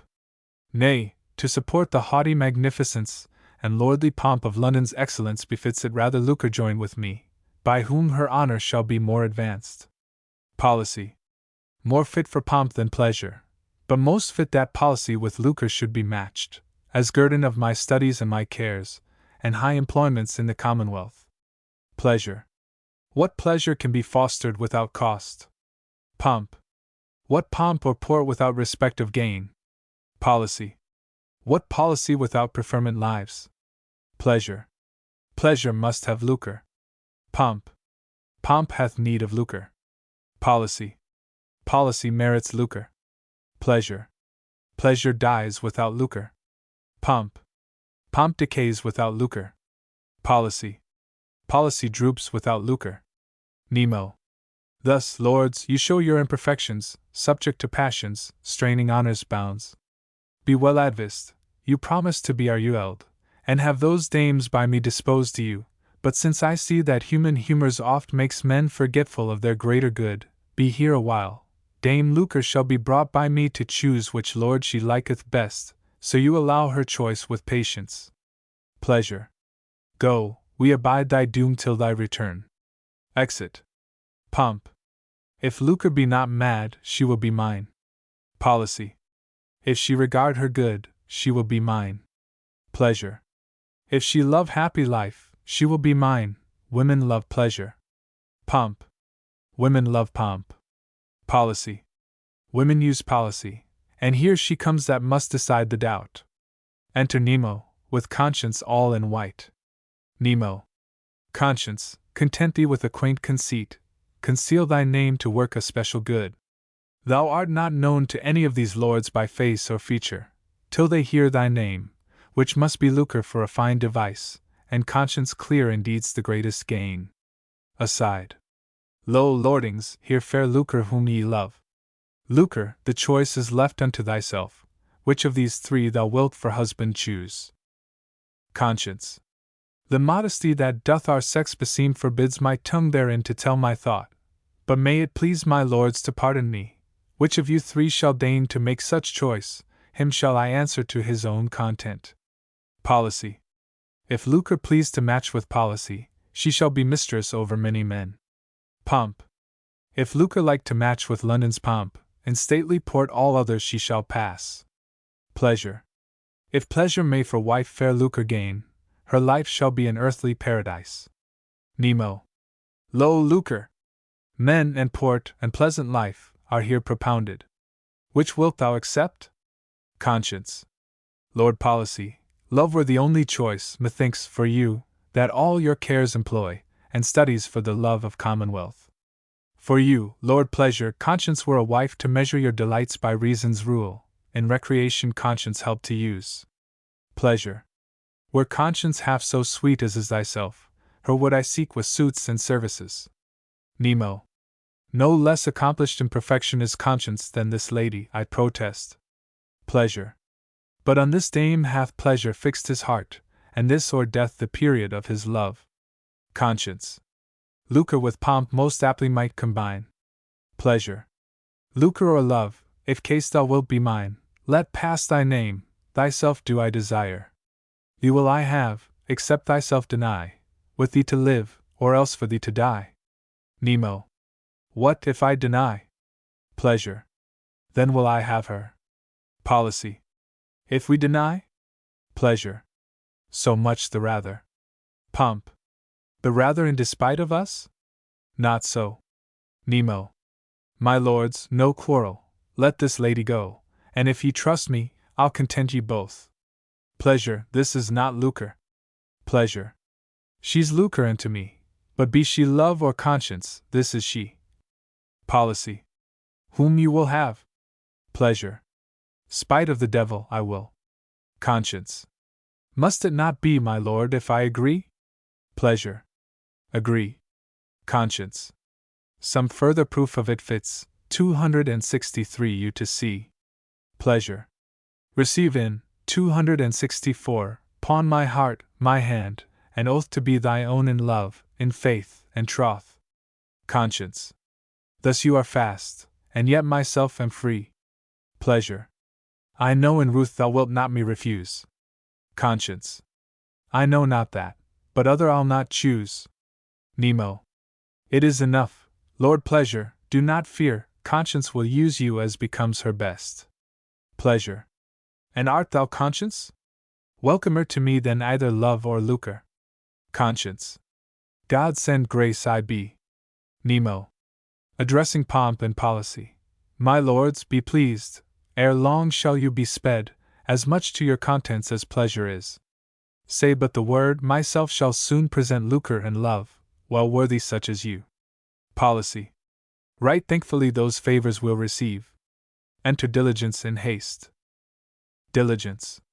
My lords, if your affairs in present be not great, greater than any, save regard of life, yea, even the greatest of the commonwealth, prepare ye to withstand a stratagem, such as this land nor London ever knew. The Spanish forces, 265 lordings, are prepared in bravery and boast beyond all bounds, to invade, to win, to conquer all this land. They chiefly aim at London's stately pomp, at London's pleasure, wealth, and policy, intending to despoil her of them all, and over all these lovely ladies three, love, lucre, conscience, of the rarest price, 266, to tyrannize and carry hardest hand. From Spain they come with engine and intent to slay, subdue, to triumph and torment, myself, so heaven would, espial of them had, and diligence, dear lords, they call my name. If you vouchsafe to credit my report, you do me right, and to yourselves no wrong, provided that you arm you, being warned. Policy. Diligence, thy service shall be known, and well rewarded. Nemo, for a time conceal this dame, and live secure unseen, let us alone, whom most it doth concern, to meet and match our overweening foes. Pomp. Nemo, keep close, and conscience, pray for us. Begone, and recommend us to our God. Conscience. My lords, if ever, show your honors now. Those proud, usurping Spanish tyrants come, to reave from you what most you do regard, to take away your credit and your fame, to raise and spoil our right renowned town, and if you love or lucre due regard, or have of conscience any kind of care, the world shall witness by this action, and of the love that you to us pretend, in this your valor shall assurance give. More would I speak, but dangers and delay, you know my mind, and heavens record my thoughts, which, 267, I with prayers for you will penetrate, and will in heart be present in your fight. Now, pleasure, show what you will do for me. Pleasure. I will be turned to pain for thy sweet sake. Policy. Fair conscience, fear not, but assure thyself, what kind affection we soever bear to love and lucre in this action, chiefly for our service shall be done. Pomp. For conscience' sake more than for lucre now. Policy. For love and conscience, not despising lucre. Pleasure. Only for conscience will I hazard all. Nemo. And I from hence will her convey a space, till you return with happy victory. Conscience. Farewell, my lords, for me, my lords, for me. Exit Nemo and Conscience. Policy. Diligence, what number may there be? Diligence. A mighty host, and chiefly led by 3, who brave it out in show, as men assured of victory, sans venture or repulse. Policy. How near be they? Diligence. So near, my lords, that each delay is death. Stand on your guard, they come as challengers to bruise your shields and bear away your prize, mounting the seas, and measuring the land with strong imaginations of success. Policy. Well, Diligence, go get in readiness men and munition, bid our pages ply, to see that all our furniture be well, wit, wealth, and will to further wars be fit. Exit Diligence. My lords, I would I might advise ye now to carry, as it were, a careless regard of these Castilians and their accustomed bravado. Lord Pomp, let nothing that's magnifical, or that may tend to London's graceful state, be unperformed, as shows and solemn feasts, watches in armor, triumphs, cresset lights, 268, bonfires, bells, and peals of ordnance. And pleasure, see that plays be published, May games and masks, with mirth and minstrelsy, pageants and school feasts, bears and puppet plays. Myself will muster upon Mile and Green, as though we saw, and feared not to be seen, which will their spies in such a wonder set, to see us wreck so little such a foe, whom all the world admires, save only we. And we respect our sport more than his spite. That John the Spaniard will enraged run mad, to see us bend like oaks with his vain breath. Pomp. In this device such liking I conceive, as London shall not lack what pomp can do. And well I know that worthy citizens do carry minds so frank and bountiful, as for their honor they will spare no cost, especially to let their enemy know, honor in England, not in Spain, doth grow. Pleasure.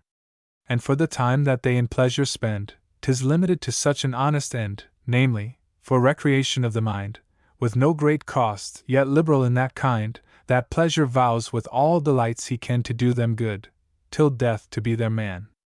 Policy. Of policy they trial have at large. Pomp. Then, let us go, and each man to his charge. Exeunt the 3 lords. Enter Simplicity led by Usury. Simplicity. I, sir? Why, alas! I bought them of a stranger, an old Frenchman, for good gold, and to be worth £10, for so he told me. I have good witness, for my own wife was by, and lent me part of the money. Usury. And what did they cost you? Simplicity. 10 shillings every penny. Usury. That argues you are guilty. Why, could ye buy so many rings and buttons of gold, think ye, for 10 shillings? Of whom did ye buy them? Simplicity. Of an old Frenchman, the old French disease take him. Usury. And where dwells that old Frenchman? Simplicity. In France, I think, for he told me he was to go over the next tide or the next day. My wife can tell as well as I, if ye think I lie. For she was by. Usury. A good answer. He dwells in France, and you dwell here, and for uttering copper for gold you are like to lose both your ears upon the pillory, and besides lose your freedom. Simplicity. Nay, if I lose my ears, I care not for my freedom. Keep you my freedom, so I may keep my ears. Is there no remedy for this, Master Usury? Usury. None, except you can find out that old Frenchman. Simplicity. Peradventure I can, if you'll let me go into France to seek him. Usury. So we may lose you, and never see him. Nay, that may not be. Simplicity. Nay, good Master Usury, take all my goods and let me go. Enter fraud, dissimulation, simony, in canvas coats like sailors. Fraud. What's the matter, Usury, that this poor knave cries so? Simplicity. O Master Fraud! Speak to him to let me go. Fraud. Fraud, ye villain! Call me not by my name, and ye shall see I will speak to him to let you go free. Aside. Usury of all old fellowship, let this poor knave pack, if the matter be not too heinous. Usury. No, fie. His fault is odious. Look here what stuff he would utter for gold, flat copper, and he say he bought them of an old Frenchman. Fraud. But thou didst not sell them, didst thou? Simplicity. No, sir. I would have but laid them to pawn for £5 to him. Fraud. That was more than they were worth. I promise thee, a foul matter. Well, thou must lose thy ware, and be glad to escape. So, Usury, at my request ye shall let the poor man go. Usury. Well, for this once I will. Sirrah, get ye packing, and take heed of such a piece of work again, while ye live. Simplicity. There is divers pieces of work in that box. Pray ye, give me some of my goods again, a ring, or something. Usury. Not an inch, and be glad to scape as ye do. Simplicity. Alas! I am undone, there's all the wealth and stock I have. Fraud. Do ye long to lose your ears? Begone, ye foolish knave. Simplicity. I thank ye, Master Fraud. I'll not go far, but I'll be near to hear and see what the meaning of these fellows in this canvas should be, for I know fraud, dissimulation, and simony to be those three. Here I think I am unseen. Simplicity hides him near them. Fraud. Usury, thank me for this good booty, for it is I that holp ye to it, for I sold them to him for gold indeed, in the shape of an old French artificer. Come, give me half, for I deserve it, for my part was the first beginning of this comedy. I was ever afraid lest the fool should have known me, for ye see now, though disquised, he called me by my name. Simplicity. Did I so? I am glad I have found the Frenchman. Now I'll raise the street, but I'll have my wares again, and prove ye, as you were ever, both false knaves, I believe. Exit Simplicity. 269. Fraud. Kill him, stab him. Out, villain! He will betray us all. Usury. What a fool were you to speak before he was gone. Now you have lost your part of this, too, for he will go complain, you will be sought for, and I made to restore these things again. Fraud. Not if thou be wise, thou wilt not tarry the reckoning, for sayest thou not us three, dissimulation, simony, and myself? Usury. Yes, what means these canvas suits? Will ye be sailors? Fraud. Usury, make one, this is our intent. Let's see that none hear us now. The Spaniards are coming, thou hearest, with great power. Here is no living for us in London. Men are growing so full of conscience and religion that fraud, dissimulation, and simony are deciphered, and being deciphered are also despised, and therefore we will slip to the sea, and meet and join with the enemy, and if they conquer, as they may, for they are a great army by report, our credit may rise again with them. If they fail and retire, we may either go with them and live in Spain, where we and such good fellows are tolerated and used, or come slyly again hither, so long as none knows but friends. Usury. But will you do thus, you too? Dissimulation. And now too, I hope. Why, what should we do? Usury.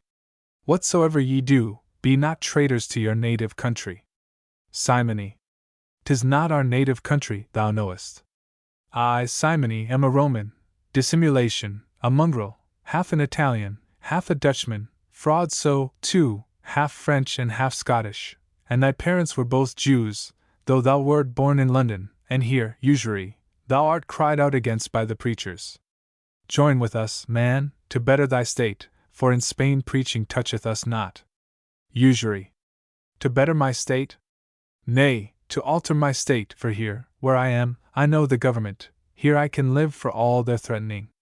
If strangers prevail, I know not their laws nor their usage, they may be oppressors, and take all I have, and it is like they are so, for they seek that's not their own. Therefore here will I stay, sure to keep what I have, rather than be a traitor upon hap and had I wist. And stay you, if ye be wise, and pray as I pray, that the preachers and all other good men may die, and then we shall flourish. But never trust to strangers' courtesy. Fraud. We shall trust but to our friends and kin. You'll not go with us, yet for old acquaintance keep counsel. Betray us not, for we'll be gone to sea. I am afraid yon foolish knave have belayed the streets for us. Usury. Let me go afore ye, if any such thing be, I'll give ye inkling. Exit. Fraud. Do farewell, usury, and as he goes one way, we'll go another. Follow, sirs, never trust a shrinker, if he be your own brother. Exit omnes. Enter the three lords with their pages and fealty, a herald, before them, his coat having the arms of London before, and an olive tree behind. Policy. Fealty, thou faithful herald of our town, thou true truce-keeper and sure friend in peace, take down our shields, and give them to our boys. He delivers them. Now, fealty, prepare thy wits for war, to parley with the proud Castilians, approaching fast the frontiers of our coast. Wait here, my page, and every message shall attend on thee, to note them and their deeds. I need not tell thee, they are poor and proud, vaunters, vainglorious, tyrants, truce-breakers, envious, ireful, and ambitious. For thou hast found their facings and their brags, their backs their coffers, and their wealth their rags. But let me tell thee what we crave of thee, to skin with judgment what their leaders be, to note their presence and observe their grace, and truly to advertise what they seem, whether to be experienced in arms, or men of name, those three that lead the rest refer we to thy own conceit. Fealty. I hope in this my duty to discharge, as heretofore. Simplicity, make a great noise within, and enter with 3 or 4 weaponed. Simplicity. Clubs. Clubs, 270, nay, come, neighbors, come, for here they be, here I left them, errant thieves, rogues, cozeners. I charge ye, as you will answer, prehend them, for they have undone me, and robbed me, and made me the poorest freeman that ever kept a ballad stall. A constable. I charge ye keep the peace, and lay down your weapons. To the 3 lords. Pomp. Who rise this tumult? Speak, what means this stir? Simplicity. Oh, I am undone, robbed, spoiled of all my stock. Let me see, where be they? Keep every street and door, examine all that comes for fraud that cozener. Policy. Masters, what mean you in these troublous times to keep this coil? Constable. Alas! My lord, here's a poor man robbed or cozened. Simplicity. I am robbed. O my boys, my pretty boys, I am undone. Saw ye no thieves, nor no crafty knaves? What be all these? Wit. Simplicity, away! These be our lords, offend them not for fear. Simplicity. I seek not them, I seek for fraud that robbed me. Pleasure. Go seek elsewhere, for here's no place for such. Policy. My friends, depart, and qualify this stir, and see peace kept within the walls, I charge ye. Constable. I will, my lord. Come, Simplicity, we came too late to find your losses. Simplicity. Pray for me, my boys, I think I shall hang myself. I come ever too late to speed. Exeunt. Policy. Now, lords, let honor's fire inflame our thoughts, and let us arm our courage with our cause, and so dispose ourselves to welcome them. Do me the favor, if I may entreat, to be the first to front the foe in face. The vanguard let be policies this once, pomps the main battle, pleasures the rearward, and so bestow us, if you think it good. Pomp. I think it good, and time that it were done. Pleasure. I think it good, and wish the enemy come. Enter Diligence. Diligence. And here they come, as brave as Philip's son and his Hephaestion wont to be arrayed, in glittering gold and party-colored plumes, with curious pendants on their lances fixed, their shields impressed with gilt compartments, their pages careless playing at their backs, as if with conquest they triumphing came. Policy. If they be conquered, greater is their shame. But diligence, go post alongs the coast to tell the news, and look, to welcome them, let us alone. My lords, you hear the news, more words were vain, I know ye well resolved. Exit diligence. Pomp. And here they come. O proud Castilians! Enter first Shealty the herald, then Pride, bearing his shield himself, his impress a peacock, the word Nonpareil, his page Shame, after him with a lance, having a pendant gilt, with this word in it, Sir Lucille.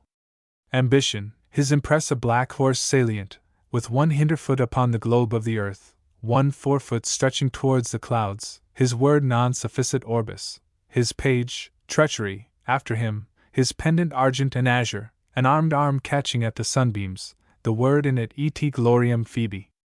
Last, Tyranny, his impress a naked child on a spear's point, bleeding, his word Poor sang, his page Terror, his pendant gules, in it a tiger's head out of a cloud, licking a bloody heart, the word in it Cura Cruer.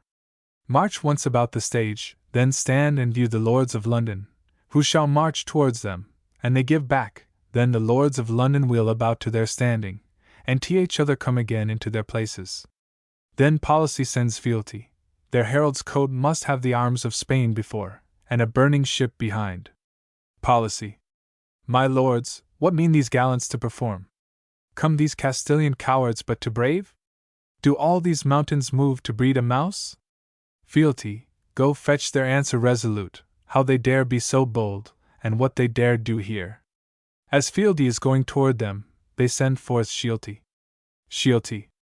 What wouldst thou, herald? Fealty. Parley with those three, herald. Shealty. They scorn to grace so mean a man as thou with parley or with presents. Fealty. Do they scorn? What, are thy masters monarchs every one? Or be they gods? Or rather be they devils? Scorn they a herald's presence and his speech? Name them, that I may know their mightiness, and so avoid of duties some neglect. Shealty. Monarchs in minds, and gods in high conceits, that scorn you English as the scum of men, whom I any dare without their license name, for whom thy duties all are few and base. Fealty. Imperious Spaniard, do a herald right, thyself art one, their Trouchman, 271, if thou be thou my trump, 272, that I my message may through thee convey to them from London lords. Shealty. Base English groom, from beggars sent belike, who for their mate thee malapert account, dare I, think'st thou, these lords magnificent, without their special pleasure understood, once move with message or with show of speech? Fealty. More servile thou to lose a herald's due, that is in field a king's companion. But if thou dare not my embassage do, stand by, and stop not my access to them. Shealty. Rather will I return, and know their minds. When Shealty goes to them, wit goes to the three lords of London. Policy. Now, boy, what news? Wit. The fearful herald of yon famous crew durst not your message to his masters tell, till Fealty with contumelious words, yet was the Spaniard brave and hot in terms, enforced him for their answer resolute. The Spaniards whisper with their herald. Pomp. Which now, belike, our herald shall receive, for theirs comes to him. Shealty. It pleaseth them to be magnifical, and of their special graces to vouchsafe a counter you of pages and of shields, and counter message by us heralds done, a favour which they seldom grant to foes. Go thou for those, I meet thee will with ease. Fealty. My lords, yon braving Spaniards wish a counter you of pages and of shields, but what they mean or be, I know not yet. Haply you may by their impresses view, or I by parley some conjecture give, so please it you your pages and your shields with me to send, their herald comes with theirs. Policy. Our shields I reck not, but to send our wealth. Fealty. Accompanied with wit and will, no peril. Pomp. It is my wealth, but keep him, if they dare, I'll fetch him double, if they do, my lords. Pleasure. boys, take our shields and spears, for they come on. Wit. Vale, Spaniard, couch thy lance and pendant both. Knowest where thou art. Here will we bear no braves. When the English boys meet the other, cause them to put down the tops of their lances, but they beat up theirs. Wealth. Down with your point, no loft-borne lances here by any stranger, be he foe or friend. Will. Well dost thou note the couching of thy lance. Mine had, ere this, else gored your Spanish skin. Fealty. Well done, my boys, but now all reverence. Shealty. Advance again your lances now, my boys. Hold up again. Pride. Dicito nobis ideo, caedes, quid sibi velant istiac emblemata? Dicito, inquam, lingua materna, nos enim omnes bel intelligimus, quam vis Anglisi loci didignamer. Fealty. Then know, Castilian cavalieros, this, the owners of these emblems are 3 lords, those 3 that now are viewing of your shields, of London, our chief city, are they lords, policy, pomp, and pleasure be their names, and they, in honor of their mistresses, love, lucre, conscience, London ladies 3, emblazon these scutcheons, challenging who durst compare or challenge one of them. And policy a tortoise hath impressed, encompassed with her shell, her native walls, and Providence securus is his word, his page is wit, his mistress lady love. Pomp in his shield a lily hath portrayed, as paragon of beauty and boon grace, glory sans peer his word, and true it is, with London's pomp Castile cannot compare, his page is wealth, his mistress lucre height. Pleasure, the dainty of that famous town, a falcon hath emblazoned, soaring high, to show the pitch that London's pleasure flies, his word poor tempts, yet never stops to train, but unto conscience, chosen for his dear, his page is will, and thus th affect you here. Pride. Buena, buena, per los Lutheranos ingleses. Fealty. Mala, mala, per Catholicos Castellanos. Policy. Locaris Anglici? Shealty. Maxime, Domini. Policy. Agendum, go to, then, and declare thy lords their shields, their pages, and their purpose. Speak, man, fear not, though Spain use messengers ill, 'tis England's guise to entreat them courteously. Shealty. 3 cavalieros Castellanos here, without compeers in compass of this world, are come to conquer, as full well they shall, this Mulhalile, that little England height, with London, that proud paltry market town, and take those dames, love, lucre, conscience, prisoners, to use or force, as pleaseth them. The first, now quake, is Spanish majesty, that for his impress gives Queen Juno's bird, whose train is spanged with Argus 100 eyes. The Queen of Gods scorns not to grace him so, his word is nonpareil, none his like, yet is his page or henchman modesty, lucre the lady that shall be his prize, and in his pendant on his lance's point Sir Lucile his word, above the heavens. Policy. Whilome, indeed, above the heavens he was, could he have kept him in that blessed state. From thence for pride he fell to pit of pain, and is he now become the pride of Spain? And to his page, not modesty, but shame. Well, on the rest. Shealty. Don Honor is the next grand peer of Spain, whose impress is a courser salient, of color sable, darkening air and earth, pressing the globe with his disdainful foot, and sallying to aspire to rolling skies. Non sufficit orbis is his haughty word, the world sufficeth not high honor's thoughts, and on the pendant, fixed on his lance, a hand is catching at the sunny beams, et gloriam Phoebe, and the sun's bright coach honor would guide, if he might have his will. His page's action, tempering still with state. Policy. Himself ambition, whom the heavens do hate. Shealty. And love the lady that he hopes to gain. Policy. His thoughts, distract from foul distempered brain, proves him the very firebrand, 273, of Spain, and in his shield his black disordered beast, scaling the skies, scornful to tread the ground, and both his words, proud words, prove perfectly action his page to be but treachery, ever attendant on ambition. But to the third. Shealty. The third grand cavaliero is government, severe in justice and in judgment deep. His impress is a naked infant, gored upon a lance, signifying severity. His word poor sang, for blood of enemies he bends his forces, on his pendant is a tiger, licking of a bleeding heart, and cruer is the word thereon, his cares for blood of those that dare resist. Yet height his page, that follows him, regard, and he for conscience to this conquest comes. Policy. The government of Spain is tyranny, as do his impress and his words declare, his page is terror, for a tyrant fears his death in diet, in his bed, in sleep. In conscience spite, the Spanish tyranny has shed a sea of most unguilty blood. Well, what's the end? Sciolti. The end is, best ye yield, submitting you to mercy of these lords. Pomp. Before we fight? Soft, sir, ye brave too fast. Castilians, know that Englishmen will knock. But say, doth Spanish pride for London's lucre gape? Pleasure. And would their tyranny conscience captive have? Policy. Doth their ambition London's love affect? Sciolti. All this they will, and prey upon your town, and give your lands away before your face. Alas! What's England to the power of Spain? A molehill, to be placed where it pleaseth them. Pomp. But in this molehill many pismires be, all which will sting, before they be removed. What is thy name? Sciolti. Sciolti. Policy. An Irish word, signifying liberty, rather remissness, looseness, if ye will. Why hath thy coat a burning ship behind? Sciolti. To signify the burning of your fleet by us Castilians. Policy. It rather means your commonwealth's on fire about your ears, and you would best look home.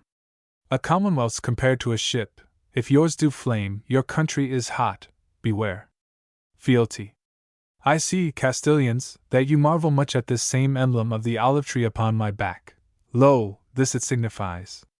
Spain is in wars, but London lives in peace. Your native fruit doth wither on your soil, and prospers where it never planted was. This London's fealty doth avouch for truth. Herald of war, and porter of their peace, command ye me no service to my lords? S. Pride. Quid tu cum dominus mox servietis miseri nobis, 274, discit. Fealty. Quid mihi cum dominus servietis miseri mais? Pomp. Sciolti, say unto yon Thrasos 3, the lords of London dare them to the field, pitying their pride and their ambition, scorning their tyranny, and yet fearing this, that they are come from home and dare not fight. But if they dare, in joint or several arms, battle or combat, him that lucre seeks, your Spanish pride, him dare I from the rest. Pleasure. That bloody cur, your Spanish tyranny, that London's conscience would force with cruelty, I challenge him for conscience' sake to fight a lord of London, and I pleasure height. And Sciolti, when citizens dare them thus, judge what our nobles and our courtiers dare. Policy. Say, if thou wilt, that London's policy discerns that proud ambition of Spain, and for he comes inflamed with London's love, in combat let him conquer me, and have her. This is love's favour, I her servant am. Pomp. This lucre's favour, pomp for her will fight. Pleasure. This conscience favour, she my mistress is. Sciolti. You craven English on your dunghills crow. Pomp.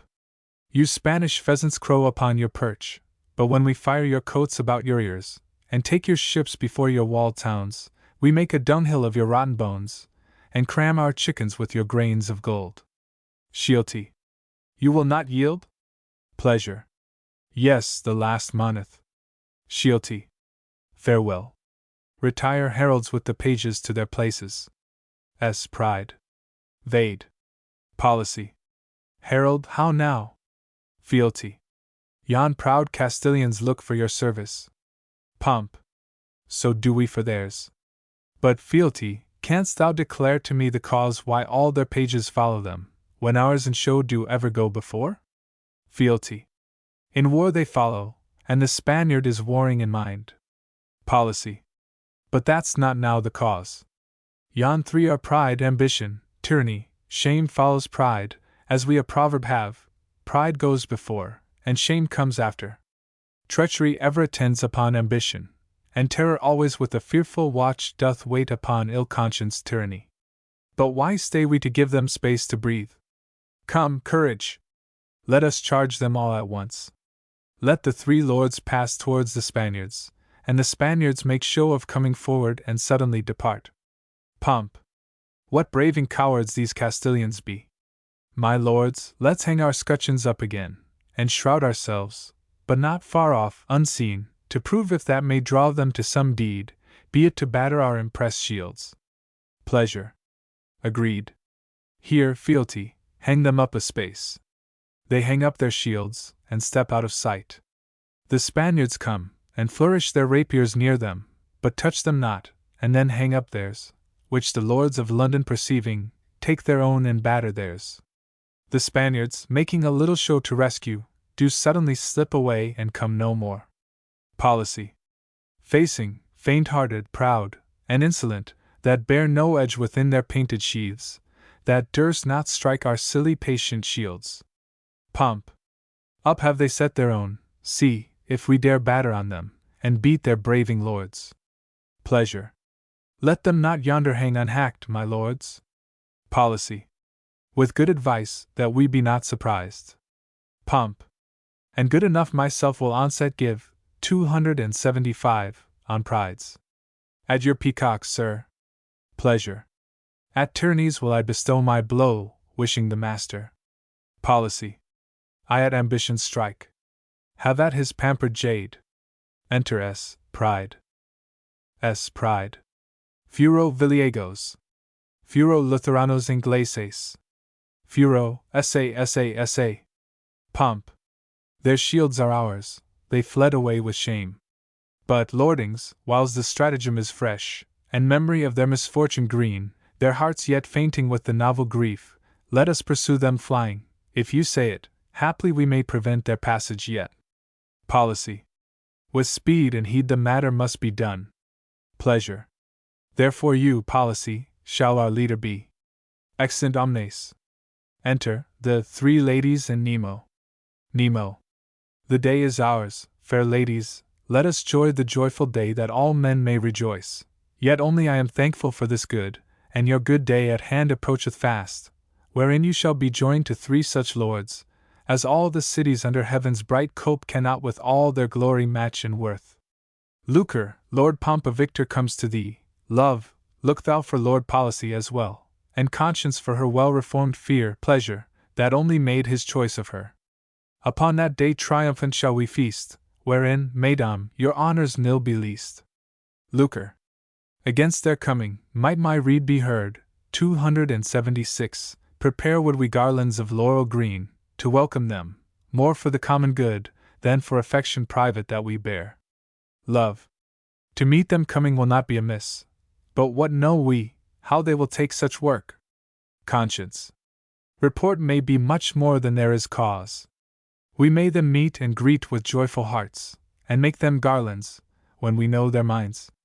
Enter the three lords, with the Spanish shields and diligence. Nemo. And here they come with new impressed shields. My lords, well met, and welcome from your foes. Lucre. Lord Pomp, well met, and welcome home again. Love. Lord Policy, well met, and welcome home again. Conscience. Lord Pleasure, welcome with unfeigned heart. Pleasure. Fair Joy and Lady, 20,000 thanks. Policy. Fair Love and Lady, twice as many thanks. Pomp. Fair and beloved Lucre, though I speak last, as kindly I thy welcome do accept, as heart can think, pen write, or tongue can tell. Nemo. Now speak, my lords, how have ye sped? Policy. Right well, thanks unto him that gave the day to us. The pride of Spain was cloaked with majesty, and shame, his page, nicknamed modesty, Spanish ambition honor would be called, and treachery, his page, termed action, their tyranny was cleaped government, terror, his page, was falsely named regard, but God above hath given them their reward. They with dishonor left their shields behind, the only prizes purchased by us now, and those, fair ladies, we present to you. Love, this is thine, and he that gives it thee. Nemo. In lieu whereof your gift, and her I give again to you, that merit more than both. Policy. The greatest gift and good could me befall. Pomp. Fair lucre, lo, my present and myself. Lucre. Which I, with Nemo's license, gladly take. Nemo. Take her, Lord Pomp, I give her unto thee, wishing your good may 10 times double be. Pomp. The richest, 277, good this world could give to me. Pleasure. Of duty I, my dear, must give thee this, that art my comfort and my earthly bliss. Nemo. Now, lords, I hope you are contented all, Pomp with his lucre, policy with love, pleasure with conscience, joy fall you from above. And thus to you my promise is performed, and I expect that yours as well be kept, that present preparation may be made to honor those with holy marriage rites, that I, in presence of the world, may give these as my daughters unto you my sons. Policy. By my consent one day shall serve us all, which shall be kept forever festival. Pomp. And on that day, in honor of these dames, these shields in triumph shall be borne about. Pleasure. With pageants, plays, and what delights may be, to entertain the time and company. Nemo. So it please you, lordings, methinks it were meet, that the ladies took care to provide their own toys. Myself need to help them, who know their minds well, for I can keep women both quiet and constant. Policy. It pleaseth us well that you will take the pains. Fair ones, for a while ye, 278, betake you to your business. Pomp. Ladies, adieu. Pleasure. Beloved, farewell. The lords bring them to the door, and they go out. Fraud and dissimulation enter disguised, and fraud, 279, gives Policy a paper, which he reads and then says, Policy. It seems by this writing, sir, you would serve me. Is your name Skill? Whom did you serve last? Fraud. An ill master, my lord, I served none but myself. Policy. Have ye never served any heretofore? Fraud. Yes, divers, my lord, both beyond sea and here. With your patience, my good lord, not offending the same, I think I am your poor kinsman, your lordship, Policy, and I Skill, if it like ye. Policy. You say very well, and it is very like. I will answer ye anon. Dissimulation gives Pleasure a paper, which he reads and says, Pleasure. Is your name Fair Semblance, that wished to serve me? Dissimulation. Please your lordship, Fair Semblance. I am well seen, though I say it, in sundry languages meet for your lordship, or any noble service, to teach divers tongues and other rare things. Pleasure. I like ye very well, stay a while for your answer. Enter Usury, and gives a paper to Pomp, which he reads and saith, Pomp. Master Usury, I thank you that ye offer me your service. It seems to me to be for your old mistress' sake, Lady Lucre. Stay but a while, I will answer you with reason. The 3 lords go together and whisper, and call Diligence. Diligence goes out for a marking iron, and returns. Fraud. How now, my hearts, think you we shall speed? Aside. Policy. Diligence, come hither. Usury. I cannot tell what you shall, but I am sure I shall. Aside. Dissimulation. I am as like as any of you both. Usury. Fraud. Dissimulation. Whist, man, he's Skill. Aside. Usury. Skill, why dost thou seek to serve Lady Love? What profit will that be? Fraud. Tut, hold thee content, I'll serve but a while, and serve mine own turn, and away. Pomp. Master Usury, come hither. You desire to serve me, you have done Lady Lucre good service, you say, but it was against God and conscience you did it, either ever in your life did ye anything for love. Well, to be short, serve me you shall not, and I would I could banish you from London forever, or keep you close prisoner, but that is not in me, but what is, or may be, that straight you shall see. By Policy's counsel this shall be done. Diligence, bring that iron. Help me, my lords, 280. Policy. Give me the iron. Pomp, cousin Skill, help to hold him. Fraud lays hold on him, but dissimulation slip away. Sirrah, Policy gives you this mark, do you see, a little X standing in the midst of a great C, meaning thereby to let men understand that you must not take above bare £10 in the 100 at any hand, and that too much too, and so be packing quietly, and know that London's pomp is not sustained by usury, but by well-ventured merchandise and honest industry. Usury. I would I had never seen ye, if this be your courtesy. Exit usury. Policy. Now cousin Skill, alias filthy fraud, no kinsman to policy, nor friend to the state, instead of serving me, diligence, take him to Newgate. Ask me not why, sir, but diligence, if he do strive, raise the street, he's unweaponed, and thou hast a weapon on dot, and now, lords, when ye will, about our affairs let's be gone. Pleasure. Agreed, but what's become of fair semblance, my man? Pomp. A crafty villain, perceiving how we meant to usury, slipped away.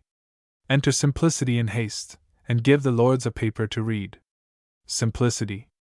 All hail, all rain, all frost, and all snow be to you 3 lords of London on a row. Read my supplantation, and my suit ye shall know, even for God's sake above, and 3 ladies' sakes below. Fraud. Master Diligence, do me a favor, you know I am a gentleman. Diligence. Step aside, till my lords be gone, I'll do for you what I can. Slip aside. Pomp. What's here, my boy, what's here? Pleasure, this suit is, sure, to you, for it's mad stuff, and I know not what it means. Pleasure.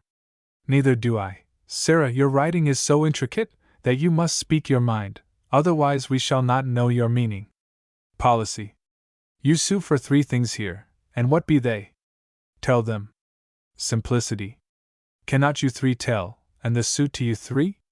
I am glad a simple fellow yet can go beyond you 3 great lords of London.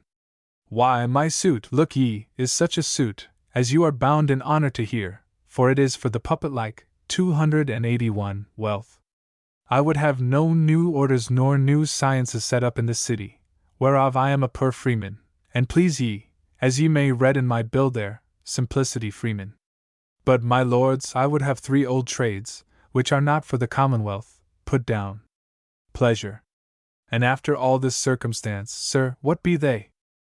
Simplicity. They be not 3 what lackeys, as what do ye lack?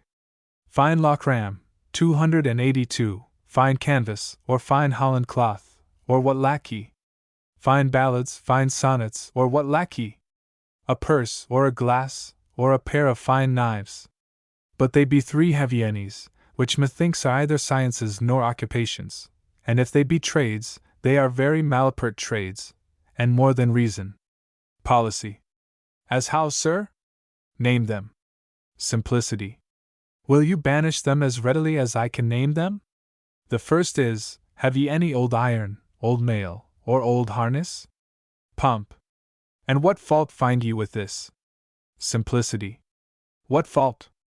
I promise ye, a great fault. What have you, or any man else, to do to ask me if I have any old iron? What if I have, or what if I have not? Why should you be so saucy to ask? Pleasure. Why, fool, 'tis for thy good to give thee money for that might lie and rust by thee. Simplicity. No, my lord, no, I may not call you fool. It is to mark the houses where such stuff as that, against rebels rise, there is harness and weapon ready for them in such and such houses. And what then? The rusty weapon doth wound past surgery, and kills the Queen's good subjects, and the rest of the old trash will make them guns too, so it is good luck to find old iron, but 'tis not to keep it, and the trade is crafty. And now, my lord Policy, I speak to you, 'twere well to put it down. Policy. Wisely said. Which is your second? Is that as perilous? Simplicity. Yea, and worse. It is, have ye any ends of gold and silver? This is a perilous trade, covetous, an enticement to murder. For, mark ye, if they that ask this should be evil given, as God's forbade, they see who hath this gold and silver, may they not come in the night, break in at their houses, and cut their throats for it? I tell ye, gold and silver hath caused as much mischief to be done as that, down with it. Pomp. They that have it need not show it. Simplicity. Tush. They need ask no such question, many a man hath delight to show what he hath. The trade is a ticing trade, Down with it. Policy. Now your third, sir? Simplicity. That is the craftiest of all, wherein I am disbussed, for that goes under the color of simplicity. Have ye any wood to cleave? Pleasure. A perilous thing, what hurt is there in this, sir? Simplicity. Oh, do you not perceive the subtlety? Why, sir, the woodmongers hire these poor men to go up and down, with their beetles and wedges on their backs, crying, Have ye any wood to cleave? And laugh to see them travel so loaden with wood and iron. Now, sir, if the poor men go 2 or 3 days, and are not set a work, as sometimes they do, the woodmongers pay them, and gain by it, for then know they there's no wood in the city, then raise they the price of billets so high, that the poor can buy none. Now, sir, if these fellows were barred from asking whether there were any wood to cleave or not, the woodmongers need not know but that there were wood, and so billets and faggots would be sold all at one rate. Down with this trade, we shall sit a cold else, my lords. Pleasure. I promise you, a wise suit, and done with great discretion. Simplicity. Yea, is it not? Might ye not do well to make me of your counsel? I believe I could spy more faults in a week than you could mend in a month. Policy. Well, for these 3 faults, the time serves not now to redress. Simplicity. No, marry, for you 3 must be married suddenly, and your feast must be dressed. Pomp. Against which feast repair you to diligence, and he shall appoint you furniture and money, and a place in the show, till when, farewell. Simplicity. Farewell, my lords, farewell, my 3 lords, and remember that I have set each of ye a fault to mend. Well, I'll go seek Master Diligence, that he may give me 40 pence against the feast, Sir Reverence. Exit. Diligence and Fraud step out. 283. Diligence. What is it, Master Fraud, you would demand of me? Fraud. Sir, this you know, though yourself be a man of good reckoning, yet are ye known an officer unto these 3 lords, and what discredit it were to me, being a noted man, to pass through the streets with you, being an officer, or if any of my friends should suspect me with you, and dog us, and see me committed to Newgate, I were utterly discredited. Here is a purse, sir, and in it 200 angels. Look, sir, you shall tell them. Diligence. Here are so indeed. What mean ye by this? I will not take these to let ye escape. Deliver Fraud the purse again. Fraud. I mean not so, sir, nor I will not give half of them to be suffered to escape, for I have done none offense, though it please them to imprison me, and it is but on commandment. 284. I shall not stay long, but I will give you this purse and golden pawn to be true prisoner, only give me leave to go some other way, and home to my lodging for my boots and other necessaries, for there I'll leave word I am ridden out of town, and with all the haste that possibly I may, I will meet you at Newgate, and give you an angel for your courtesy. There is the purse. Fraud gives him a purse like the other. Diligence.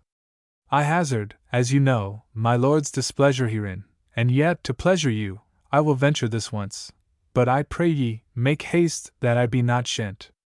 I would not for 10 angels it were known. Fraud. If I tarry above an hour, take that gold for your tarrying.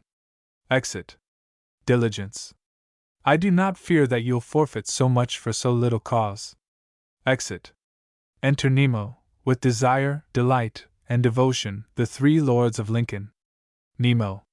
My lords of Lincoln, have you such title and such interest to love, lucre, and conscience as you say? Who gave you leave to have access to them? I am their father by adoption. I never knew of love twixt them and you, and to perpetual prison they were doomed, from whence I only might deliver them, which at the suit of 3 most matchless lords, their countrymen, in London bred as they, I have performed, and freed them from their bonds, and yet have bound them in their freedom too, to policy, to pleasure, and to pomp, 3 lords of London, whose they are in right, contracted wives, and done by my consent, and even tomorrow is the marriage day, except your coming stay, or break it off. I will go call their lords to answer you, they, under covert baron, 285 metal knot. Exit. Desire. Fetch them, Lord Nemo, we will here attend. Delight. Attend we may, but unto little end, The ladies are in huckster's handling now. Devotion. I would I had my time in praying spent, that I in wooing conscience did consume. Enter the three lords of London and Nemo. Desire. Here come the lords, let's show good countenance, man. Pomp. Yet more ado, before we can enjoy the joys of marriage with our mistresses? Be these the lords that title do pretend? My lords of Lincoln, so we hear you be, what are your names? Delight. Devotion, desire, and delight. Pomp. Which comes for lucre? Desire. I desire. Pleasure. Which for conscience? Devotion. I devotion.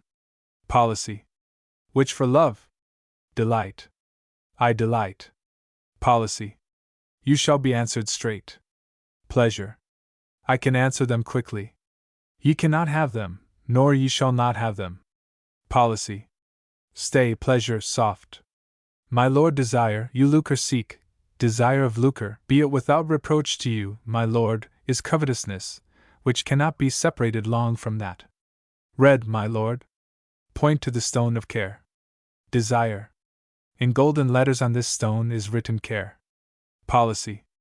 Care with desire of lucre well agrees, the rather for that London's lucre may not be separated from London's pomp, so you may take that stone, if you will, but the lady you cannot have. Desire. And a stone is a cold comfort, instead of lucre. Policy. Devotion to conscience, I speak now to you, my lord, that are learned, is sorrow for sin, or, in one word, read, points to the stone of remorse. Devotion.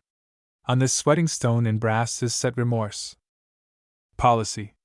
And that is your portion, for conscience is bestowed on London's pleasure, because London makes 286, conscience what pleasure they use and admit, and what time they bestow therein, and to what end, so, my lord Devotion, either that or nothing. Devotion. A stone is a hard lot, instead of a lady. Policy. My lord Delight, that do delight in love, you must I love for making choice of mine. Love is my portion, and that flint is yours. Delight. Here in lead is written charity, and what of this? Policy. If you be, as I doubt not, honest delight in love, then in the best sense you can have but charity. If you be, which I suspect not, other delight in love, you must be noted for concupiscence, and that you will blush to be.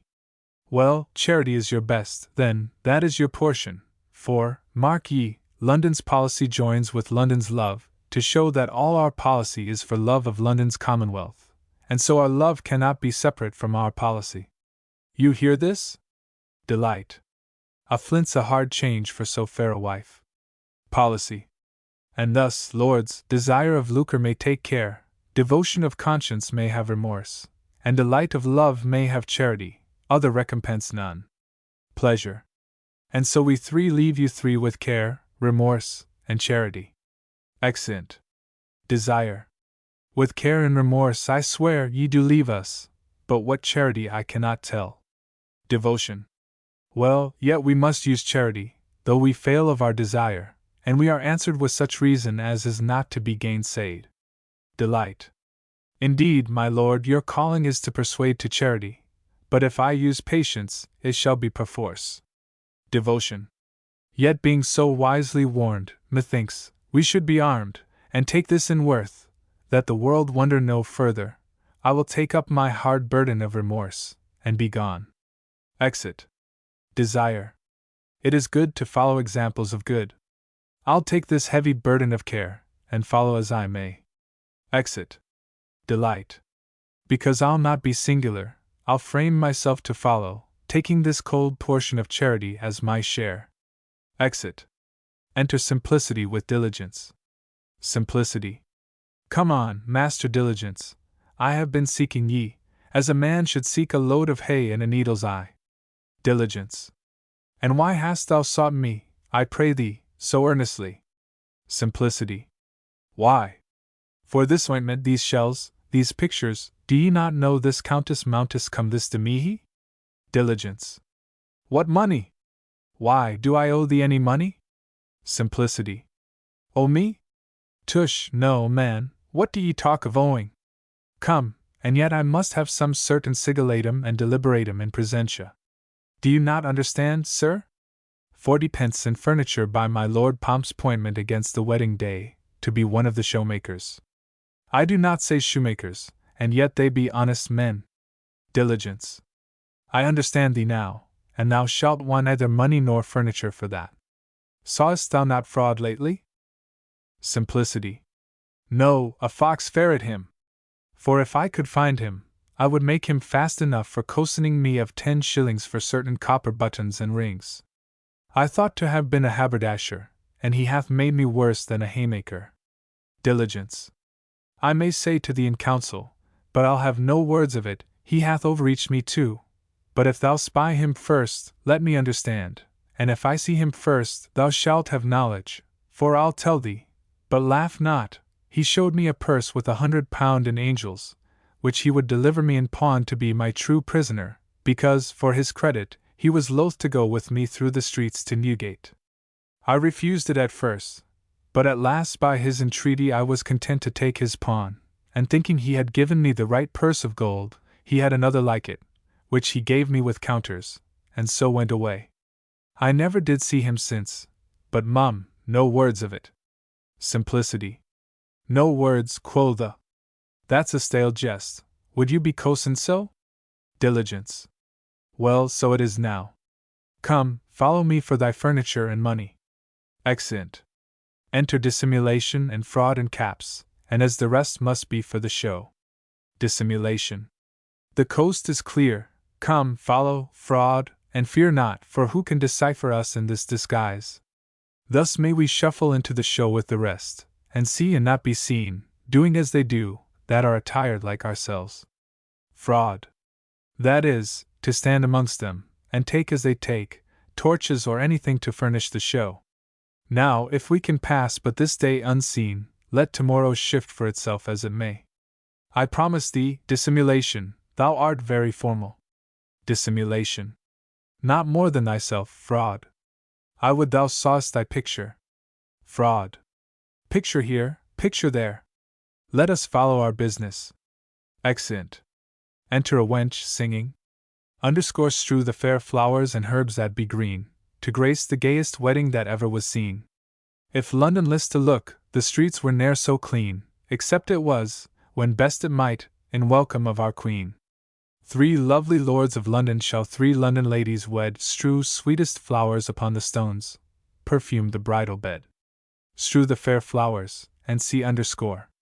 Enter first Diligence with the truncheon, then a boy with Policy's lance and shield, then Policy and Love, hand in hand, then Fraud in a blue gown, red cap, and red sleeves, with Ambition's lance and shield, then a boy with Pomp's lance and shield, then Pomp and Lucre, hand in hand, then Dissimulation with Pride's lance and shield, then a boy with Pleasure's lance and shield, then Pleasure and Conscience, hand in hand, then Simplicity, with Tyranny's lance and shield. They all going out, Nemo stays and speaks. Nemo. These lords and ladies thus to church are gone, an honored action to solemnize there. With greater joy will they return anon, than Caesar did in Rome his laurel wear. Lord Policy hath love unto his fear, Lord Pomp hath lucre to maintain his port, Lord Pleasure conscience, to direct his sport. Usury is marked to be known, dissimulation like a shadow fleets, and simony is out of knowledge grown, and fraud unfound in London, but by fits. Simplicity with painful penury sits, for hospitality, that was wont to feed him, was slain long since, and now the poor do need him. That hospitality was an honest man, but had few friends, alas! If he had any, but usury, which cut his throat as then, was succored and sued for by many. Would liberality had been by thy side, then, hospitality, thou hadst never died. But what mean I, one of the marriage train, to mourn for him will ne'er be had again. His ghost may walk to mock the people rude, ghosts are but shadows, and do sense delude. I talk too long, for, lo, this lovely crew are coming back, and have performed their due. Return as they went, saving that the blue gowns, that bear shields, must now bear torches. Simplicity going about spies fraud, and falleth on his knees before Pleasure and Conscience, saying, Simplicity. O Lady Conscience, that art married to Lord Pleasure, help thy servant, Simplicity, to recover his lost treasure. A boon, my lords, all for love and lucre's sake, even as you are true lords, help a false lout to take. Pleasure. Thou shalt have help, speak, what is the matter? Simplicity. See you yon fellow with the torch in his hand? E'en the falsest villain that is in this land. Let him be laid hold on, that he run not away, and then ye shall hear what I have to say. Pleasure. Diligence, bring him hither. Good lords and ladies, stay. Simplicity. O Master Fraud, welcome to the butts, now I'll have my 10 shillings in spite of your guts. The French canker consume ye, you were an old Frenchman. Did Gol button, Gol ringa, bugla lace? You cozen me then. My lords, I beseech ye, that at Tyburn he may totter, for instead of gold the villain sold me copper. Pleasure. Is this true, Master Skill? Fraud. It is true in a sort, my lord. I thought to be pleasant with him, being my old acquaintance, and disquist myself like an old French artificer, and having a few copper knacks, I sold them to him, to make sport, for 10 shillings, which money I am content to pay him again, so shall he have no loss, though we have made a little sport. Pleasure. First, give him an angel before my face. Simplicity, art thou pleased? Simplicity. Truly I am pleased to take a good angel for 10 shillings, speciously of such a debtor as Master Fraud, but now I am to be pleased otherwise, that is, to see him punished. I promise you the people love him well, for they would leave work and make half holiday to see him hanged. Pleasure. That his punishment may please thee the better, thou shalt punish him thyself. He shall be bound fast to yon post, and thou shalt be blindfold, and with thy torch shalt run, as it were, at tilt, charging thy light against his lips, and so, if thou canst, burn out his tongue, that it never speak more guile. Simplicity. O singulariter nominativo, wise Lord Pleasure, genitivo, bind him to that post, dativo, give me my torch, accusativo, for I say he's a cozener, vocativo, oh, give me room to run at him, ablativo, take and blind me. Pluraliter per omnes casus, laugh all you to see me, in my cholera dust, to burn and to broil that false fraud to dust. Bind Fraud, blind Simplicity, turn him thrice about, set his face towards the contrary post, at which he runs, and all to burns it. Dissimulation, standing behind Fraud, unbinds him, and while all the rest behold Simplicity, they too slip away. Pleasure, missing Fraud, saith. Pleasure. Wisely performed. But soft, sirs, where is Fraud? O notable, 287, villain! Gone, whiles we beheld the other. Who loosed him? Who let him slip? Well, one day he will pay for all. Unblind Simplicity. Simplicity. How now? Have I heated his lips? Have I warmed his nose, and scorched his face? Let me see, how looks the villain? Have I burned him? Diligence. Thou hast done more, for thou hast quite consumed him into nothing. Look, here is no sign of him, no, not so much as his ashes. Simplicity. Very few ashes, if there be any. Ye may see what a hot thing anger is. I think that the torch did not waste him so much as my wrath. Well, all London, nay, all England, is beholding to me for putting Fraud out of this world. I have consumed him and brought him to nothing, and I'll tread his ashes under my feet, that no more frauds shall ever spring of them. But let me see, I shall have much anger, for the tanners will miss him in their leather, the tailors in their cutting out of garments, the shoemaker in closing, the tapsters in filling pots, and the very oyster men to mingle their oysters at Billingsgate. Yet it is no matter, the world is well rid of such a crafty knave. Pleasure. Well, now thou art satisfied, I wish all here as well contented, and we, my lords, that praise this happy day, fall we on knees, and humbly let us pray. Pomp. First, that from heaven upon our gracious Queen all manner blessings may be multiplied, that as her reign most prosperous hath been, during world's length so may it still abide, and after that with saints be glorified, Lord. Grant her health, heartsease, joy and mirth, and heaven at last, after long life on earth. Policy. Her counsel wise and noble of this land bless and preserve, O Lord, with thy right hand. Pleasure on all the rest that in this land do dwell, chiefly in London, Lord. Pour down thy grace, who living in thy fear, and dying well, in heaven with angels they may have a place. Finus. A knack to know a knave. Edition. A most pleasant and merry new comedy, intituled A Knack to Know a Now. Newly set forth, as it hath sundry times been played by Ed. Allen and his company. With Kemp's applauded merriments of the men of Godom, in receiving the king into Godom. Imprinted at London by Richard Iones, dwelling at the signa of the Rose and Crown, near Holborn Bridge _ 1594. 4 degrees. Black letter. A merry knack to know a knave. Enter King Edgar, Bishop Dunstan, and Perrin, a courtier. King Dunstan, how highly are we bound to praise the eternal God that still provides for us, and gives us leave to rule in this our land. Likewise Vespasian, Rome's rich emperor, suppressing sin, that daily reigns in us. First, murder we reward with present death, and those that do commit felonious crimes our laws of England do award them death, and he that doth despoil a virgin's chastity must likewise suffer death by law's decree, and that decree is irrevocable. Then, as I am God's vicegerent here on earth, by God's appointment here to reign and rule, so must I seek to cut abuses down, that, like to hydras' heads, daily grows up, one in another's place, and therein makes the land infectious. Which if with good regard we look not to, we shall, like Sodom, feel that fiery doom that God and justice did inflict on them. Dunstan. Your Grace's care herein I much commend, and England hath just cause to praise the Lord, that sent so good a king to govern them. Your life may be a lantern to the state, by perfect sign of humility. How blessed had Sodom been in sight of God, if they had had so kind a governor! They had then undoubtedly escaped that doom, that God and justice did inflict on them. Then, England, kneel upon thy hearty knee, and praise that God that so provides for thee. And virtuous Prince, thou Solomon of our age, whose years, I hope, shall double Nestor's reign, and bring 1,000 profits to the land, myself, dread Prince, in token of my love and dutiful obedience to your grace, will study daily, as my duty wills, to root sins from the flourishing commonwealth, that fame, in every angle of the world, may sound due praise of England's virtuous, 288, King.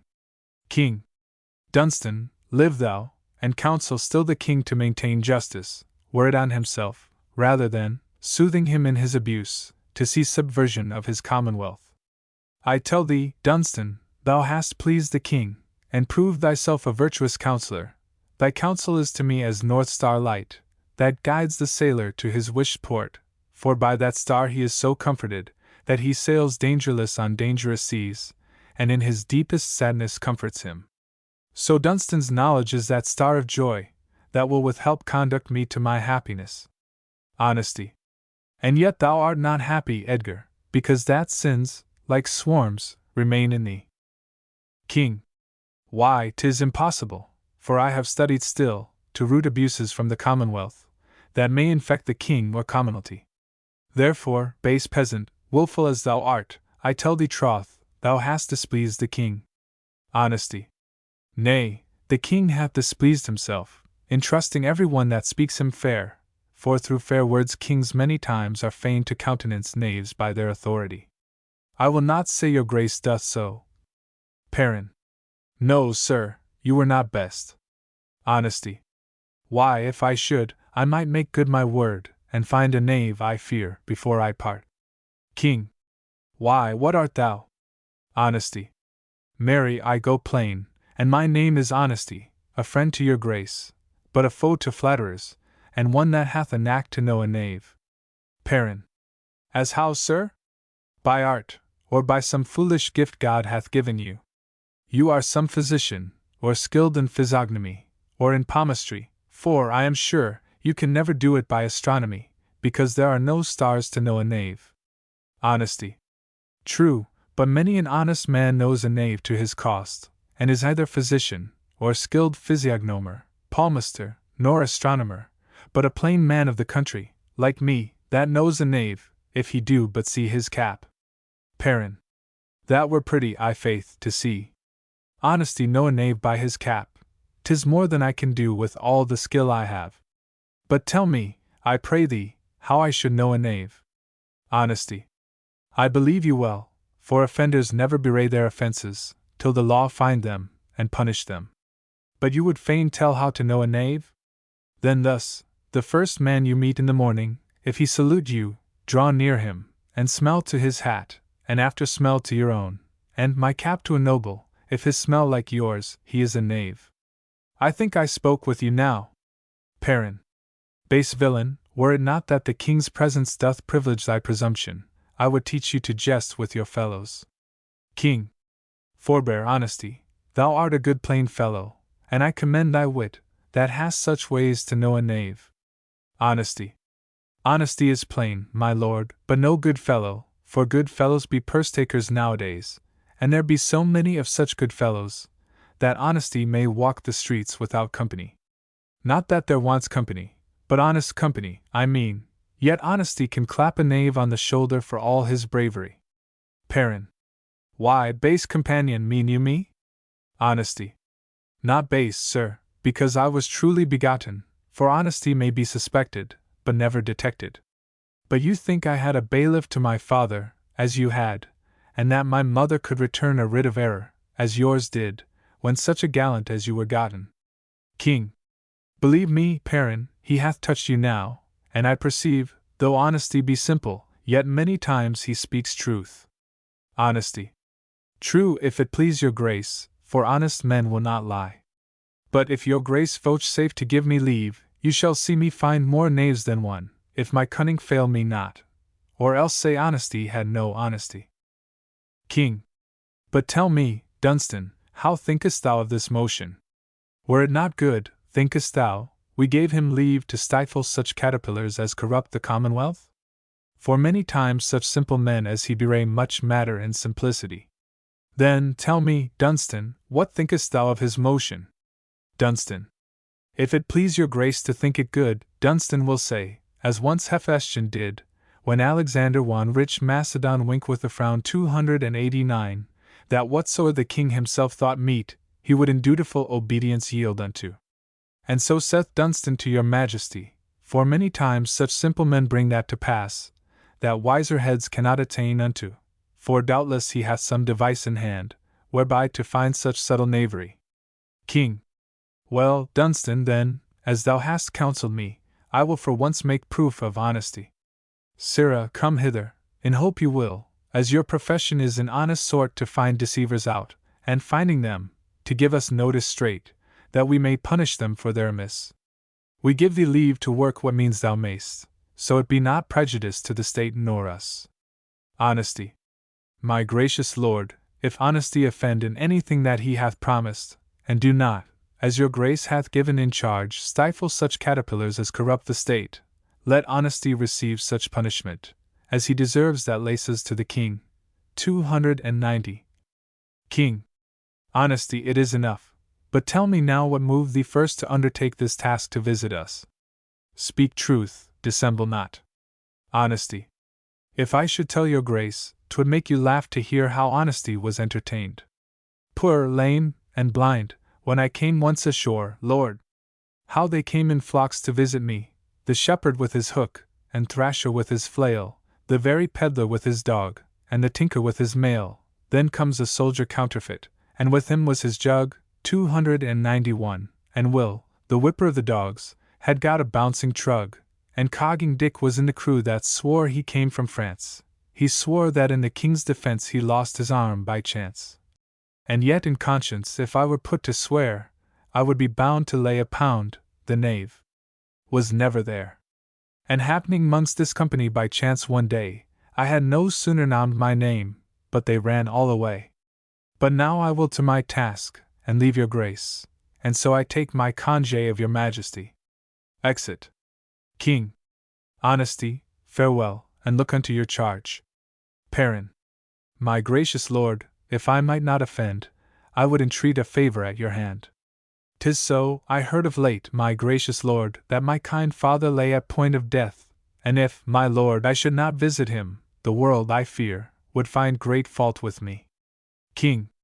Nay, Perrin, if your business be of weight, we are content to give you leave to go, provided this, that you return again, when you have seen your father and your friends.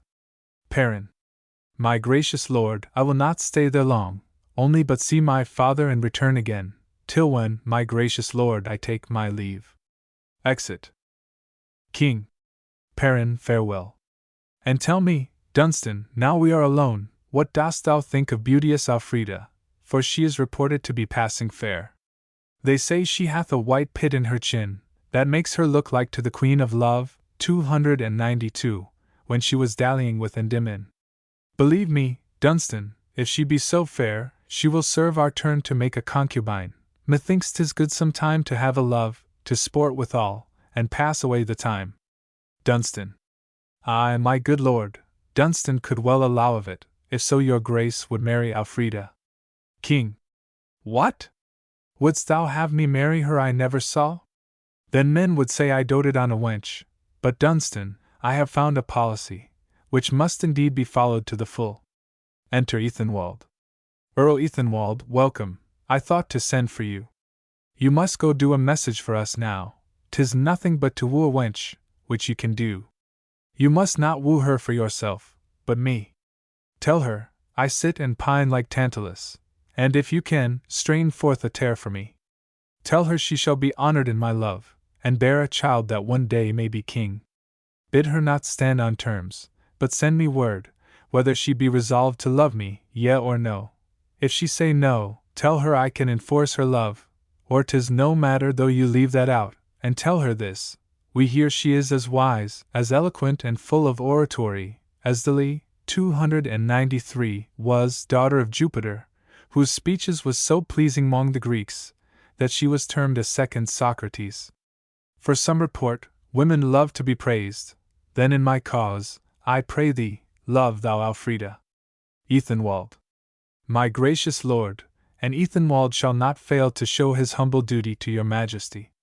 I will, my lord, woo her in your behalf, plead love for you, and strain aside to show your passions. I will say she is fairer than the dolphin's eye, at whom as the night stars stand and gaze. Then will I praise her chin and cheek, and pretty hand, long, made like Venus when she used the harp, when Mars was revelling in Jove's high house. Besides, my lord, I will say she hath a pace much like to Juno and Ida, 294 Vale, when Argus watched the heifer on the mount. These words, my lord, will make her love, I am sure. If these will not, my lord, I have better far. King. Nay, this is well. Now, Ethenwald, be gone, for I shall long to hear of thy return. Ethenwald.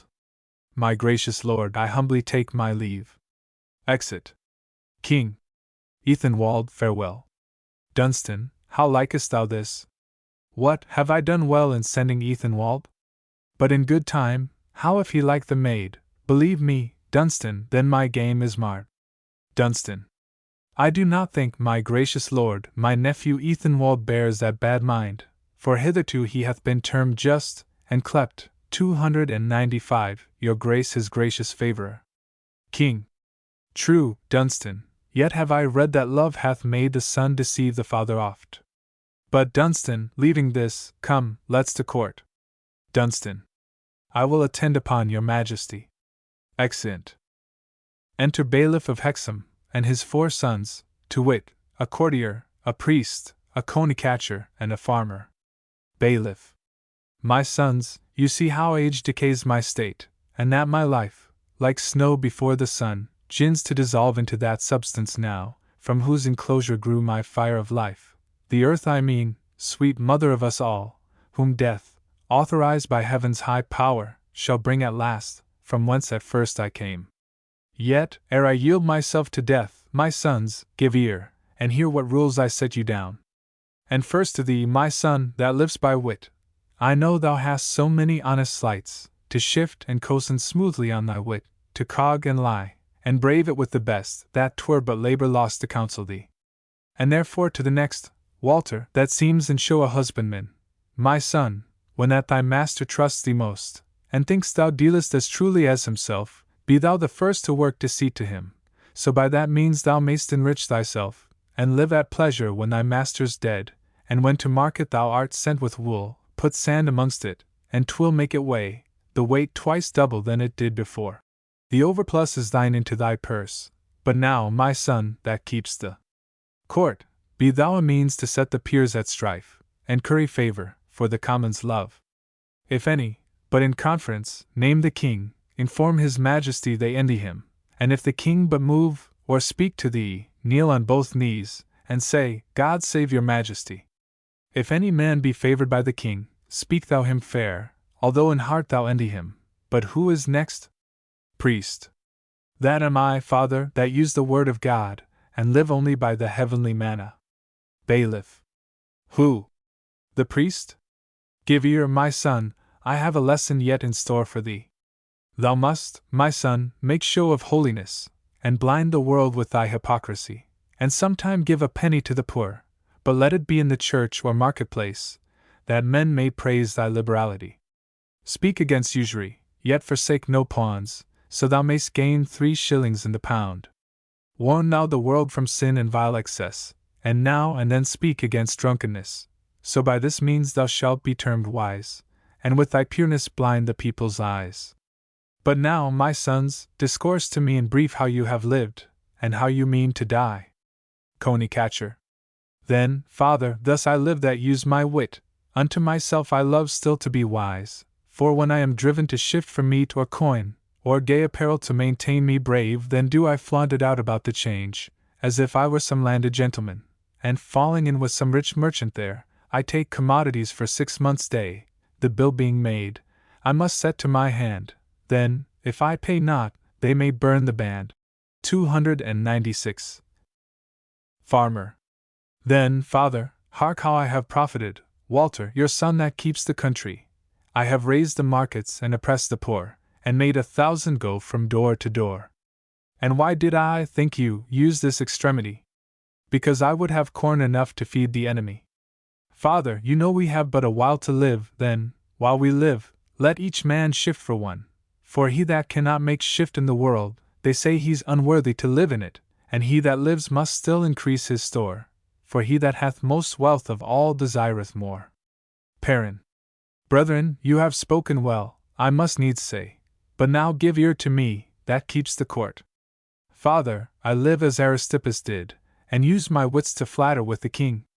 If any in private conference name the king, I straight inform his grace they envy him.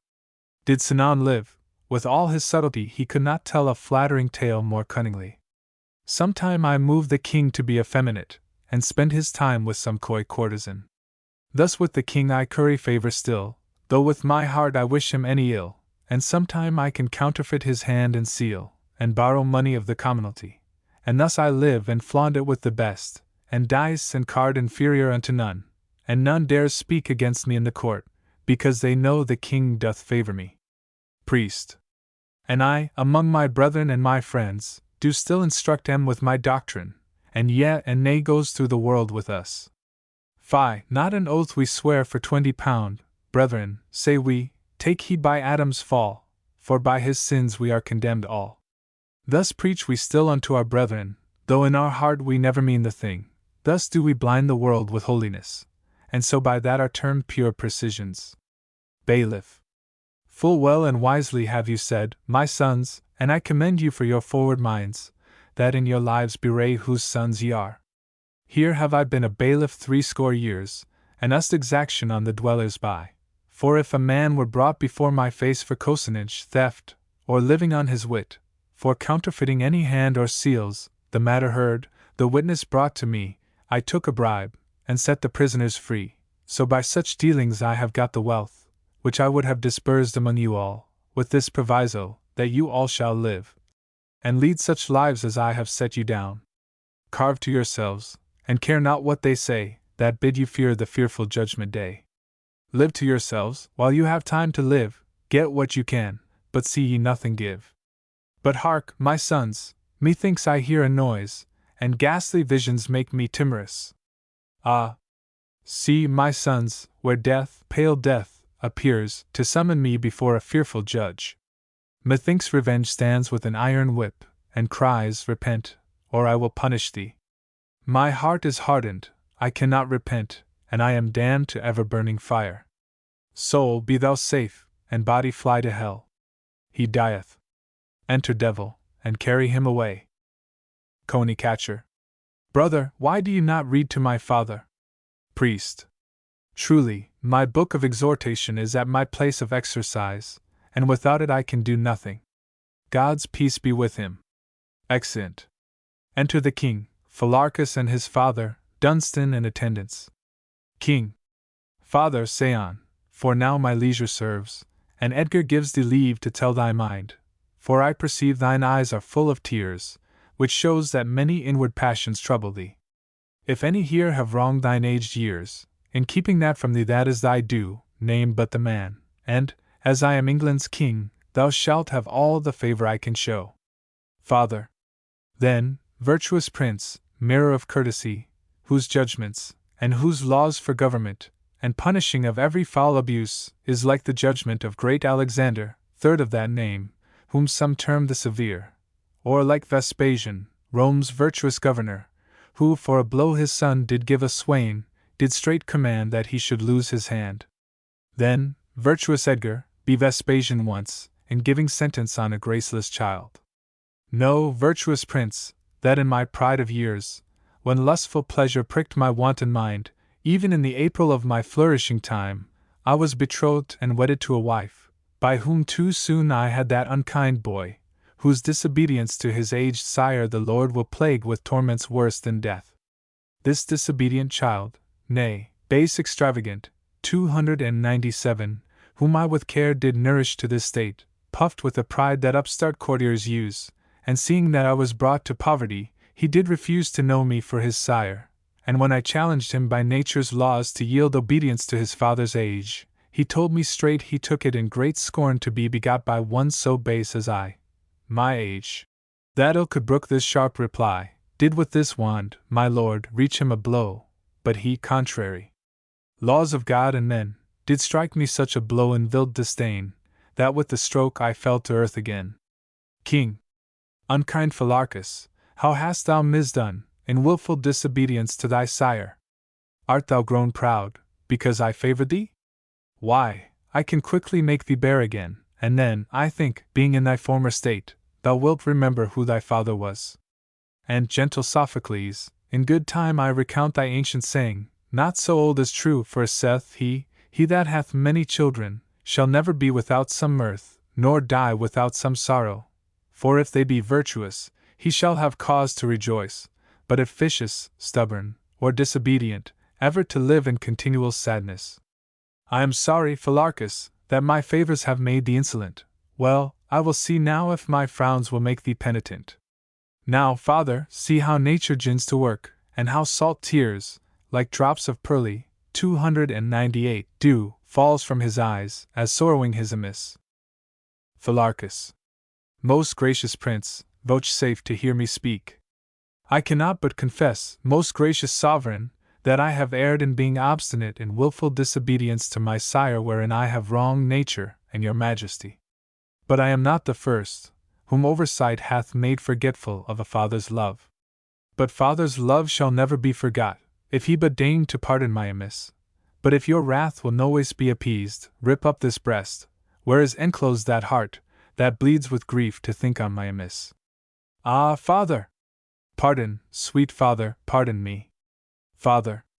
No, graceless imp, degenerate and unkind, thou art no son of mine, but tiger's whelp, that hast been fostered by some lion's pap, but as the tall stash is cut down, because it yields no fruit, and an unprofitable cow, yielding no milk, is slaughtered, and the idle drone, gathering no honey, is contemned, so ungrateful children, that will yield no natural obedience, must be cut off, as unfit to bear the name of Christians, whose lives digress both from reason and humanity.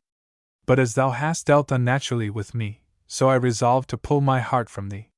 Therefore, dread prince, vouchsafe to pity me, and grant I may have justice on my son. King. Dunstan, how counsellest thou the king in this? I promise thee, I am sorry for the youth, because in heart I ever wished him well. Dunstan. My gracious lord, if I might counsel you, I would counsel you to judge as he deserves. He that disdains his father in his want, and wilfully will disobey his sire, deserves, my lord, by God's and nature's laws, to be rewarded with extremest ills. Then, as your grace hath stablished laws for government, so let offenders feel the penalties. King. Ay, Dunstan, now thou speakest as fits a counsellor, but not as friend to him whom Edgar loves. Father, what wouldst thou have me do in this?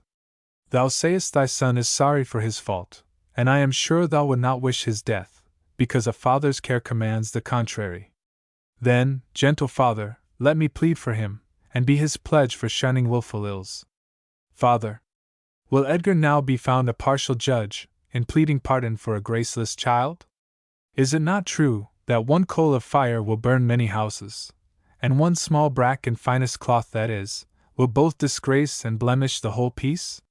So wilful children, spotted with one ill, are apt to fall to 20,000 more, and therefore, mighty sovereign, leave to speak, and pass your sentence on Phylarchus' life.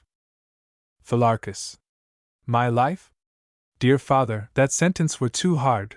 Let me be banished from my country's bounds, and live as exiled in some wilderness, barred from society and sight of men, or let me hazard fortunes on the seas, in setting me aboard some helmless ship, that either I may split upon some rock, or else be swallowed in the purple main, rather than die in presence of my king, or bring that sorrow to your aged years. If this suffice not, then let me be armed, and left alone among 10,000 foes, and if my weapon cannot set me free, let them be means to take my life from me. King. Father, what say you to Phylarchus now? Are you content to pardon his amiss? Dunstan, I promise thee it grieves me much, to hear what piteous moan Phylarchus makes. Methinks I see sad sorrow in his face, and his humility argues him penitent. But father, for I will not be the judge, to doom Phylarchus either life or death, here, take my robes, and judge him as thou wilt. Father. Then, virtuous prince, seeing you will have it so, although the place be far unfit for me, I am content your grace shall have your mind. Thus, like an ass attired in costly robes, or like a ring thrust in a foul sow's snout, so do these robes and sceptre fit mine age. But for I am judge, Phylarchus, stand thou forth, and know, as there is nothing so good, but it hath some inconvenience, so there is no man whatsoever without some fault, yet this is no argument to maintain thy wilful disobedience. As the rose hath his prickle, the finest velvet his brack, the fairest flower his bran, so the best wit his wanton will. But, Phylarchus, thou hast been more than wanton, because thou hast disobeyed the laws both of God and nature. The tears that thou hast shed might warrant me, that thou art penitent for thy amiss. Besides, my son, a father's natural care doth challenge pardon for thy first amiss. King. Father, well said, I see thou pitiest him. Father. Nay, stay, my lord, this did I speak as father to Phylarchus. But now, my lord, I must speak as a judge. And now, Phylarchus, mark what I set down. Because thou hast been disobedient, and wronged thy aged father wilfully, and given a blow to him that nourished thee, and thereby hast incurred thy mother's curse, and in that curse to feel the wrath of God, and so be hated on the earth mongst men, and for I will be found no partial judge, because I sit as God's vicegerent now, here I do banish thee from England's bounds, and never to. King. There stay, now, let me speak the rest. Phylarchus, thou hast heard thy father's doom, and what thy disobedience moved him to. Yet for thou wast once bedfellow to the king, and that I loved thee as my second self, thou shalt go live in France, in Flanders, Scotland, or elsewhere, and have an annual pension sent to thee. There mayst thou live in good and honest sort, until thou be recalled by the king. Phylarchus. Thanks, gracious king, for this great favor shown, and may I never live, if I forget your grace's kind and unexpected love, in favoring him whom all the world forsook, for which my orisons shall still be spent. Heavens may protect your princely majesty. And loving father, here upon my knee, sorry for my amiss, I take my leave both of yourself, my king, and countrymen. England, farewell, more dearer unto me, than pen can write, or heart can think of thee. Exit. King. Farewell, Phylarchus. And father, come to court, and for Phylarchus' sake, thou shalt not want. Father. Thanks, virtuous king, I humbly take my leave. Exit. King. Dunstan, I promise thee, I was like to weep, to hear what piteous moan Philarchus made. Dunstan. Here your grace hath showed yourself to be Edgar, so famed for love and virtuous government, and I pray God your grace may live to be long England's king to reign with verity. Exeunt. Enter Honesty. Honesty. 'Tis strange to see how men of honesty are troubled many times with subtle knavery, for they have so many cloaks to color their abuses, that Honesty may well suspect them, but dares not detect them, for if he should, they have by their knavery got so many friends, that though never so bad, they will stand in defense with the best. I was at the waterside, where I saw such deceit, I dare not say knavery, in paying and receiving custom for outlandish ware, that I wondered to see, yet durst not complain of. The reason was, they were countenanced with men of great wealth, richer than I a great deal, but not honester. Then I went into the markets, where I saw petty knavery in false measuring corn, and in scales, that wanted no less than 2 ounces in the pound. But all this was nothing, scant worth the talking of. But when I came to the exchange, I espied in a corner of an aisle an arch cozener, a coney catcher, I mean, which used such gross cozening, as you would wonder to hear. But here he comes fine and brave, Honesty marks him down for a knave. Enter coney catcher. Coney catcher. Why so? 'Tis an ill wind blows no man to profit, and he is but a fool that, when all fails, cannot live upon his wit. I have attired myself like a very civil citizen, to draw 80 pound from a couple of fools. A gentleman, having made over his land by deed of gift, means to cozen a broker with a false conveyance. All's one to me, I shall lose nothing by the bargain. But here comes the broker, I will walk, as I regarded him not. Enter broker. Broker. God save you, sir, I see you keep your hour. But hear you, sir, hath the gentleman that conveyance you told me of ready? I hope, sir, I shall need miss out no deceit in the matter, for I mean plainly, and so I hope, do you. Coney catcher. Sir, as concerning the conveyance, I assure you, 'tis so good, and he hath such good interest in it, that, were I furnished with so much money presently, no man in the world should have it but myself. And for own part, you need not suspect me, for I would not discredit myself for 1,000 pound, for the gentleman is my very friend, and being in some want, is in fork to pawn land for the supplying of a present necessity. Tush, the interest is good, I warrant you. Honesty. And that's much worth. Some will say, a crafty knave needs no broker, but here is a crafty knave and a broker too, there wants not a knave then, I imagine. Aside. Broker.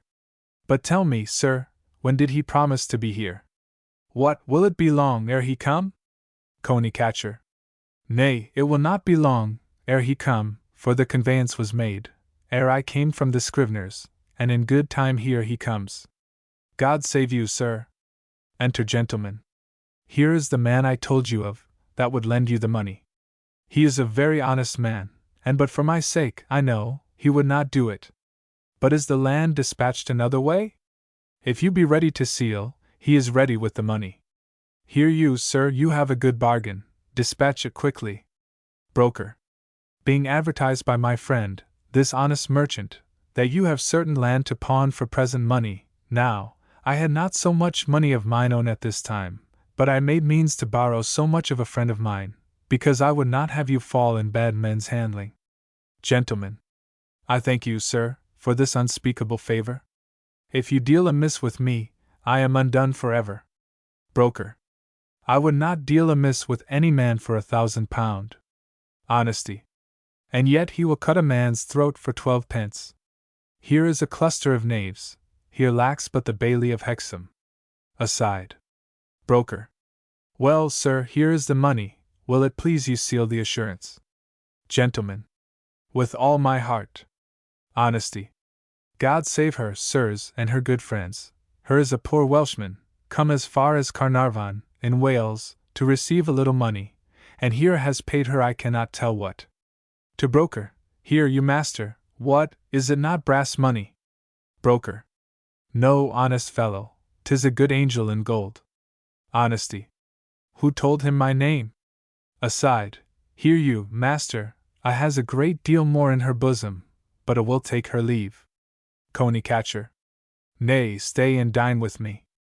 I must fetch him over for all his gold. Aside. Honesty. Marry, I thank her, good master, I will wait upon her, I warrant you. Broker. Now, sir, have you sealed and subscribed? Gentleman. I have, sir. Broker. And you deliver this as your deed to my use? Gentleman. With all my heart, sir, and hope you will use me well. Broker. We will talk of that another time, here is your money. Gentleman. I thank you, sir, I'll be gone. Coney Catcher. Hear you, sir, was not this bravely done? Aside. Gentleman. Excellent, hold, here is £40, as I promised thee. Coney Catcher. I thank you, sir. Do you hear, sir, you have got £1,000 by the bargain, but much good may it do you. Exit. Broker. God a mercy, and here's £40 for thy pains. Such another match, and I'll give thee £100. Exit. Coney Catcher. I thank you, sir, God BWI. Now to my Welshman. Sirrah, let me see thy piece of gold, I'll tell thee whether it be weight or no. Hast thou any more? I'll give thee white money for it. Honesty.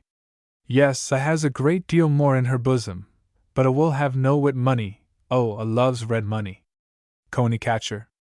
Well, I'll keep them for thee, till thou come to my house. Honesty. Why, Cuthbert, wilt thou never leave thy old knavery?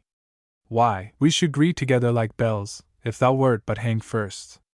Why, we are as near kin together as the Cates, 299, of Banbury beat to the bells of Lincoln. Why, man, we are all birds of a feather, and whosoever says nay, we will hold together. Come, you mad slave, thou dost not know me. Tush! I have done many better tricks than this. Coney Catcher. Why, you base slave, take you me for your fellow? Why, I am of good reputation in the city, and held an account with the best. Honesty. And yet you are Cuthbert the Coney Catcher, the bailiff's son of Hexham, whose father, being dead, the devil carried to hell for his knavery. How sayest thou, art not thou his son? This grey black cloak makes you so proud, you have forgotten who was your father. Coney Catcher. Nay, I have not forgotten that my father was a bailiff, a man that would live to himself. And yet, in faith, he gave me nothing at his death but good counsel, how to live in the world. But, sirrah, as thou knowest me, I pray thee, bewray me not, and in anything I can, command me. Honesty. Tush! Fear not me, I will be as secret as thyself. But, sirrah, 'tis thus, if thou wilt do one thing I shall tell thee, I will give thee £100, 'tis nothing with thee, I am sure. Coney Catcher. Tush! Tell me what it is, I'll do it, I warrant thee. Honesty. Nothing but this, to swear upon a book that thou sawest a gentleman pay a farmer £400, as the last payment of a farm that the said gentleman bought of him. Coney Catcher. Tush! If this be all, let me alone, I will do it. Why, 'tis nothing for me to swear, for I am forsworn already, but when is the day? Honesty. Why, tomorrow. Coney Catcher. But where shall I meet you? Honesty. Why, upon the exchange at 8 o'clock. Coney Catcher. I will not miss, till that time, farewell. Exit. Honesty. Farewell? Aside. Nay, you will scant farewell by that time I have done, but I must about my business, to find some knack to know this knave at large. Exit. Enter Ethanwald. Ethanwald. The night draws on, and Phoebus is declining towards the west. Now shepherds bear their flocks unto the folds, and wind-red oxen, foddered in their stalls, now leave to feed, and gin to take their rest. Black, dusky clouds environ round the globe, and heaven is covered with a sable robe. Now am I come to do the king's command, to court a wench, and win her for the king.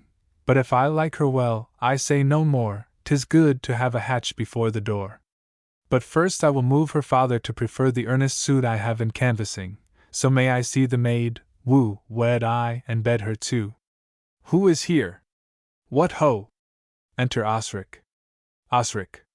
Earl Ethanwald, welcome. How fares our friends at court? What cause constrains your honor, that thus late you visit us, that dream not of your coming? Ethanwald. My lord, I am come unlooked for, very true, so is my coming yet concealed from you. Osric. Your honor shall repose you here tonight, and early as you please begin your task. Time serves not now. Come, Ethanwald, as welcome as the king himself to me. Ethanwald. Now, Ethanwald, if fortune favor thee, thou mayst prove happy love to Elfrida. Exeunt. Enter Honesty, and the king disguised. Honesty. This is the place, and this th appointed time. I know he'll keep his word, for he thinks me his friend. King. But tell me, Honesty, am I not well disguised? Can any man discern me by my looks to be the king? Take heed of that, for then our game is marred. And hast thou promised him what reward he shall have?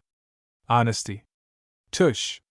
Fear not you, for you never knew honest man dissemble with his friend, though many friends dissemble with honest men. But, my lord, the cards be shuffled, and here comes a knave. Enter Coney-catcher.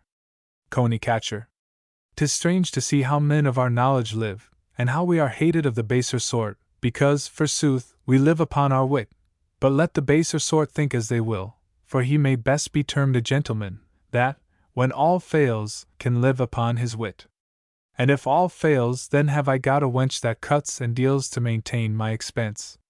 Now I use her, as men use sweetest flowers, that while they are sweet and pleasant to the eye, I do regard them for their pleasant smell, but when their color fades, and scent decays, I cast them off for men to trample on. But to the purpose, here is the gentleman, my honest friend did lately tell me of. Aside. Sir, though I had another business of import, that might have hindered me from coming here, yet in regard I am loath to break my word, I have set my other business clean apart, because you should not judge amiss of me. Honesty. I find you kind, sir, and yourself shall see how I will labor to requite your courtesy. To the king. This is the honest man I told you of, one that will do your pleasure in the cause, so be it you will content him for his pains. King. Else God forbid, and good sir, thus it is, I bought a farm of one that dwells here by, and for an earnest gave £100, the rest was to be paid as 6 weeks past. Now, sir, I would have you as witness, that at my house you saw me pay £300, and for your pains I will give you £100. Besides, I will stand your friend in what I may. You hear the cause. What, will your conscience serve you to do it? Coney-catcher. How say you, sir? My conscience? Then you touch me. I tell you, sir, my conscience will serve me to do more than this. Why, I have been a post-knight 300 in Westminster this 12 year, and sworn to that which no one else would venture on. Why, I have sworn against mine own father for money, I have sworn right or wrong, any ways, for money. When I have received money before witness, I swore to the contrary. And do you misout me in so slight a matter as this, when I have sworn against father, mother, and all my kin? Honesty. I told you, sir, how resolute you should find him. He doth it without fear, I warrant you. I think that in London you could not have found a man so fit for your purpose. I knew his father, sir, a man of honest reputation, and one whose life was witness to the life he led. He was a bailiff, sir, though I say it, but no bailiff that used deceit. He had too good a conscience for that. King. All the better for that, for it should seem by his behavior that he hath had good bringing up. Coney-catcher.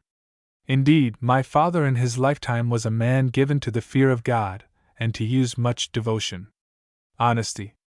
Aye, but he gave nothing for God's sake, except it were hard words, or blows, and they had been better kept than given.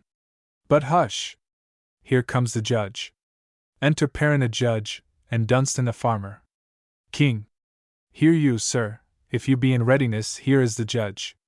Coney-catcher. Aye, sir, I fear not, I warrant you. Is that your adversary? What an old crust it is. Honesty. I think the villain hath a face hardened with steel. He could never be so impudent else. Dunstan. If it please your worship, this is the man that wrongfully would have my farm from me. facing me down that he hath paid me that, which he never offred, nor I never received, and this day he hath promised to make proof, that he hath paid me full £400. King. And so I can, and here's my witness to it, that saw me when I paid the money. Dunstan. Why, I am sure he will not say it. I never saw the man in all my life. Coney Catcher. No, sir. But I saw you, and was a witness when this gentleman paid you £300, as the last payment for the farm he bought. Perrin. But where was the money tendered? Coney Catcher. At the gentleman's house. Perrin. You see, father, this merchant will be witness, that he saw so much money tendered, and you received it, being full satisfied, as the last payment for the farm he bought. And if this merchant take his oath against you, that 7 days past he saw the money tendered, I must pass sentence, then, against you needs. To Coney Catcher.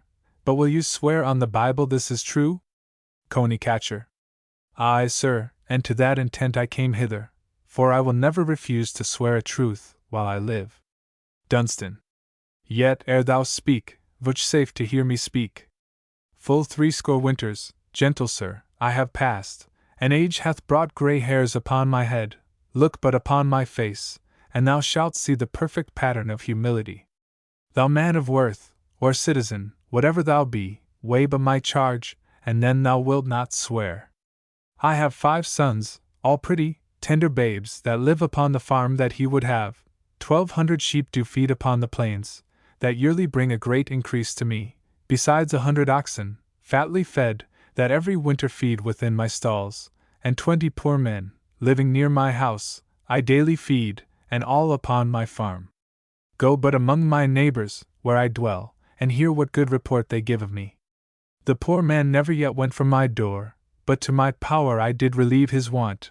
I was no farmer that enriched myself, by raising markets and oppressing poor, but I have sold my corn full many times at better rate than I could well afford, and all to help my needy brethren. Then, ere thou swearest, call all these things to mind, and thou wilt weep, and leave to swear untruths, confusion to thy body and thy soul. Perrin. Well, if thou be well advised, take thy oath. But yet remember before whom thou swearest, the God of truth and perfect equity, which will revenge wrong to the innocent with 1,000 plagues and tortures worse than death. Coney Catcher. By the holy contents of this Bible, and by that just God before whom I stand, I saw this man.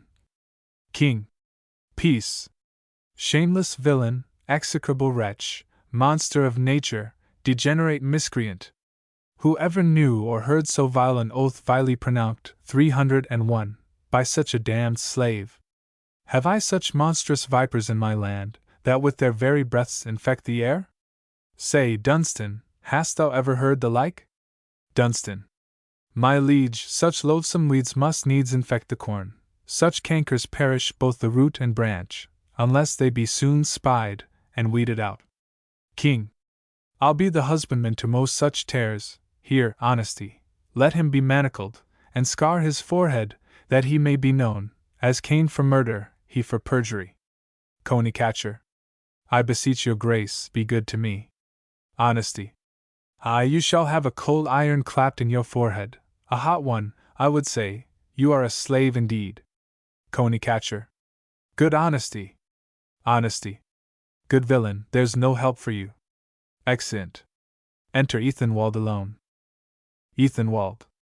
My fancy's thoughts, like the laboring spider that spreads her nets to entrap the silly fly, or like the restless billows of the seas, that ever alter by the fleeting air, still hovering past their wonted passions, makes me amazed in these extremities.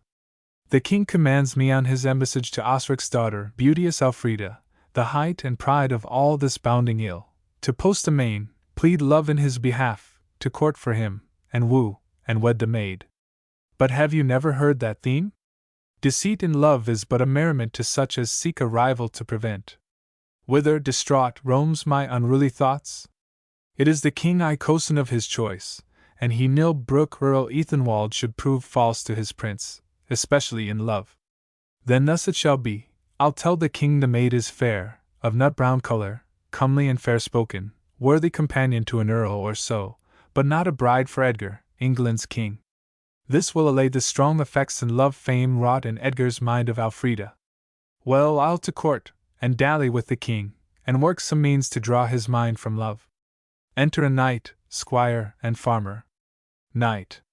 Neighbor Walter, I cannot but admire to see how housekeeping is decayed within this 30 year. But where the fault is, God knows, I know not. My father in his lifetime gave hospitality to all strangers and distressed travelers. His table was never empty of bread, beef, and beer. He was wont to keep 100 tall men in his hall. He was a feaster of all comers in general, and yet was he never in want of money. I think God did bless him with increase for his bountiful mind. Farmer. Truly, sir, I am sorry you are fallen into decay, in that you want to maintain household charge. And whereof comes this want? I will tell you, sir, 'tis only through your great housekeeping. Be ruled by me, and do as I advise you. You must learn to leave so great a train of men, and keep no more than needs of force you must, and those you keep, let them be simple men, for they will be content with simple fare. Keep but a boy or two within your house, to run of errands, and to wait on you, and for your kitchen, keep a woman cook, one that will serve for 30 shillings a year, and by that means you save 2 liveries. And if you will keep retainers towards you, let them be farmers, or rich husbandmen, for you shall find great profit, sir, in keeping them. For if you stand in need of corn or hay, send but to them, and you may have it straight. And if you kill a beef, let it be so lean, the butcher nor the grazier will not buy it. Your drink is too strong, and tastes too much of malt. Tush, single beer is better far, both for your profit, and your servant's health. And at a Christmas time feast none at all, but such as yield you some commodity. I mean such as will send you now and then fat geese and capons to keep house withal. To these and none else would I have you liberal. Knight. Why, neighbor, my goods are lent me to no other end, but to relieve my needy brethren. But God, I hope, hath in store for me. Farmer. I trust you to that, and you mayhap die a beggar. Squire. Why, sir, if he should not trust in God, in whom should he trust, for God is the giver of all good whatsoever? Farmer.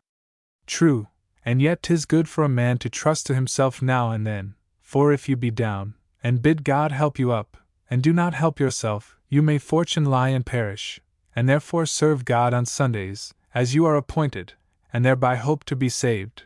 For by your almsdeeds you cannot, for if you give to the poor, there be many will say, he thinks to be saved by his almsdeeds, and thus you shall be ill thought on for your goodwill. And therefore learn to provide for yourself. Let God provide for the poor. Knight. I tell you, neighbor, my great-grandfather and all my predecessors have been held in good regard for their good housekeeping, and God willing, their good name shall never take an exigent, 302, in me, for I will, God willing, keep such hospitality to my death, as my state can maintain, and I will rather sell my land to maintain housekeeping, than, keeping my land, make sale of my good name for housekeeping. But stay, who comes here? Enter 2 poor old men and a bailiff. One old man. God save you, sir, I pray be good to me, for cham a poor man, and I cannot tell what you will do, for you say my horse hath broken into your corn, or your corn into my horse. But, indeed, my neighbors saw your boy drive my horse into a field. But I'll stand to nothing, now I am warned with a piece of paper and a little wax, to prepare to proceed to London. And there I am invented, I cannot tell for what. The bailiff here hath arrested me, ere I was weary, 303, against my will. He said it was upon your suit, and yet he laid his hands on me, nay, more, on my shoulder. Another old man. And, sir, and it may please you, I borrowed certain corn, and I brought you your corn again, and yet you wrest me. Farmer. True, sir, but then was corn sold for 4 shillings a bushel, and now 'tis sold for 2. Knight. Aye, sir, but he borrowed corn, and promised to pay you corn again, and you can have but so much as you lent, for if he should pay you at the rate you demand, you would have for the 20 bushels you lent 40, which were neither right nor conscience. Farmer. Oh, sir, I pray let me alone with my conscience. You would have me give all I have away to the poor, and want as you do. I pray, Let me alone to deal for myself. Here you, have you rested them? Bailiff. I have, sir, as you commanded me. Farmer. Then to prison with them, till they have paid such damages, as the law shall award them. One poorer man. Hear you, sir, if you should bid your boy break down a gap, and drive in my horse, 'twere little better than plain knavery, for my horse is as honest a horse as any is in this town. Another. Well, neighbor, we will have the horse examined before an officer, and my boy Jack shall write what the horse speaks, and if the horse say it was driven in against his will, then you may have the law of him, neighbor, for all the horses in the parish will be sworn for his horse. But I'll stand to nothing. Farmer. Well, to prison with them, till they have paid your due, away with them. One poorer man. Nay, I pray, be more miserable to me, and I will give you 40 shillings, when I have it. Farmer, by the mass, the knave hath a pretty cottage, I'll see, and I can get that. Aside, sirrah, you have an old cottage, if you will make me that over by deed of gift, I am content to draw my action. Another poor man. My house. Why, 'tis my goods, my wife, my land, my horse, my ass, or anything that is his. No, you caterpillar, I will never make away my house, I will die first. Knight. 304. But tell me, sir, how much would you have of them for their trespass? Farmer. Marry, 40, 305 shillings, and yet I befriend them. Why, sir, I hope you will not pay it for them. Knight. But I will. Sirrah, bailiff, I will answer the poor men's debts, and come home to me for thy fee anon. Go, old men, get you home, and praise God. One poorer man. Mary, Jesus bless you. Neighbor, how many such good knights have you nowadays? Another. Too few, neighbor, the more is the pity. But come, let's away. Exeunt. Knight. But who comes here? Enter Perrin and Honesty. Perrin. God save you, gentlemen. The king greets you, and at this time having some occasion to use money, hath sent to know what you that be knights and squires will lend his grace. And you, master farmer, be brief, sir s, for I cannot stay. Knight. Sir, though housekeeping be some hindrance to my willing mind, by reason that it robs me of that, which should bewray my loving mind both to my prince and country, money I mean, which at this time I stand in somewhat of, yet of that small store that I have, I am willing to impart the lending of the king £20, and more, I assure you, I am not able. Perrin. Very well, and what say you, master squire? Squire. I say that my revenues are but small, yet I will lend his majesty £10. Perrin. Very well, but what saith the farmer? What can he spare the king? Farmer. Marry, sir, I am a poor farmer, and yet I can afford to lend the king 100 or 2 of pounds. And hear you, sir, aside, if you prefer a suit I have to the king, I will give you 40 angels for your pains, besides I will give you the keeping of a dozen jades, and now and then meat for you and your horse, if you come to my house, and lie a whole year. Perrin. Why, that's well said, and I commend thy honest mind. Would all men were of thy mind, I warrant thee, thou art an honest man, and one that loves the king. But tell me, what wouldst thou have me do? Farmer. Nothing, but procure me the king's letter to convey corn beyond seas, for in England it is so good cheap, that a man can make no living by selling thereof. Therefore, if the king will grant me his letter, I will at any time lend him 500 or 600 pound, and perhaps never ask it again, and I will not forget your pains. Perrin. Sir, fear not, I will do it for you, I warrant you, for, I tell you, I can do much with the king. Honesty. I believe you will do more than you will be commended for. The courtier resembleth the jay, that decketh herself with the feathers of other birds, to make herself glorious, so the courtier must be brave, though he be hanged at the gallows. Aside. Farmer. Well, sir, will it please you to come and dine with me? Perrin. I thank you, sir, heartily. Farmer. But what's he there in your company? Perrin. A plain fellow, and his name is Honesty. Farmer. Oh, let him go where he will, for he shall not dine with me. Honesty. See how the farmer fears my name. What would he do if he knew my nature? But here you, master courtier, shall I dine with you? I promise you, sir, I am very hungry. Perrin. Truly, honesty, if I were furnished with money, I would not stick to give thee thy dinner. But now thou sayest I am but a guest myself. Farmer. Truly, honest fellow, if I were certain of my cheer, I would bid thee to dinner, but know not my provision, I promise thee. Knight. Hear you, sir, will it please you to take part of a piece of beef with me? You shall be welcome. Perrin. I thank you, sir, but I must dine with my honest friend here, else I would not refuse your gentle offer. Honesty. See how he can use my name and not me, but I perceive I may go dine with Duke Humphrey.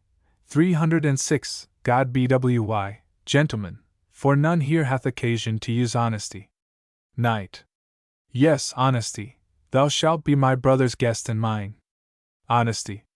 Marry, and I thank you too, for now the world may say that honesty dines with hospitality today. Exeunt. Enter Osric and Elfrida. Osric. Daughter, see that you entertain the Earl as best beseems his state and thy degree. He comes to see whether fame have worthily been niggard in commending thee or no, so shall thy virtues be admired at the court, and thou be praised for kind and debonair, for courtesy contents a courtier oft, when nothing else seems pleasant in his eyes. Elfrida. Father, you shall perceive that Elfrida will do her best in honoring of your age, to entertain the Earl of Cornwall so, that he shall think him highly favoured, through loving speech and courteous entertain. Enter Ethelwald. Osric. How fares my lord of Cornwall? What, displeased? Or troubled with a mood that's male-content? Ethelwald. Not male-content, and yet I am not well, for I am troubled with a painful rheum, that, when I would be merry, troubles me, and commonly it holds me in my eyes, with such extremes that I can scantly see. Osric. How long have you been troubled with the pain? Or is it a pain that you have usual? Or is it some water that, by taking cold, is fallen into your eyes and troubles you? Ethelwald. I cannot tell, but sure it pains me much. Nor did it ever trouble me till now, for till I came to lodge within your house, my eyes were clear, and I never felt the pain. Osric. I am sorry that my house should cause your grief. Daughter, if you have any skill at all, I pray you, use your cunning with the Earl, and see if you can ease him of his pain. Elfrida. Father, such skill as I received of late, by reading many pretty pen receipts, both for the ache of head and pain of eyes, I will, if so it please the Earl to accept it, endeavour what I may to comfort him. My lord, I have waters of approved worth, and such as are not common to be found, any of which, if it please your honour use them, I am in hope will help you to your sight. Ethelwald. No, matchless Elfrida, they will do me no good, for I am troubled only when I look. Elfrida. On what, my lord, or whom? Ethelwald. I cannot tell. Elfrida. Why, let me see your eyes, my lord, look upon me. Ethelwald. Then 'twill be worse. Elfrida. What, if you look on me? Then I'll be gone. Ethelwald. Nay, stay, sweet love, stay, beauteous Elfrida, and give the Earl of Cornwall leave to speak. No, Elfrida, thy beauty hath subdued, and captivate the Earl of Cornwall's heart. Briefly, I love thee, see mine ne'er so bold, so rude and rashly to prefer my suit, and if your father give but his consent, eased be that pain that troubles Ethelwald, and this considered. Osric shall prove my father, and his daughter be my love. Speak, Osric, shall I have her, aye or no? Osric. My lord, with all my heart, you've my consent, if so my daughter please to condescend. Ethelwald. But what say'th Elfrida? Elfrida. I say, my lord, that seeing my father grants, I will not gainsay what his age thinks meet. I do appoint myself, my lord, at your dispose. Ethelwald. Well, Osric, now you see your daughter's mine. But tell me when shall be the wedding day? Osric. On Monday next, till then you are my guest. Ethelwald. Well, Osric, when our nuptial rites are past, I must accord of business to the king. Elfrida. Let that be as you please, my lord, but stay not long, for I shall hardly brook your absence then. Ethanwald. Fear not, Elfrida, I will not stay there long. But come, let us in. Father, pray lead the way. Exeunt. Enter the King and Dunstan. King. Tell me, Dunstan, what thinkest thou of the favours of kings? Dunstan. I think of kings' favours as of a marigold flower that, as long as the sun shineth, openeth her leaves, and with the least cloud closeth again, or like the violets in America, that in summer yield an odoriferous smell, and in winter a most infectious savour, for at every full sea they flourish, or at every dead ebb, 307, they vade. The fish Palerna, being perfect white in the calm, yet turneth black with every storm. Or like the trees in the deserts of Africa, that flourish but while the southwest wind bloweth, even so, my lord, the favours of kings to them they favour, for as their favours give life, so their frowns yield death. King. Well said, Dunstan, but what merits he that dissembles with his sovereign? Dunstan. In my opinion, my lord, he merits death. King. Then assure thyself, if Ethanwald dissemble, he shall die. But who comes here? Perrin, what news, that thou comest in such haste? And what is he that bears thee company? Enter Perrin and the farmer. Perrin. It is, my gracious lord, an honest man, and one, it seems, that loves your majesty. For as your grace gave me in charge, I went about into the country, to see what sums of money I could make. Among the chiefest of the commonalty, and mongst the richest knights that I could find, they would lend your grace at most but £20, and every squire would lend your grace but 10. Then came I, mongst the rest, to this plain man, and asked him what he would lend the king. He answered, Sir, you see I am but poor, not half so wealthy as a knight or squire, and yet, in sign of duty to his grace, I will lend his majesty £200. King. Thanks, honest fellow, for thy love to us, and if I may but pleasure thee in aught, command me to the uttermost I may. England hath too few men of thy good mind. Enter Honesty and Piers Plowman. Honesty, what news? Where hast thou been so long? Honesty. Ah, my lord, I have been searching for a privy knave, one, my lord, that feeds upon the poor commons, and makes poor Piers Plowman wear a threadbare coat. It is a farmer, my lord, which buys up all the corn in the market, and sends it away beyond seas, and thereby feeds the enemy. King. Alas, poor Piers Plowman! What ailest thou? Why dost thou weep? Peace, man, if any have offended thee, thou shalt be made amends unto the most. Piers Plowman. I beseech your grace to pity my distress. There is an unknown thief that robs the commonwealth, and makes me and my poor wife and children beg for maintenance. The time hath been, my lord, in die bacillus, that the plowman's coat was of good homespun russet cloth, whereof either I nor my servants had no want, though now both they and I want, and all by this unknown farmer. For there cannot be an acre of ground to be sold, but he will find money to buy it. Nay, my lord, he hath money to buy whole lordships, and yet but a farmer. I have kept a poor house, where I dwell this 80 year, yet was I never driven to want till now. I beseech your grace, as you have still been just, to seek redress for this oppression. I beseech your grace, read my humble petition. Delivers it to the king. King. Let me see, the humble petition of poor Piers Plowman. Alas, poor Piers! I have heard my father say, that Piers Plowman was one of the best members in a commonwealth, for his table was never empty of bread, beef, and beer, as a help to all distressed travellers.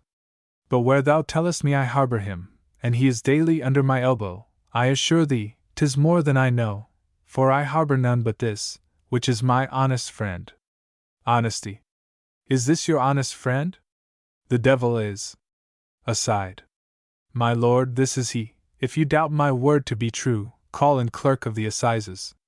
Now shall your grace see how honesty can shake out a knave in this company. Enter clerk of the assize. Sirrah, tell me who hath most poor men in suit at the assizes? Clerk. That hath Walter would have more. He hath one poor man in suit for certain barley, and another, for that his horse was taken in his corn. Honesty. But what indictments are against him? Read them. Clerk. Read the indictment. First, he hath conveyed corn out of the land to feed the enemy. Next, he hath turned poor Piers Plowman out of doors by his great raising of rents. Next, he is known to be a common disturber of men of their quiet, by serving writs on them, and bringing them to London, to their utter undoing. Also, he keeps corn in his barn, and suffers his brethren and neighbors to lie and want, and thereby makes the market so dear, that the poor can buy no corn. King. Enough. Now, fie upon thee, thou monster of nature, to seek the utter undoing of many, to enrich thyself. Honesty, take him, and use him as thou wilt. Honesty. Come, sir, I think I found out your knavery. Away, sir, and bear your fellow company. Exeunt omnes but the king and Dunstan. Enter Ethelwald. Ethelwald. Health and good hap befall your majesty. King. Ethelwald, welcome. How fares our beauteous love? Be brief, man. What, will she love or no? Ethelwald.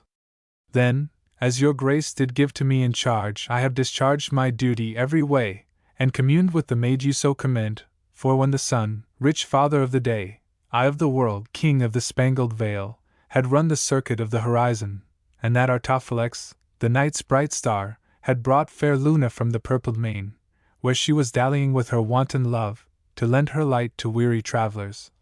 Then 'twas my chance to arrive at Osric's house, but being late I could not then unfold the message that your grace had given in charge, but in the morn Aurora did appear, at sight of whom the welkin straight did clear.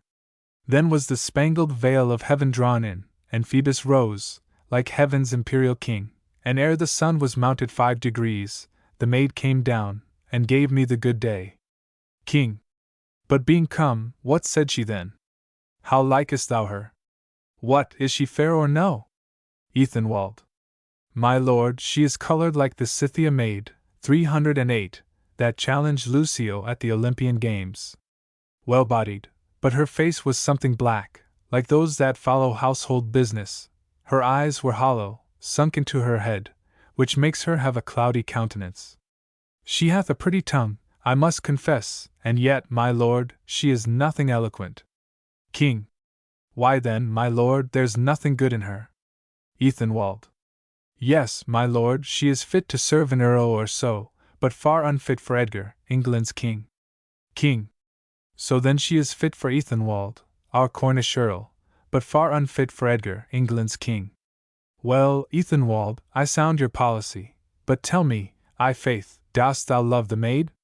Speak truly, man, dissemble not. Ethelwald. I do, my gracious lord, and therewithal entreat your majesty to pardon me. King. Ethelwald, I am content to pardon thee, and will be with thee myself ere long, to do thee honor in thy marriage, and therefore, Ethelwald, thou mayst depart, and leave us till we visit thee at home. Ethelwald. My gracious lord, I humbly take my leave. Dunstan. If it please your grace, pardon me, and give me leave, I would gladly bring my nephew on the way. King. With all my heart, Dunstan, but stay not long. Ethelwald.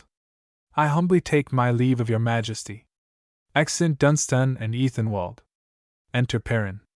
King. Farewell, Ethelwald. But Perrin, tell me now, what dost thou think of Elfrida? Is she so foul as Ethelwald reports her? Believe me, then, she had been unfit for me. Perrin. My gracious lord, Ethelwald hath dissembled with your majesty, for Elfrida is fair and virtuous. For last night, being in private conference, he told me he had devised a mean to colour with the king by forged excuse. No, no, quoth he, my Elfrida is fair, as is the radiant north star crystalline, that guides the wet and weary traveller, sued with the surge of Neptune's what remain. And thus, my lord, he fell to praising her, and from his pocket straight he drew this counterfeit, 309, and said 'twas made by 310 beauteous Elfrida. King. A face more fair than is the sun's bright beams, or snow-white Alps beneath fair Cynthia. Who would refuse with Hercules to spin, when such fair faces bears us company? Fair Polyxena never was so fair, nor she that was proud love to Troilus. Great Alexander's love, queen of Amazons, was not so fair as is fair Elfrida. But Perrin, be thou secret to the king, and I will sound these subtle practices. And Ethanwald, be sure I will quittance thee, and teach thee how to dally with thy king. But, Perrin, let's to court until to morn, and then we'll take horse and away. Exeunt. Enter mad men of Gotham, to wit, a miller, a cobbler, and a smith. Miller. Now let us consult among ourselves, how to misbehave ourselves to the king's worship, Jesus bless him. And when he comes, to deliver him this petition, I think the smith were best to do it, for he's a wise man. Cobbler. Neighbor, he shall not do it, as long as Geoffrey the translator, 311, is mayor of the town. Smith. And why, I pray? Because I would have put you from the mace? Miller. No, not for that, but because he is no good fellow, nor he will not spend his pot for company. Smith. Why, sir, there was a god, 312, of our occupation, and I charge you by virtue of his godhead to let me deliver the petition. Cobbler. But soft, your god was a cuckold, and his godhead was the horn, and that's the arms of the godhead you call upon. Go, you are put down with your occupation, and now I will not grace you so much as to deliver the petition for you. Smith. What, dispraise our trade? Cobbler. Nay, neighbor, be not angry, for I'll stand to nothing only but this. Smith. But what? Bear witness it gives me the butt, and I am not willing to shoot. Cobbler, I will talk with you, nay, my bellows, my coal trough, and my water shall enter arms with you for our trade. O neighbor, I cannot bear it, nor I will not bear it. Miller. Hear you, neighbor, I pray consuade yourself and be not wilful, and let the cobbler deliver it, you shall see him morrow. Smith. At your request I will commit myself to you, and lay myself open to you, like an oyster. Miller. I'll tell him what you say. Hear you, neighbor, we have consulted to let you deliver the petition, do it wisely, for the credit of the town. Cobbler. Let me alone, for the king's Carminger, 313, was here. He says the king will be here anon. Smith. But hark! By the mass he comes. Enter the king, Dunstan, and Perrin. King. How now, Perrin, who have we here? Cobbler. We, the townsmen of Gotham, hearing your grace would come this way, did think it good for you to stay. But hear you, neighbors, bid somebody ring the bells. And we are come to you alone, to deliver our petition, 314. King. What is it, Perrin? I pray thee read. Perrin. Nothing but to have a license to brew strong ale thrice a week, and he that comes to Gotham, and will not spend a penny on a pot of ale, if he be dry, that he may fast. King. Well, sirs, we grant your petition. Cobbler. We humbly thank your royal majesty. King. Come, Dunstan, let's away. Exeunt omnes. Enter Ethanwald alone. Ethanwald. Ethanwald, be advised, the king has sent to thee, nay, more, he means to come and visit thee. But why? Aye, there's the question. Why, 'tis for this, to see if he can find a front whereon to graft a pair of horns, but in plain terms he comes to cuckold me. And for he means to do it without suspect, he sends me word he means to visit me. The king is amorous, and my wife is kind, so kind I fear, that she will quickly yield to any motion that the king shall make, especially if the motion be of love, for Pliny writes, women are made like wax, apt to receive any impression, whose minds are like the Janimist, that eats, yet cries, and never is satisfied.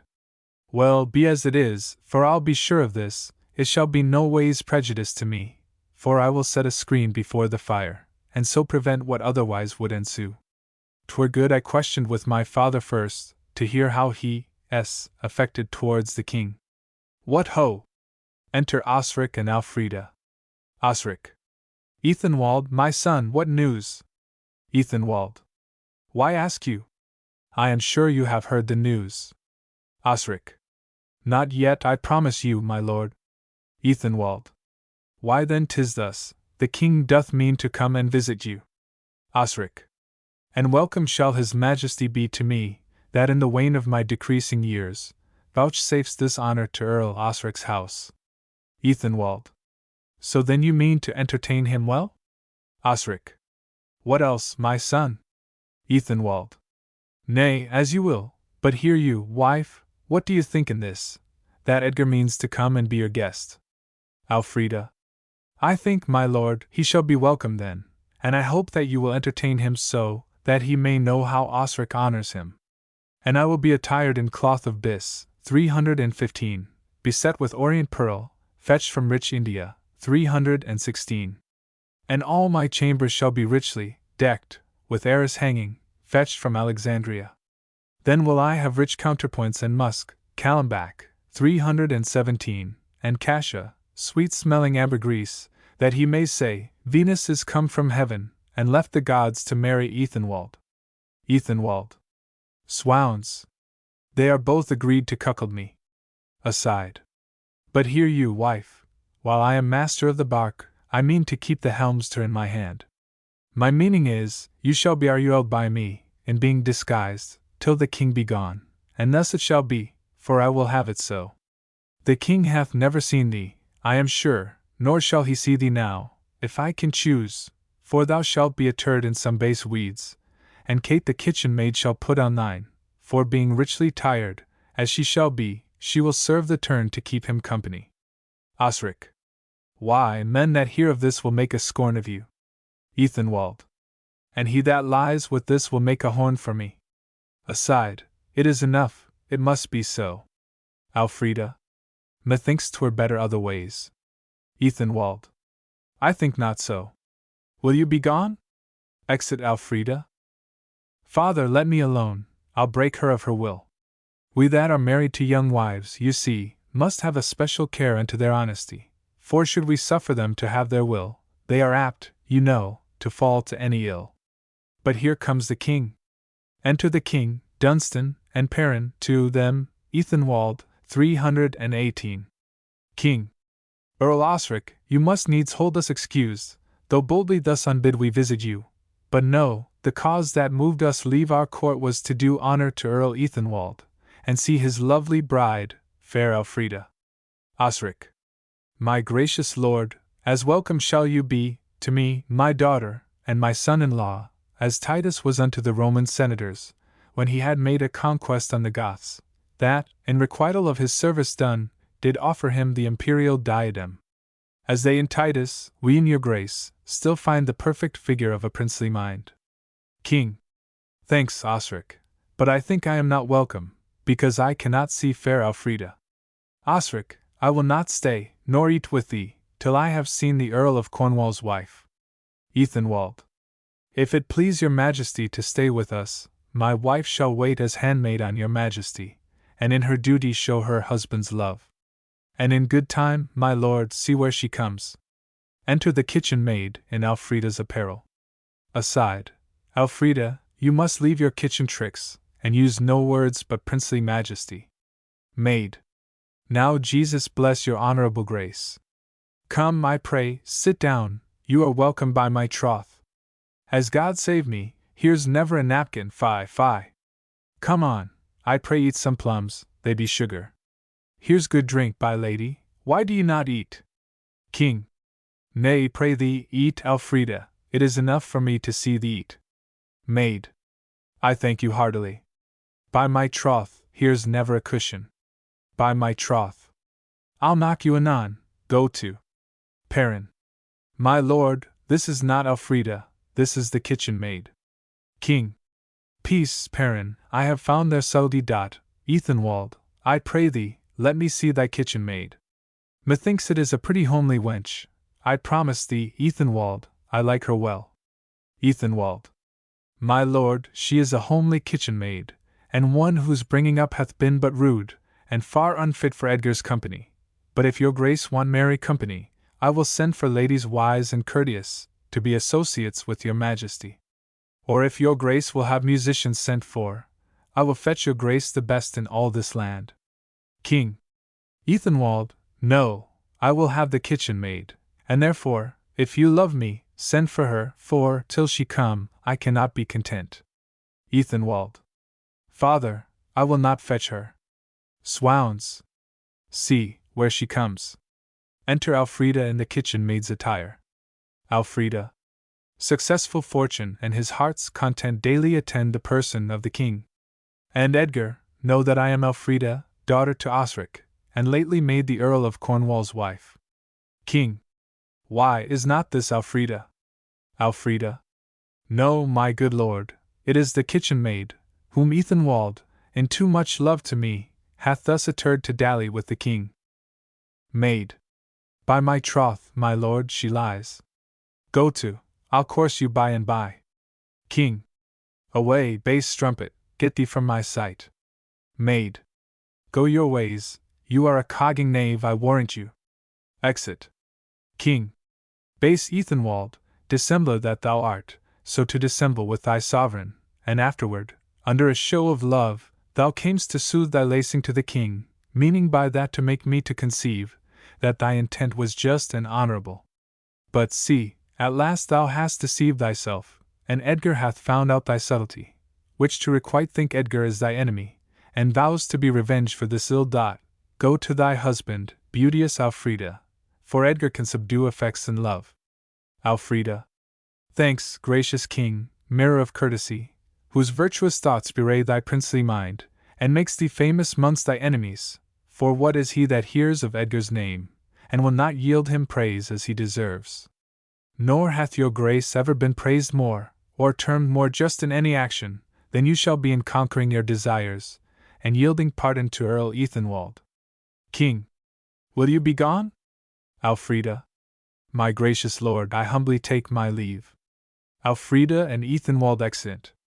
King. How am I wronged, and yet without redress? Dunstan. Have patience, good my lord, and call to mind how you have lived praised for virtuous government. You have subdued lust unto this day, and been reputed wise in government, and will you blemish all your honours got, in being termed a foul adulterer? King. Dunstan, forbear, for I will have it so. It boots thee not to counsel me in this, for I have sworn the death of Ethelwald, and he shall die, or Edgar will not live. Dunstan, it is enough. I am resolved. Exit. Dunstan. Nay, if it be so, then Ethelwald shall not die. And since entreaties cannot serve the turn, I will make proof for once what art will do. Astaroth, 319, ascend. Veni, Astaroth, Astaroth, Veni. Enter the devil. Devil. What wilt thou? Dunstan. Tell me, what means the king? Devil. I will not tell thee. Dunstan. I charge thee, by the eternal living God, that keeps the prince of darkness bound in chains, and by that sun that thou wouldst gladly see, by heaven and earth, and every living thing, tell me that which I did demand of thee. Devil. Then thus, the king doth mean to murder Ethelwald. Dunstan. But where is the king? Devil. Seeking for Ethelwald. Dunstan. But I'll prevent him. Follow me invisible. Devil. I will. Exeunt. Enter the priest. Priest. I have been this morning with a friend of mine, that would borrow a small sum of money of me, but I have learned the best assurance a man can have in such a matter is a good pawn of twice the value, or bonds sufficient for 5 times the quantity.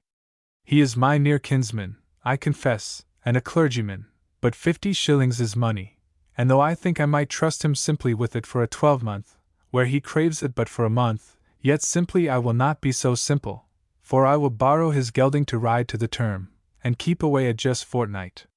If then he pay me money, I will deliver him his horse. I would be loath to lose my money, or crave assurance of my kinsman, but this may be done to try me, and I mean likewise to try him. This is plain, though truly, brethren, something subtle. But here comes one would fain take my house of me. Neighbor. Sir, I am a poor man, and I will give you 30 shillings a year. If I may have it, you shall be sure of your money. Priest. Truly, brother in Christ, I cannot afford it of the price.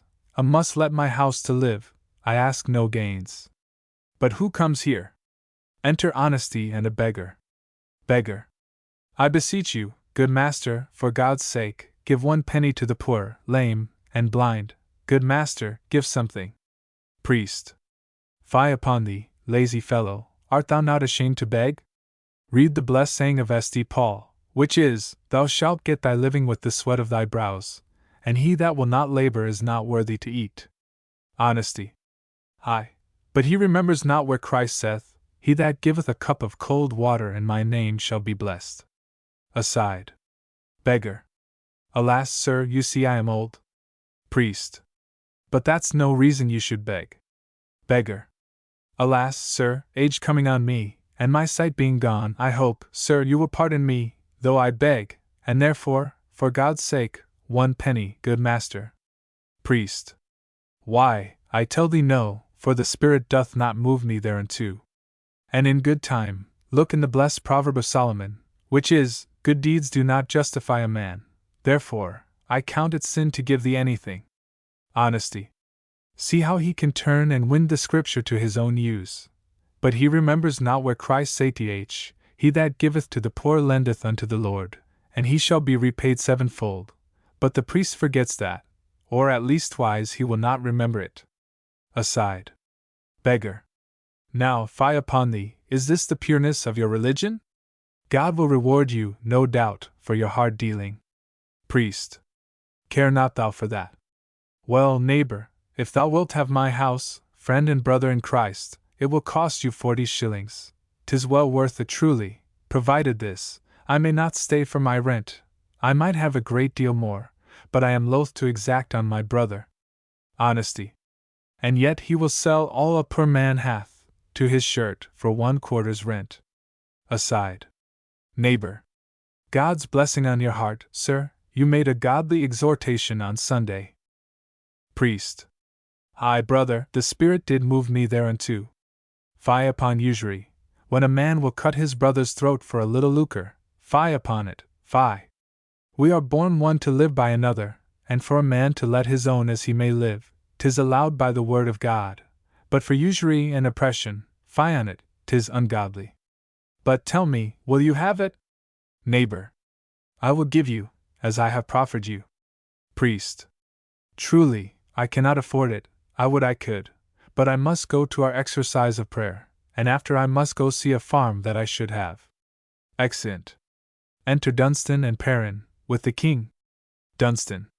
Most gracious prince, vouchsafe to hear me speak, and that the law of kindred pricks me on, and though I speak contrary to your mind, yet do I build on hope you will pardon me. Were I as eloquent as Demosthenes, or like Isocrates were given to oratory, your grace, no doubt, will think the time well spent, and I should gain me commendations, but for my note is tuned contrary, I must entreat your grace to pardon me, if I do jar in my delivery. King. Why, Dunstan, thou hast found us gracious still, nor will we pull our settled love from thee, until we find thy dealings contrary.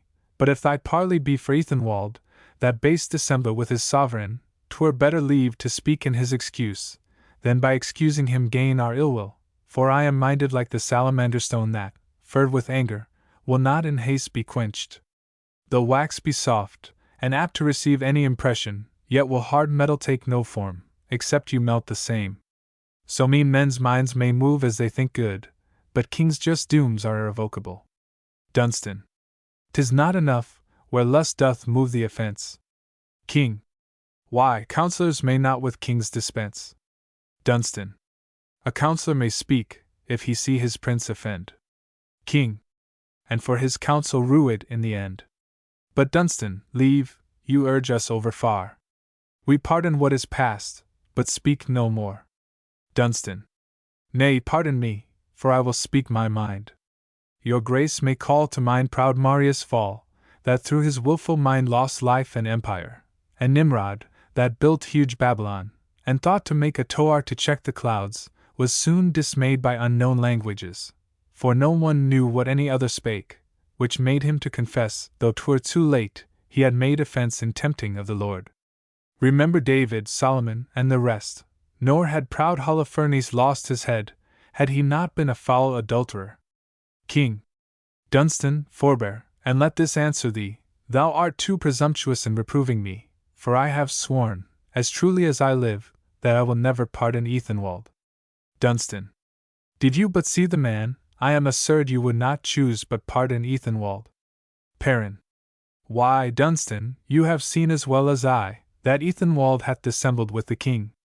My gracious lord, first cut that traitor down, and then will others fear the like amiss. Dunstan. I tell thee, Perrin, were the earl in place, thou wouldst eat these words uttered in his disgrace. Veni, Astaroth, 320, and in good time, see where he comes. Aside. Here enter Elfrida disguised, with the devil, disguised as Ethelwald. King. But tell me, Dunstan, is this Elfrida? Dunstan. It is, my gracious lord, and this is Ethelwald, that lays his breast wide open to your grace, if so it please your grace to pardon him. King. Yes, Dunstan, I am well content to pardon him. Ethelwald, stand up, and rise up, Elfrida, for Edgar now gives pardon to you both. Dunstan. Astaroth, away! Aside. My gracious lord, Dunstan will not forget this unknown favour shown Earl Ethelwald, for which account my nephew and myself do yield both lives and goods at your dispose. King. Thanks, Dunstan, for thy honourable love, and now deserves to be a counsellor, for he deserves not other to command, that hath no power to master his desire, for Locrine, being the eldest son of Brut, did dote so far upon an Almain maid, and was so ravished with her pleasing sight, that full 7 years he kept her under earth, even in the lifetime of fair Gwendolen, which made the Cornish men to rise in arms, and never left, till Locrine was slain. And now, though late, at last I call to mind what wretched ends fell to adulterers. Dunstan. And if your grace call Abram's tale to mind, when that Egyptian pharaoh craved his wife, you will, no doubt, forgive my nephew's guilt, who by the merry jest he showed your grace, did save your honour and her chastity. King. We take it so, and for amends, Ethelwald, give me thy hand and we are friends, and love thy wife, and live together long, for Edgar hath forgot all former wrong. Ethelwald. Thanks, gracious king, and here upon my knee I rest to be disposed, as you please. King. Enough, Ethelwald. But who comes here? Enter Honesty. Honesty. Why, I think I have taken in hand an endless task, to smell a knave, 'tis more than a dog can do. I have disguised myself of purpose to find a couple of knaves, which are yet behind. The next knave is a priest, called John the Precise, that with counterfeit holiness blinds the people's eyes. This is one of them, that will say it is a shame for men to swear and blaspheme God's holy name, yet if I make a good sermon but once in a year, I will be 40 times in a tavern making good cheer, yet in the church he will read with such sobriety, that you would think him very precise and of great honesty. Aside. King. What honesty hast thou dispatched, and found these privy knaves? Honesty. I shall do anon, I have them in scent, but I will be gone. Exit. Enter Priest. Priest. Good Lord! I praise God I am come from our morning's exercise, where I have profited myself, and iffied my brethren in shewing the way to salvation by my doctrine, and now I am going to the court to prefer my petition. I would give £100 it were granted, 'tis a thing of nothing, but here comes one of the court. Enter Honesty. God save you, brother in Christ, are you towards the king? Honesty. Aye, marry am I, what then? Why dost thou ask? Priest. Nothing, sir, but I would desire you to stand my friend, to get me the king's hand and seal to this letter. I would not use it, sir, to hinder any man for £1,000, for indeed I am a clergyman by my profession. 'Tis nothing, sir, but, as you see, to have the king's seal to carry tin, lead, wool, and broadcloths beyond seas, for you know, sir, every man will make the most he can of his own, and for my part I use it but for a present necessity. If you will undertake to do it, I'll give you £100. Honesty. I thank you, sir, but I am afraid the king will hardly grant it. Why, 'tis an undoing to the Commonwealth. But truly, I will move the king to hang you, priest, faith. Aside. May it please your grace to grant me my petition, for I offer it your grace in pure devotion. King. O monstrous! Dunstan, didst thou ever hear the like? Now fie upon the base villain! Lay hands on him. Honesty. On me? Nay, on him. Priest, I give your petition to the king, and I will speak to him. You may be but hanged, for if you should live, till the king granted your petition, the very ravens would pick out thine eyes living, and therefore 'twere better you were hanged, to save the birds a labor. King. Now, honesty, hast thou done? Is here all? Honesty. Oh no, my lord, for there are so many behind, that I am afraid my work will never have an end. But I see by the priest's looks he lacks company. Stay a while, my lord, I'll fetch another presently. Exit. King. Fie, graceless man! Hast thou no fear of God, to withhold thee from these lawless motions? Why, thou shouldst be as a messenger of God, and hate deceit and wicked avarice.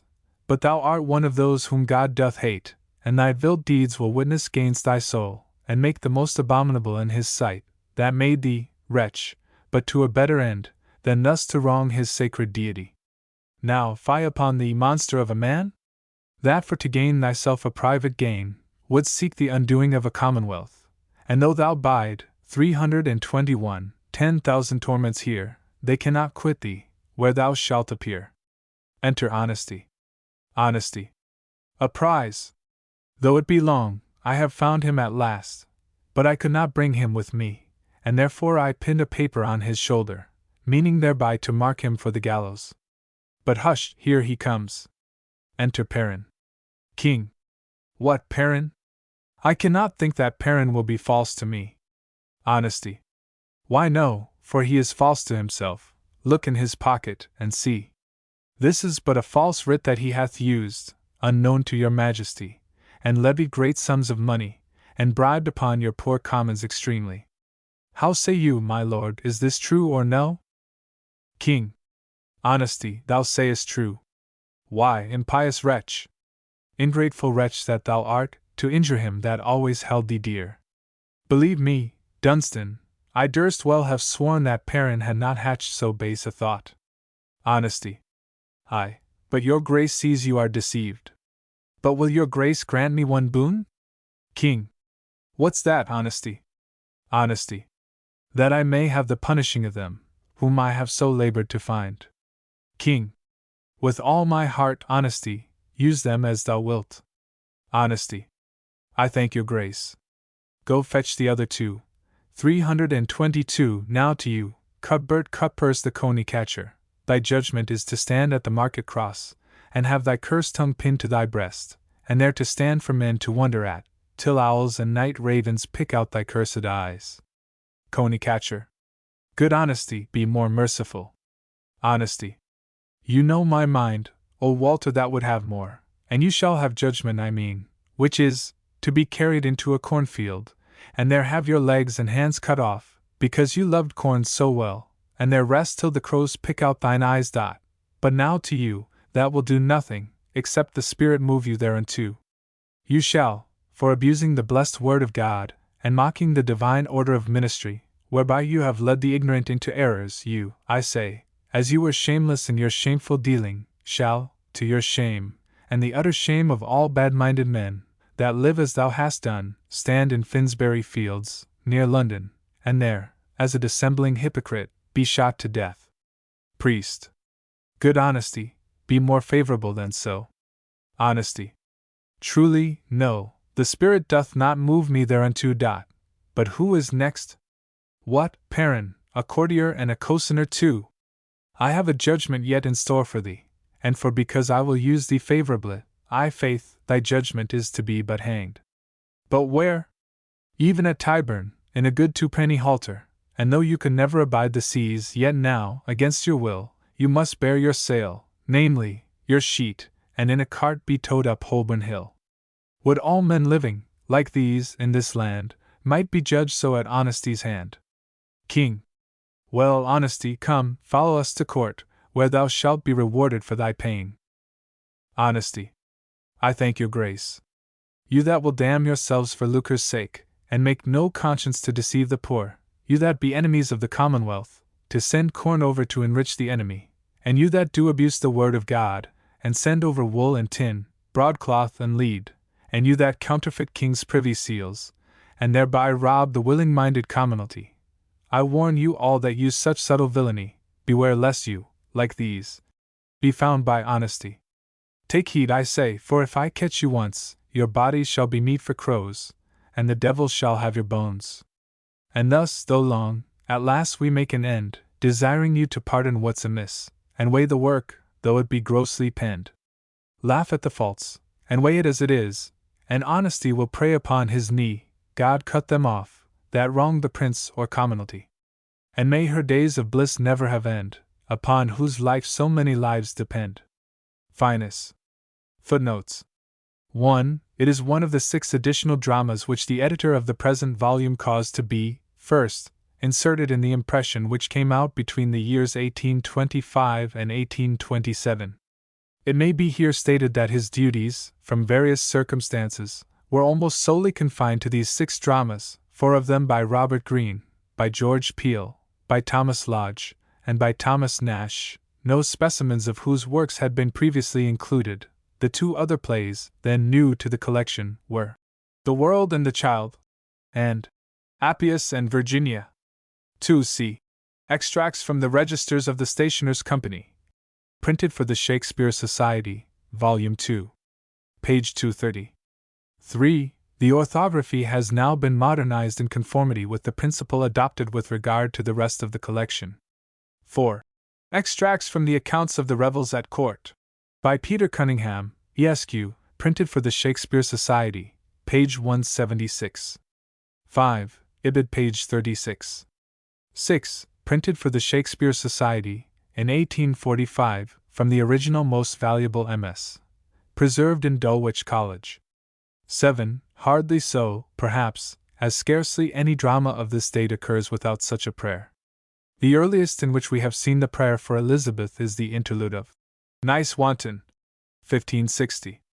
8. It seems more than probable that Tarleton's Jig of the Horseload of Fools, inserted in the introduction to the reprint of his Jests, by the Shakespeare Society, from MS, belonging to the editor of this volume, was written for his humorous recitation by some popular author. 9. Pilatus Timea, Wit's Treasury, and c. by Francis Mears, Master of Arts of both universities. 8 Vo. 1598, folios 286. 10. Hist. of English Dram. Poetry and the Stage.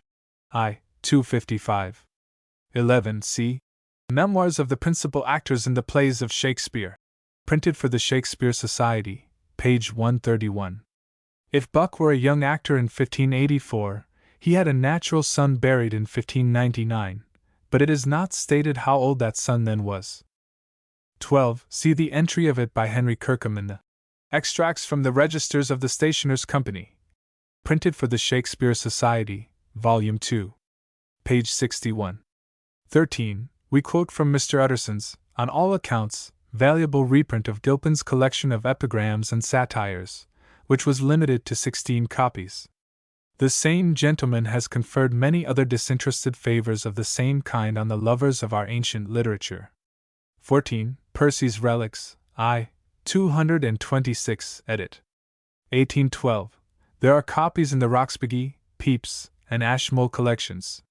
15. In his Jew of Malta, reprinted in the Rev. A. Dice's edit. Of the works of Christopher Marlowe, I. 227. 16. This quotation will appear in the next, the 3rd, volume of Extracts from the Registers of the Stationers' Company, which is now in the press of the Shakespeare Society. This 3rd volume never appeared. 17. The question when blank verse was first employed in our public theatres is considered and discussed in the History of English Dramatic Poetry and the Stage. 3. 107, and the whole of Marlowe's prologue, in which he may be said to claim the credit of its introduction, is quoted on page 116. 18. This practice of addressing the audience was continued to a comparatively late date, and Thomas Heywood's plays, as reprinted by the Shakespeare Society, afford various instances of it.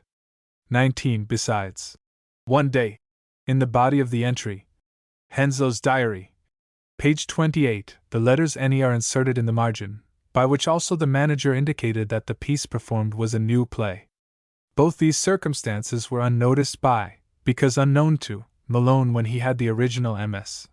from Dulwich College for some years in his hands. 20 c. Memoirs of Edward Allen, founder of Dulwich College, printed for the Shakespeare Society, page 29, and c.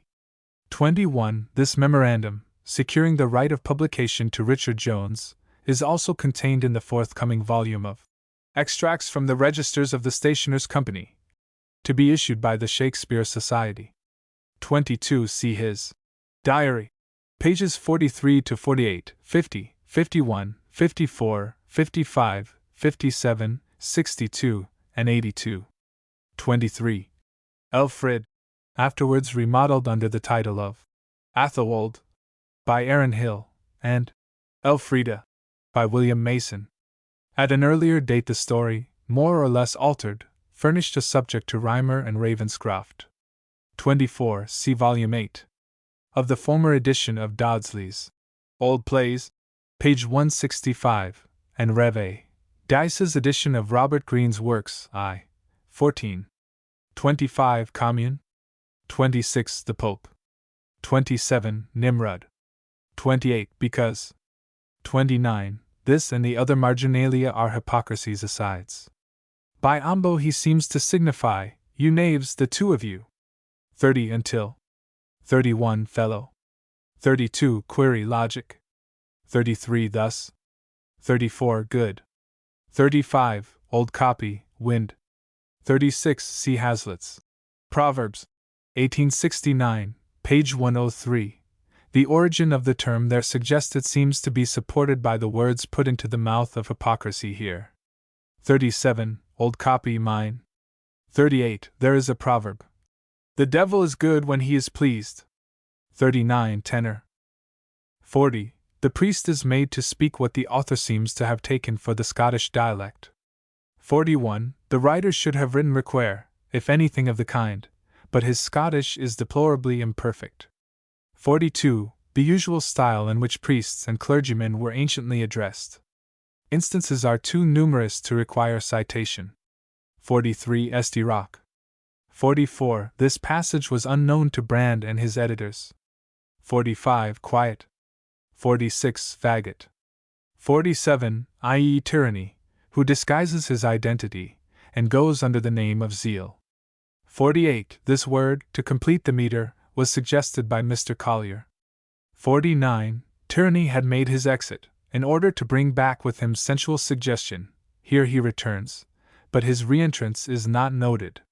Sensual suggestion follows him, but not immediately, and what he first says was perhaps off the stage, and out of sight of the audience, for hypocrisy, 5 speeches afterwards, informs the cardinal that sensual suggestion is coming.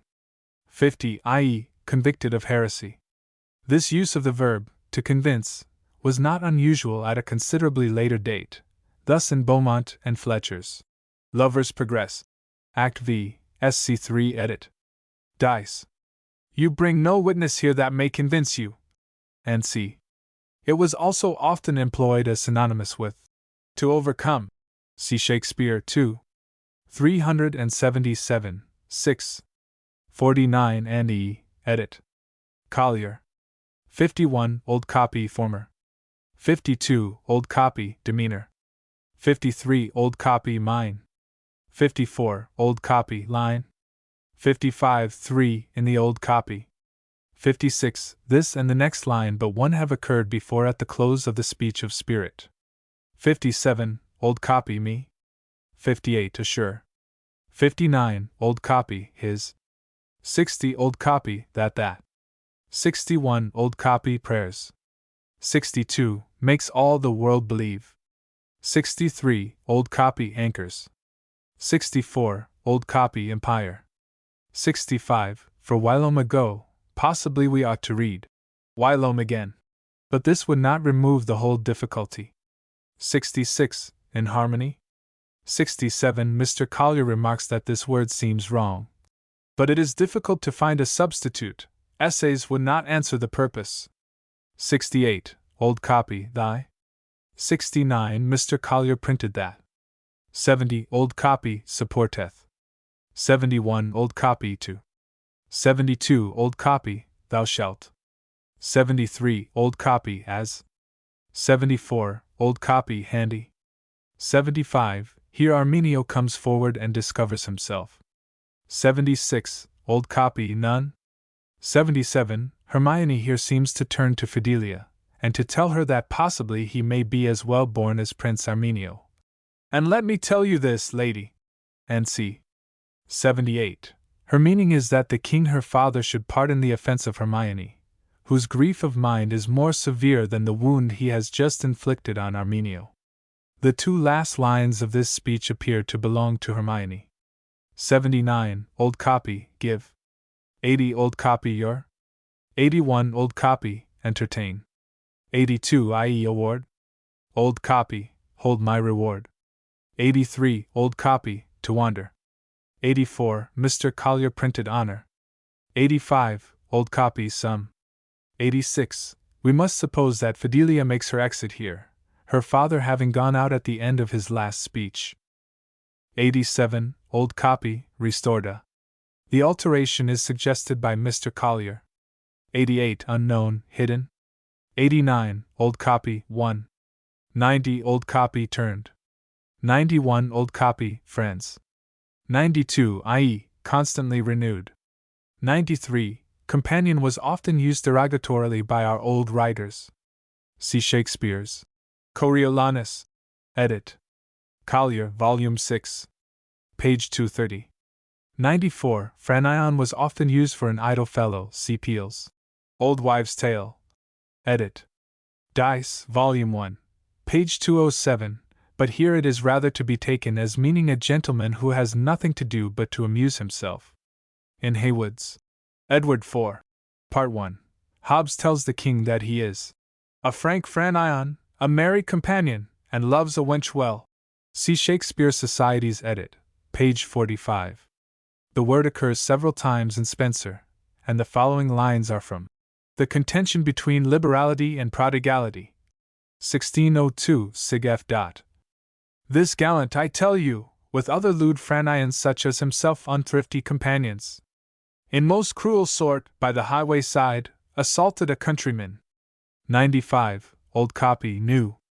96. C. Hazlitt's Proverbs. 1869, page 478. 97. Mr. Collier printed not.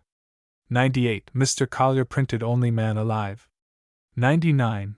This and the next line of the dialogue are given in the old copy to Hermione. 100 by 101. Old copy, pit _ dot. 102. With a one-ion seems to have been equivalent to with a witness, or sometimes to with a curse, but the origin of it is uncertain.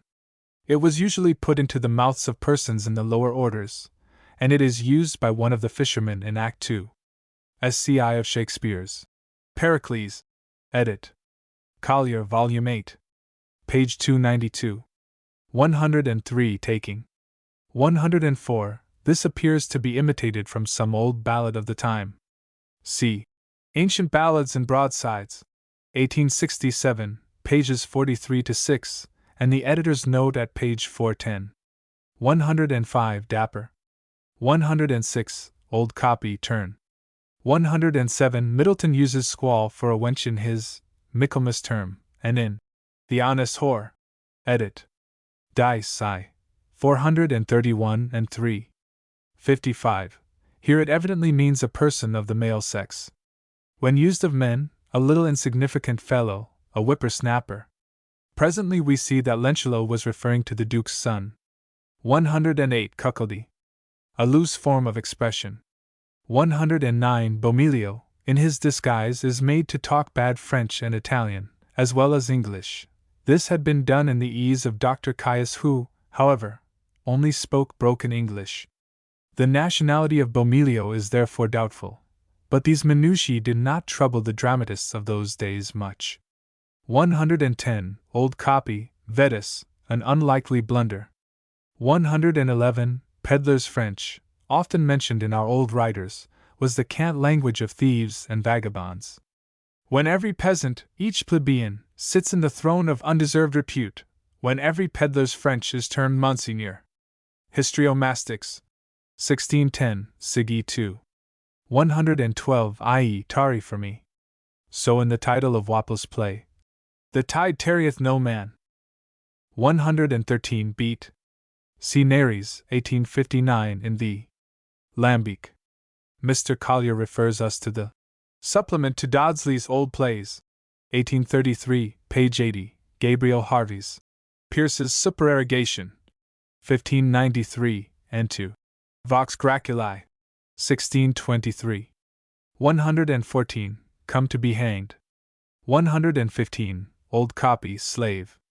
116, the following scene reminds us of the ancient story of the Physician of Bray. 117, Sure. 118, Old Copy, Flight. Mr. Collier suggested sight. 119, He bites like the pestilence. 120, Pennilow makes his exit, though not marked in the old copy, and the stage then represents some place near the cave of Bomilio, who enters with Fidelia. 121, Old Copy then. 122, Mr. Collier printed come of. 123, Old Copy, oft been. 124, Old Copy, oh. 125, Old Copy, my favor. 126, Old Copy, for. 127, Old Copy, her. 128, above this line Mercury's name is inserted as the speaker, as it seems, unnecessarily. 129, Old Copy, Venus. 130, Old Copy, Fortune. It is Mercury who afterwards cures Bomilio. 131, Old Copy, Replays. 132, Old Copy, Hots. 133, Old Copy, My. 134, Old Copy, but, which would seem to convey the exact reverse of what Physandes intends, that he did not know Hermione's birth, but, presuming him to be of obscure birth, did not wish him to marry Fidelia. 135, Old Copy, but. 136, Old Copy, and. 137, evidently a proverbial expression, of which the import can only be obscurely gathered from the context. Knock is the same, of course, as hock. 138, there was a second edition, presenting considerable variations, generally for the better, in 1592. See Hazlitt's Handbook. 1867, page 466. 139, for stuff the edit, of 1592 substitutes wears. 140, this division is omitted in the edition of 1592, and it seems unnecessary. 141, Old Copy, his. 142, Sweetheart, Mistress. 143, Old Copy, often. 144, we should now say. As fast as. But the form in the text is not uncommon in early literature. 145, an intentional corruption, perhaps for importance. 146, Adventures. 147, Swaggerer, hence the well-known term, swashbuckler, for a roaring blade. 148, in the snare, what care I who gets caught? 149, what care I to serve the duel? And see, edit. 1592. 150, edit. 1584 has boniation. 151, Old Copies, but. 152, a simpleton or bumpkin. 153, a term of contempt, of which the meaning is not obvious. It might seem to indicate a person employed in attending to a house of office. 154, a bully. 155, i.e. pox. 156, Old Copies, alone. 157, vile. 158, Your Lives so far amis, edit. 1592. 159, Scrupulous. 160, Old Copies, fraud. 161, Dissimulation. 162, edit. 1592, Ewies. 163, edit. 1584, shift it. 164, this speech stands as follows in edit. 1592, Gramercy usury, and doubt not but to live here is pleasantly, and pleasanter too, but whence came you, Simony, tell me? 165, doubt not, fair's lady, edit. 1592. In the next line but two, edit. 1592 has certainly four. I perso. And the last two lines of the speech run as follows. And seeing we are so well set in this country, rich and poor shall be pinched, whosoever come to me. 166. When this drama was reprinted in 1592, the interval between 1584 and that date made it necessary to read 33 years for 26 years in this line. It is a curious note of time. 167. This is given in the old copies, Sarah Vora Boungrace, but surely Mercator was not intended to blunder in his own language. 168. Scald. 169. Omitted in edit. 1584. 170. I think so is omitted in the second four too. 171. Signed. 172. Studied late is omitted in first four too. 173. At all is not in second four too. 174. Old copies, kettles. 175. Possibly a personal allusion to somebody sitting in the corner of the theater, or it may have been to some well-known character of the time. Farther on, simplicity alludes to some boy among the audience. 176. Not in edit. 1581. 177. I think you'll make me serve, edit. 1592. 178. And prosperous be they to thee, edit. 1592. 179. And dine with me, edit. 1592. 180. Thanks, edit. 1592. Omitting I give you. 181. Old copies, am. 182. Testy. Hallowell spells it Testorn. Old copies, Testrin. 183. Clarke, in his Paremiologia, 1639, has the proverb, he blushes like a black dog. 184. Old copies, U. 185. Edit. 1584 has very, and second 4 degrees well, the true reading, as Mr. Collier suggests, being that now given in the text. 186. Priest, edit. 1592. 187. Neuter. 188. Miracle. 189. I.e. in good style. 190. Edit. 1584 has must. 191. This line is omitted in edit. 1592. 192. Will. 193. For Parliament we are to understand parment, i.e., apparel, referring to the gowns he carries. Beaumont and Fletcher used the word paramentos. There were cloaks, gowns, cassocks, and other paramentos. Love's Pilgrimage. Edit. Dice 11. 226. Paramento is Spanish, and means ornament, embellishment, or sometimes any kind of covering. 194. In the old copies this direction is inserted wrongly 6 lines higher up. 195. Old copies hastily, the compositors' eye having perhaps caught the word from the stage direction just above. 196. These 3 words are not in second 4 degrees. 197. A proverbial expression. See Hazlitt's Proverbs, 1869, page 210. So, in the Spanish Tragedy, Volume 5, page 84. I am in a sort sorry for thee, but if I should be hanged with thee, I cannot weep. 198. Old copies, thy. 199. Mr. Collier's suggestion. Both the old copies, gracious. 200. The first 4 degrees has can for should, and say for say or essay. The second 4 degrees reads lying for living. 201. Old copy, drudge. 202. Edit. 1592 has availeth. See SD Matthew 16. 26.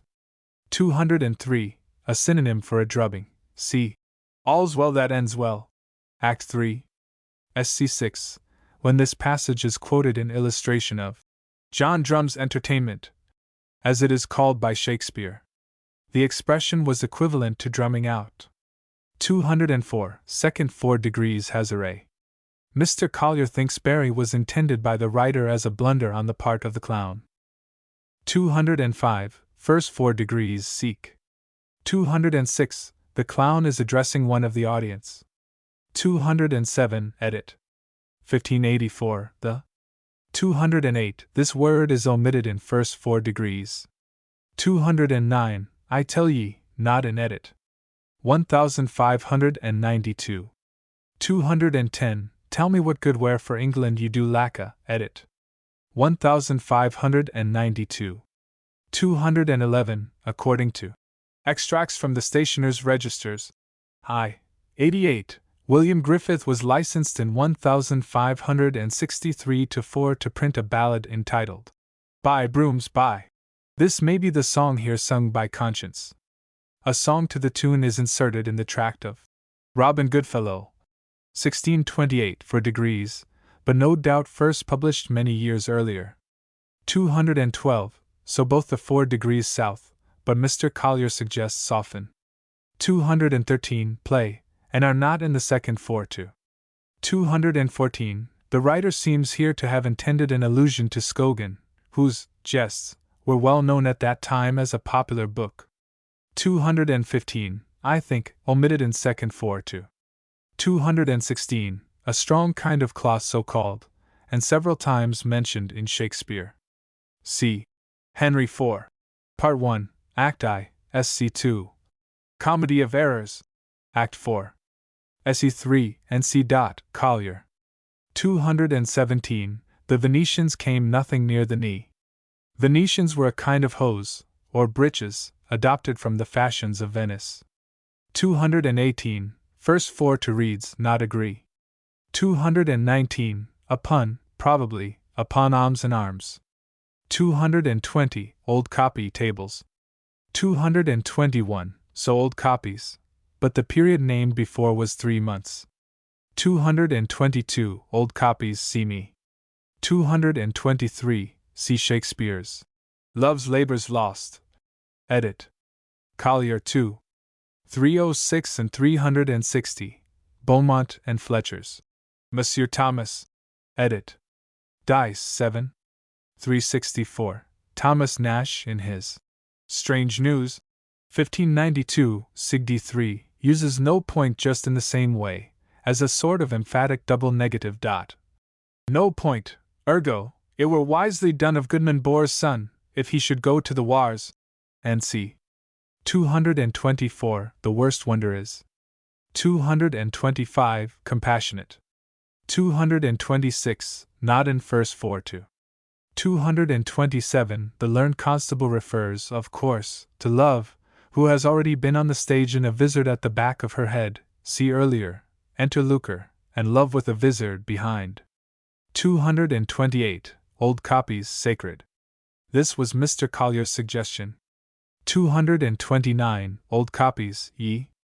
230, alluding to the Three Ladies of London, 1584. 231, old copy, Pompa hath. 232, old copy, place. 233, the bells attached to the falcon, the impress of pleasure. 234, referring to the chains of gold formerly worn by persons of rank and property. 235, alluding to the manner in which ballad sellers of that day used to expose their goods, by hanging them up in the same way that the 3 lords had hung up their shields. 236, foolish, maudlin. 237, except. 238, see Hazlitt's Proverbs, 1869, pages 265-6. 239, the best, and indeed what may be considered the only, account of Tarleton the actor precedes the edition of his jests, reprinted for the Shakespeare Society in 1844. 240, videlicet. 241, ignorant. 242, alluding to some wood engraving of Tarleton, which Simplicity had in his basket. To the reprint of Tarleton's Jests, by the Shakespeare Society, are prefixed 2 woodcuts, made from a drawing of the time of Elizabeth, and no doubt soon after the death of Tarleton of the plague in 1588. 243. Preferment. 244. An ejaculation, apparently equivalent to God. 245. The first purchase made in the day, the ballad which Wood had bought of simplicity. 246. Espial. The word occurs again further on. 247. Probably a reference is intended to the proverbial expression about Muhammad and the mountain. 248. An ambry or ombry is a pantry or closet. The next line explains the word. 249. Old copy, lent. 250. Old copy, might. 251. Old copy, might. 252. Old copy, tormented. 253. Old copy, unmasked. 254. Old copy, our. 255, i.e., a pack of cards. The expression was very common. Deck 5 lines lower was often used for pack. 256. Old copy, from. 257. The wimple is generally explained as a covering for the neck, or for the neck and shoulders, but Shakespeare. Love's Labour's Lost. Act 3. SE1 seems to use it as a covering for the eyes also, when he calls Cupid this wimpled, whining, purblind, wayward boy. Stevens in his note states that the wimple was a hood or veil, which fell over the face. The passage in our text, and what follows it, supports this description of the wimple. 258. This is the only part of female dress mentioned in this speech that seems to require a note. The farthingale, or farthingale, of vain boasts, is peculiarly appropriate, since a farthingale consisted of a very wide, expanded skirt, puffed out to show off the attire and distort the figure of a lady. In modern times it bears a different name. 259. Goodbye. 260. Old copy, house. But simplicity is enumerating the new articles of attire he proposed to purchase. 261. He addresses the audience. 262. Old copy, auditory. 263. Old copy, profit fits of. 264. Old copy, a. 265. Old copy, in the preceding line, ever. This and the following lines afford a note of time, and show that the drama was written and acted during the preparation of the Great Armada, and perhaps before its total defeat. 266. The old copy reads, peerless, of the rarest price, which destroys the meter. The writer probably wrote peerless, and then, finding it inconvenient as regarded the measure, substituted the other phrase, without striking out the first word, so that the printer inserted both. 267. Old copy, when. 268. C. Henry IV. Part 1, Act 2. SC1, respecting. Burning cressets. In a note, Stevens quotes the above line in explanation of Shakespeare. 269. The concluding portion of the speech is supposed to be overheard by Fraud and the others. 270. The ordinary cry of the apprentices of London, when they wish to raise their fellows to take their part in any commotion. It is mentioned in many old writers. 271. A trouchman was an interpreter, literally, a truce man. For he that is the trouchman of a stronger's tongue may well declare his meaning, but yet shall mar the grace of his tale. G. Whetstone's Heptameron, 1582. 272. Old copy, trunk. 273. This is to be pronounced as a trisyllable. 274. In the old copy this line is printed thus. Quid tibi cum domini mox servient miseri nobis, discit. 275. In the old copy this line is divided between policy and pomp improperly.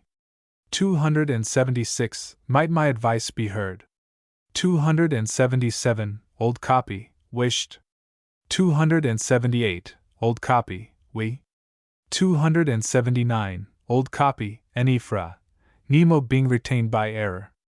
280. The entrance of diligence is marked here in old copy, but he was already on the stage.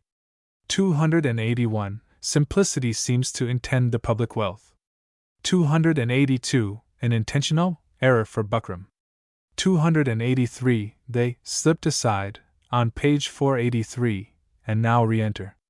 The preceding stage direction ought to be excellent, because the lords go out as well as simplicity. 284, committal, prior to trial.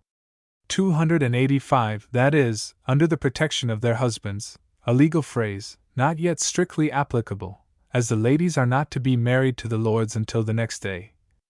And even tomorrow is the marriage day. 286, old copy, A. 287, old copy, noble. The emendation was suggested by Mr. Collier. 288, old copy, virtuous. 289, there must be some corruption here, or the author was not very anxious to be correct in his classical allusions. 290, lies to the king. The word lace is more generally used as a substantive. 291, jug is a leman or mistress. Mr. Collier remarks that this passage clears up the hitherto unexplained exclamation in King Lear, Act I, Sc. 4. Whoop, jug, I love thee. The tinker's mail, mentioned in the preceding line, is his wallet. Trug, in the following line, is equivalent to trull, and possibly is only another form of the same word, Middleton, edit. Dice 2. 222 has the expression, a pretty middle-sized trug. See also the note, where our Green's tract is quoted. 292, in one copy the text is as we give it, and in another the word is printed ideal, the alteration having been made in the press. Possibly the author had some confused notion about Ida, but if he cared about being correct, the Queen of Love did not dally with Endymion. 293, Talia. 294, old copy, idea, a trisyllable is required for the rhythm. 295, old copy, kept. 296, bond. 297, old copy, abstravagant. 298, old copy, peely. 299, cakes. Old copy, cats. 300, a knight of the post was a person hired to swear anything, a character often mentioned in old writers.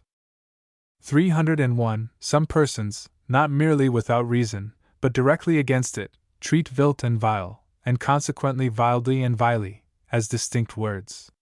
Vilt and vildly are blunders in old spelling, only to be retained when, as now, we give the words of an author in the very orthography of that date.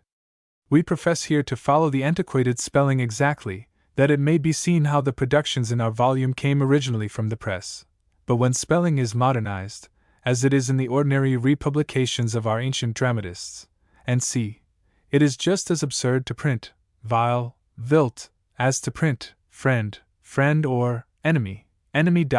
Mr. Collier's note in the edition of 1851. 302, Shakespeare has the word exigent for extremity, and such seems to be its meaning here, and not the legal sense. The knight says that the good name of his predecessors for housekeeping shall never be brought into extremity by him. 303, wary, aware. 304, old copy, squire. 305, old copy, for forti. 306, an early instance of the use of an expression, of frequent occurrence afterwards and down to our own day, equivalent to going without dinner. See Stevens's note to Richard III, Act 4, Sc. 4, where many passages are quoted on the point. 307, old copy, op. 308, the copy of this play in the British Museum has here Cynthan made, but another, belonging to the Rev. A. Dice, Scythia made, a reading we have followed, and no doubt, introduced by the old printer as the sheets went through the press. 309, counterfeit, was a very common term for the resemblance of a person. In Hamlet, Act 3, Sc. 4 we have counterfeit presentment, and in the Merchant of Venice, Act 3, Sc. 2, fair Portia's counterfeit. In Beaumont and Fletcher's Wife for a Month, Act 4, Sc. 5 we meet with counterfeits in Arras, for portraits, or figures in tapestry. 310, i.e., from or after. 311, i.e., the shoemaker. There is a jest turning upon this in one of the early collections of facetiae.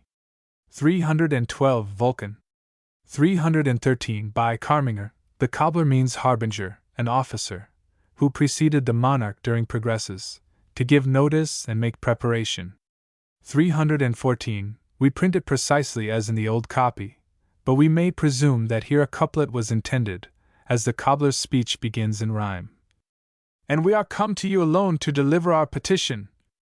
315, Roquefort in his Glossary I. 196 states that bis is a sword d'étoffe de soie, and the rev a dice. Middleton's Works v. 558 says that it means fine linen, while others contend that it is a delicate blue color, but sometimes black or dark gray. The truth may be that it was fine silk of a blue color, and we now and then meet it coupled with purple. Purple in bis. 316, Old Copy Indian. 317, Old Copy, Kalaman. 318, i.e., he withdraws to the back of the stage, to allow the king to confer first with Osric, and then comes forward again. 319, Old Copy, Asmaroth. 320, Old Copy, Asmaroth. 321, Old Copy, Bid. Bid may be taken in the sense of invite, a meaning it often bears in old writers, but we are most likely to understand it bide or abide, the final e having been omitted, or dropped out in the press. In the next line we have quit again used for acquit. 322, we must suppose here that Honesty sends out some of the attendants to bring in the coney catcher and farmer, who soon make their reappearance on the stage.